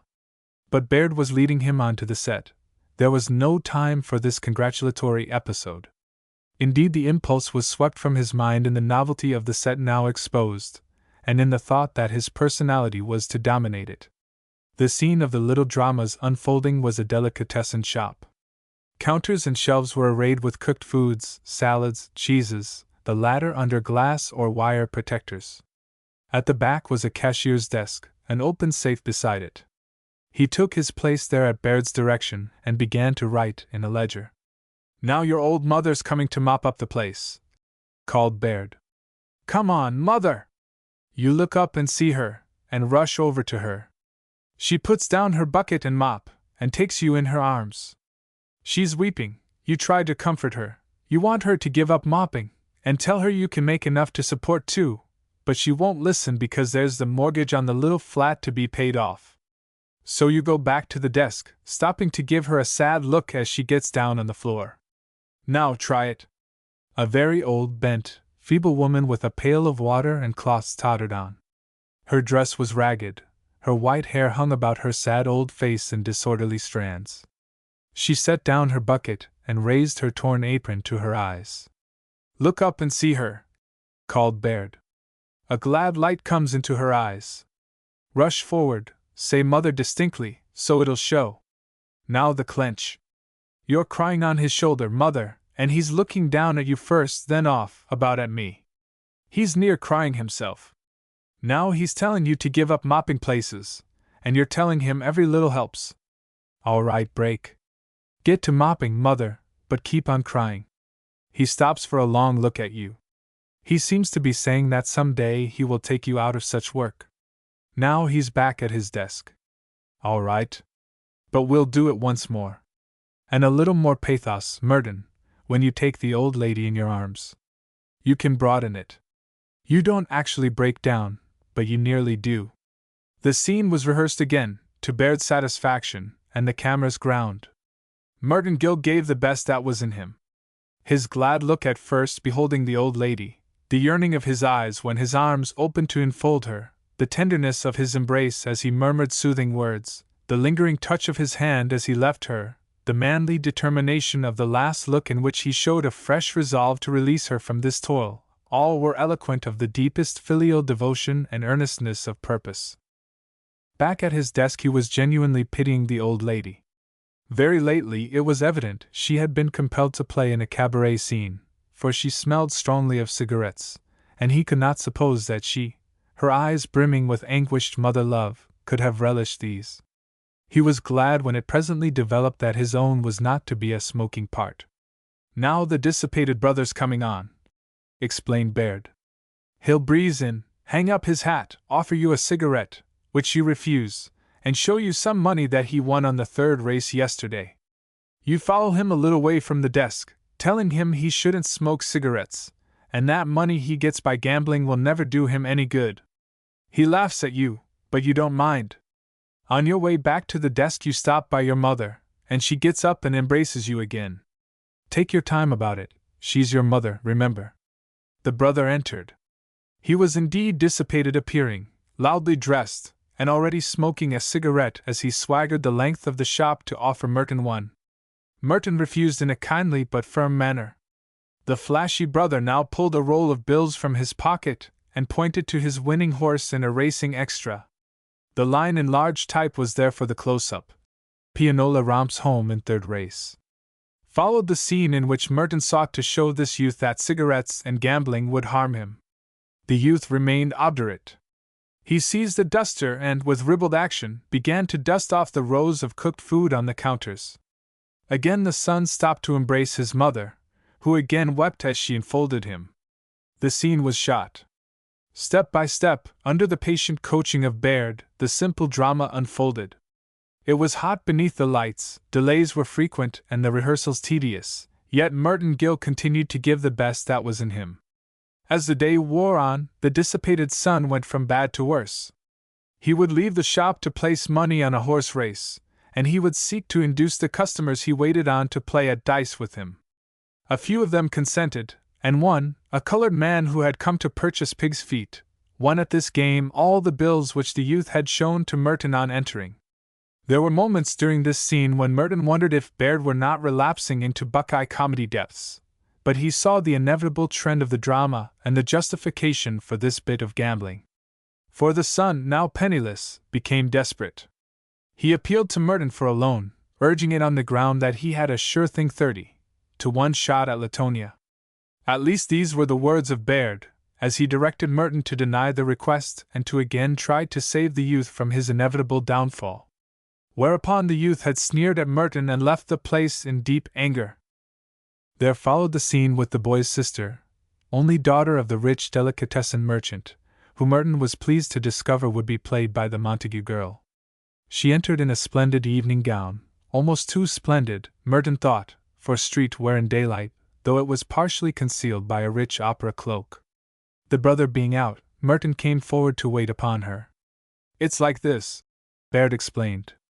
"She's just a simple New York society girl, kind of shallow and heartless, because she has never been aroused nor anything, see? You're the first one that's really touched her heart, but she hesitates because her father expects her to marry a count, and she's come to get the food for a swell banquet they're giving for him. She says where's her brother, and if anything happened to him it would break her heart. Then she orders what she wants and you do it up for her, looking at her all the time as if you thought she was the one girl in the world. She kind of falls for you a little bit, still she is afraid of what her father would say. Then you get bolder, see? You come from behind the counter and begin to make love, talking as you come out, so-and-so, so-and-so, so-and-so, Miss Hoffmeyer, I have loved you since the day I first set eyes on you, so-and-so, so-and-so, so-and-so, I have nothing to offer but the love of an honest man, she's falling for it, see? So you get up close and grab her, caveman stuff. Do a good hard clench, she's yours at last, she just naturally sags right down onto you. You've got her. Do a regular parmalee. Take your time. You're going to kiss her and kiss her right. But just as you get down to it the father busts in and says what's the meaning of this, so you fly apart and the father says you're discharged, because his daughter is the affianced wife of this Count Aspirin, see? Then he goes back to the safe and finds all the money has been taken, because the son has sneaked in and grabbed out the bundle and hid it in the icebox on his way out, taking only a few bills to get down on a horse. So he says call the police, but that's enough for now. Go ahead and do that love scene for me. Slowly the scene was brought to Baird's liking. Slowly, because Merton Gill at first proved to be diffident at the crisis. For 3 rehearsals the muscular arm of Miss Montague had most of the clenching to do. He believed he was being rough and masterful, but Baird wished a greater show of violence. They had also to time this scene with the surreptitious entrance of the brother, his theft of the money which he stuffed into a paper sack and placed in the icebox, and his exit. The leading man having at last proved that he could be Harold Parmalee even in this crisis, the scene was extended to the entrance of the indignant father. He was one of those self-made men of wealth, Merton thought, a short, stout gentleman with fiery whiskers, not at all fashionably dressed. He broke upon the embrace with a threatening stick. The pair separated, the young lover facing him, proud, erect, defiant, the girl drooping and confused. The father discharged Merton Gill with great brutality, then went to the safe at the back of the room, returning to shout the news that he had been robbed by the man who would have robbed him of his daughter. It looked black for Merton. Puzzled at first, he now saw that the idolized brother of the girl must have taken the money. He seemed about to declare this when his nobler nature compelled him to a silence that must be taken for guilt. The erring brother returned, accompanied by several customers. "Bring a detective to arrest this man," ordered the father. One of the customers stepped out to return with a detective. Again Merton was slightly disquieted at perceiving that the detective was the cross-eyed man. This person bustled about the place, tapping the cooked meats and the cheeses, and at last placed his hand upon the shoulder of the supposed thief. Merton, at Baird's direction, drew back and threatened him with a blow. The detective cringed and said, "I will go out and call a policeman." The others now turned their backs upon the guilty man. Even the girl drew away after one long, agonized look at the lover to whose embrace she had so lately submitted. He raised his arms to her in mute appeal as she moved away, then dropped them at his side. "Give her all you got in a look," directed Baird. "You're saying, I go to a felon's cell, but I do it all for you. Dream your eyes at her." Merton Gill obeyed. The action progressed. In this wait for the policeman, the old mother crept forward. She explained to Merton that the money was in the icebox where the real thief had placed it, and since he had taken the crime of another upon his shoulders, he should also take the evidence, lest the unfortunate young man be later convicted by that. She also urged him to fly by the rear door while there was yet time. He did these things, pausing for a last embrace of the weeping old lady, even as the hand of the arriving policeman was upon the door. "All for today, except some close-ups," announced Baird when this scene had been shot. There was a breaking up of the group, a relaxation of that dramatic tension which the hard values of the piece had imposed. Only once, while Merton was doing some of his best acting, had there been a kind of wheezy tittering from certain members of the cast and the group about the cameras. Baird had quickly suppressed this. "If there's any kidding in this piece, it's all in my part," he announced in cold, clear tones, and there had been no further signs of levity. Merton was pleased by this manner of Baird's. It showed that he was finally in earnest in the effort for the worthwhile things. And Baird now congratulated him, seconded by the Montague girl. He had, they told him, been all that could be expected. "I wasn't sure of myself," he told them, "in one scene, and I wanted to ask you about it, Mr. Baird. It's where I take that money from the icebox and go out with it. I couldn't make myself feel right. Wouldn't it look to other people as if I was actually stealing it myself? Why couldn't I put it back in the safe?" Baird listened respectfully, considering. "I think not," he announced at length. "You'd hardly have time for that, and you have a better plan. It'll be brought out in the subtitles, of course. You are going to leave it at the residence of Mr. Hoffmeyer, where it will be safe. You see, if you put it back where it was, his son might steal it again. We thought that out very carefully." "I see," said Merton. "I wish I had been told that. I feel that I could have done that bit a lot better. I felt kind of guilty." "You did it perfectly," Baird assured him. "Kid, you're a wonder," declared the Montague girl. "I'm that tickled with you I could give you a good hug." And with that curious approach to hysteria she had shown while looking at his stills, she for a moment frantically clasped him to her. He was somewhat embarrassed by this excess, but pardoned it in the reflection that he had indeed given the best that was in him. "Bring all your Western stuff to the dressing-room tomorrow," said Baird. Western stuff, the real thing at last. He was slightly amazed later to observe the old mother outside the set. She was not only smoking a cigarette with every sign of relish, but she was singing as she did a little dance step. Still, she had been under a strain all day, weeping, too, almost continuously. He remembered this, and did not judge her harshly as she smoked, danced, and lightly sang. Chapter 14. Out There Where Men Are Men. From the dressing-room the following morning, arrayed in the Buck Benson outfit, unworn since that eventful day on the Gashweiler lot, Merton accompanied Baird to a new set where he would work that day. Baird was profuse in his admiration of the cowboy embellishments, the maroon chaps, the new boots, the hat, the checked shirt and gay neckerchief. "I'm mighty glad to see you so sincere in your work," he assured Merton. "A lot of these hams I hire get to kidding on the set and spoil the atmosphere, but don't let it bother you. One earnest leading man, if he'll just stay earnest, will carry the piece.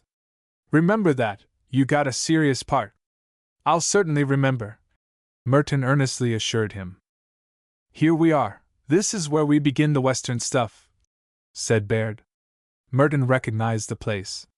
It was the High Gear dance hall where the Montague girl had worked. The name over the door was now the Come All Ye, and there was a hitching rack in front to which were tethered half a dozen saddled horses. Inside, the scene was set as he remembered it. Tables for drinking were about the floor, and there was a roulette wheel at one side. A red-shirted bartender, his hair plastered low over his brow, leaned negligently on the bar. Scattered around the room were dance-hall girls in short skirts, and a number of cowboys. "First, I'll wise you up a little bit," said Baird. "You've come out here to work on a ranch in the great open spaces, and these cowboys all love you and come to town with you every time, and they'll stand by you when the detective from New York gets here. Now, let's see, I guess first we'll get your entrance. You come in the front door at the head of them. You've ridden in from the ranch. We get the horseback stuff later. You all come in yelling and so on, and the boys scatter, some to the bar and some to the wheel, and some sit down to the tables to have their drinks and some dance with the girls. You distribute money to them from a paper sack. Here's the sack." From a waiting property boy he took a paper sack. "Put this in your pocket and take it out whenever you need money. It's the same sack, see, that the kid put the stolen money in, and you saved it after returning the money. It's just a kind of an idea of mine," he vaguely added, as Merton looked puzzled at this. "All right, sir." He took the sack, observing it to contain a rude imitation of bills, and stuffed it into his pocket. Then, after the boys scatter around, you go stand at the end of the bar. You don't join in their sports and pastimes, see? You're serious, you have things on your mind. Just sort of look around the place as if you were holding yourself above such things, even if you do like to give the boys a good time. Now we'll try the entrance." Cameras were put into place, and Merton Gill led through the front door his band of rollicking good fellows. He paused inside to give them bills from the paper sack. They scattered to their dissipations.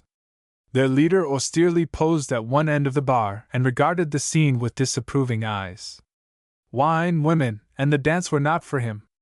He produced again the disillusioned look that had won Henshaw. "Fine," said Baird. "Gun it, boys." The scene was shot, and Baird spoke again.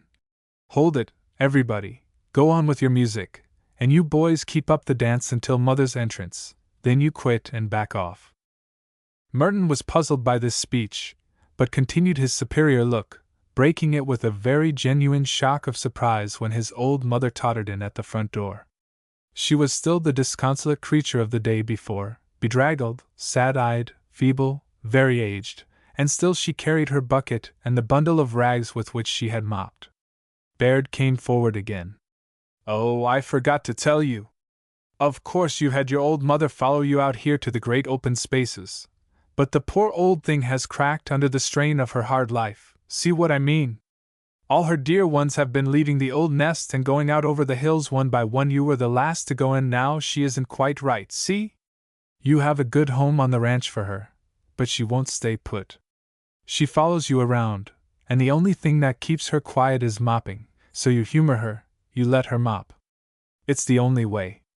But of course it makes you sad. You look at her now, then go up and hug her the way you did yesterday.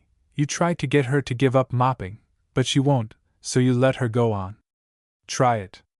Merton went forward to embrace his old mother. Here was tragedy indeed, a bit of biting pathos from a humble life. He gave the best that was in him as he enfolded the feeble old woman and strained her to his breast, murmuring to her that she must give it up, give it up. The old lady wept, but was stubborn. She tore herself from his arms and knelt on the floor. "I just got to mop, I just got to mop," she was repeating in a cracked voice. If I ain't let to mop, I get rough till I'm simply a scandal. It was an affecting scene, marred only by one explosive bit of coarse laughter from an observing cowp at the close of the old mother's speech. Merton Gill glanced up in sharp annoyance at this offender. Baird was quick in rebuke. The next guy that laughs at this pathos can get off the set, he announced, glaring at the assemblage.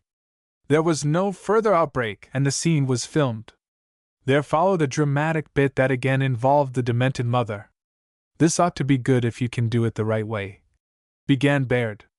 Mother's mopping along there and slashes some water on this Mexican's boot. Where are you, Pedro? Come here and get this. The old lady sloshes water on you while you're playing Monty here, so you yell caramba or something, and kick at her. You don't land on her, of course, but her son rushes up and grabs your arm. Here, do it this way. Baird demonstrated.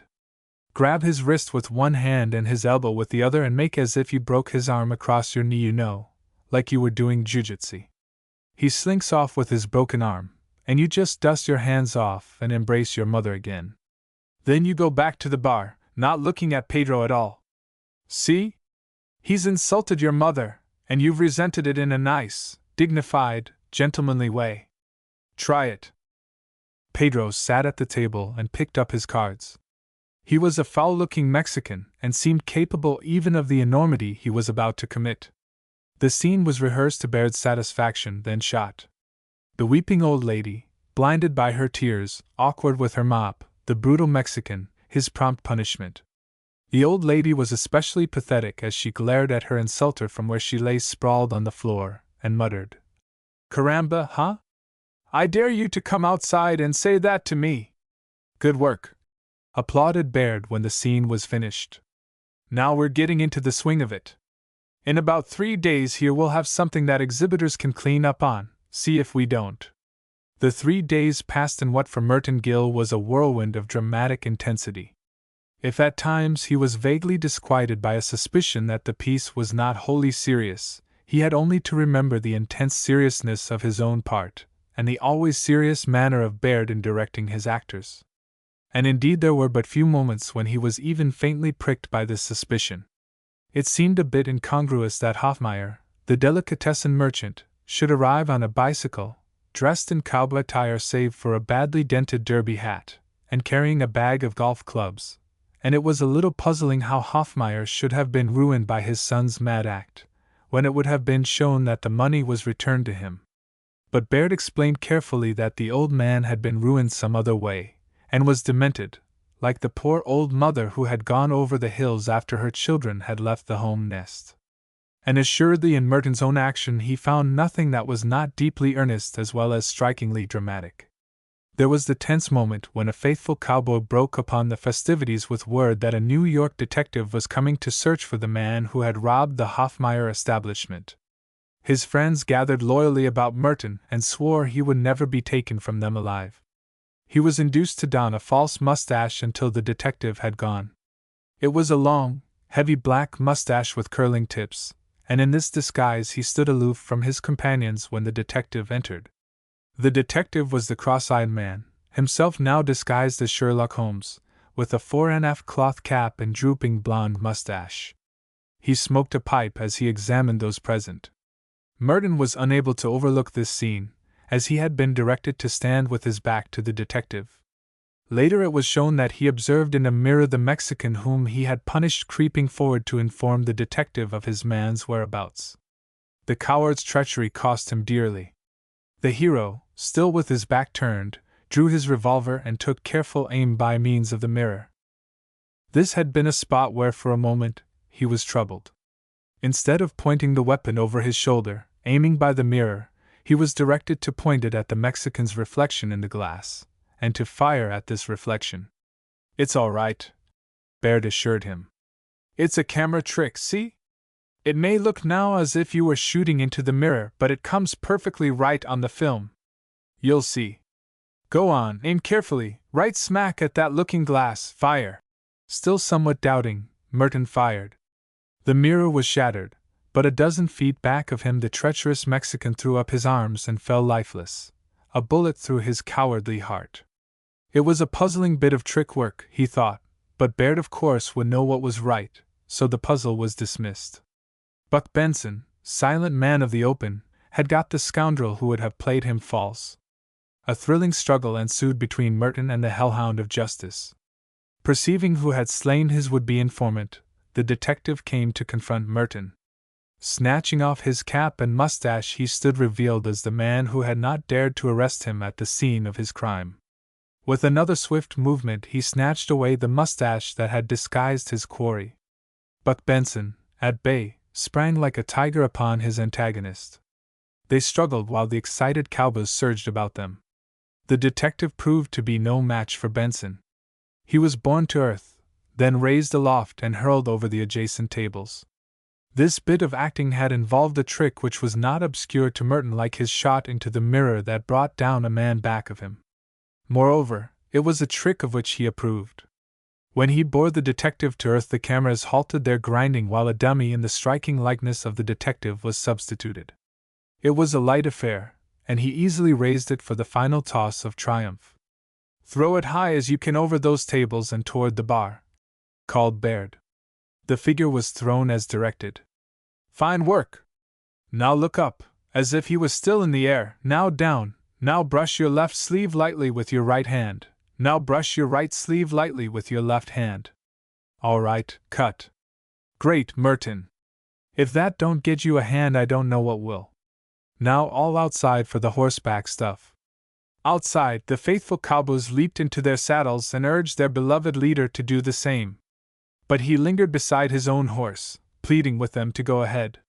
He must remain in the place of danger yet a while, for he had forgotten to bring out his old mother.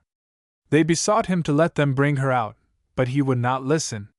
His alone was the task. Reluctantly the cowboys galloped off. As he turned to re-enter the dance hall, he was confronted by the detective, who held two frowning weapons upon him. Benson was at last a prisoner. The detective brutally ordered his quarry inside. Benson, seeing he was beaten, made a manly plea that he might be let to bid his horse goodbye. The detective seemed moved. He relented. Benson went to his good old pal. "Here's your chance for a fine bit," called Baird. "Give it to us now the way you did in that still. Broaden it all you want to. Go to it." Well did Merton Gill know that here was his chance for a fine bit. The horse was strangely like Dexter, upon whom he had so often rehearsed this bit. He was a bony, drooping, sad horse with a thin neck. "They're talking ye from me, old pal, talking ye from me. You and me has seen some tough times, and I sort o' figured we'd keep on together till the last, and now they got me, old pal, talking me far away where you won't see me no more. Go to it, cowboy, take all the footage you want," called Baird in a curiously choked voice. The actor took some more footage. "But we got to keep a stiff upper lip, old pal, you and me both. No cryin', no bustin' down. We had our last gallop together, and we're at the forkin' of th trail. So we got to be brave, we got to stand the gaff." Benson released his old pal, stood erect, dashed a bit of moisture from his eyes, and turned to the waiting detective, who, it seemed, had also been strangely moved during this affecting farewell. Yet he had not forgotten his duty. Benson was forced to march back into the come-all-ye dance hall. As he went, he was wishing that Baird would have him escape and flee on his old pal. And Baird was a man who seemed to think of everything, or perhaps he had often seen the real Buck Benson's play, for it now appeared that everything was going to be as Merton Gill wished. Baird had even contrived an escape that was highly spectacular. Locked by the detective in an upper room, the prisoner went to the window and glanced out to find that his loyal horse was directly beneath him. He would leap from the window, alight in the saddle after a 20-foot drop, and be off over the border. The window scene was shot, including a flash of the horse below. The mechanics of the leap itself required more time. Indeed, it took the better part of a morning to satisfy Baird that this thrilling exploit had been properly achieved. From a lower window, quite like the high one, Merton leaped, but only to the ground a few feet below. "That's where we get your takeoff," Baird explained. "Now we get you lighting in the saddle." This proved to be a more delicate bit of work. From a platform built out just above the faithful horse, Merton precariously scrambled down into the saddle. He glanced anxiously at Baird, fearing he had not alighted properly after the supposed 20-foot drop. But the manager appeared to be delighted with his prowess after the one rehearsal, and the scene was shot. "It's all Jake," Baird assured him. "Don't feel worried. Of course we'll trick the bit where you hit the saddle. The camera'll look out for that." One detail only troubled Merton. After doing the leap from the high window, and before doing its finish where he reached the saddle, Baird directed certain changes in his costume. He was again to don the false mustache, to put his hat on, and also a heavy jacket lined with sheep's wool worn by one of the cowboys in the dance hall. Merton was pleased to believe he had caught the manager napping here. "But Mr. Baird, if I leap from the window without the hat or mustache or jacket and land on my horse in them, wouldn't it look as if I had put them on as I was falling?" Baird was instantly overcome with confusion. "Now, that's so! I swear I never thought of that, Merton. I'm glad you spoke about it in time. You sure have shown me up as a director. You see, I wanted you to disguise yourself again. I'll tell you, get the things on, and after we shoot you lighting in the saddle we'll retake the window scene. That'll fix it." Not until long afterward, on a certain dread night when the earth was to rock beneath him, did he recall that Baird had never retaken that window scene. At present the young actor was too engrossed by the details of his daring leap to remember small things. The leap was achieved at last. He was in the saddle after a 20-foot drop. He gathered up the reins, the horse beneath him coughed plaintively, and Merton rode him out of the picture. Baird took a load off his mind as to this bit of riding. "Will you want me to gallop?" he asked, recalling the unhappy experience with Dexter. "No, just walk him beyond the camera line. The camera'll trick it up all right." So, safely, confidently, he had ridden his steed beyond the lens range at a curious shuffling amble, and his work at the Come-All-Ye Dance Hall was done. Then came some adventurous days in the open. In motor cars the company of artists was transported to a sunny nook in the foothills beyond the city, and here in the wild, rough, open spaces, the drama of mother love, sacrifice, and thrills was further unfolded. First to be done here was the continuation of the hero's escape from the dance hall.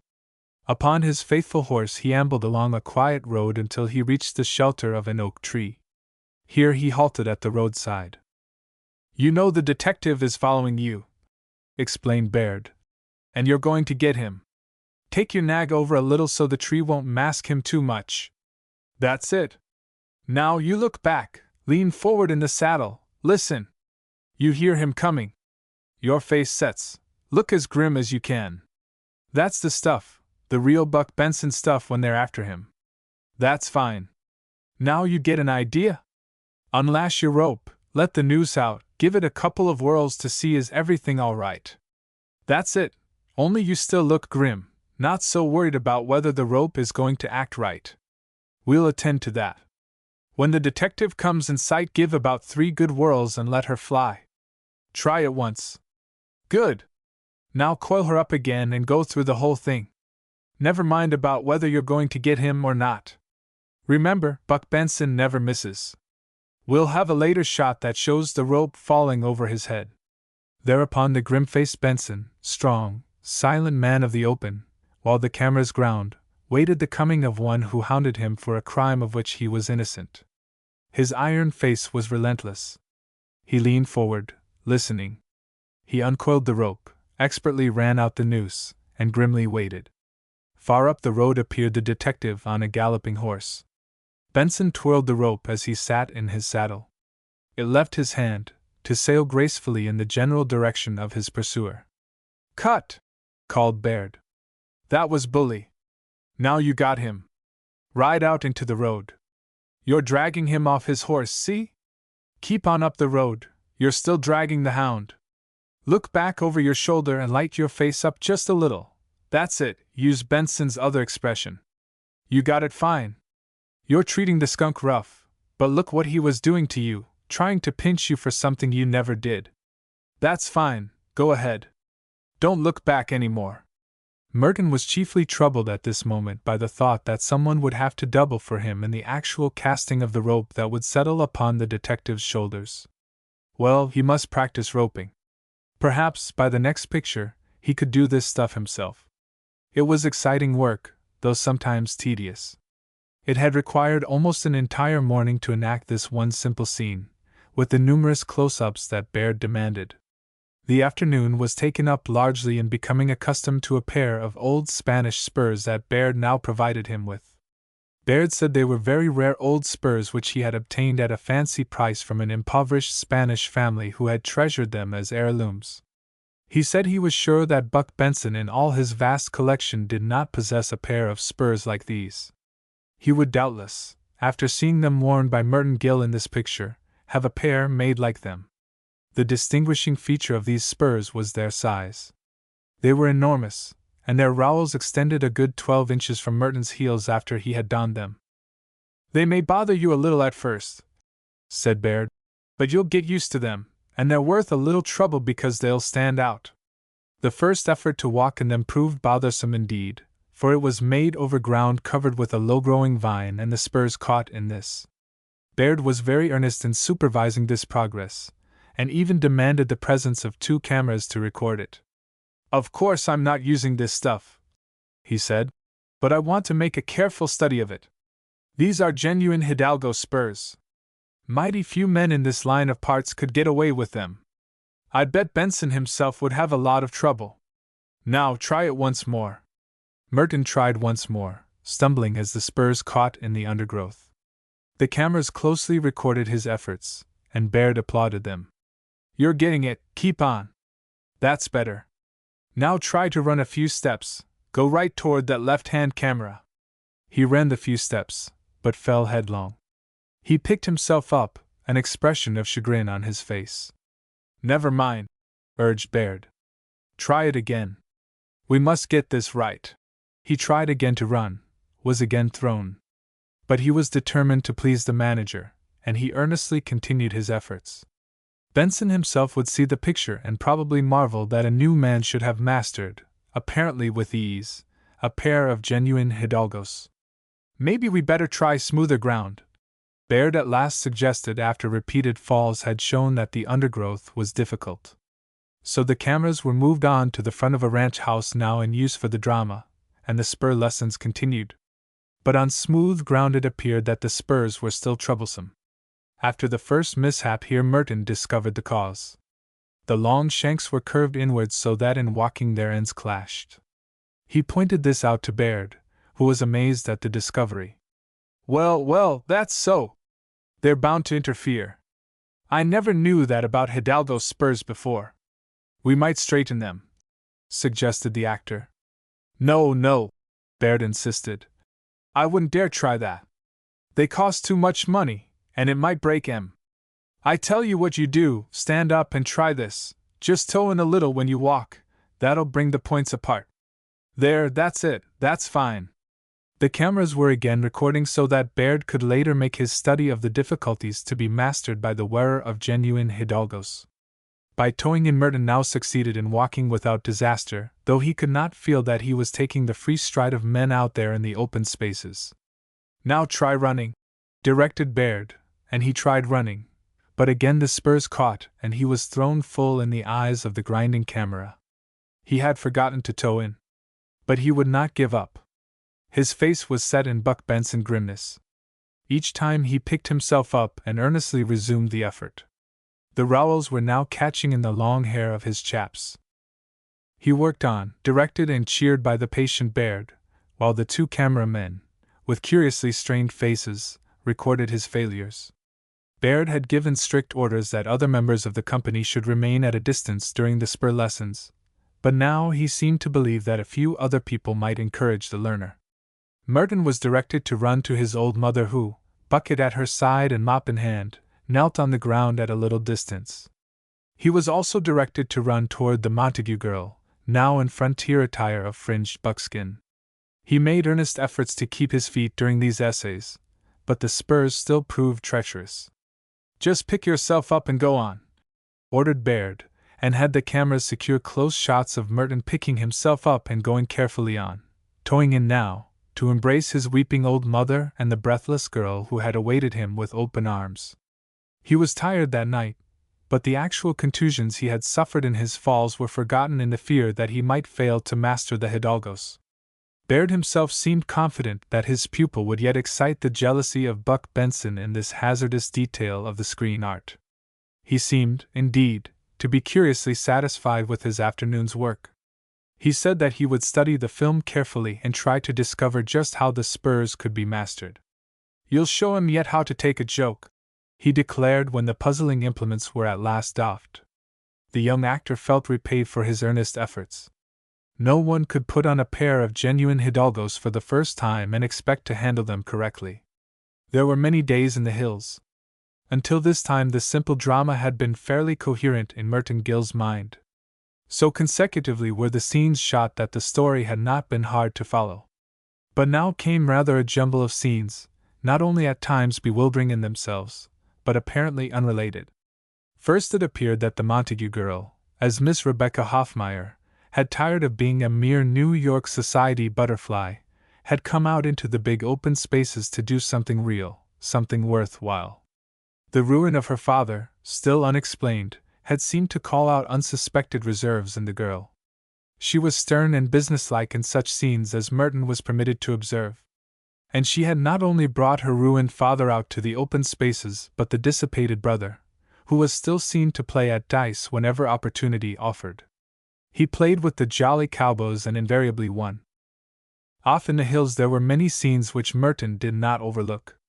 "I want you to have just your own part in mind," Baird told him. And although he was puzzled later, he knew that Baird was somehow making it right in the drama when he became again the successful actor of that first scene, which he had almost forgotten. He was no longer the Buck Benson of the open spaces, but the foremost idol of the shadowed stage, and in Harold Parmalee's best manner he informed the aspiring Montague girl that he could not accept her as leading lady in his next picture because she lacked experience. The wager of a kiss was laughingly made as she promised that within 10 days she would convince him of her talent. Later she herself, in an effective scene, became the grim-faced Buck Benson and held the actor up at the point of her 2 guns.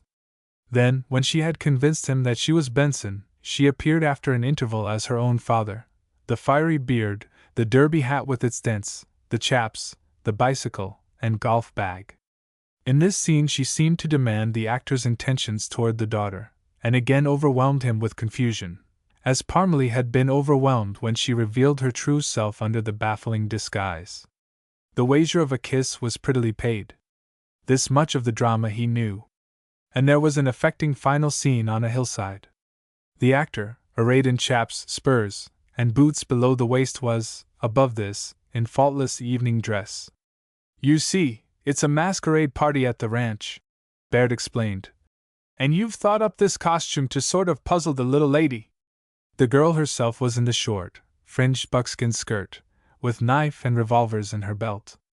Off in the hills day after day she had worn this costume in those active scenes he had not witnessed.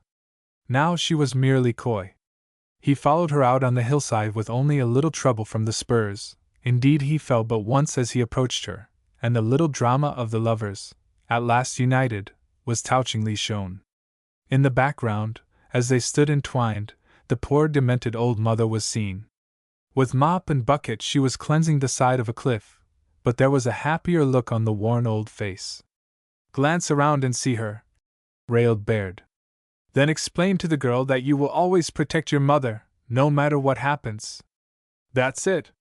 Now the clench, kiss her, slow. That's it. Cut!" Merton's part in the drama was ended. He knew that the company worked in the hills another week and there were more close-ups to take in the dance hall, but he was not needed in these. Baird congratulated him warmly. "Fine work, my boy! You've done your first picture, and with Miss Montague as your leading lady I feel that you're going to land ace-high with your public.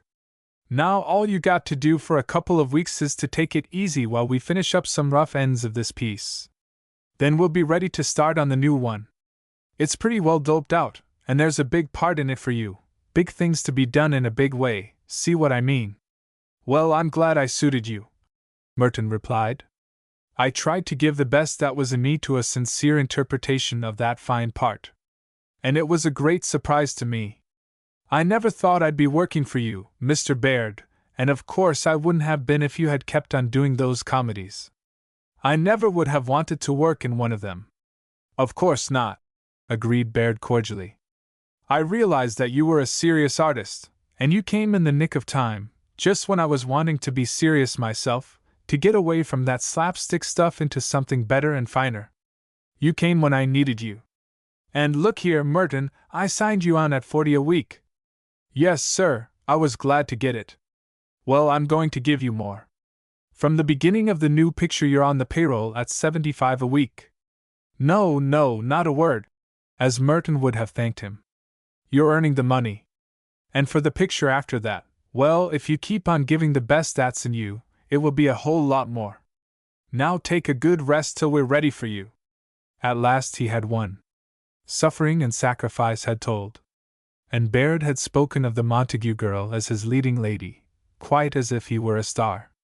And $75 a week. A sum Gashweiler had made him work 5 weeks for.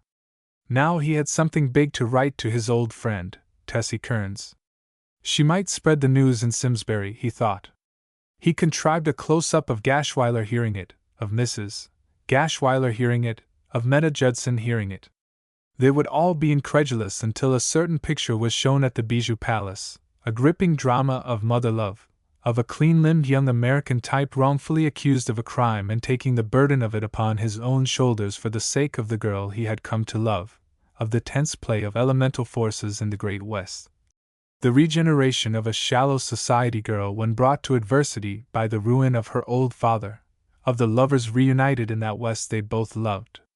And somehow, this was still a puzzle, the very effective weaving in and out of the drama of the world's most popular screen idol, played so expertly by Clifford Armitage, who looked enough like him to be his twin brother. Fresh from joyous moments in the projection room, the Montague girl gazed at Baird across the latter's desk. Baird spoke. Sis, he's a wonder. Jeff, you're a wonder. How'd you ever keep him from getting wise? Baird shrugged. Easy. We caught him fresh. How'd you ever win him to do all those falls on the trick spurs, and get the close-ups of them? Didn't he know you were shooting? Oh, Baird shrugged again. A little talk made that all jake. But what bothers me, how's he going to act when he's seen the picture? The girl became grave. I'm scared stiff every time I think of it. Maybe he'll murder you, Jeff. Maybe he'll murder both of us. You got him into it. She did not smile, but considered gravely, absently. There's something else might happen, she said at last. That boy's got at least a couple of sides to him. I'd rather he'd be crazy mad than be what I'm thinking of now, and that's that all this stuff might just fairly break his heart. Think of it, to see his fine honest acting turned into good old Buckeye slapstick. Can't you get that? How'd you like to think you were playing Romeo, and act your heart out at it, and then find out they'd slipped in a cross-eyed Juliet in a comedy make-up on you? Well, you can laugh, but maybe it won't be funny to him. Honest, Jeff, that kid gets me under the ribs kind of. I hope he takes it standing up, and goes good and crazy mad. I'll know what to say to him if he does that. If he takes it the other way, lying down, I'll be too ashamed ever to look him in the eye again. Say, it'll be like going up to a friendly baby and soaking it with a potato masher or something. Don't worry about it, kid. Anyway, it won't be your fault so much as mine. And you think there's only 2 ways for him to take it, mad or heartbroken? Well, let me tell you something about that lad. He might fool you both ways. I don't know just how, but I tell you he's an actor, a born one. What he did is going to get over big. And I never yet saw a born actor that would take applause lying down, even if it does come for what he didn't know he was doing. Maybe he'll be mad, that's natural enough. But maybe he'll fool us both. So cheerio, old Pippin! And let's fly into the new piece. I'll play safe by shooting the most of that before the other one is released. And he'll still be playing straight in a serious heart drama. Fancy that, Armand! Chapter 15. A New Trail. One genial morning a few days later the sun shone in across the desk of Baird while he talked to Merton Gill of the new piece. It was a sun of fairest promise. Mr. Gill's late work was again lavishly commended, and confidence was expressed that he would surpass himself in the drama shortly to be produced. Mr. Baird spoke in enthusiastic terms of this, declaring that if it did not prove to be a knockout, a clean-up picture, then he, Jeff Baird, could safely be called a Chinaman. And during the time that would elapse before shooting on the new piece could begin, he specified a certain study in which he wished his actor to engage. "You've watched the Edgar Wayne pictures, haven't you?" "Yes, I've seen a number of them." "Like his work? That honest country boy loving his mother and little sister stuff, wearing overalls and tousled hair in the first part, and coming out in city clothes and $8 neckties at the last, with his hair slicked back same as a seal." "Oh, yes, I like it. He's fine. He has a great appeal." "Good. That's the kind of a part you're going to get in this new piece. Lots of managers in my place would say no, he's a capable young chap and has plenty of talent, but he lacks the experience to play an Edgar Wayne part. That's what a lot of these Weisenheimers would say. But me, not so. I believe you can get away with this part, and I'm going to give you your chance. I'm sure I don't know how to thank you, Mr. Baird, and I'll try to give you the very best that is in me." "I'm sure of that, my boy, you needn't tell me. But now, what I want you to do while you got this layoff between pieces, chase out and watch all the Edgar Wayne pictures you can find. There was one up on the boulevard last week I'd like you to watch half a dozen times. It may be at another house down this way, or it may be out in one of the suburbs. I'll have someone outside call up and find where it is today, and they'll let you know. It's called Happy Homestead or something snappy like that, and it kind of suggests a layout for this new piece of mine, see what I mean? It'll suggest things to you. Edgar and his mother and little sister live on this farm, and Edgar mixes in with a swell dame down at the summer hotel, and a villain tries to get his old mother's farm, and another villain takes his little sister off up to the wicked city, and Edgar has more trouble than would patch hell a mile, see? But it all comes right in the end, and the city girl falls for him when she sees him in his stepping out clothes. It's a pretty little thing, but to my way of thinking it lacks strength, not enough punch to it. So we're sort of building up on that general idea, only we'll put in the pep that this piece lacked. If I don't miss my guess, you'll be able to show Wayne a few things about serious acting, especially after you've studied his methods a little bit in this piece." "Well, if you think I can do it," began Merton, then broke off in answer to a sudden thought. "Will my mother be the same actress that played it before, the one that mopped all the time?" "Yes, the same actress, but a different sort of mother. She's more enterprising. She's a sort of chemist, in a way, puts up preserves and jellies for the hotel. She never touches a mop in the whole piece and dresses neat from start to finish." "And does the cross-eyed man play in it?" "Sometimes, in scenes with him, I'd get the idea I wasn't really doing my best." Yes, I know." Baird waved a sympathetic hand. "Poor old Jack.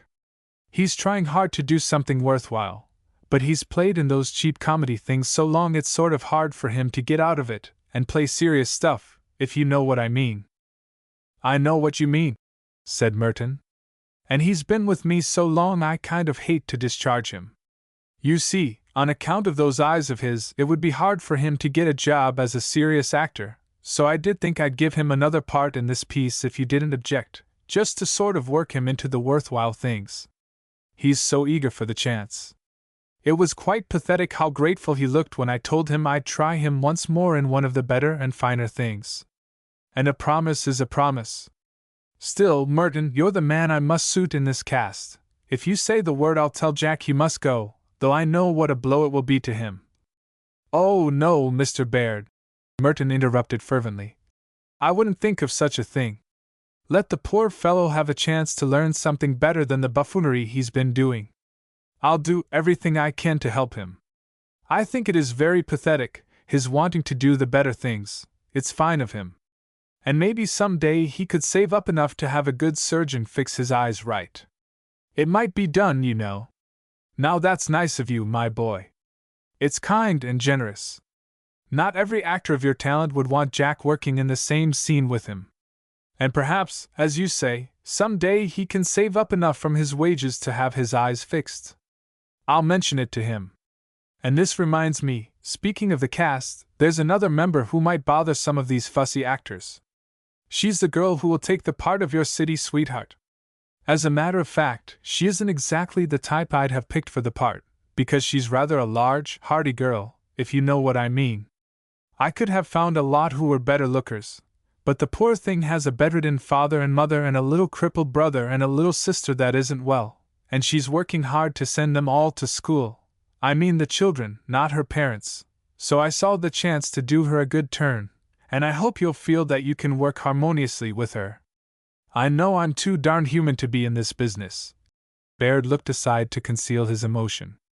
I'm sure, Mr. Baird, I'll get along fine with the young lady, and I think it's fine of you to give these people jobs when you could get better folks in their places. Well, we'll say no more about that, replied Baird gruffly, as one who had again hidden his too impressionable heart. Now ask in the outer office where that Wayne film is today and catch it as often as you feel you're getting any of the Edgar Wayne stuff. We'll call you up when work begins. He saw the Edgar Wayne film, a touching story in which the timid, diffident country boy triumphed over difficulties and won the love of a pure New York society girl, meantime protecting his mother from the insulting sneers of the idle rich and being made to suffer intensely by the apparent moral wreck of his dear little sister whom a rich scoundrel lured to the great city with false promises that he would make a fine lady of her. Never before had he studied the acting method of Wayne with a definite aim in view. Now he watched until he himself became the awkward country boy. He was primed with the Wayne manner, the appealing ingenuousness, the simple embarrassments, the manly regard for the old mother, when word came that Baird was ready for him in the new piece. This drama was strikingly like the Wayne piece he had watched, at least in its beginning. Baird, in his striving for the better things, seemed at first to have copied his model almost too faithfully. Not only was Merton to be the awkward country boy in the little hillside farmhouse, but his mother and sister were like the other mother and sister. Still, he began to observe differences. The little sister, played by the Montague girl, was a simple farm maiden as in the other piece, but the mother was more energetic.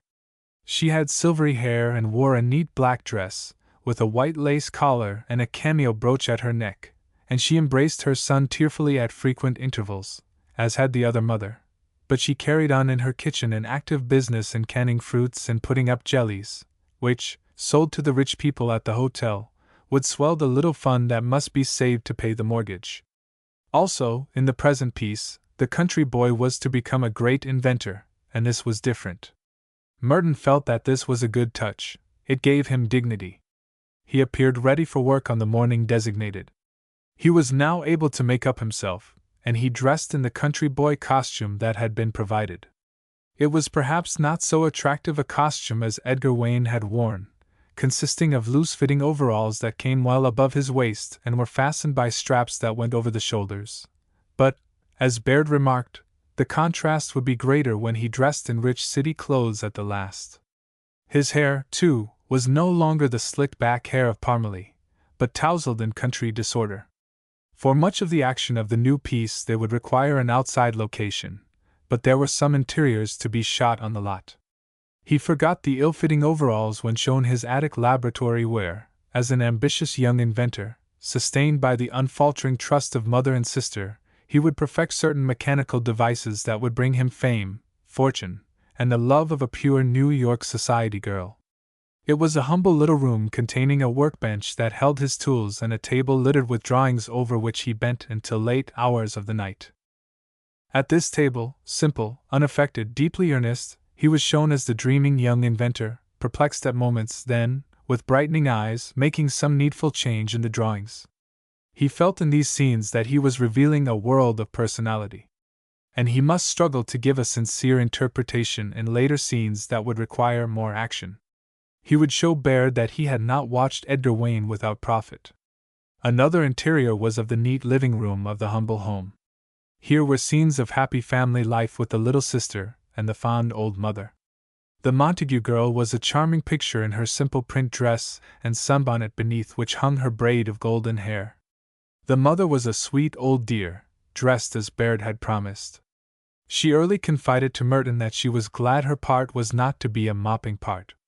In that case she would have had to wear knee pads, whereas now she was merely, she said, to be a tired business woman. Still another interior was of her kitchen where she busily carried on her fruit canning activities. Pots boiled on the stove and glass jars were filled with her product. One of the pots, Merton noticed, the largest, had a tightly closed top from which a slender tube of copper went across one corner of the little room to where it coiled in a bucket filled with water, whence it discharged its contents into bottles. This, it seemed, was his mother's improved grape juice, a cooling drink to tempt the jaded palates of the city folks up at the big hotel. The laboratory of the young inventor was abundantly filmed while the earnest country boy dreamed hopefully above his drawings or tinkered at metal devices on the workbench. The kitchen in which his mother toiled was repeatedly shot, including close-ups of the old mother's ingenious contrivances, especially of the closed boiler with its coil of copper tubing, by which she was helping to save the humble home. And a scene in the neat living room with its old-fashioned furniture made it all too clear that every effort would be required to save the little home. The cruel moneylender, a lawyer with mean-looking whiskers, confronted the three shrinking inmates to warn them that he must have his money by a certain day, or out they would go into the streets. The old mother wept at this, and the earnest boy took her in his arms. The little sister, terrified by the man's rough words, also flew to this shelter, and thus he defied the intruder, calm, fearless, dignified. The money would be paid, and the intruder would now please remember that, until the day named, this little home was their very own. The scoundrel left with a final menacing wave of his gnarled hand, left the group facing ruin unless the invention could be perfected, unless Mother could sell an extraordinary quantity of fruit or improved grape juice to the city folks, or, indeed, unless the little sister could do something wonderful. She, it now seemed, was confident she also could help. She stood apart from them and prettily promised to do something wonderful. She asked them to remember that she was no longer a mere girl, but a woman with a woman's determination. They both patted the little thing encouragingly on the back. The interiors possible on the Holden lot having been finished, they motored each day to a remote edge of the city where outside locations had been found for the humble farmhouse and the grand hotel. The farmhouse was excellently chosen, Merton thought, being the neat, unpretentious abode of honest, hard-working people, but the hotel, some distance off, was not so grand, he thought, as Baird's new place seemed to demand. It was plainly a hotel, a wooden structure with balconies, but it seemed hardly to afford those attractions that would draw a wealthier element from New York. He forbore to warn Baird of this, however, fearing to discourage a manager who was honestly striving for the serious in photodrama. His first exterior scene saw him, with the help of Mother and little sister, loading the one poor motor car which the family possessed with Mother's products. These were then driven to the hotel. The Montague girl drove the car, and scenes of it in motion were shot from a car that preceded them. They arrived before the hotel. Merton was directed to take from the car an iron weight attached to a rope and running to a connection forward on the hood. He was to throw the weight to the ground, plainly with the notion that he would thus prevent the car from running away. The simple device was, in fact, similar to that used, at Gashwiler's strict orders, on the delivery wagon back in Simsbury, for Gashwiler had believed that Dexter would run away if untethered. But of course it was absurd, Merton saw, to anchor a motor car in such a manner, and he was somewhat taken aback when Baird directed this action. "It's all right," Baird assured him. "You're a simple country boy, and don't know any better, so do it plumb serious. You'll be smart enough before the show's over. Go ahead, get out, grab the weight, throw it down, and don't look at it again, as if you did this every time. That's it. You're not being funny, just a simple country boy like Wayne was at first." He performed the action, still with some slight misgiving. Followed scenes of brother and sister offering Mother's wares to the city folks idling on the porch of the hotel. Each bearing a basket, they were caught submitting the jellies and jams.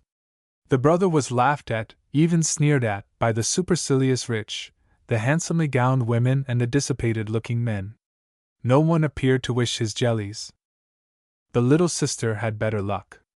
The women turned from her, but the men gathered about her and quickly bought out the stock. She went to the car for more and the men followed her. To Merton, who watched these scenes, the dramatist's intention was plain. These men did not really care for jellies and jams. They were attracted solely by the wild rose beauty of the little country girl. and they were plainly the sort of men whose attentions could mean no good to such as she. Left on the porch, he was now directed to approach a distinguished-looking old gentleman, probably a banker and a power in Wall Street, who read his morning papers. Timidly he stood before this person, thrusting forward his basket. The old gentleman glanced up in annoyance, and brutally rebuffed the country boy with an angry flourish of the paper he read.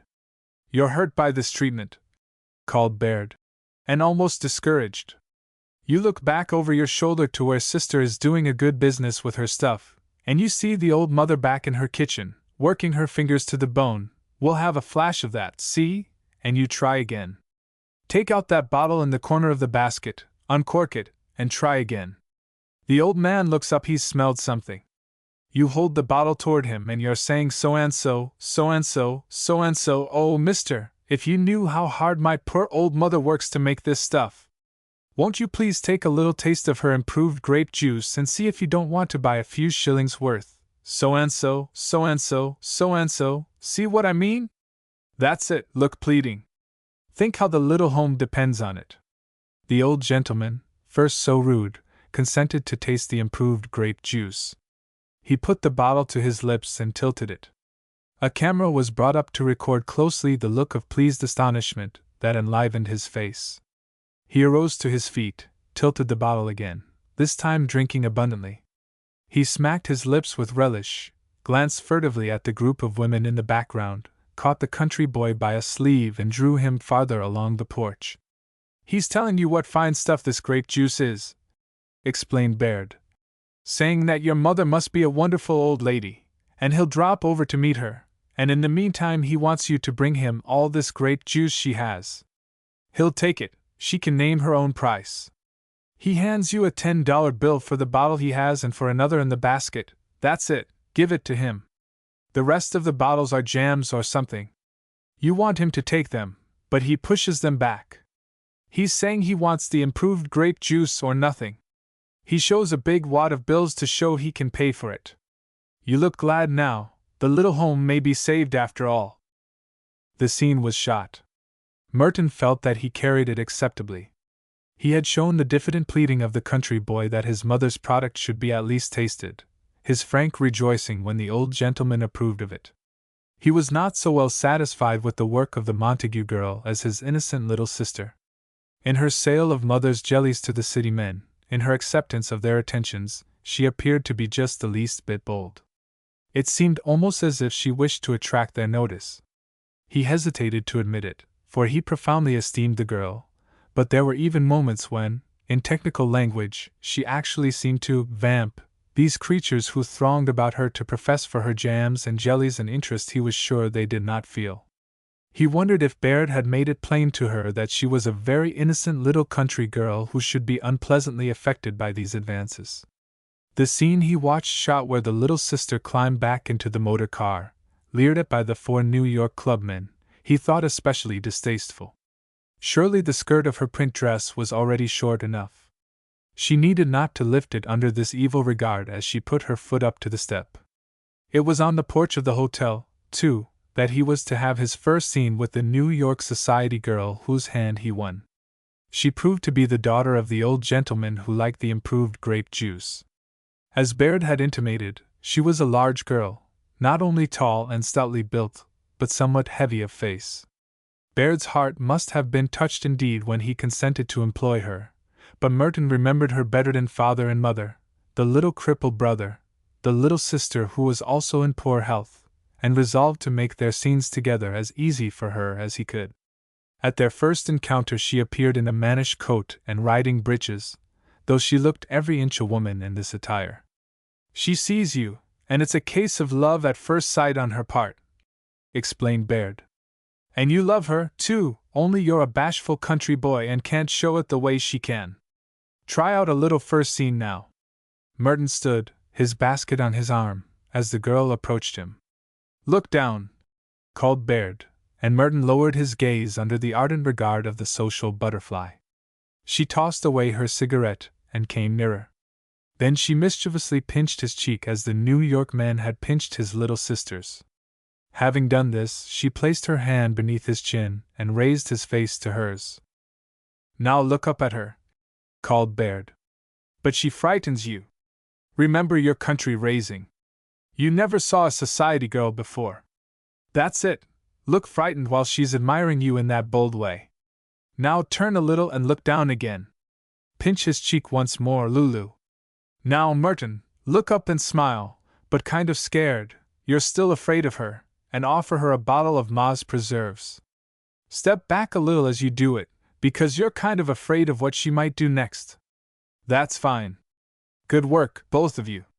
He was glad for the girl's sake that Baird had approved the work of both. He had been afraid she was overdoing the New York society manner in the boldness of her advances to him, but of course Baird would know. His conscience hurt him a little when the Montague girl added her praise to Baird's for his own work. Kid, you certainly stepped neat and looked nice in that love scene, she warmly told him. He would have liked to praise her own work, but could not bring himself to. Perhaps she would grow more shrinking and modest as the drama progressed. A part of the play now developed as he had foreseen it would, in that the city men at the hotel pursued the little sister to her own doorstep with attentions that she should have found unwelcome. But even now she behaved in a way he could not approve. She seemed determined to meet the city men halfway. I'm to be the sunlight arc of this hovel, she announced when the city men came, one at a time, to shower gifts upon the little wild rose. Later it became apparent that she must in the end pay dearly for her too ready acceptance of these favors. One after another the 4 city men, whose very appearance would have been sufficient warning to most girls, endeavored to lure her up to the great city where they promised to make a lady of her. It was a situation notoriously involving danger to the simple country girl, yet not even her mother frowned upon it. The mother, indeed, frankly urged the child to let all of these kind gentlemen make a lady of her. The brother should have warned her in this extremity, but the brother was not permitted any share in these scenes. Only Merton Gill, in his proper person, seemed to feel the little girl was all too cordially inviting trouble. He became confused, ultimately, by reason of the scenes not being taken consecutively. It appeared that the little sister actually left her humble home at the insistence of one of the villains, yet she did not, apparently, creep back months later broken in body and soul. As nearly as he could gather, she was back the next day.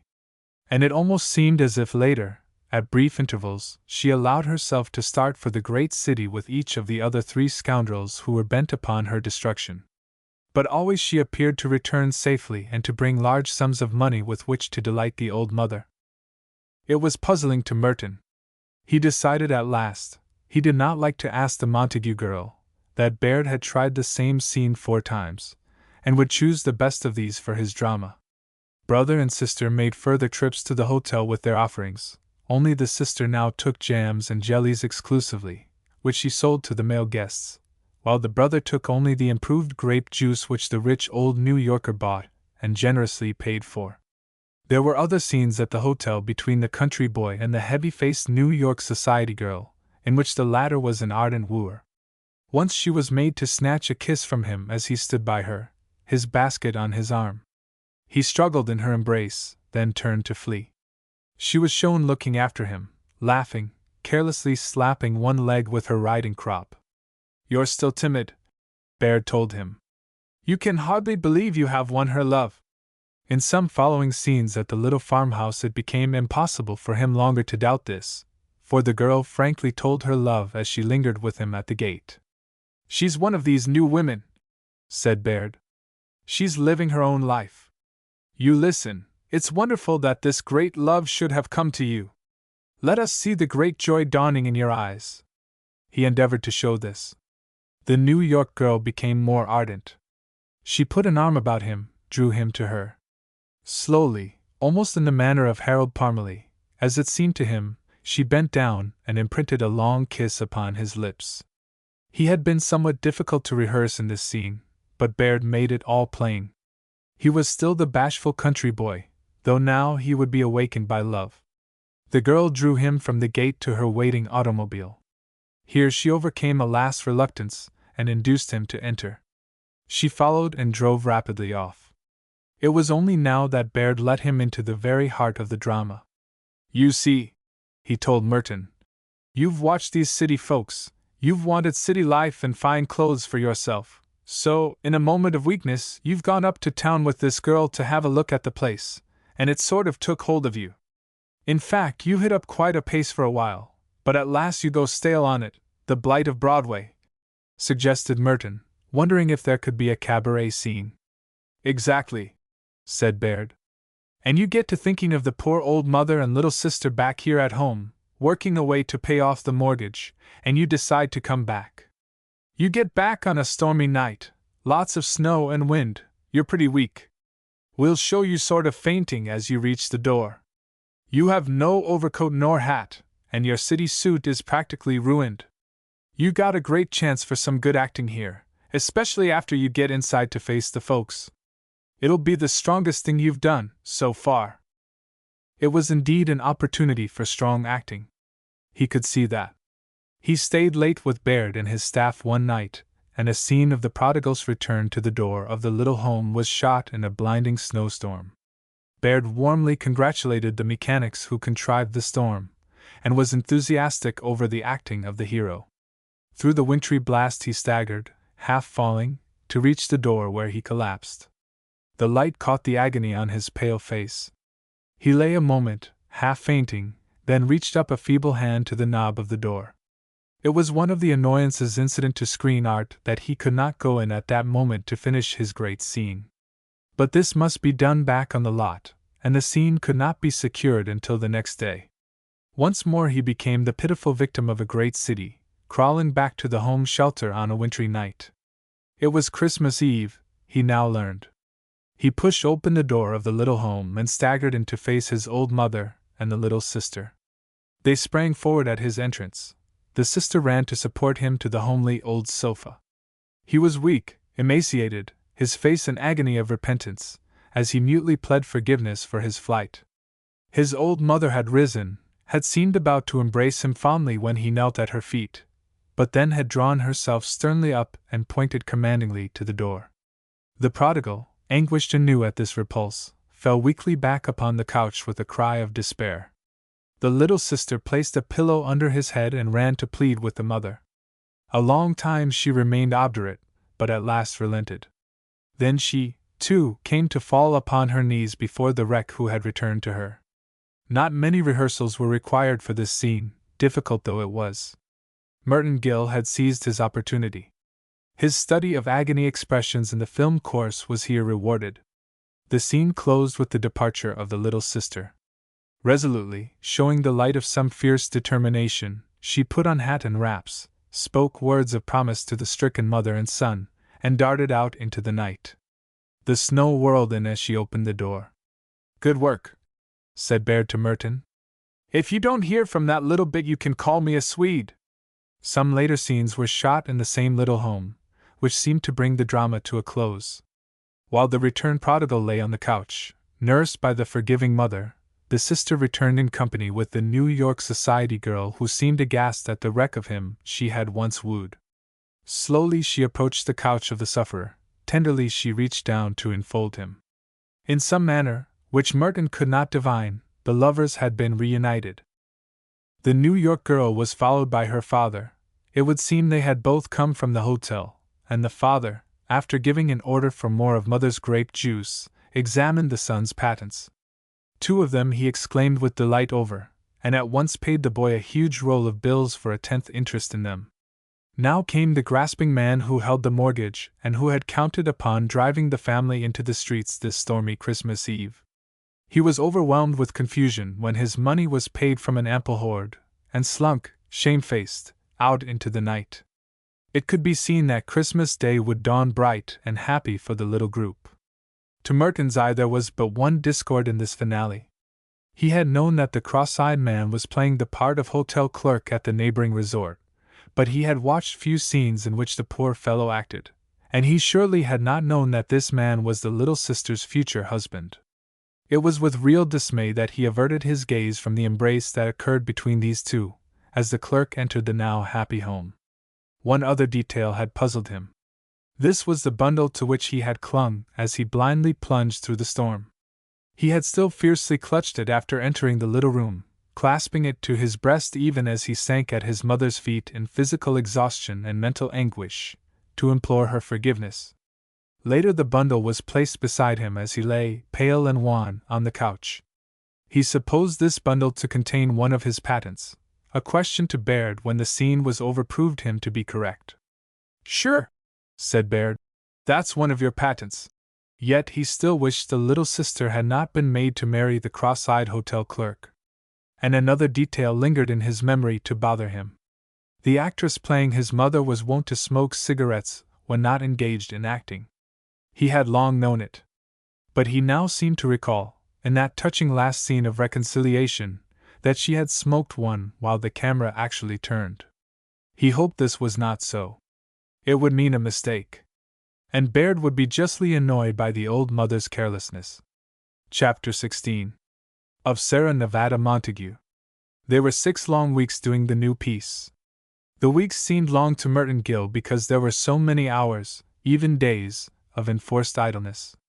To pass an entire day, his face stiff with the makeup, without once confronting a camera in action, seemed to him a waste of his own time and a waste of Baird's money.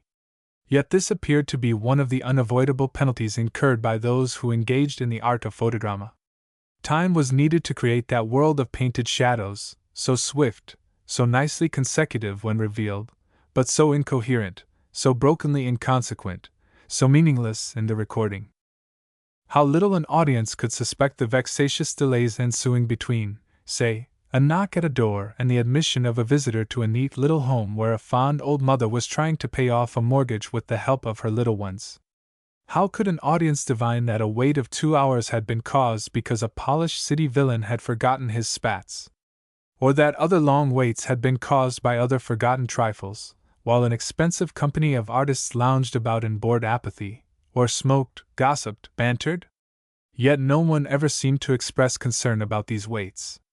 Rarely were their causes known, except by some frenzied assistant director, and he, after a little, would cease to be frenzied and fall to loafing calmly with the others. Merton Gill's education in his chosen art was progressing. He came to loaf with the unconcern, the vacuous boredom, the practiced nonchalance, of more seasoned artists. Sometimes, when exteriors were being taken, the sky would overcloud and the sun be denied them for a whole day. The Montague girl would then ask Merton how he liked sunny cafeteria. He knew this was a jesting term that would stand for sunny California, and never failed to laugh. The girl kept rather closely by him during these periods of waiting. She seemed to show little interest in other members of the company, and her association with them, Merton noted, was marked by a certain restraint. With them she seemed no longer to be the girl of free ways and speech. She might occasionally join a group of the men who indulged in athletic sports on the grass before the little farmhouse, for the actors of Mr. Baird's company would all betray acrobatic tendencies in their idle moments, and he watched one day while the simple little country sister turned a series of handsprings and cartwheels that evoked sincere applause from the 4 New York villains who had been thus solacing their ennui. But oftener she would sit with Merton on the back seat of one of the waiting automobiles. She not only kept herself rather aloof from other members of the company, but she curiously seemed to bring it about that Merton himself would have little contact with them. Especially did she seem to hover between him and the company's feminine members. Among those impersonating guests at the hotel were several young women of rare beauty with whom he would have been not unwilling to fraternize in that easy comradeship which seemed to mark studio life. These were far more alluring than the New York society girl who wooed him and who had secured the part solely through Baird's sympathy for her family misfortunes. They were richly arrayed and charmingly mannered in the scenes he watched. Moreover, they not too subtly betrayed a pleasant consciousness of Merton's existence. But the Montague girl noticeably monopolized him when a better acquaintance with the beauties might have come about. She rather brazenly seemed to be guarding him. She was always there. This very apparent solicitude of hers left him feeling pleasantly important, despite the social contacts it doubtless deprived him of.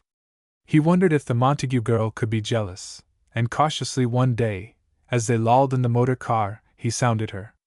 "Those girls in the hotel scenes, I suppose they're all nice girls of good family?" he casually observed. "Huh?" demanded Miss Montague, engaged with a pencil at the moment in editing her left eyebrow. Oh, that bunch? Sure, they all come from good old Southern families, Virginia and Indiana and those places. She tightened her lips before the little mirror she held and renewed their scarlet. Then she spoke more seriously. Sure, kid, those girls are all right enough. They work like dogs and do the best they can when they ain't got jobs. I'm strong for 'em. But then, I'm a wise old trooper. I understand things. You don't. You're the real country wild rose of this piece. It's a good thing you got me to ride herd on you. You're far too innocent to be turned loose on a comedy lot. Listen, boy. She turned a sober face to him. The straight lots are fairly decent, but get this, a comedy lot is the toughest place this side of the bad one. Any comedy lot. But this isn't a comedy lot. Mr. Baird isn't doing comedies anymore, and these people all seem to be nice people.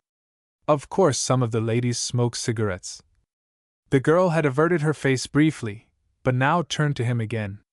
Of course, that's so. Jeff is trying for the better things, but he's still using lots of his old people. They're all right for me, but not for you.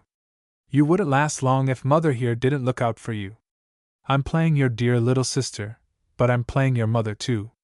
If it hadn't been for me, this bunch would have taught you a lot of things you'd better learn some other way. Just for one thing, long before this you'd probably been hopping up your reindeers and driving all over in a Chinese sleigh. He tried to make something of this, but found the words meaningless. They merely suggested to him a snowy winter scene of Santa Claus and his innocent equipage. But he would intimate that he understood.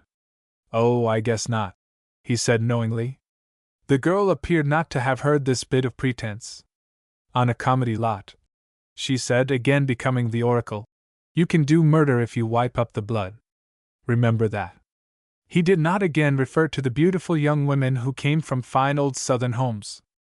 The Montague girl was too emphatic about them. At other times during the long waits, perhaps while they ate lunch brought from the cafeteria, she would tell him of herself. His old troubling visions of his Wonder Woman, of Beulah Baxter the Daring, had well nigh faded, but now and then they would recur as if from long habit, and he would question the girl about her life as a double. Yeah, I could see that Baxter business was a blow to you, kid. You'd kind of worshipped her, hadn't you? Well, yes, in a sort of way. Of course you did. It was very nice of you. She reached over to pat his hand. Mother understands just how you felt, watching the films back there in Gooseberry. He had quit trying to correct her as to Gashweiler and Simsbury. She had hit upon Gooseberry as a working composite of both names, and he had wearily come to accept it. And I know just how you felt. Again she patted his hand. That night when you found me doing her stuff. It did kind of upset me. Sure it would. But you ought to have known that all these people use doubles when they can, men and women both. It not only saves them work, but even where they could do the stuff if they had to, and that ain't so often, it saves them broken bones, and holding up a big production 2 or 3 months. Fine business that would be. So when you see a woman, or a man either, doing something that someone else could do, you can bet someone else is doing it. What would you expect? Would you expect a high-priced star to go out and break his leg? And at that, most of the doubles are men, even for the women stars, like Kitty Carson always carries one who used to be a circus acrobat. She couldn't hardly do one of the things you see her doing, but when old Dan gets on her blonde transformation and a few of her clothes, he's her to the life in a long shot, or even in mediums, if he keeps his map covered. Yeah, most of the doublers have to be men. I'll hand that to myself. I'm about the only girl that's been doing it, and that's out with me hereafter, I guess, the way I seem to be making good with Jeff. Maybe after this I won't have to do stunts, except of course some riding stuff, probably, or a row of flips or something light. Anything heavy comes up, me for a double of my own. She glanced sidewise at her listener. Then you won't like me any more, hey kid, after you find out I'm using a double? He had listened attentively, absorbed in her talk, and seemed startled by this unforeseen finish. He turned anxious eyes on her. It occurred to him for the first time that he did not wish the Montague girl to do dangerous things any more. Say, he said quickly, amazed at his own discovery. I wish you'd quit doing all those stunts, do you call 'em? Why? she demanded. There were those puzzling lights back in her eyes as he met them. He was confused. Well, you might get hurt. Oh. You might get killed sometime. And it wouldn't make the least difference to me, you're using a double. I'd like you just the same. I see, it wouldn't be the way it was with Baxter when you found it out. No, you're different. I don't want you to get killed, he added rather blankly. He was still amazed at this discovery. All right, kid. I won't, she replied soothingly. I'll like you just as much, he again assured her. No matter how many doubles you have. Well, you'll be having doubles yourself, sooner or later, and I'll like you too. She reached over to his hand, but this time she held it. He returned her strong clasp. He had not liked to think of her being mangled perhaps by a fall into a quarry when the cable gave way, and the cameramen would probably keep on turning. I always been funny about men. She presently spoke again, still gripping his hand. Lord knows I've seen enough of all kinds, bad and good, but I always been kind of afraid even of the good ones. Anyone might not think it, but I guess I'm just natural born shy. Man shy anyway. He glowed with a confession of his own. You know I'm that way too. Girl shy. I felt awful awkward when I had to kiss you in the other piece. I never did, really. He floundered a moment, but was presently blurting out the meager details of that early amour with Edwina May Pulver. He stopped this recital in a sudden panic fear that the girl would make fun of him. He was immensely relieved when she merely renewed the strength of the handclasp. I know. That's the way with me. Of course I can put over the acting stuff, even vamping, but I'm afraid of men off stage. Say, would you believe it, I ain't ever had but one beau. That was Bert Stacy. Poor old Bert. He was lots older than me, about 30, I guess. He was white all through. You always kind of remind me of him. Sort of a feckless dub he was, too, kind of honest and awkward, you know. He was the one got me doing stunts. He wasn't afraid of anything. Didn't know it was even in the dictionary. That old scout would go out night or day and break everything but his contract. I was 12 when I first knew him, and he had me doing twisters in no time. I caught on to the other stuff pretty good.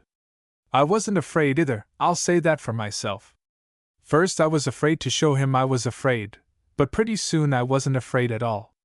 We pulled off a lot of stuff for different people. And of course I got to be a big girl, and 3 years ago when I was 18 Bert wanted us to be married and I thought I might as well. He was the only one I hadn't been afraid of. So we got engaged. I was still kind of afraid to marry anyone, but being engaged was all right. I know we'd got along together too, but then he got his with a motorcycle. Kind of funny. He'd do anything on that machine. He'd jump clean over an auto and he'd leap a 30-foot ditch, and he was all set to pull a new one for Jeff Baird when it happened. Jeff was going to have him ride his motorcycle through a plate glass window. The set was built and everything ready, and then the merry old sun don't shine for 3 days. Every morning Bert would go over to the lot and wait around in the fog. And this third day, when it got too late in the afternoon to shoot even if the sun did show, he says to me, "Come on, hop up and let's take a ride down to the beach." So I hop to the back seat and off we start, and on a 90-foot paved boulevard what does Bert do but get caught in a jam? It was an ice wagon that finally bumped us over. I was shook up and scraped here and there. But Bert was finished. That's the funny part. He'd got it on this boulevard, but back on the lot he'd have rode through that plate glass window probably without a scratch. And just because the sun didn't shine that day, I wasn't engaged anymore. Bert was kind of like some old sea captain that comes back to shore after risking his life on the ocean in all kinds of storms, and falls into a duck pond and gets drowned. She sat a long time staring out over the landscape, still holding his hand. Inside the fence before the farmhouse 3 of the New York villains were again engaged in athletic sports, but she seemed oblivious of these.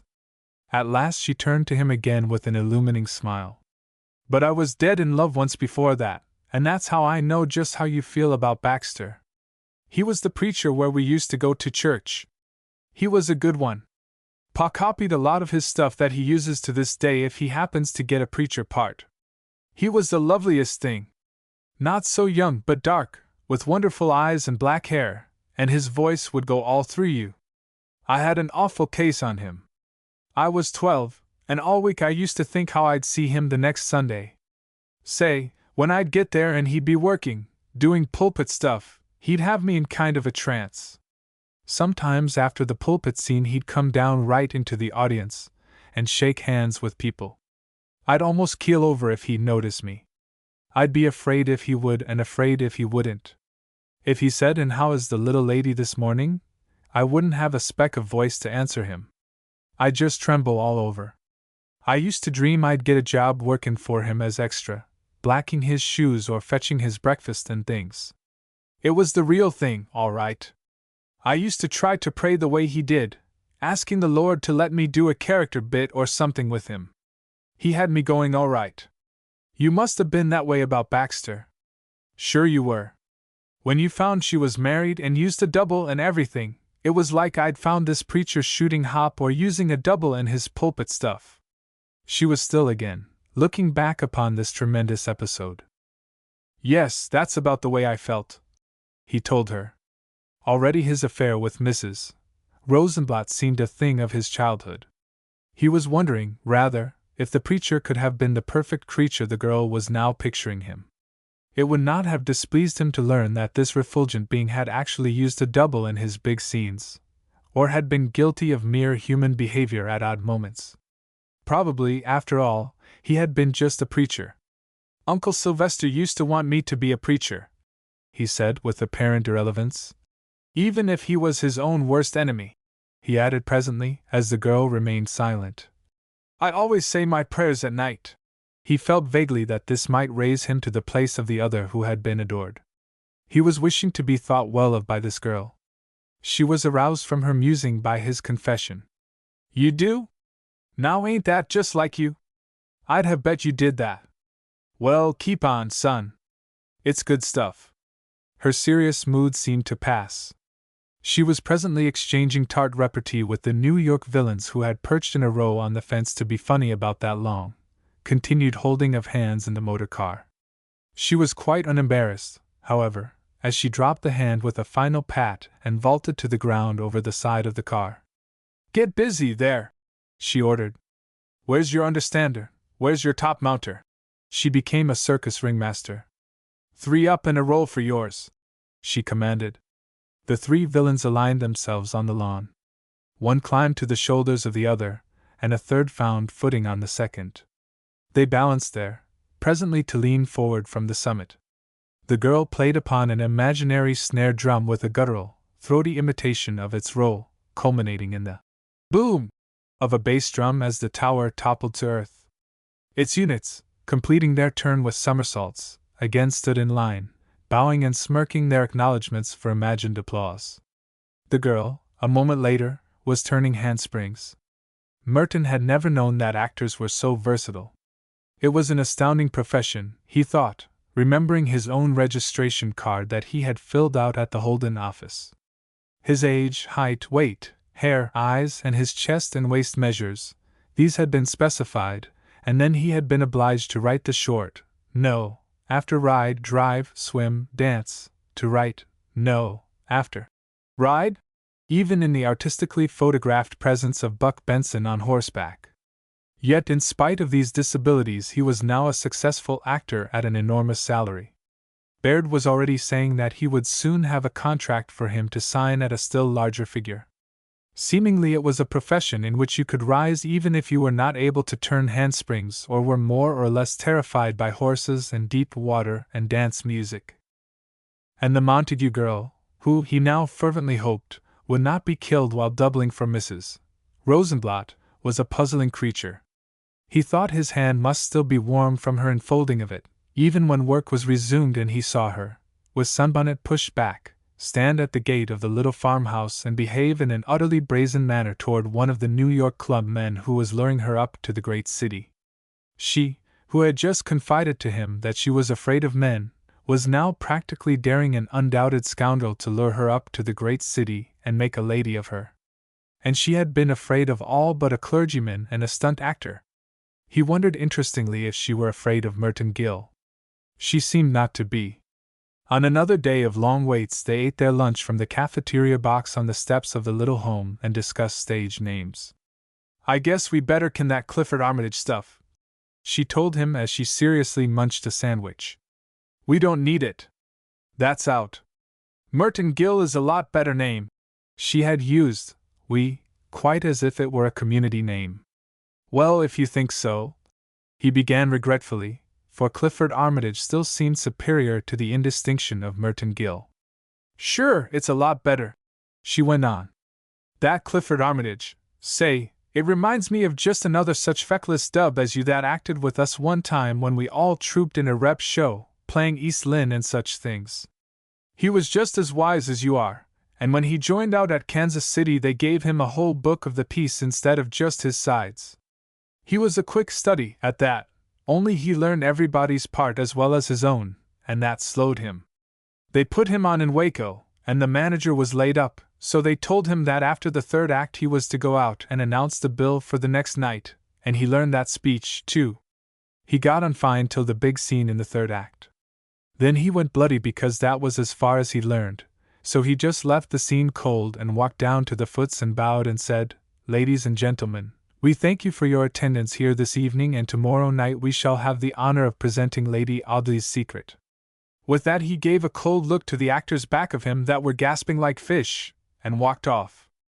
And he was like you in another way because his real name was Eddie Duffy, and the lovely stage name he picked out was Clyde Maltravers.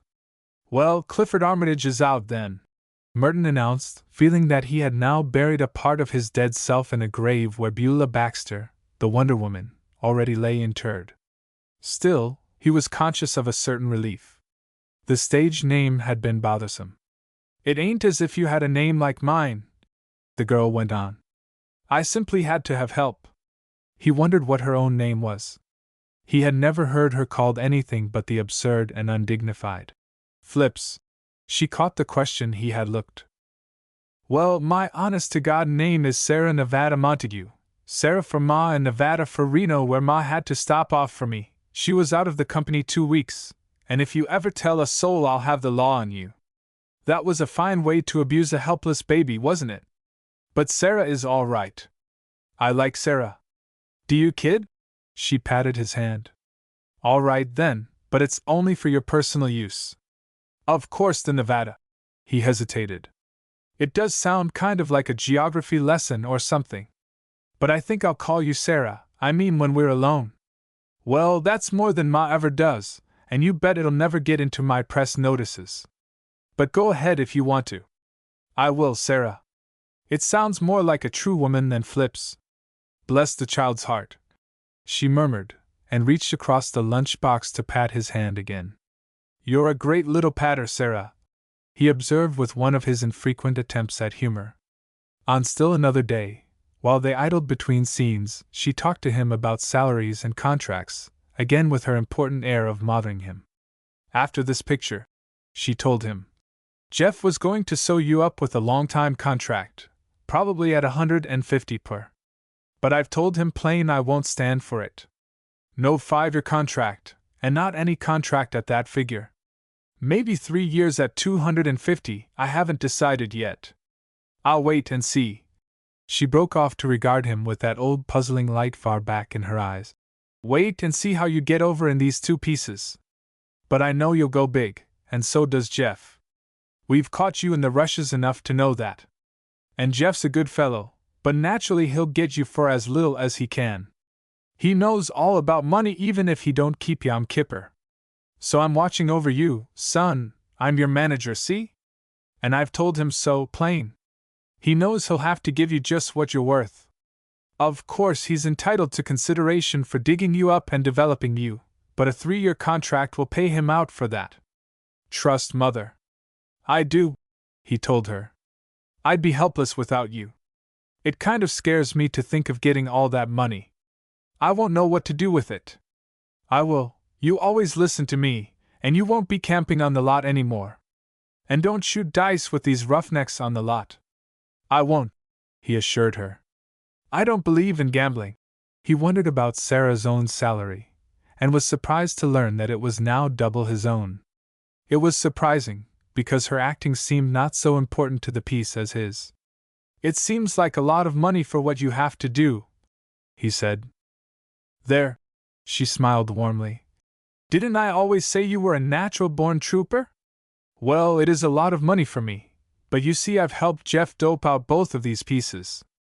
I'm not so bad at gags, I mean the kind of stuff he needs in these serious dramas. This big scene of yours, where you go off to the city and come back a wreck on Christmas night, that's mine. I doped it out after the piece was started, after I'd had a good look at the truck driver that plays opposite you." Truck driver?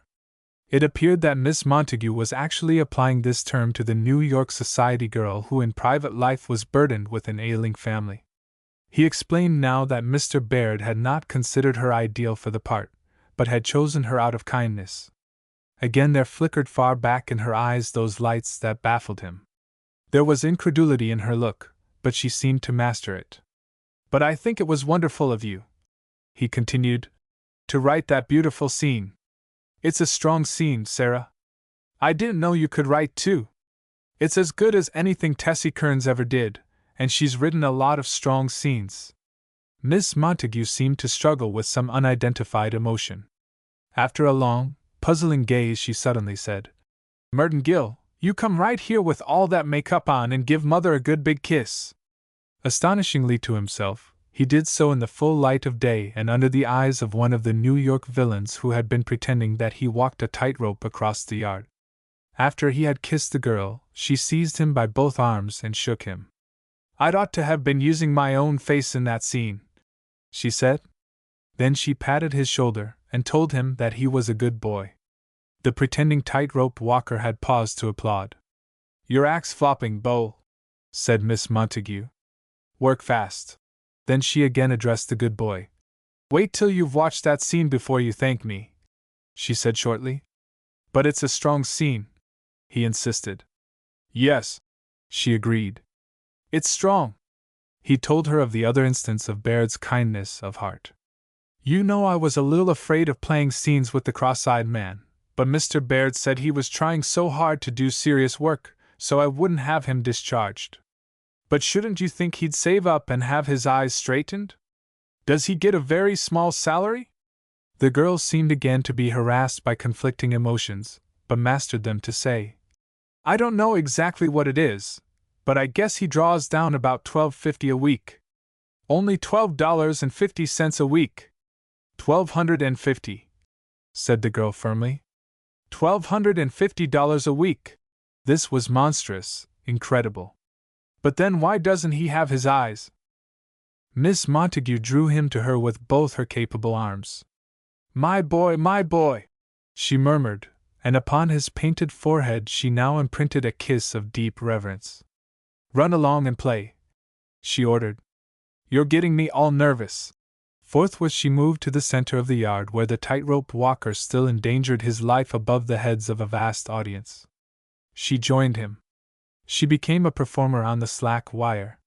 With a parasol to balance her, she ran to the center of an imaginary wire that swayed perilously, and she swung there, cunningly maintaining a precarious balance.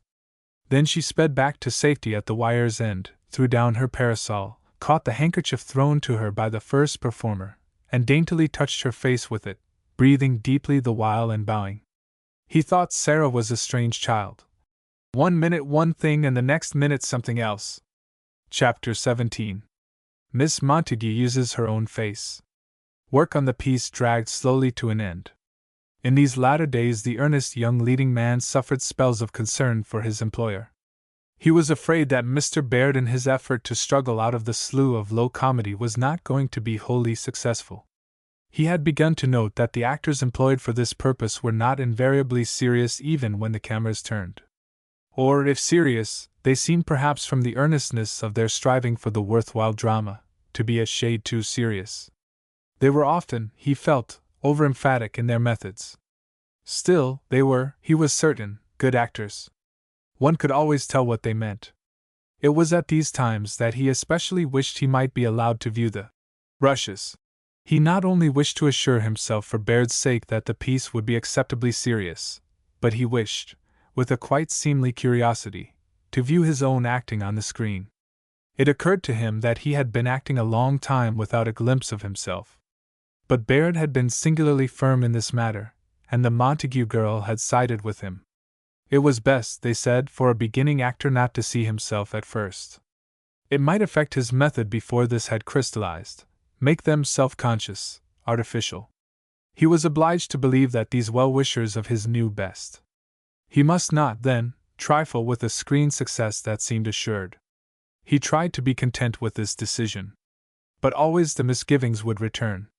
He would not be really content until he had watched his own triumph. Soon this would be so securely his privilege that not even Baird could deny it, for the first piece in which he had worked was about to be shown. He looked forward to that.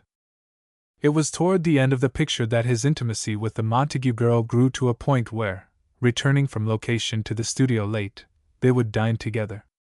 "Hurry and get ungreased, son," she would say. "And you can take an actress out to dinner."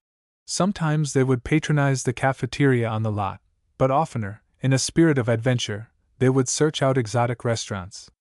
A picture might follow, after which by streetcar he would escort her to the Montague home in a remote, flat region of palm-lined avenues sparsely set with new bungalows.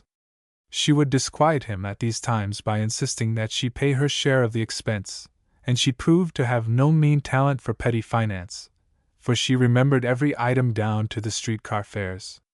Even to Merton Gill she seemed very much a child once she stepped from the domain of her trade. She would stare into shop windows wonderingly, and never failed to evince the most childish delight when they ventured to dine at an establishment other than a cafeteria. At times when they waited for a car after these dissipations he suffered a not unpleasant alarm at sight of a large worded advertisement along the back of a bench on which they would sit.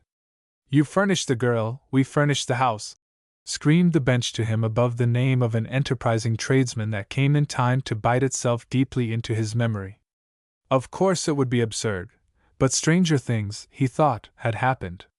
He wondered if the girl was as afraid of him as of other men. She seemed not to be, but you couldn't tell much about her. She had kissed him one day with a strange warmth of manner, but it had been quite publicly in the presence of other people. When he left her at her door now it was after the least sentimental of partings, perhaps a shake of her hard little hand, or perhaps only a "S long, see you at the show shop." It was on one of these nights that she first invited him to dine with the Montague family. "I tried last night to get you on the telephone," she explained, "but they kept giving me someone else, or maybe I called wrong. Ain't these six-figured Los Angeles telephone numbers the limit? When you call 208,972 or something, it sounds like paging a boxcar. I was going to ask you over. Ma had cooked a lovely mess of corned beef and cabbage. Anyway, you come eat with us tomorrow night, will you? She'll have something else cooked up that will stick to the merry old slats. You can come home with me when we get in from work." So it was that on the following night he enjoyed a home evening with the Montagues. Mrs. Montague had indeed cooked up something else, and had done it well, while Mr. Montague offered at the sideboard a choice of amateur distillations and brews which he warmly recommended to the guest. While the guest timidly considered, having had but the slightest experience with intoxicants, it developed that the confidence placed in his product by the hospitable old craftsman was not shared by his daughter. "Keep off it," she warned, and then to her father, "Say, listen, Pa, have a heart. That boy's got to work tomorrow." "So be it, my child," replied Mr. Montague with a visible stiffening of manner. "Sylvester Montague is not the man to urge strong drink upon the reluctant or the overcautious. I shall drink my aperitif alone." "Go to it, old Pippin," rejoined his daughter as she vanished to the kitchen. "Still, a little dish of liquor at this hour," continued the host suggestively when they were alone. Well, Merton wished the girl had stayed. "Perhaps just a few drops." "Precisely, my boy, precisely. A mere dram." He poured the mere dram and his guest drank. It was a colorless, fiery stuff with an elusive taste of metal. Merton contrived an expression of pleasure under the searching glance of his host. "Ah, I knew you would relish it. I fancy I could amaze you if I told you how recently it was made. Now here, He grasped another bottle purposely. Is something a full 10 days older. It has developed quite a bouquet. Just a drop. The guest graciously yet firmly waved a negation. Thanks, he said, but I want to enjoy the last. It has so much flavor. It has, indeed. I'll not urge you, of course. Later you must see the simple mechanism by which I work these wonders. Alone, then, I drink to you. Mr. Montague alone drank of 2 other fruits of his loom before the ladies appeared with dinner. He was clean, shaven now, and his fine face glowed with hospitality, as he carved roast chickens. The talk was of the shop, of what Mr. Montague scornfully called grind shows, when his daughter led it, and of the legitimate hall show when he gained leadership. He believed that moving pictures had sounded the knell of true dramatic art, and said so in many ways. He tried to imagine the sensations of Lawrence Barrett or Louis James could they behold Sylvester Montague, whom both these gentlemen had proclaimed to be no mean artist, enacting the role of a barroom rowdy 5 days on end by reclining upon a sawdust floor with his back supported by a spirits barrel. The supposititious comments of the two placed upon the motion picture industry the black guilt of having degraded a sterling artist to the level of a peep show mountebank. They were frankly disgusted at the spectacle, and their present spokesman thought it as well that they had not actually lived to witness it, even the happier phases of this so-called art in which a mere chit of a girl might earn a living wage by falling downstairs for a so-called star, or the he-doll whippersnapper. Merton Gill flinched in spite of himself, could name his own salary for merely possessing a dimpled chin. Further, an artist in the so-called art received his payment as if he had delivered groceries at one's back door. You, I believe, the speaker addressed his guest, are at present upon a payroll. But there are others, your elders, possibly your betters, though I do not say that. You better not, remarked his daughter, only to be ignored. Others who must work a day and at the close of it receive a slip of paper emblazoned talent pay check. How more effectively could they cheapen the good word talent? And at the foot of this slip you are made to sign, before receiving the pittance you have earned, a consent to the public exhibition for the purpose of trade or advertising, of the pictures for which you may have posed. Could tradesmen descend to a lower level, I ask you? I'll have one for $12.50 tomorrow night, said Mrs. Montague, not too dismally. I got to do a duchess at a reception, and I certainly hope my feet don't hurt me again. Cheer up, old dears. Pretty soon you can both pick your parts, chirped their daughter. Jeff's going to give me a contract, and then you can loaf forever for all I care. Only I know you won't, and you know you won't. Both of you'd act for nothing if you couldn't do it for money. What's the use of pretending? The chit may be right, she may be right, conceded Mr. Montague sadly.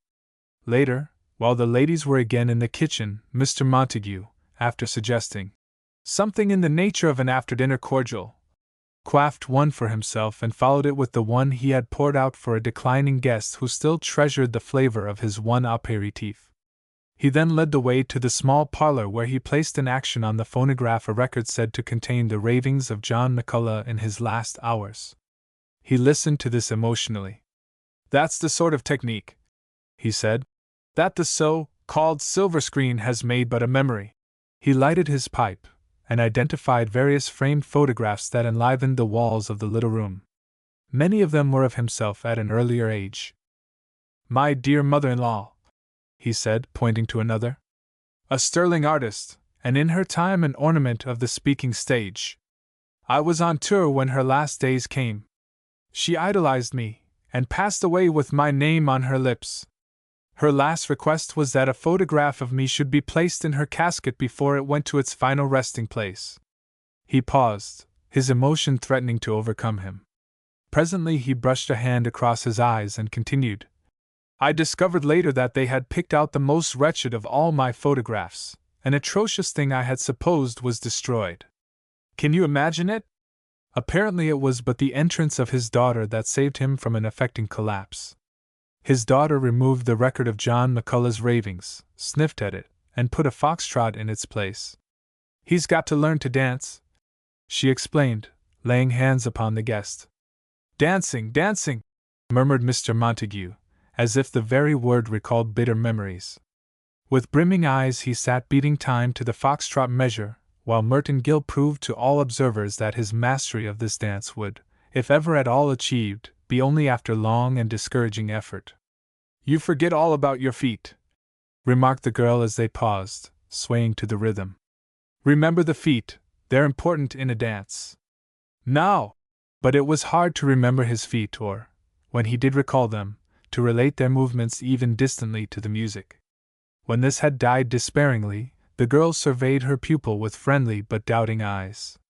"Say, Pa, don't he remind you of someone? Remember the squirrel that joined out with us one time in the rep show and left East Lynne flat right in the middle of the third act while he went down and announced the next night's play? The one that his name was Eddie Duffy and he called himself Clyde Maltravers?" In a way, agreed Mr. Montague dismally. "A certain lack of finish in the manner, perhaps. Remember how Charlie Dickman, the manager, nearly murdered him for it in the wings?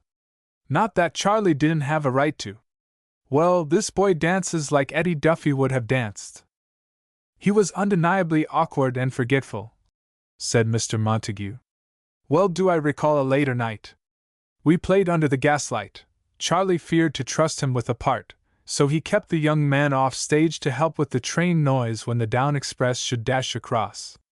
But even in this humble station he proved inefficient. When the train came on he became confused, seized the coconut shells instead of the sandpaper, and our train that night entered to the sound of a galloping horse. The effect must have been puzzling to the audience. Indeed, many of them seemed to consider it ludicrous. Charlie Dickman confided in me later.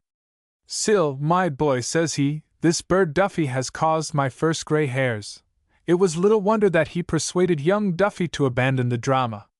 He was not meant for the higher planes of our art.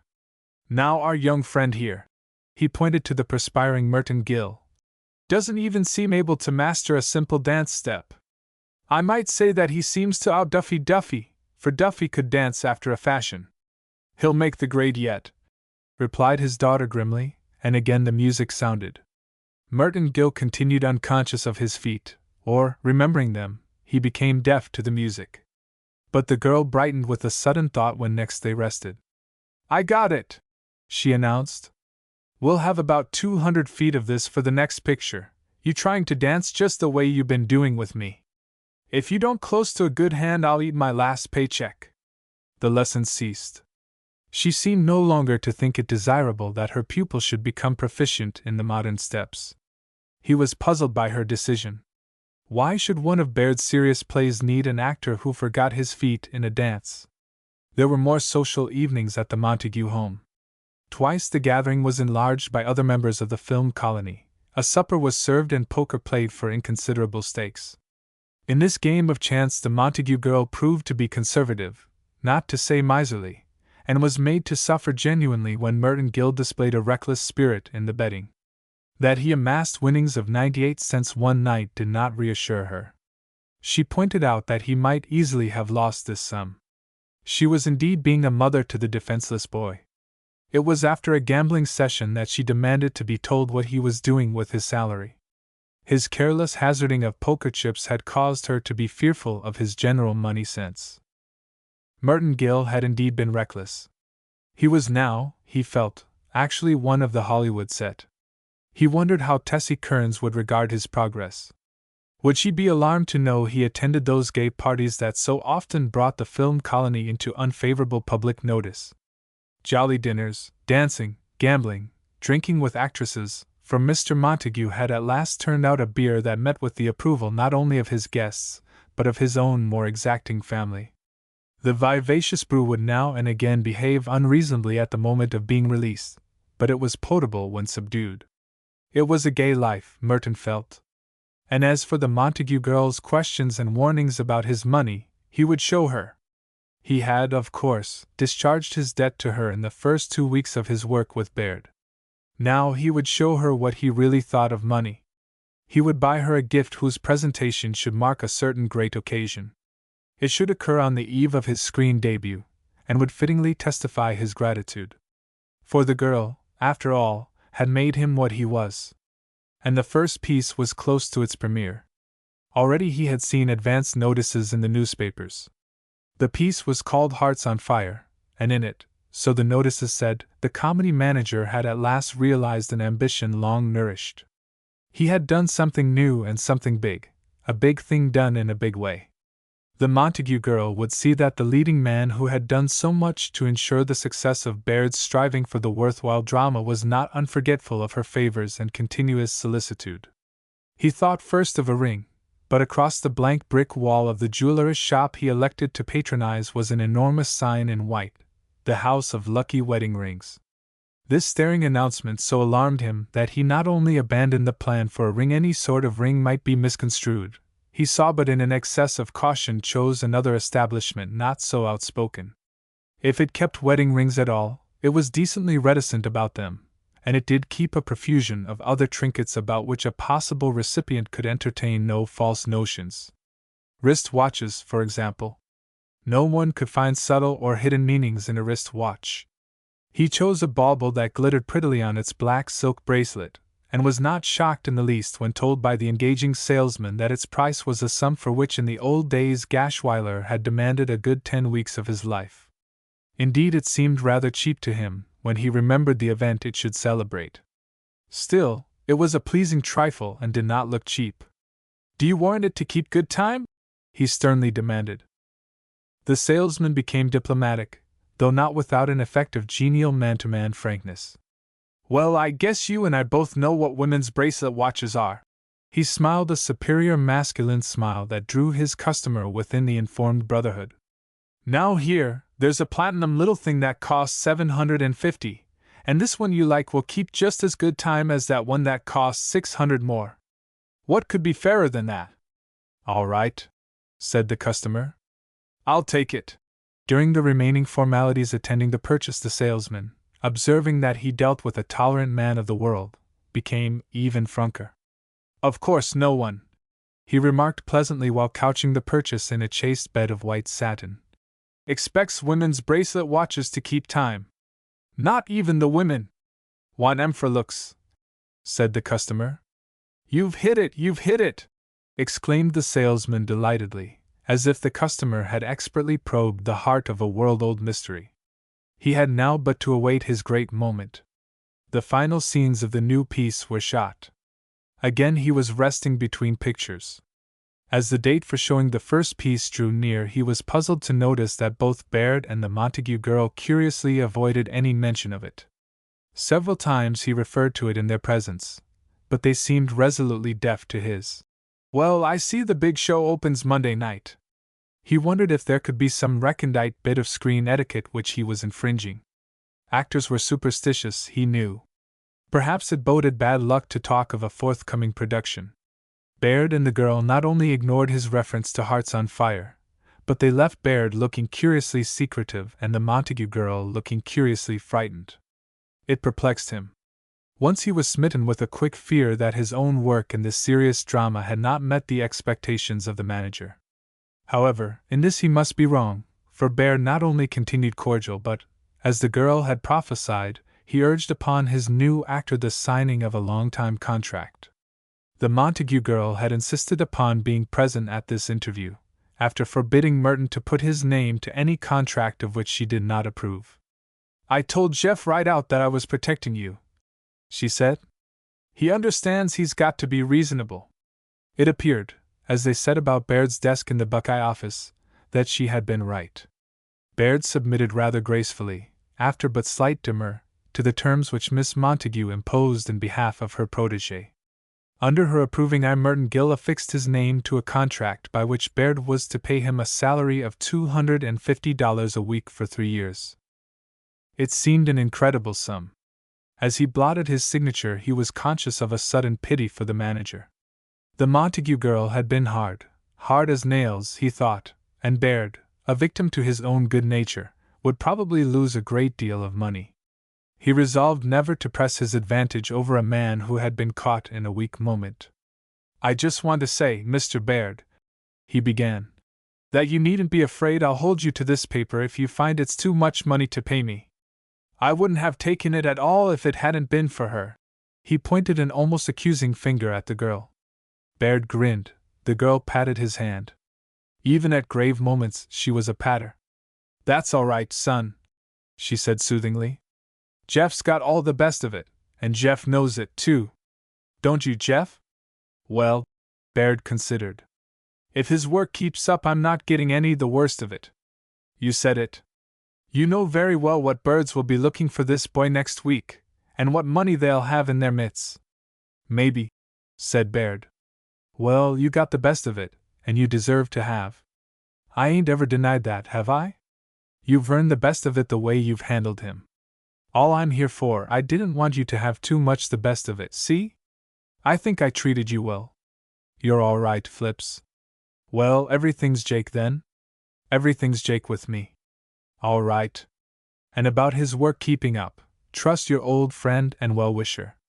And say, Jeff." Her eyes gleamed reminiscently. "You ain't caught him dancing yet." "Well, wait, that's all.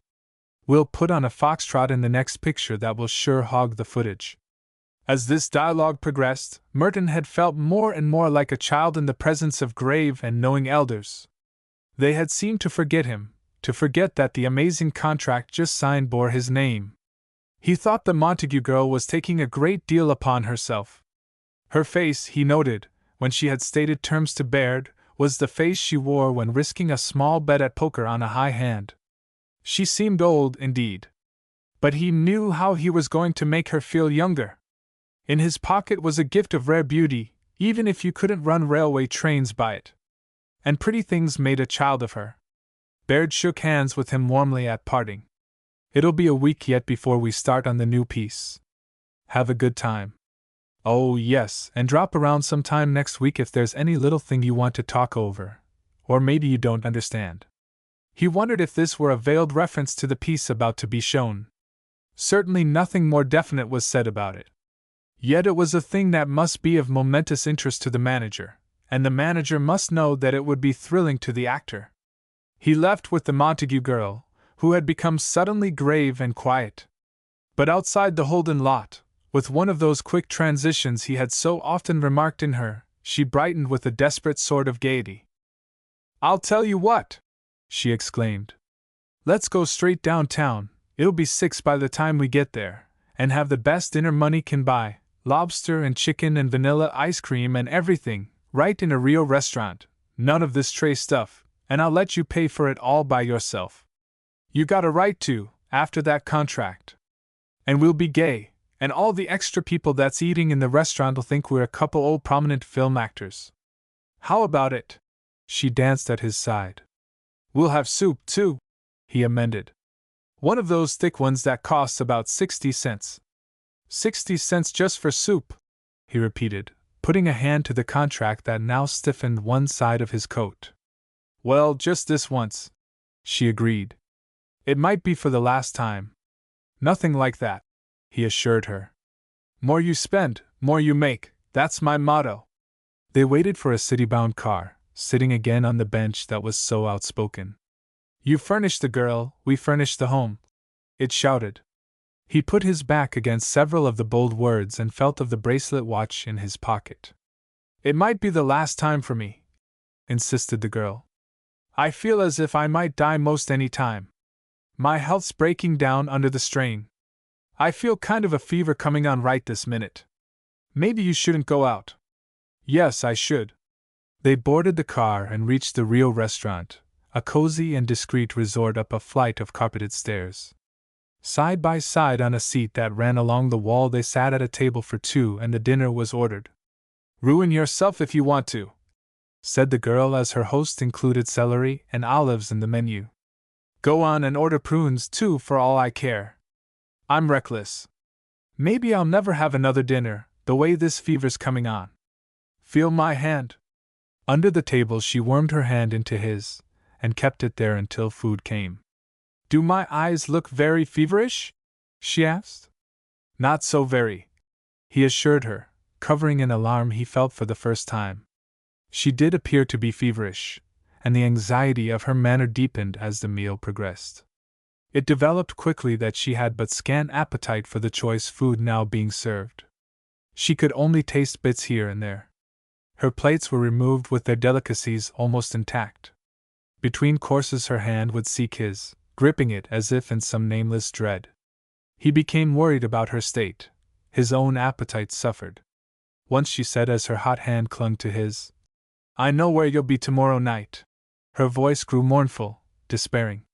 "And I know perfectly well it's no good asking you to stay away." He let this pass. Could it be that the girl was already babbling in delirium?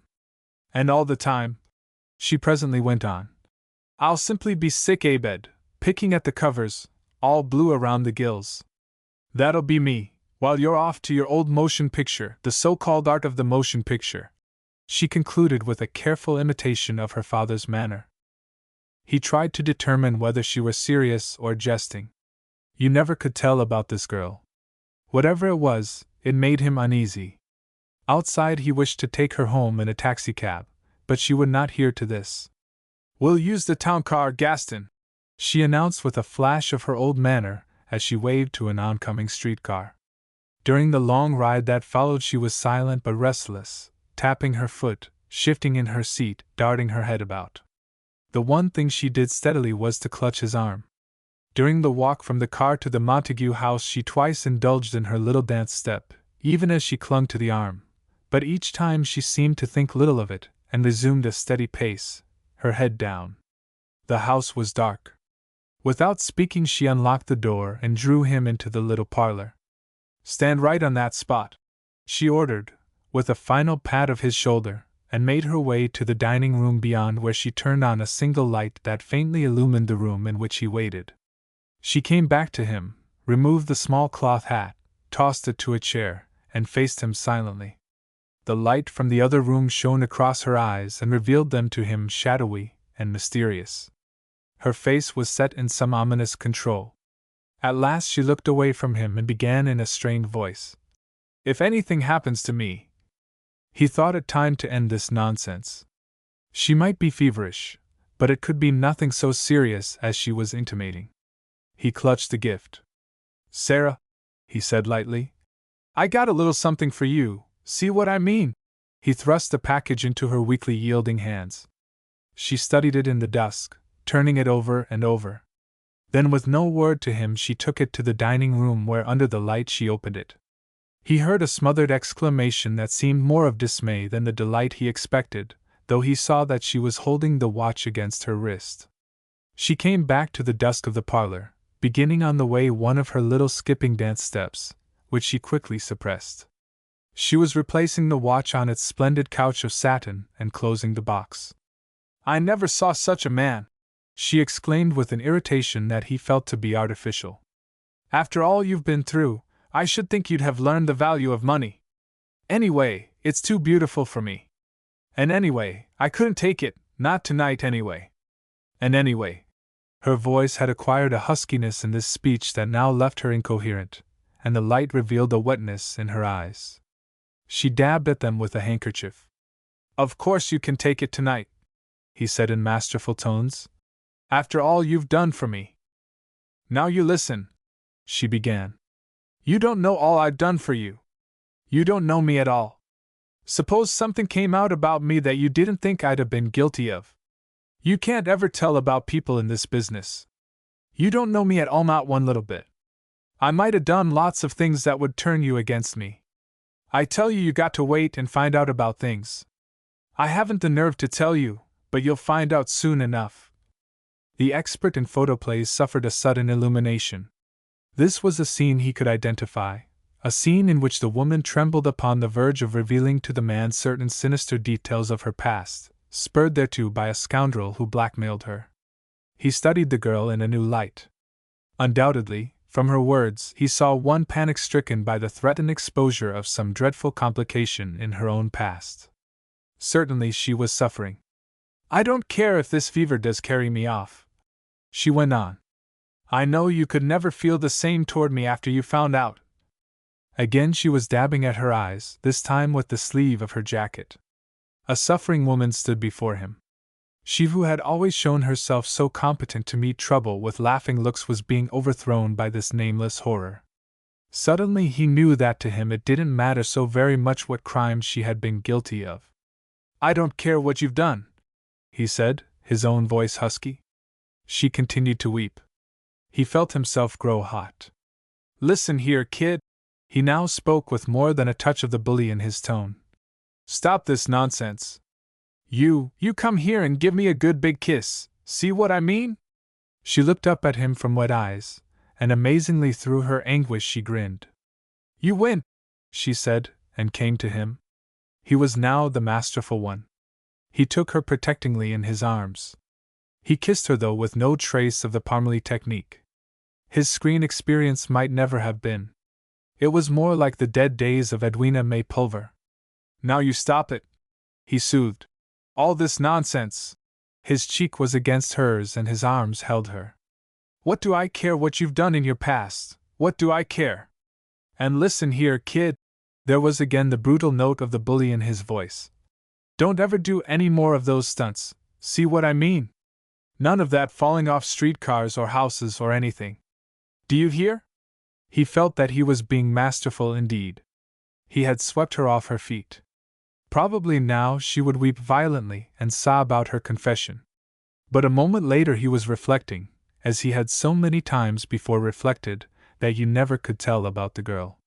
In his embrace she had become astoundingly calm. That emotional crisis threatening to beat down all her reserves had passed. She reached up and almost meditatively pushed back the hair from his forehead, regarding him with eyes that were still shadowed but dry. Then she gave him a quick little hug and danced away. It was no time for dancing, he thought. Now you sit down, she ordered. She was almost gay again, yet with a nervous, desperate gaiety that would at moments die to a brooding solemnity. And listen, she began, when he had seated himself in bewilderment at her sudden change of mood. You'll be off to your old motion picture tomorrow night, and I'll be here sick in bed. I won't go if you don't want me to, he put in quickly. That's no good, you'd have to go sometime. The quicker the better, I guess. I'll go myself sometime, if I ever get over this disease that's coming on me. Anyway, you go, and then if you ever see me again you can give me this. She quickly came to put the watch back in his hands. Yes, take it. I won't have it till you give it to me again if I'm still alive. She held up repulsing hands. Now we've had one grand little evening, and I'll let you go. She went to stand by the door. He arose and stood by her.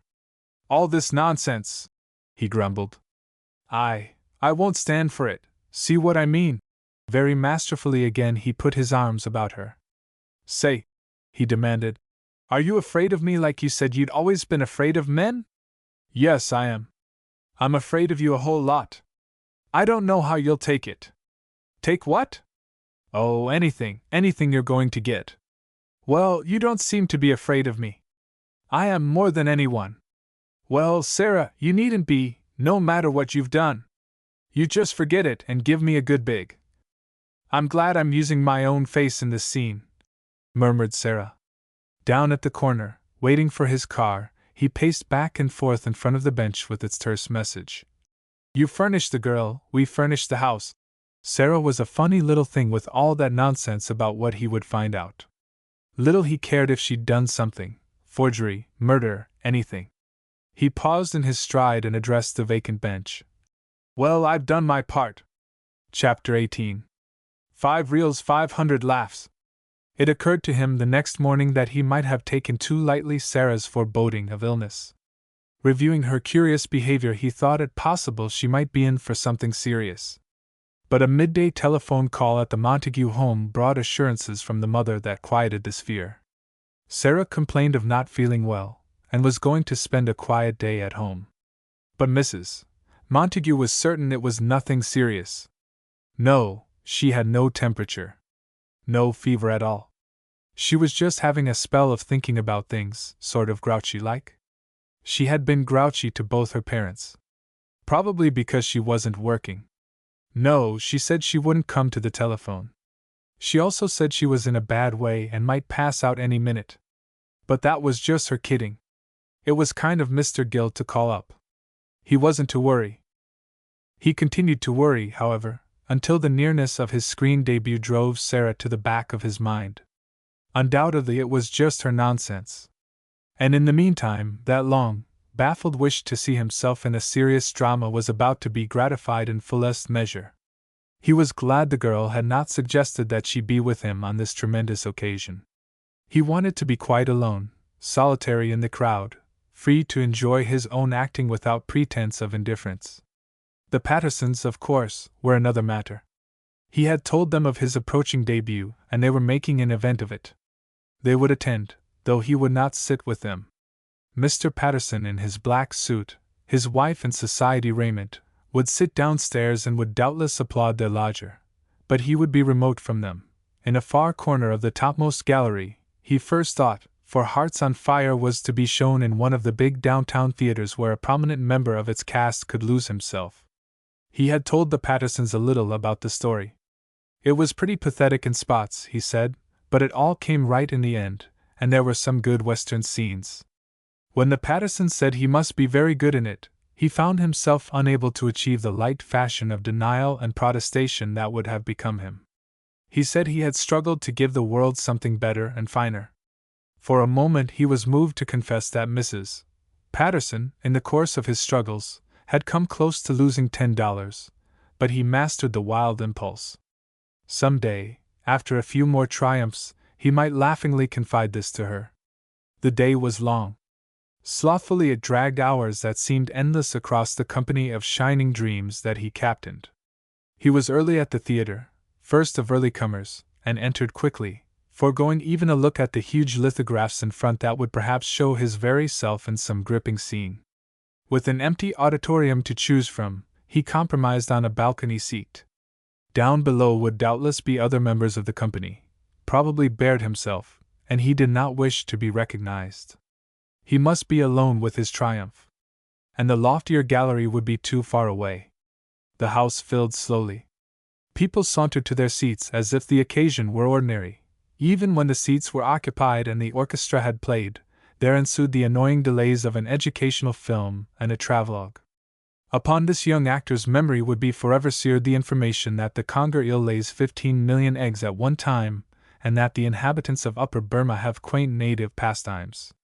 These things would stay with him, but they were unimportant. Even the prodigal fecundity of the conger eel left him cold.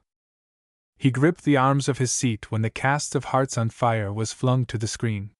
He caught his own name instantly, and was puzzled. Clifford Armitage by himself. Someone had bungled that, but no matter. Then at once he was seeing that first scene of his.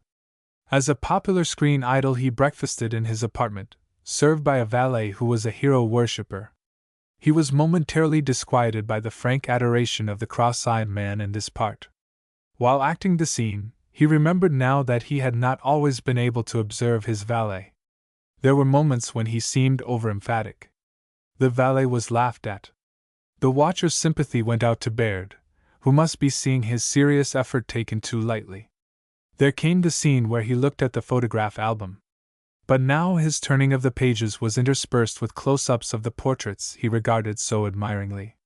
And these astonishingly proved to be enlarged stills of Clifford Armitage, the art studies of Lowell Hardy. It was puzzling. On the screen he capably beamed the fondest admiration, almost reverent in its intensity, and there would appear the still of Merton bidding an emotional farewell to his horse. The very novelty of it held him for a moment. Gashwiler's Dexter actually on the screen. He was aroused by the hearty laughter of an immense audience. "It's Parmalee," announced a hoarse neighbor on his right. "He's Imitatin' Harold. Say, the kid's clever." The laughter continued during the album scene. He thought of Baird, somewhere in that audience, suffering because his play was made fun of. He wished he could remind him that scenes were to follow which would surely not be taken lightly. For himself, he was feeling that at least his strong likeness to Parmalee had been instantly admitted. They were laughing, as the Montague girl had laughed that first morning, because the resemblance was so striking. But now on the screen, after the actor's long fond look at himself, came the words, "The only man he ever loved." Laughter again. The watcher felt himself grow hot. Had Baird been betrayed by one of his staff? The scene with the letters followed. Clothes baskets of letters. His own work, as he opened a few from the top, was all that he could have wished. He was finally Harold Parmalee, And again the hoarse neighbor whispered, "Ain't he got Parmalee dead, though?" "Poor, silly little girls!" the screen exclaimed, and the audience became noisy. Undoubtedly it was a tribute to his perfection in the Parmalee manner. But he was glad that now there would come acting at which no one could laugh. There was the delicatessen shop, the earnest young cashier and his poor old mother who mocked. He saw himself embrace her and murmur words of encouragement, but incredibly there were giggles from the audience, doubtless from base souls who were impervious to pathos. The giggles coalesced to a general laugh when the poor old mother, again mopping on the floor, was seen to say, "I hate these mopping mothers. You get took with housemaid's knee in the first reel." Again he was seized with a fear that one of Baird's staff had been clumsy with subtitles. His eyes flew to his own serious face when the silly words had gone. The drama moved. Indeed, the action of the shadows was swifter than he supposed it would be. The dissolute son of the proprietor came on to dust the wares and to elicit a laugh when he performed a bit of business that had escaped Merton at the time. Against the wire screen that covered the largest cheese on the counter he placed a placard. "Dangerous. Do not annoy." Probably Baird had not known of this clowning. And there came another subtitle that would dismay Baird when the serious young bookkeeper enacted his scene with the proprietor's lovely daughter, for she was made to say, "You love above your station. Ours is 125th Street, you get off at 59th. He was beginning to feel confused. A sense of loss, of panic, smote him. His own part was the intensely serious thing he had played, but in some subtle way even that was being made funny. He could not rush to embrace his old mother without exciting laughter. The robbery of the safe was effected by the dissolute son, the father broke in upon the love scene, discovered the loss of his money, and accused an innocent man. Merton felt that he here acted superbly. His long look at the girl for whom he was making the supreme sacrifice brought tears to his own eyes, but still the witless audience snickered. Unobserved by the others, the old mother now told her son the whereabouts of the stolen money, and he saw himself secure the paper sack of bills from the icebox. He detected the half-guilty look of which he had spoken to Baird. Then he read his own incredible speech. "I'd better take this cool $1,000,000. It might get that poor lad into trouble." Again the piece had been hurt by a wrong subtitle. But perhaps the audience laughed because it was accustomed to laugh at Baird's productions. Perhaps it had not realized that he was now attempting one of the worthwhile things. This reasoning was refuted as he watched what occurred after he had made his escape.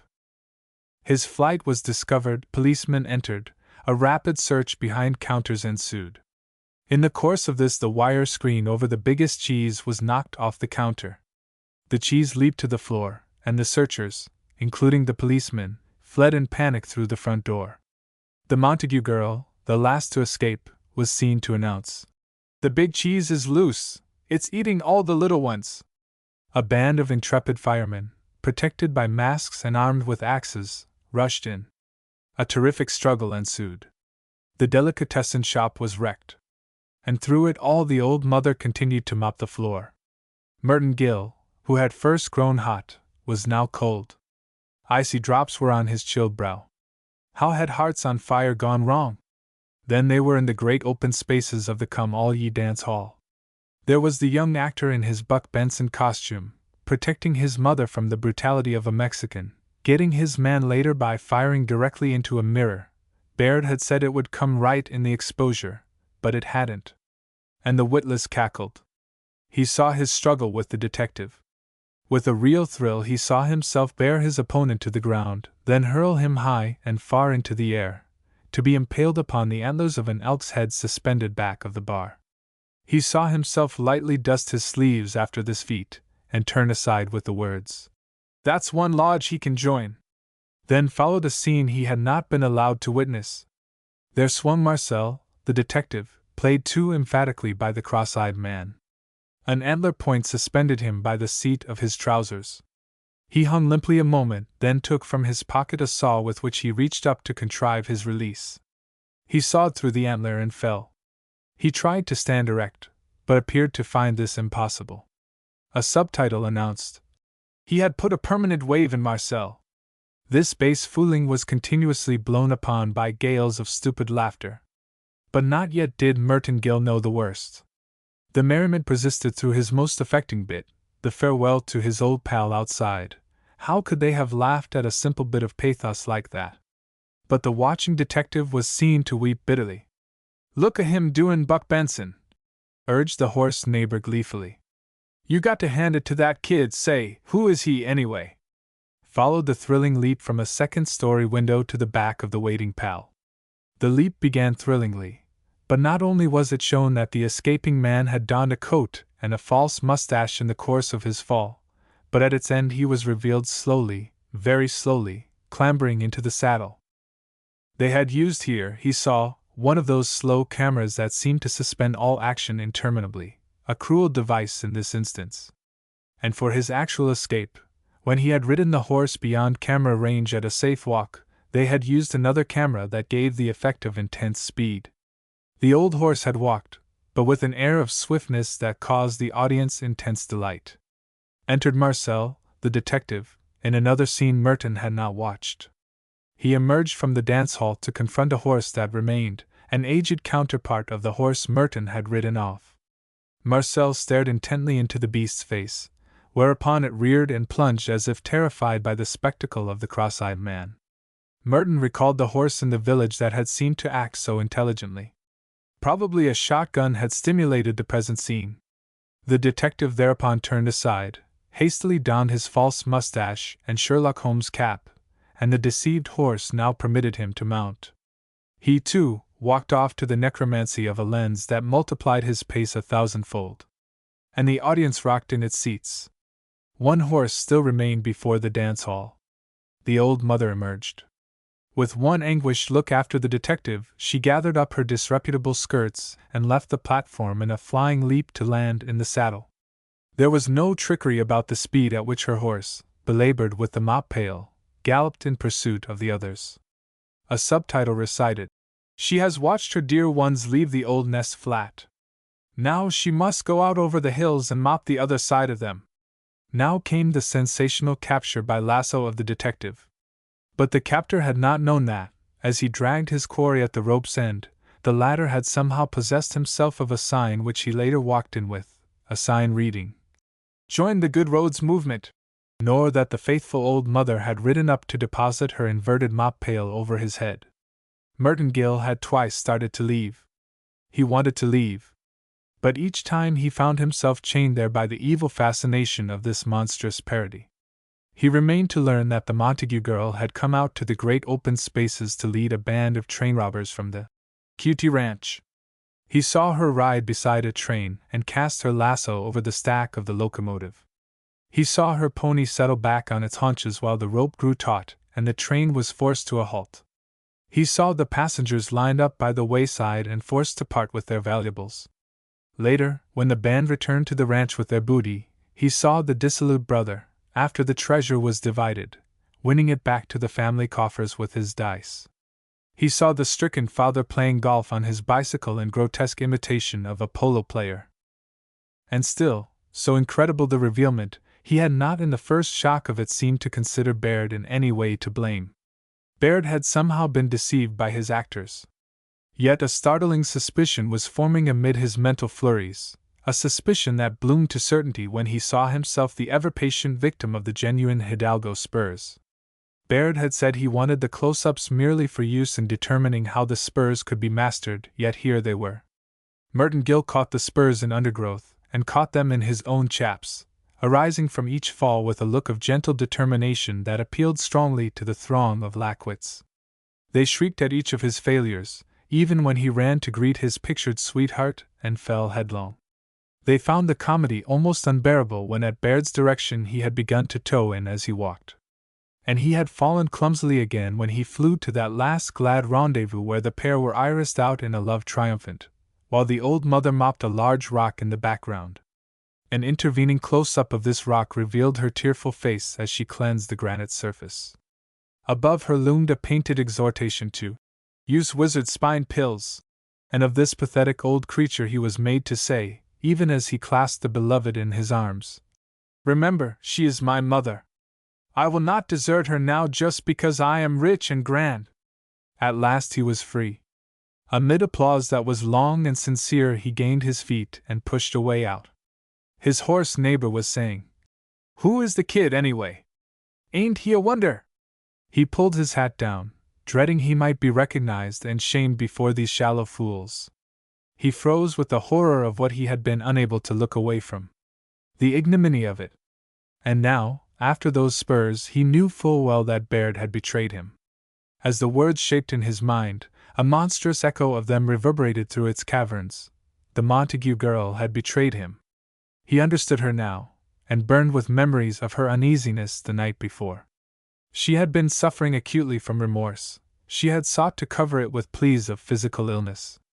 At the moment he was conscious of no feeling toward her save wonder that she could so coolly have played him false.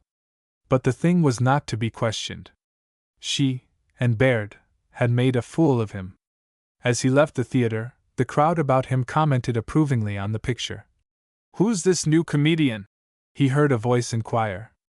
But, "Ain't he a wonder?" seemed to be the sole reply. He flushed darkly. So they thought him a comedian. Well, Baird wouldn't think so, not after tomorrow. He paused outside the theater now to study the lithograph in colors. There he hurled Marcel to the antlers of the elk. The announcement was, "Hearts on Fire! A Jeff Baird comedy. 5 reels, 500 laughs." Baird, he sneeringly reflected, had kept faith with his patrons if not with one of his actors. But how he had profaned the sunlit glories of the great open West and its virile drama. And the spurs, as he had promised the unsuspecting wearer, had stood out. The horror of it, blinding, desolating.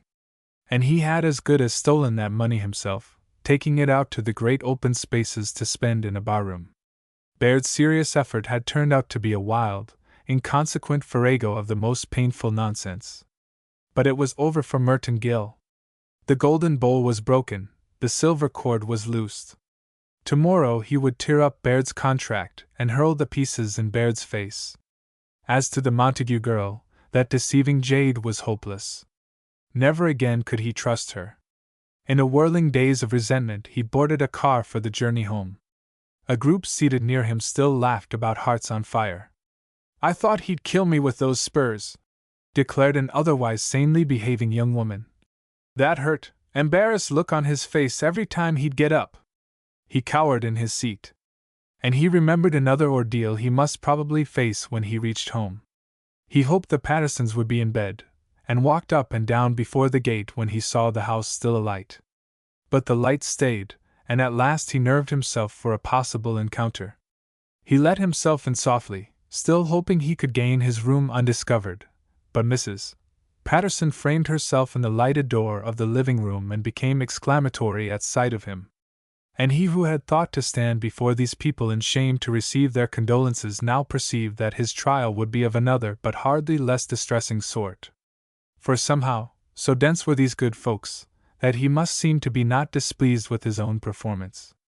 Amazingly they congratulated him, struggling with reminiscent laughter as they did so. "And you never told us you was one of them funny comedians," chided Mrs. Patterson. "We thought you was just a beginner, and here you got the biggest part in the picture. Say, the way you acted when you'd pick yourself up after them spurs threw you, I'll wake up in the night laughing at that. And the way he kept his face so straight when them other funny ones was cutting their capers all around him," observed Mr. Patterson. "Yes. Wasn't it wonderful, Jed, the way he never let on, keeping his face as serious as if he'd been in a serious play? I like to fell off my seat," added Mr. Patterson. "I'll tell you something, Mr. Armitage," began Mrs. Patterson with a suddenly serious manner of her own. "I never been one to flatter folks to their faces unless I felt it from the bottom of my heart. I never been that kind. When I tell a person such and such about themselves they can take it for the truth's own truth. So you can believe me now. I saw lots of times in that play tonight when you was even funnier than the cross-eyed man." The young actor was regarding her strangely. Seemingly he wished to acknowledge this compliment but could find no suitable words. "Yes, you can blush and hem and haw," went on his critic. "But anyone knows me, I'll tell you I mean it when I talk that way. Yes, sir, funnier than the cross-eyed man himself." My, I guess the neighbors'll be talking soon's they find out we got someone as important as you be in our spare room. And Mr. Armitage, I want you to give me a signed photograph of yourself, if you'll be so good. He escaped at last, dizzy from the maelstrom of conflicting emotions that had caught and whirled him. It had been impossible not to appear, and somehow difficult not to feel, gratified under this heartfelt praise. He had been bound to appear pleased but incredulous, even when she pronounced him superior, at times, to the cross-eyed man, though the word she used was funnier. Betrayed by his friends, stricken, disconsolate, in a panic of despair, he had yet seemed glad to hear that he had been funny. He flew to the sanctity of his room. Not again could he bear to be told that the acting which had been his soul's high vision was a thing for merriment. He paced his room a long time, a restless, defenseless victim to recurrent visions of his shame. Implacably they returned to torture him. Reel after reel of the ignoble stuff, spawned by the miscreant, Baird, flashed before him, a world of base painted shadows in which he had been the arch-offender. Again and again he tried to make clear to himself just why his own acting should have caused mirth. Surely he had been serious. He had given the best that was in him. And the groundlings had guffawed. Perhaps it was a puzzle he could never solve. And now he first thought of the new piece. This threw him into fresh panic. What awful things, with his high and serious acting, would he have been made to do in that? Patiently, one by one, he went over the scenes in which he had appeared. Dazed, confused, his recollection could bring to him little that was ambiguous in them. But also he had played through Hearts on Fire with little suspicion of its low intentions. He went to bed at last, though to toss another hour in fruitless effort to solve this puzzle and to free his eyes of those flashing infamies of the night. Ever and again as he seemed to become composed, free at last of tormenting visions, a mere subtitle would flash in his brain, as where the old mother, when he first punished her insulter, was made by the screen to call out, "Kick him on the kneecap, too!" But the darkness refreshed his tired eyes, and sun at last brought him a merciful outlet from a world in which you could act your best and still be funnier than a cross-eyed man. He awakened long past his usual hour, and occupied his first conscious moments in convincing himself that the scandal of the night before had not been a bad dream. The shock was a little dulled now. He began absurdly to remember the comments of those who had appeared to enjoy the unworthy entertainment. Undoubtedly many people had mentioned him with warm approval. But such praise was surely nothing to take comfort from. He was aroused from this retrospection by a knock on his door. It proved to be Mr. Patterson bearing a tray. "Mrs. P. thought that you being up so late last night, Meb, would like a cup of coffee and a bite of something before you went out." The man's manner was newly respectful. In this house, at least, Merton Gill was still someone. He thanked his host, and consumed the coffee and toast with a novel sense of importance. The courtesy was unprecedented. Mrs. Patterson had indeed been sincere. And scarcely had he finished dressing when Mr. Patterson was again at the door. "A gentleman downstairs to see you, Mr. Armitage. He says his name is Walberg, but you don't know him. He says it's a business matter." "Very well, I'll be down." A business matter? He had no business matters with any one except Baird. He was smitten with a quick and quite illogical fear. Perhaps he would not have to tear up that contract and hurl it in the face of the manager who had betrayed him. Perhaps the manager himself would do the tearing. Perhaps Baird, after seeing the picture, had decided that Merton Gill would not do. Instantly he felt resentful. Hadn't he given the best that was in him? Was it his fault if other actors had turned into farce one of the worthwhile things? He went to meet Mr. Walberg with this resentment so warm that his greeting of the strange gentleman was gruff and short. The caller, an alert, businesslike man, came at once to his point. He was, it proved, not the representative of a possibly repenting Baird. He was, on the contrary, representing a rival producer. He extended his card, the Big Art Comedies. "I got your address from the Holden office, Mr. Armitage. I guess I routed you out of bed, eh? Well, it's like this, if you ain't sewed up with Baird yet, the Big Art people would like to talk a little business to you. How about it?" "Business?" Mr. Armitage fairly exploded this. He was unhappy and puzzled, in consequence, unamiable. Sure, business, confirmed Mr. Wahlberg. I understand you just finished another 5-reeler for the Buckeye outfit, but how about some stuff for us now? We can give you as good a company as that one last night and a good line of comedy. We got a gag man that simply never gets to the end of his string. He's doping out something right now that would fit you like a glove, and say, it would be a great idea to kinda specialize in that spur act of yours. That got over big. We could work it in again. An act like that's good for 1,000,000 laughs. Mr. Armitage eyed Mr. Wahlberg coldly. Even Mr. Wahlberg felt an extensive area of glaciation setting in. I wouldn't think of it, said the actor, still gruffly. Do you mean that you can't come to the big art at all, on any proposition? That's what I mean, confirmed Mr. Armitage. Would $350 a week interest you? No, said Mr. Armitage, though he gulped twice before achieving it. Mr. Wahlberg reported to his people that this Armitage lad was one hard-boiled proposition. He'd seen lots of 'em in his time, but this bird was a wonder. Yet Mr. Armitage was not really so granitic of nature as the big art emissary had thought him. He had begun the interview with a smoldering resentment due to a misapprehension. He had been outraged by a suggestion that the spurs be again put to their offensive use, and he had been stunned by an offer of $350 a week. That was all. Here was a new angle to the puzzles that distracted him. He was not only praised by the witless, but he had been found desirable by certain discerning overlords of filmdom. What could be the secret of a talent that caused people, after viewing it but once, to make reckless offers? And another thing, why had he allowed Baird to sew him up? The Montague girl again occupied the foreground of his troubled musings. She, with her airs of wise importance, had helped to sew him up. She was a helpless thing, after all, and false of nature. He would have matters out with her this very day. But first he must confront Baird in a scene of scorn and reprobation. On the car he became aware that far back in remote caverns of his mind there ran a teasing memory of some book on the shelves of the Simsbury Public Library. He was sure it was not a book he had read. It was merely the title that hid itself. Only this had ever interested him, and it but momentarily. So much he knew. A book's title had lodged in his mind, remained there, and was now curiously stirring in some direct relation to his present perplexities. But it kept its face averted. He could not read it. Vaguely he identified the nameless book with Tessie Kearns. He could not divine how, because it was not her book and he had never seen it except on the library shelf. The nameless book persistently danced before him. He was glad of this. It kept him at moments from thinking of the loathly Baird. Chapter 19. The Tragic Comedian.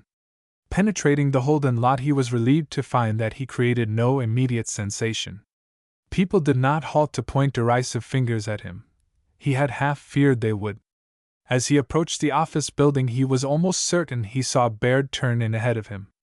Yet when he entered the outer room of the Buckeye offices, a young woman looked up from her typewriter to tell him that Mr. Baird was not in. She was a serious-eyed young woman of a sincere manner. She spoke with certainty of tone. Mr. Baird was not only out, but he would not be in for several days. His physician had ordered him to a sanitarium. The young woman resumed her typing. She did not again glance up. The caller seemed to consider waiting on a chance that she had been misinformed. He was now sure he had seen Baird enter the building, and the door of his private office was closed. The caller idled outside the railing, absently regarding stills of past Buckeye atrocities that had been hung upon the walls of the office by someone with primitive tastes in decoration. He was debating a direct challenge of the young woman's veracity. What would she say if told that the caller meant to wait right there until Mr. Baird should convalesce? He managed some appraising side glances at her as she bent over her machine. She seemed to believe he had already gone. Then he did go. No good talking that way to a girl. If it had been a man now. You tell Mr. Baird that Mr. Gill's got to see him as soon as possible about something important, he directed from the open door. The young woman raised her serious eyes to his and nodded. She resumed her work. The door closed. Upon its closing, the door of Baird's private office opened noiselessly to a crack that sufficed for the speaking voice at very moderate pitch to issue. Get Miss Montague on the phone, directed the voice. The door closed noiselessly. Beyond it, Mr. Baird was presently speaking in low, sweet tones. "Lo, sister! Listen, that squirrel just boiled in here, and I ducked him. I told the girl I wasn't to be in unless he was laughing all over, and he wasn't doing the least little thing that was anywheres near laughing. See what I mean? It's up to you now. You started it, you got to finish it. I've irised out. Get me?" On the steps outside, the rebuffed Merton Gill glanced at his own natty wristwatch, bought with some of the later wages of his shame. It was the luncheon hour. Mechanically he made his way to the cafeteria. He had ceased to rehearse the speech a Daughter Baird would now have been hearing. Instead, he roughly drafted one that Sarah Nevada Montague could not long evade. Even on her dying bed she would be compelled to listen. The practicing orator with bent head mumbled as he walked. He still mumbled as he indicated a choice of foods at the cafeteria counter. He continued to be thus absorbed as he found a table near the center of the room. He arranged his assortment of viands. "You led me on, that's what you did," he continued to the absent culprit. "Led me on to make a laughingstock of myself, that's what you did. Made a fool of me, that's what you did. All the same, I can't help thinking he's a harm to the industry," came the crisp tones of Henshaw from an adjoining table. The rehearsing orator glanced up to discover that the director and the sunny-faced brown and gray man he called governor were smoking above the plates of their finished luncheon. "I wouldn't worry too much," suggested the cheerful governor. "But see what he does. He takes the good old reliable, surefire stuff and makes fun of it. I admit it's funny to start with, but what'll happen to us if the picture public ever finds that out? What'll we do then for drama, after they've learned to laugh at the old stuff? Tush, tush, my boy!" The governor waved a half-consumed cigarette until its ash fell. "Never fear. Do you think 1,000 Jeff Bairds could make the picture public laugh at the old stuff when it's played straight? They laughed last night, yes, but not so much at the really fine burlesque. They guffawed at the slapstick stuff that went with it. Baird's shrewd. He knows if he played straight burlesque he'd never make $1, so notice how he'll give a bit of straight that is genuine art, then a bit of slapstick that anyone can get. The slapstick is what carries the show. Real burlesque is criticism, my boy, sometimes the very highbrowest sort. It demands sophistication, a pretty high intelligence in the man that gets it. All right. Now take your picture public. 20 million people every day, not the same ones every day, but with same average cranial index, which is low for all but about 7 out of every 100. That's natural because there aren't 20 million people in the world with taste or real intelligence. Probably not 5 million. Well, you take this 20 million bunch that we sell to every day, and suppose they saw that lovely thing last night. Don't you know they'd all be back tonight to see a real mopping mother with a real son falsely accused of crime? Sure they'd be back, their heads bloody but unbowed. Don't worry, that reliable field marshal, old General Holcomb, leads an unbeatable army. Merton Gill had listened to the beginning of this harangue, but now he savagely devoured food. He thought this so-called governor was too much like Baird. Well, governor, I hope you're right. But that was pretty keen stuff last night. That first bit won't do Parmalee any good, and that Buck Benson stuff, you can't tell me a little more of that wouldn't make Benson look around for a new play. But I do tell you just that. It won't hurt Parmalee a bit, and Benson can go on Bensoning to the end of time, to big money.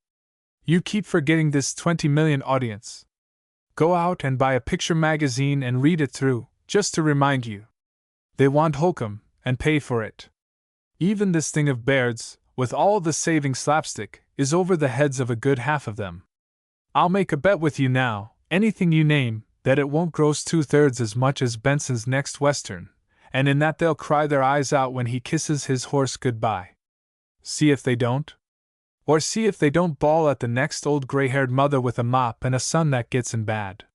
Why, if you give 'em Holcomb they don't even demand acting. Look at our own star, Mercer. You know as well as I do that she not only can act, but she's merely a beautiful moron.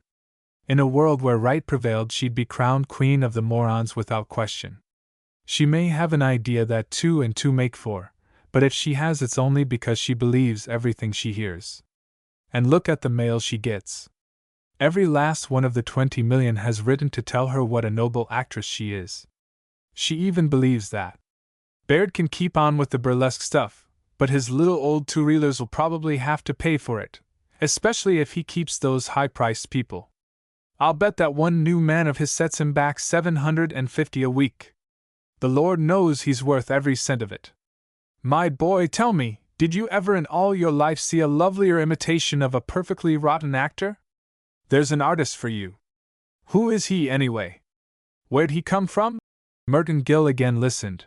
He was merely affecting to busy himself with a fork. It was good acting. I don't know, replied Henshaw. Some of the crowd last night said he was just an extra that Baird dug up on the lot here. And on the subject of burlesque, they also said Baird was having him do some Edgar Wayne stuff in a new one. Fine. The governor beamed. Can't you see him as the honest, likable country boy? I bet he'll be good to his old mother in this one, too, and get the best of the city slickers in the end. For heaven's sake, don't let me miss it! This kid last night handed me laughs that were better than a month's vacation for this old carcass of mine. You say he was just an extra? That's what I heard last night. Anyway, he's all you say he is as an artist. Where do you suppose he got it? Do you suppose he's just a casual genius that comes along from time to time? And why didn't he stay straight instead of playing horse with the sacred traditions of our art? That's what troubled me as I watched him. Even in that wild business with the spurs, he was the artist every second. He must have tricked those falls, but I couldn't catch him at it. Why should such a man tie up with Baird? Ask me something hard?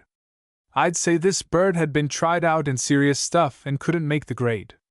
That's the way he struck me. Probably he once thought he could play Hamlet, one of those boys. Didn't you get the real pathos he'd turn on now and then? He actually had me kind of teary a couple of times. But I could see he'd also make me laugh my head off any time he showed in a straight piece. To begin with, look at that low comedy face of his. And then, something peculiar, even while he's imitating a bad actor you feel somehow that it isn't all imitation. It's art, I grant you, but you feel he'd still be a bad actor if he'd tried to imitate a good one. Somehow he found out his limits, and decided to be what God meant him to be. Does that answer you?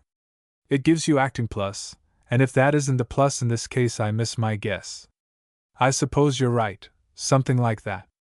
And of course the real pathos is there. It has to be. There never was a great comedian without it, and this one is great.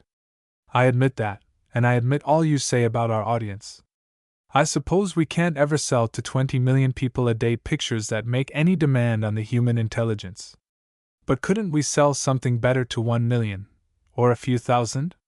The governor dropped his cigarette end into the dregs of his coffee. We might, he said, if we were endowed.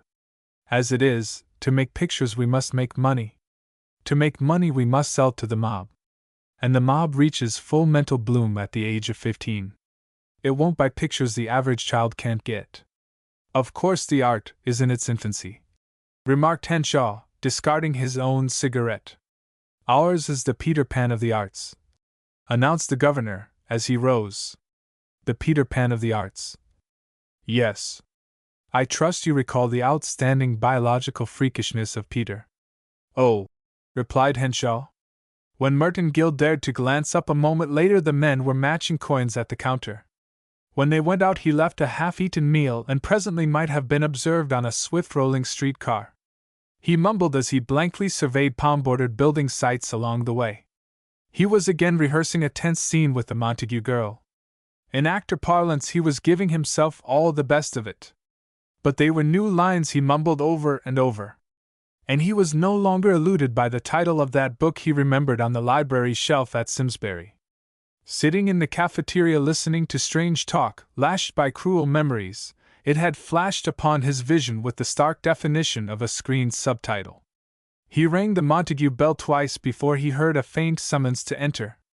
Upon the parlor couch, under blankets that reached her pillowed head, lay Sarah. She was pale and seemed to suffer.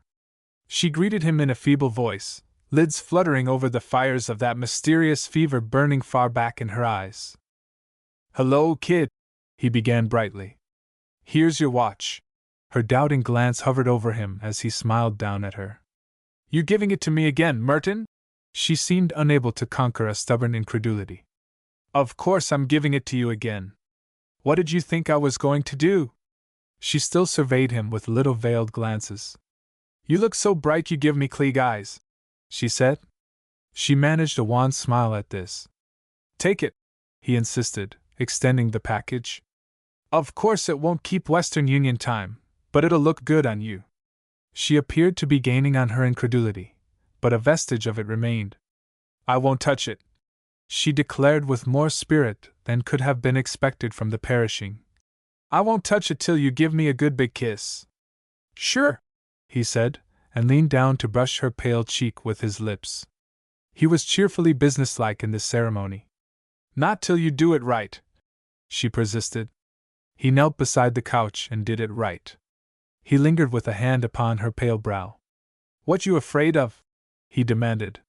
"You," she said, but now she again brought the watch to view, holding it away from her, studying its glitter from various angles. At last she turned her eyes up to his. They were alive but unrevealing. "Well? Well?" he repeated coolly. "Oh, stop it!" Again there was more energy than the moribund are wont to manifest. There was even a vigorous impatience in her tone as she went on. "You know well enough what I was afraid of. And you know well enough what I want to hear right now. Shoot, can't you?" He shot. He stood up, backed away from the couch to where he could conveniently regard its stricken occupant, and shot gaily. "Well, it'll be a good lesson to you about me, this thing of your thinking I was fooled over that piece. I suppose you and Baird had it between you all the time, right down to the very last, that I thought he was doing a serious play." "Ho, ho!" he laughed gibingly. It was a masterful laugh. "A serious play with a cross-eyed man doing funny stuff all through. I thought it was serious, did I?" "Yes, I did." Again the dry, scornful laugh of superiority. "Didn't you people know that I knew what I could do and what I couldn't do? I should have thought that little thing would have occurred to you all the time. Didn't you suppose I knew as well as anyone that I got a low comedy face and couldn't ever make the grade in a serious piece? Of course I know I got real pathos. Look how I turned it on a couple old times in that piece last night. But even when I'm imitating a bad actor you can see it ain't all acting. You'd see soon enough I was a bad actor if I tried to imitate a good one. I guess you'd see that pretty quick. Didn't you and Baird even suppose I'd found out my limits and decided to be what God meant me to be? But I got the pathos all right, and you can't name one great comedian that don't need pathos more'n he needs anything else. He just has to have it, and I got it. I got acting plus, that's what I got. I knew it all the time, and a whole lot of other people knew it last night. You could hear 50 of them talking about it when I came out of the theater, saying I was an artist and all like that, and a certain Los Angeles society woman that you can bet never says things she don't mean, she told me she saw lots of places in this piece that I was funnier than any cross-eyed man that ever lived. And what happens this morning?" Hands in pockets he swaggered to and fro past the couch. "Well, nothing happens this morning except people coming around to sign me up for $350 a week. One of 'em said not an hour ago, he's a big producer too, that Baird ought to be paying me $750 because I earned every cent of it. Of course I didn't want to say anything the other day, with you pretending to know so much about contracts and all that. I just thought I'd let you go on, seeing you were so smart, and I signed what you told me to. But I know I should have held off, with this Bamberger coming over from the Big Art when I was hardly out of bed, and says will $350 a week interest me in promising he'll give me a chance to do that spur act again that was the hit of the piece." He broke off, conscious suddenly that the girl had for some time been holding a most peculiar stare rigidly upon him. She had at first narrowed her right eye at a calculating angle as she listened, but for a long time now the eyes had been widened to this inexplicable stare eloquent of many hidden things. As he stopped his speech, made ill at ease by the incessant pressing of the look, he was caught and held by it to a longer silence than he had meant to permit. He could now read meanings. That unflinching look incurred by his smooth bluster was a telling blend of pity and of wonder. So you know, do you? She demanded. That you look just enough too much like Harold Parmalee so that you're funny? I mean, she amended, seeing him wince, that you look the way Parmalee would look if he had brains. He faltered but made a desperate effort to recover his balance. And besides, what difference does it make? If we did good pictures, we'd have to sell them to a mob. And what's a mob? It's 15 years old and nothing but admirers, or something like that, like Muriel Mercer that wouldn't know how much are 2 times 2 if the neighbors didn't get it to her. Again he had run down under her level look. As he stopped, the girl on the couch who had lain with the blankets to her neck suddenly threw them aside and sat up. Surprisingly, she was not garbed in sickbed apparel. She seemed to be fully dressed.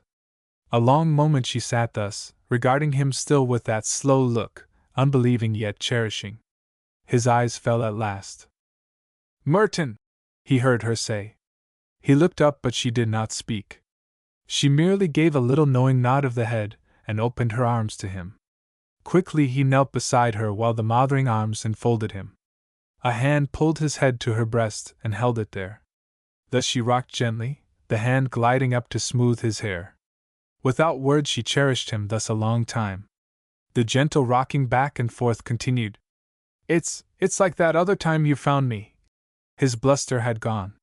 He was not sure of his voice. Even these few words had been hard. He did not try more. There, she whispered. "It's all right, everything's all right. Your mother's got you right here and she ain't ever going to let you go, never going to let you go." She was patting his head in rhythm with her rocking as she snuggled and soothed him. There was silence for another interval. Then she began to croon a song above him as she rocked, though the lyric was plainly an improvisation. "Did he have his poor old mother going for a minute?" "Yes, he did. He had her going for a minute. Yes, he had her going good for a minute.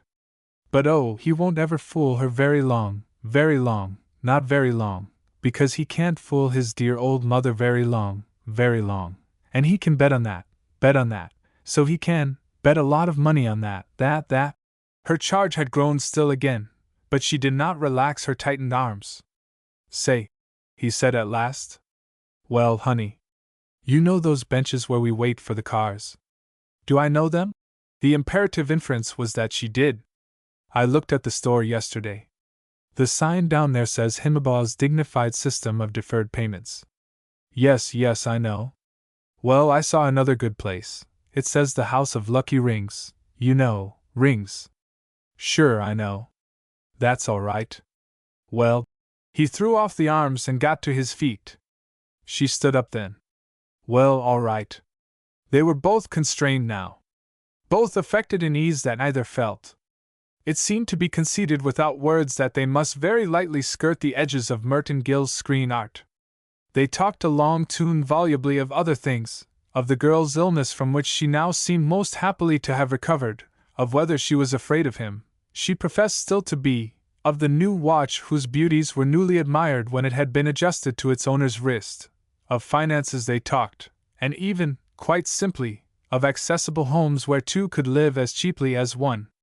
It was not until he was about to go, when he stood at the door while the girl readjusted his cravat, smoothed his hair, and administered a final series of pats where they seemed most needed, that he broke ever so slightly through the reserve which both had felt congealing about a certain topic. "You know," he said, "I happened to remember the title of a book this morning, a book I used to see back in the public library at home. It wasn't one I ever read. Maybe Tessie Kearns read it. Anyway, she had a poem she likes a lot written by the same man. She used to read me good parts of it.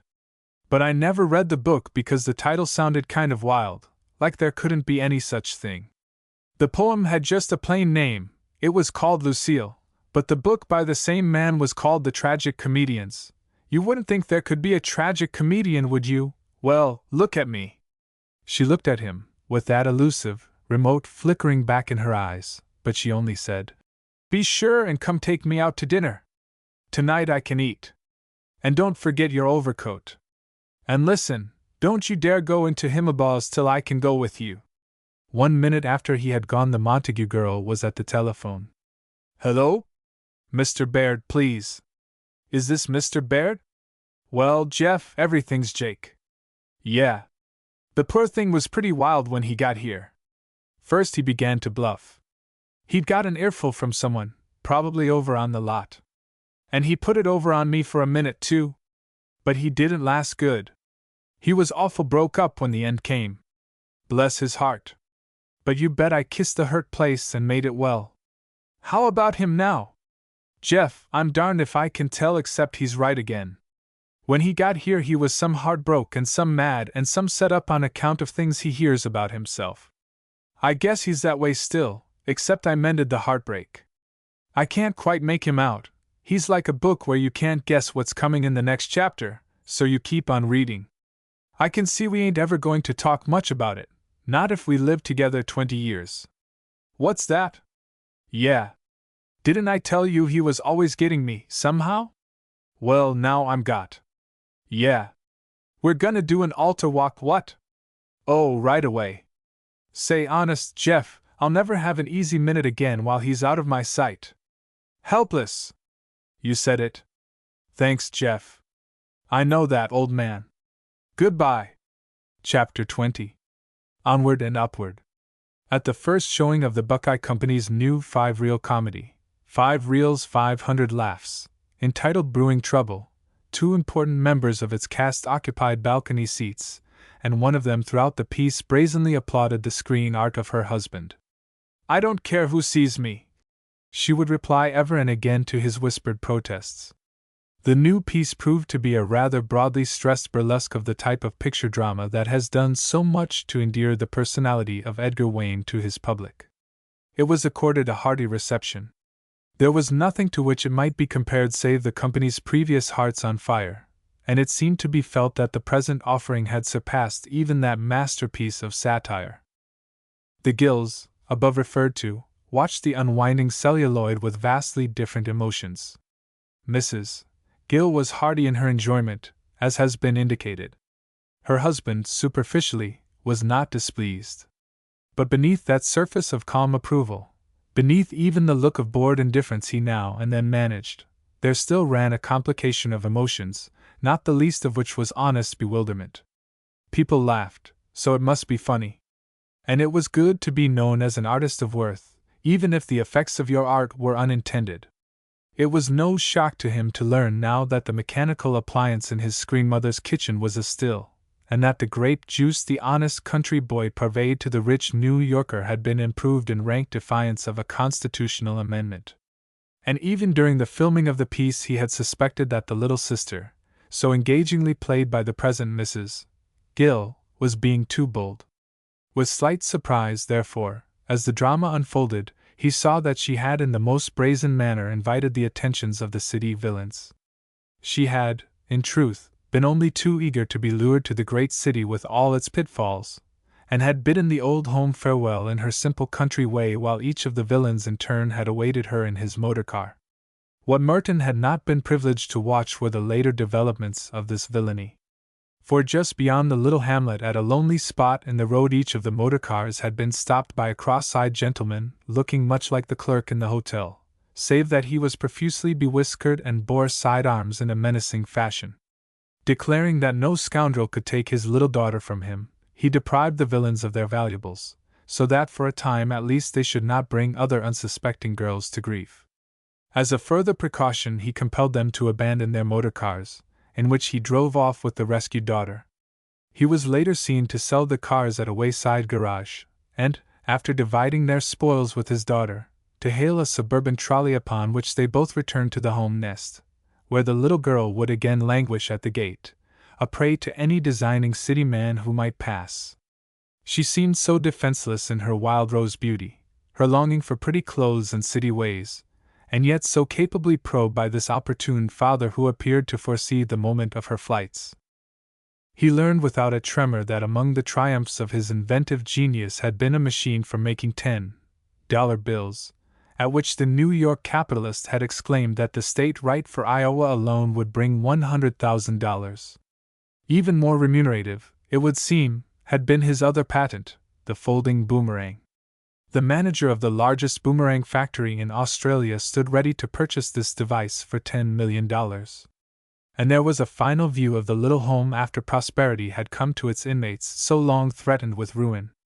A sign over the door read, "Ye Old-Fashioned Gift Shop," and under it, flaunted to the wayside, was the severely simple tray device of a high boot. These things he now knew were to be expected among the deft infamies of a Buckeye comedy. But the present piece held in store for him a complication that, despite his already rich experience of Buckeye methods, caused him distressing periods of heat and cold while he watched its incredible unfolding. Early in the piece, indeed, he had begun to suspect in the luring of his little sister a grotesque parallel to the bold advances made him by the New York society girl. He at once feared some such interpretation when he saw himself coy and embarrassed before her downright attack, and he was certain this was intended when he beheld himself embraced by this reckless young woman who behaved in the manner of male screen idols during the last dozen feet of the last reel. But how could he have suspected the lengths to which a perverted spirit of satire would lead the Buckeye director? For now he staggered through the blinding snow, a bundle clasped to his breast. He fell, half fainting, at the door of the old home. He groped for the knob and staggered in to kneel at his mother's feet. And she sternly repulsed him, a finger pointing to the still open door. Unbelievably, the screen made her say, "He wears no ring. Back to the snow with them both. Throw 'em way down east." And Baird had said the bundle would contain one of his patents. Mrs. Gill watched this scene with tense absorption. When the mother's iron heart had relented, she turned to her husband. "You dear thing, that was a beautiful piece of work. You're set now. That cinches your future. Only, dearest, never, never, never let it show on your face that you think it's funny. That's all you'll ever have to be afraid of in your work." "I won't," he said stoutly. He shivered, or did he shudder, and quickly reached to take her hand. It was a simple, direct gesture, yet somehow it richly had the quality of pleading. "Mother understands," she whispered. "Only remember, you mustn't seem to think it's funny." "I won't," he said again. But in his torn heart he stubbornly cried, I don't. Some 6 months later, that representative magazine, Silver Screenings, emblazoned upon its front cover a promise that in the succeeding number would appear a profusely illustrated interview by Augusta Blivens with that rising young screen actor, Merton Gill. The promise was kept. The interview wandered amid photographic reproductions of the luxurious Hollywood bungalow, set among palms and climbing roses, the actor and his wife in their high-powered roadster, Mrs. Gill at the wheel, the actor in his costume of chaps and sombrero, rolling a cigarette, the actor in evening dress, the actor in his famous scene of the Christmas Eve return in Brewing Trouble, the actor regaining his feet in his equally famous scene of the Malignant Spurs, the actor and his young wife, on the lawn before the bungalow, and the young wife aproned, in her kitchen, earnestly busy with spoon and mixing bowl. "It is perhaps not generally known," wrote Miss Blivens, "that the honor of having discovered this latest luminary in the stellar firmament should be credited to Director Howard Henshaw of the Victor forces. Indeed, I had not known this myself until the day I casually mentioned the Gills in his presence. I lingered on a set of Island Love, at present being filmed by this master of the unspoken drama, having but a moment since left that dainty little reigning queen of the celluloid dynasty, Muriel Mercer.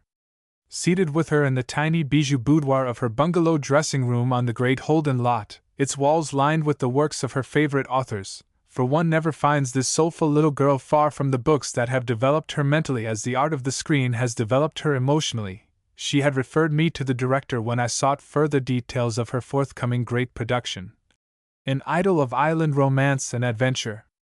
And presently, when I had secured from him the information I needed concerning this unique little drama of the great South Seas, I chanced to mention my approaching encounter with the young star of the Buckeye forces, an encounter to which I looked forward with some dismay. Mr. Henshaw, pausing in his task of effecting certain changes in the interior of the island hut, reassured me. "You need have no fear about your meeting with Gill," he said. "You will find him quite simple and unaffected, an artist, and yet sanely human. It was now that he revealed his own part in the launching of this young star. I fancy it is not generally known, he continued, that to me should go the honor of having discovered Gil. It is a fact, however. He appeared as an extra one morning in the cabaret scene we used in Miss Mercer's tremendous hit, The Blight of Broadway. Instantly, as you may suppose, I was struck by the extraordinary distinction of his face and bearing. In that crowd composed of average extra people he stood out to my eye as one made for big things.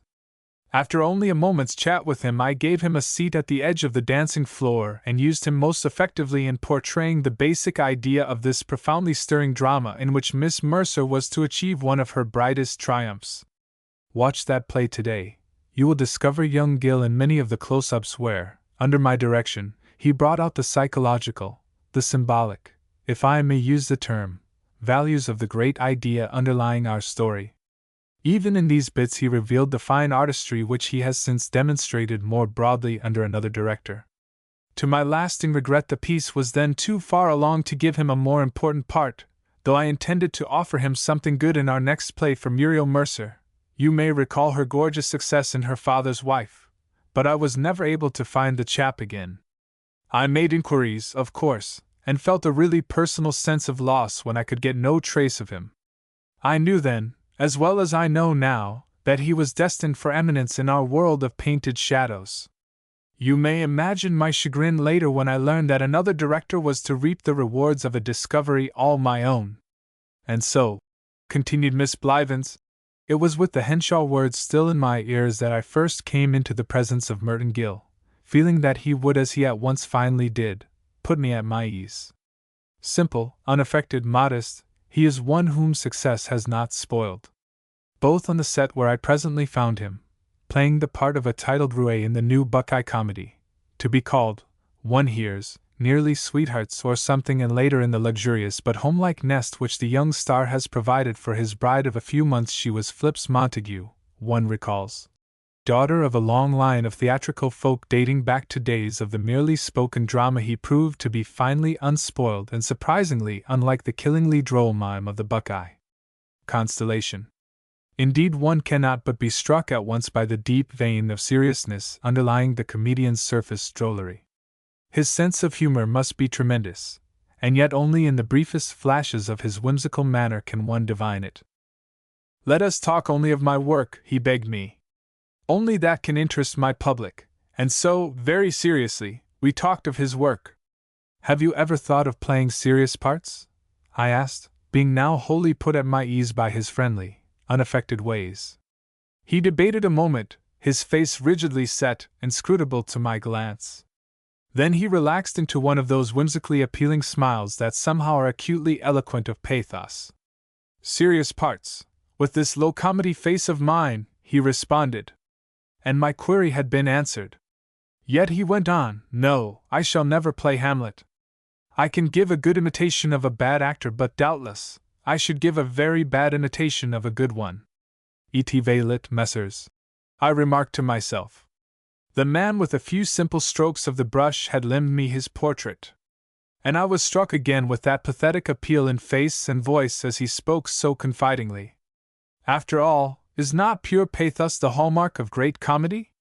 We laugh, but more poignantly because our hearts are tugged at.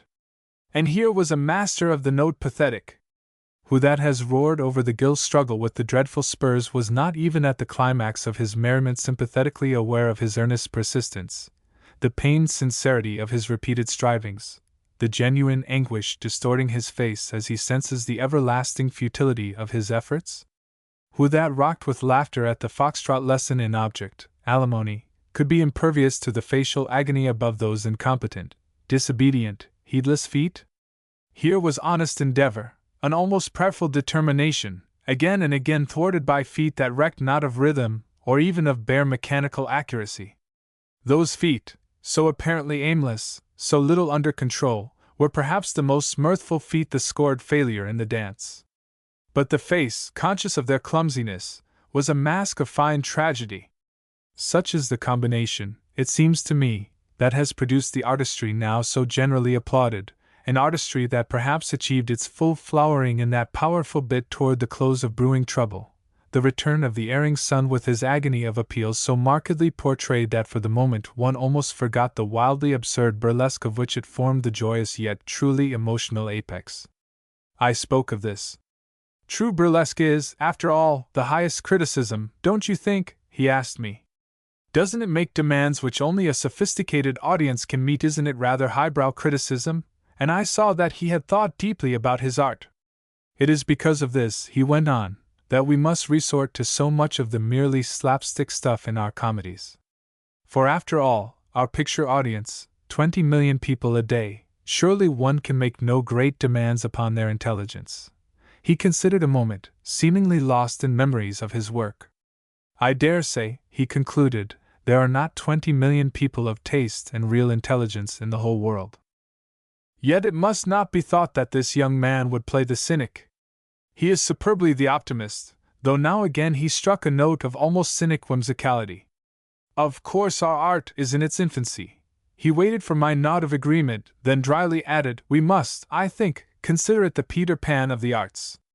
And I dare say you recall the outstanding biological freakishness of Peter. But a smile, that slow, almost puzzled smile of his, accompanied the words. You might, he told me at parting, call me the tragic comedian. And again I saw that this actor is set apart from the run of his brethren by an almost uncanny gift for introspection. He has ruthlessly analyzed himself. He knows, as he put it, what God meant him to be. Was here a hint of puer sereno? I left after some brief reference to his devoted young wife, who, in studio or home, is never far from his side. It is true that I have struggled and sacrificed to give the public something better and finer, he told me then. But I owe my real success all to her. He took the young wife's hand in both his own, and very simply, unaffectedly, raised it to his cheek where he held it a moment, with that dreamy, remembering light in his eyes, as of one striving to recall bits of his past. I think that's all, he said at last. But on the instant of my going he checked me once more. No, it isn't either, he brightened. I want you to tell your readers that this little woman is more than my wife, she is my best pal, and I may also add, my severest critic.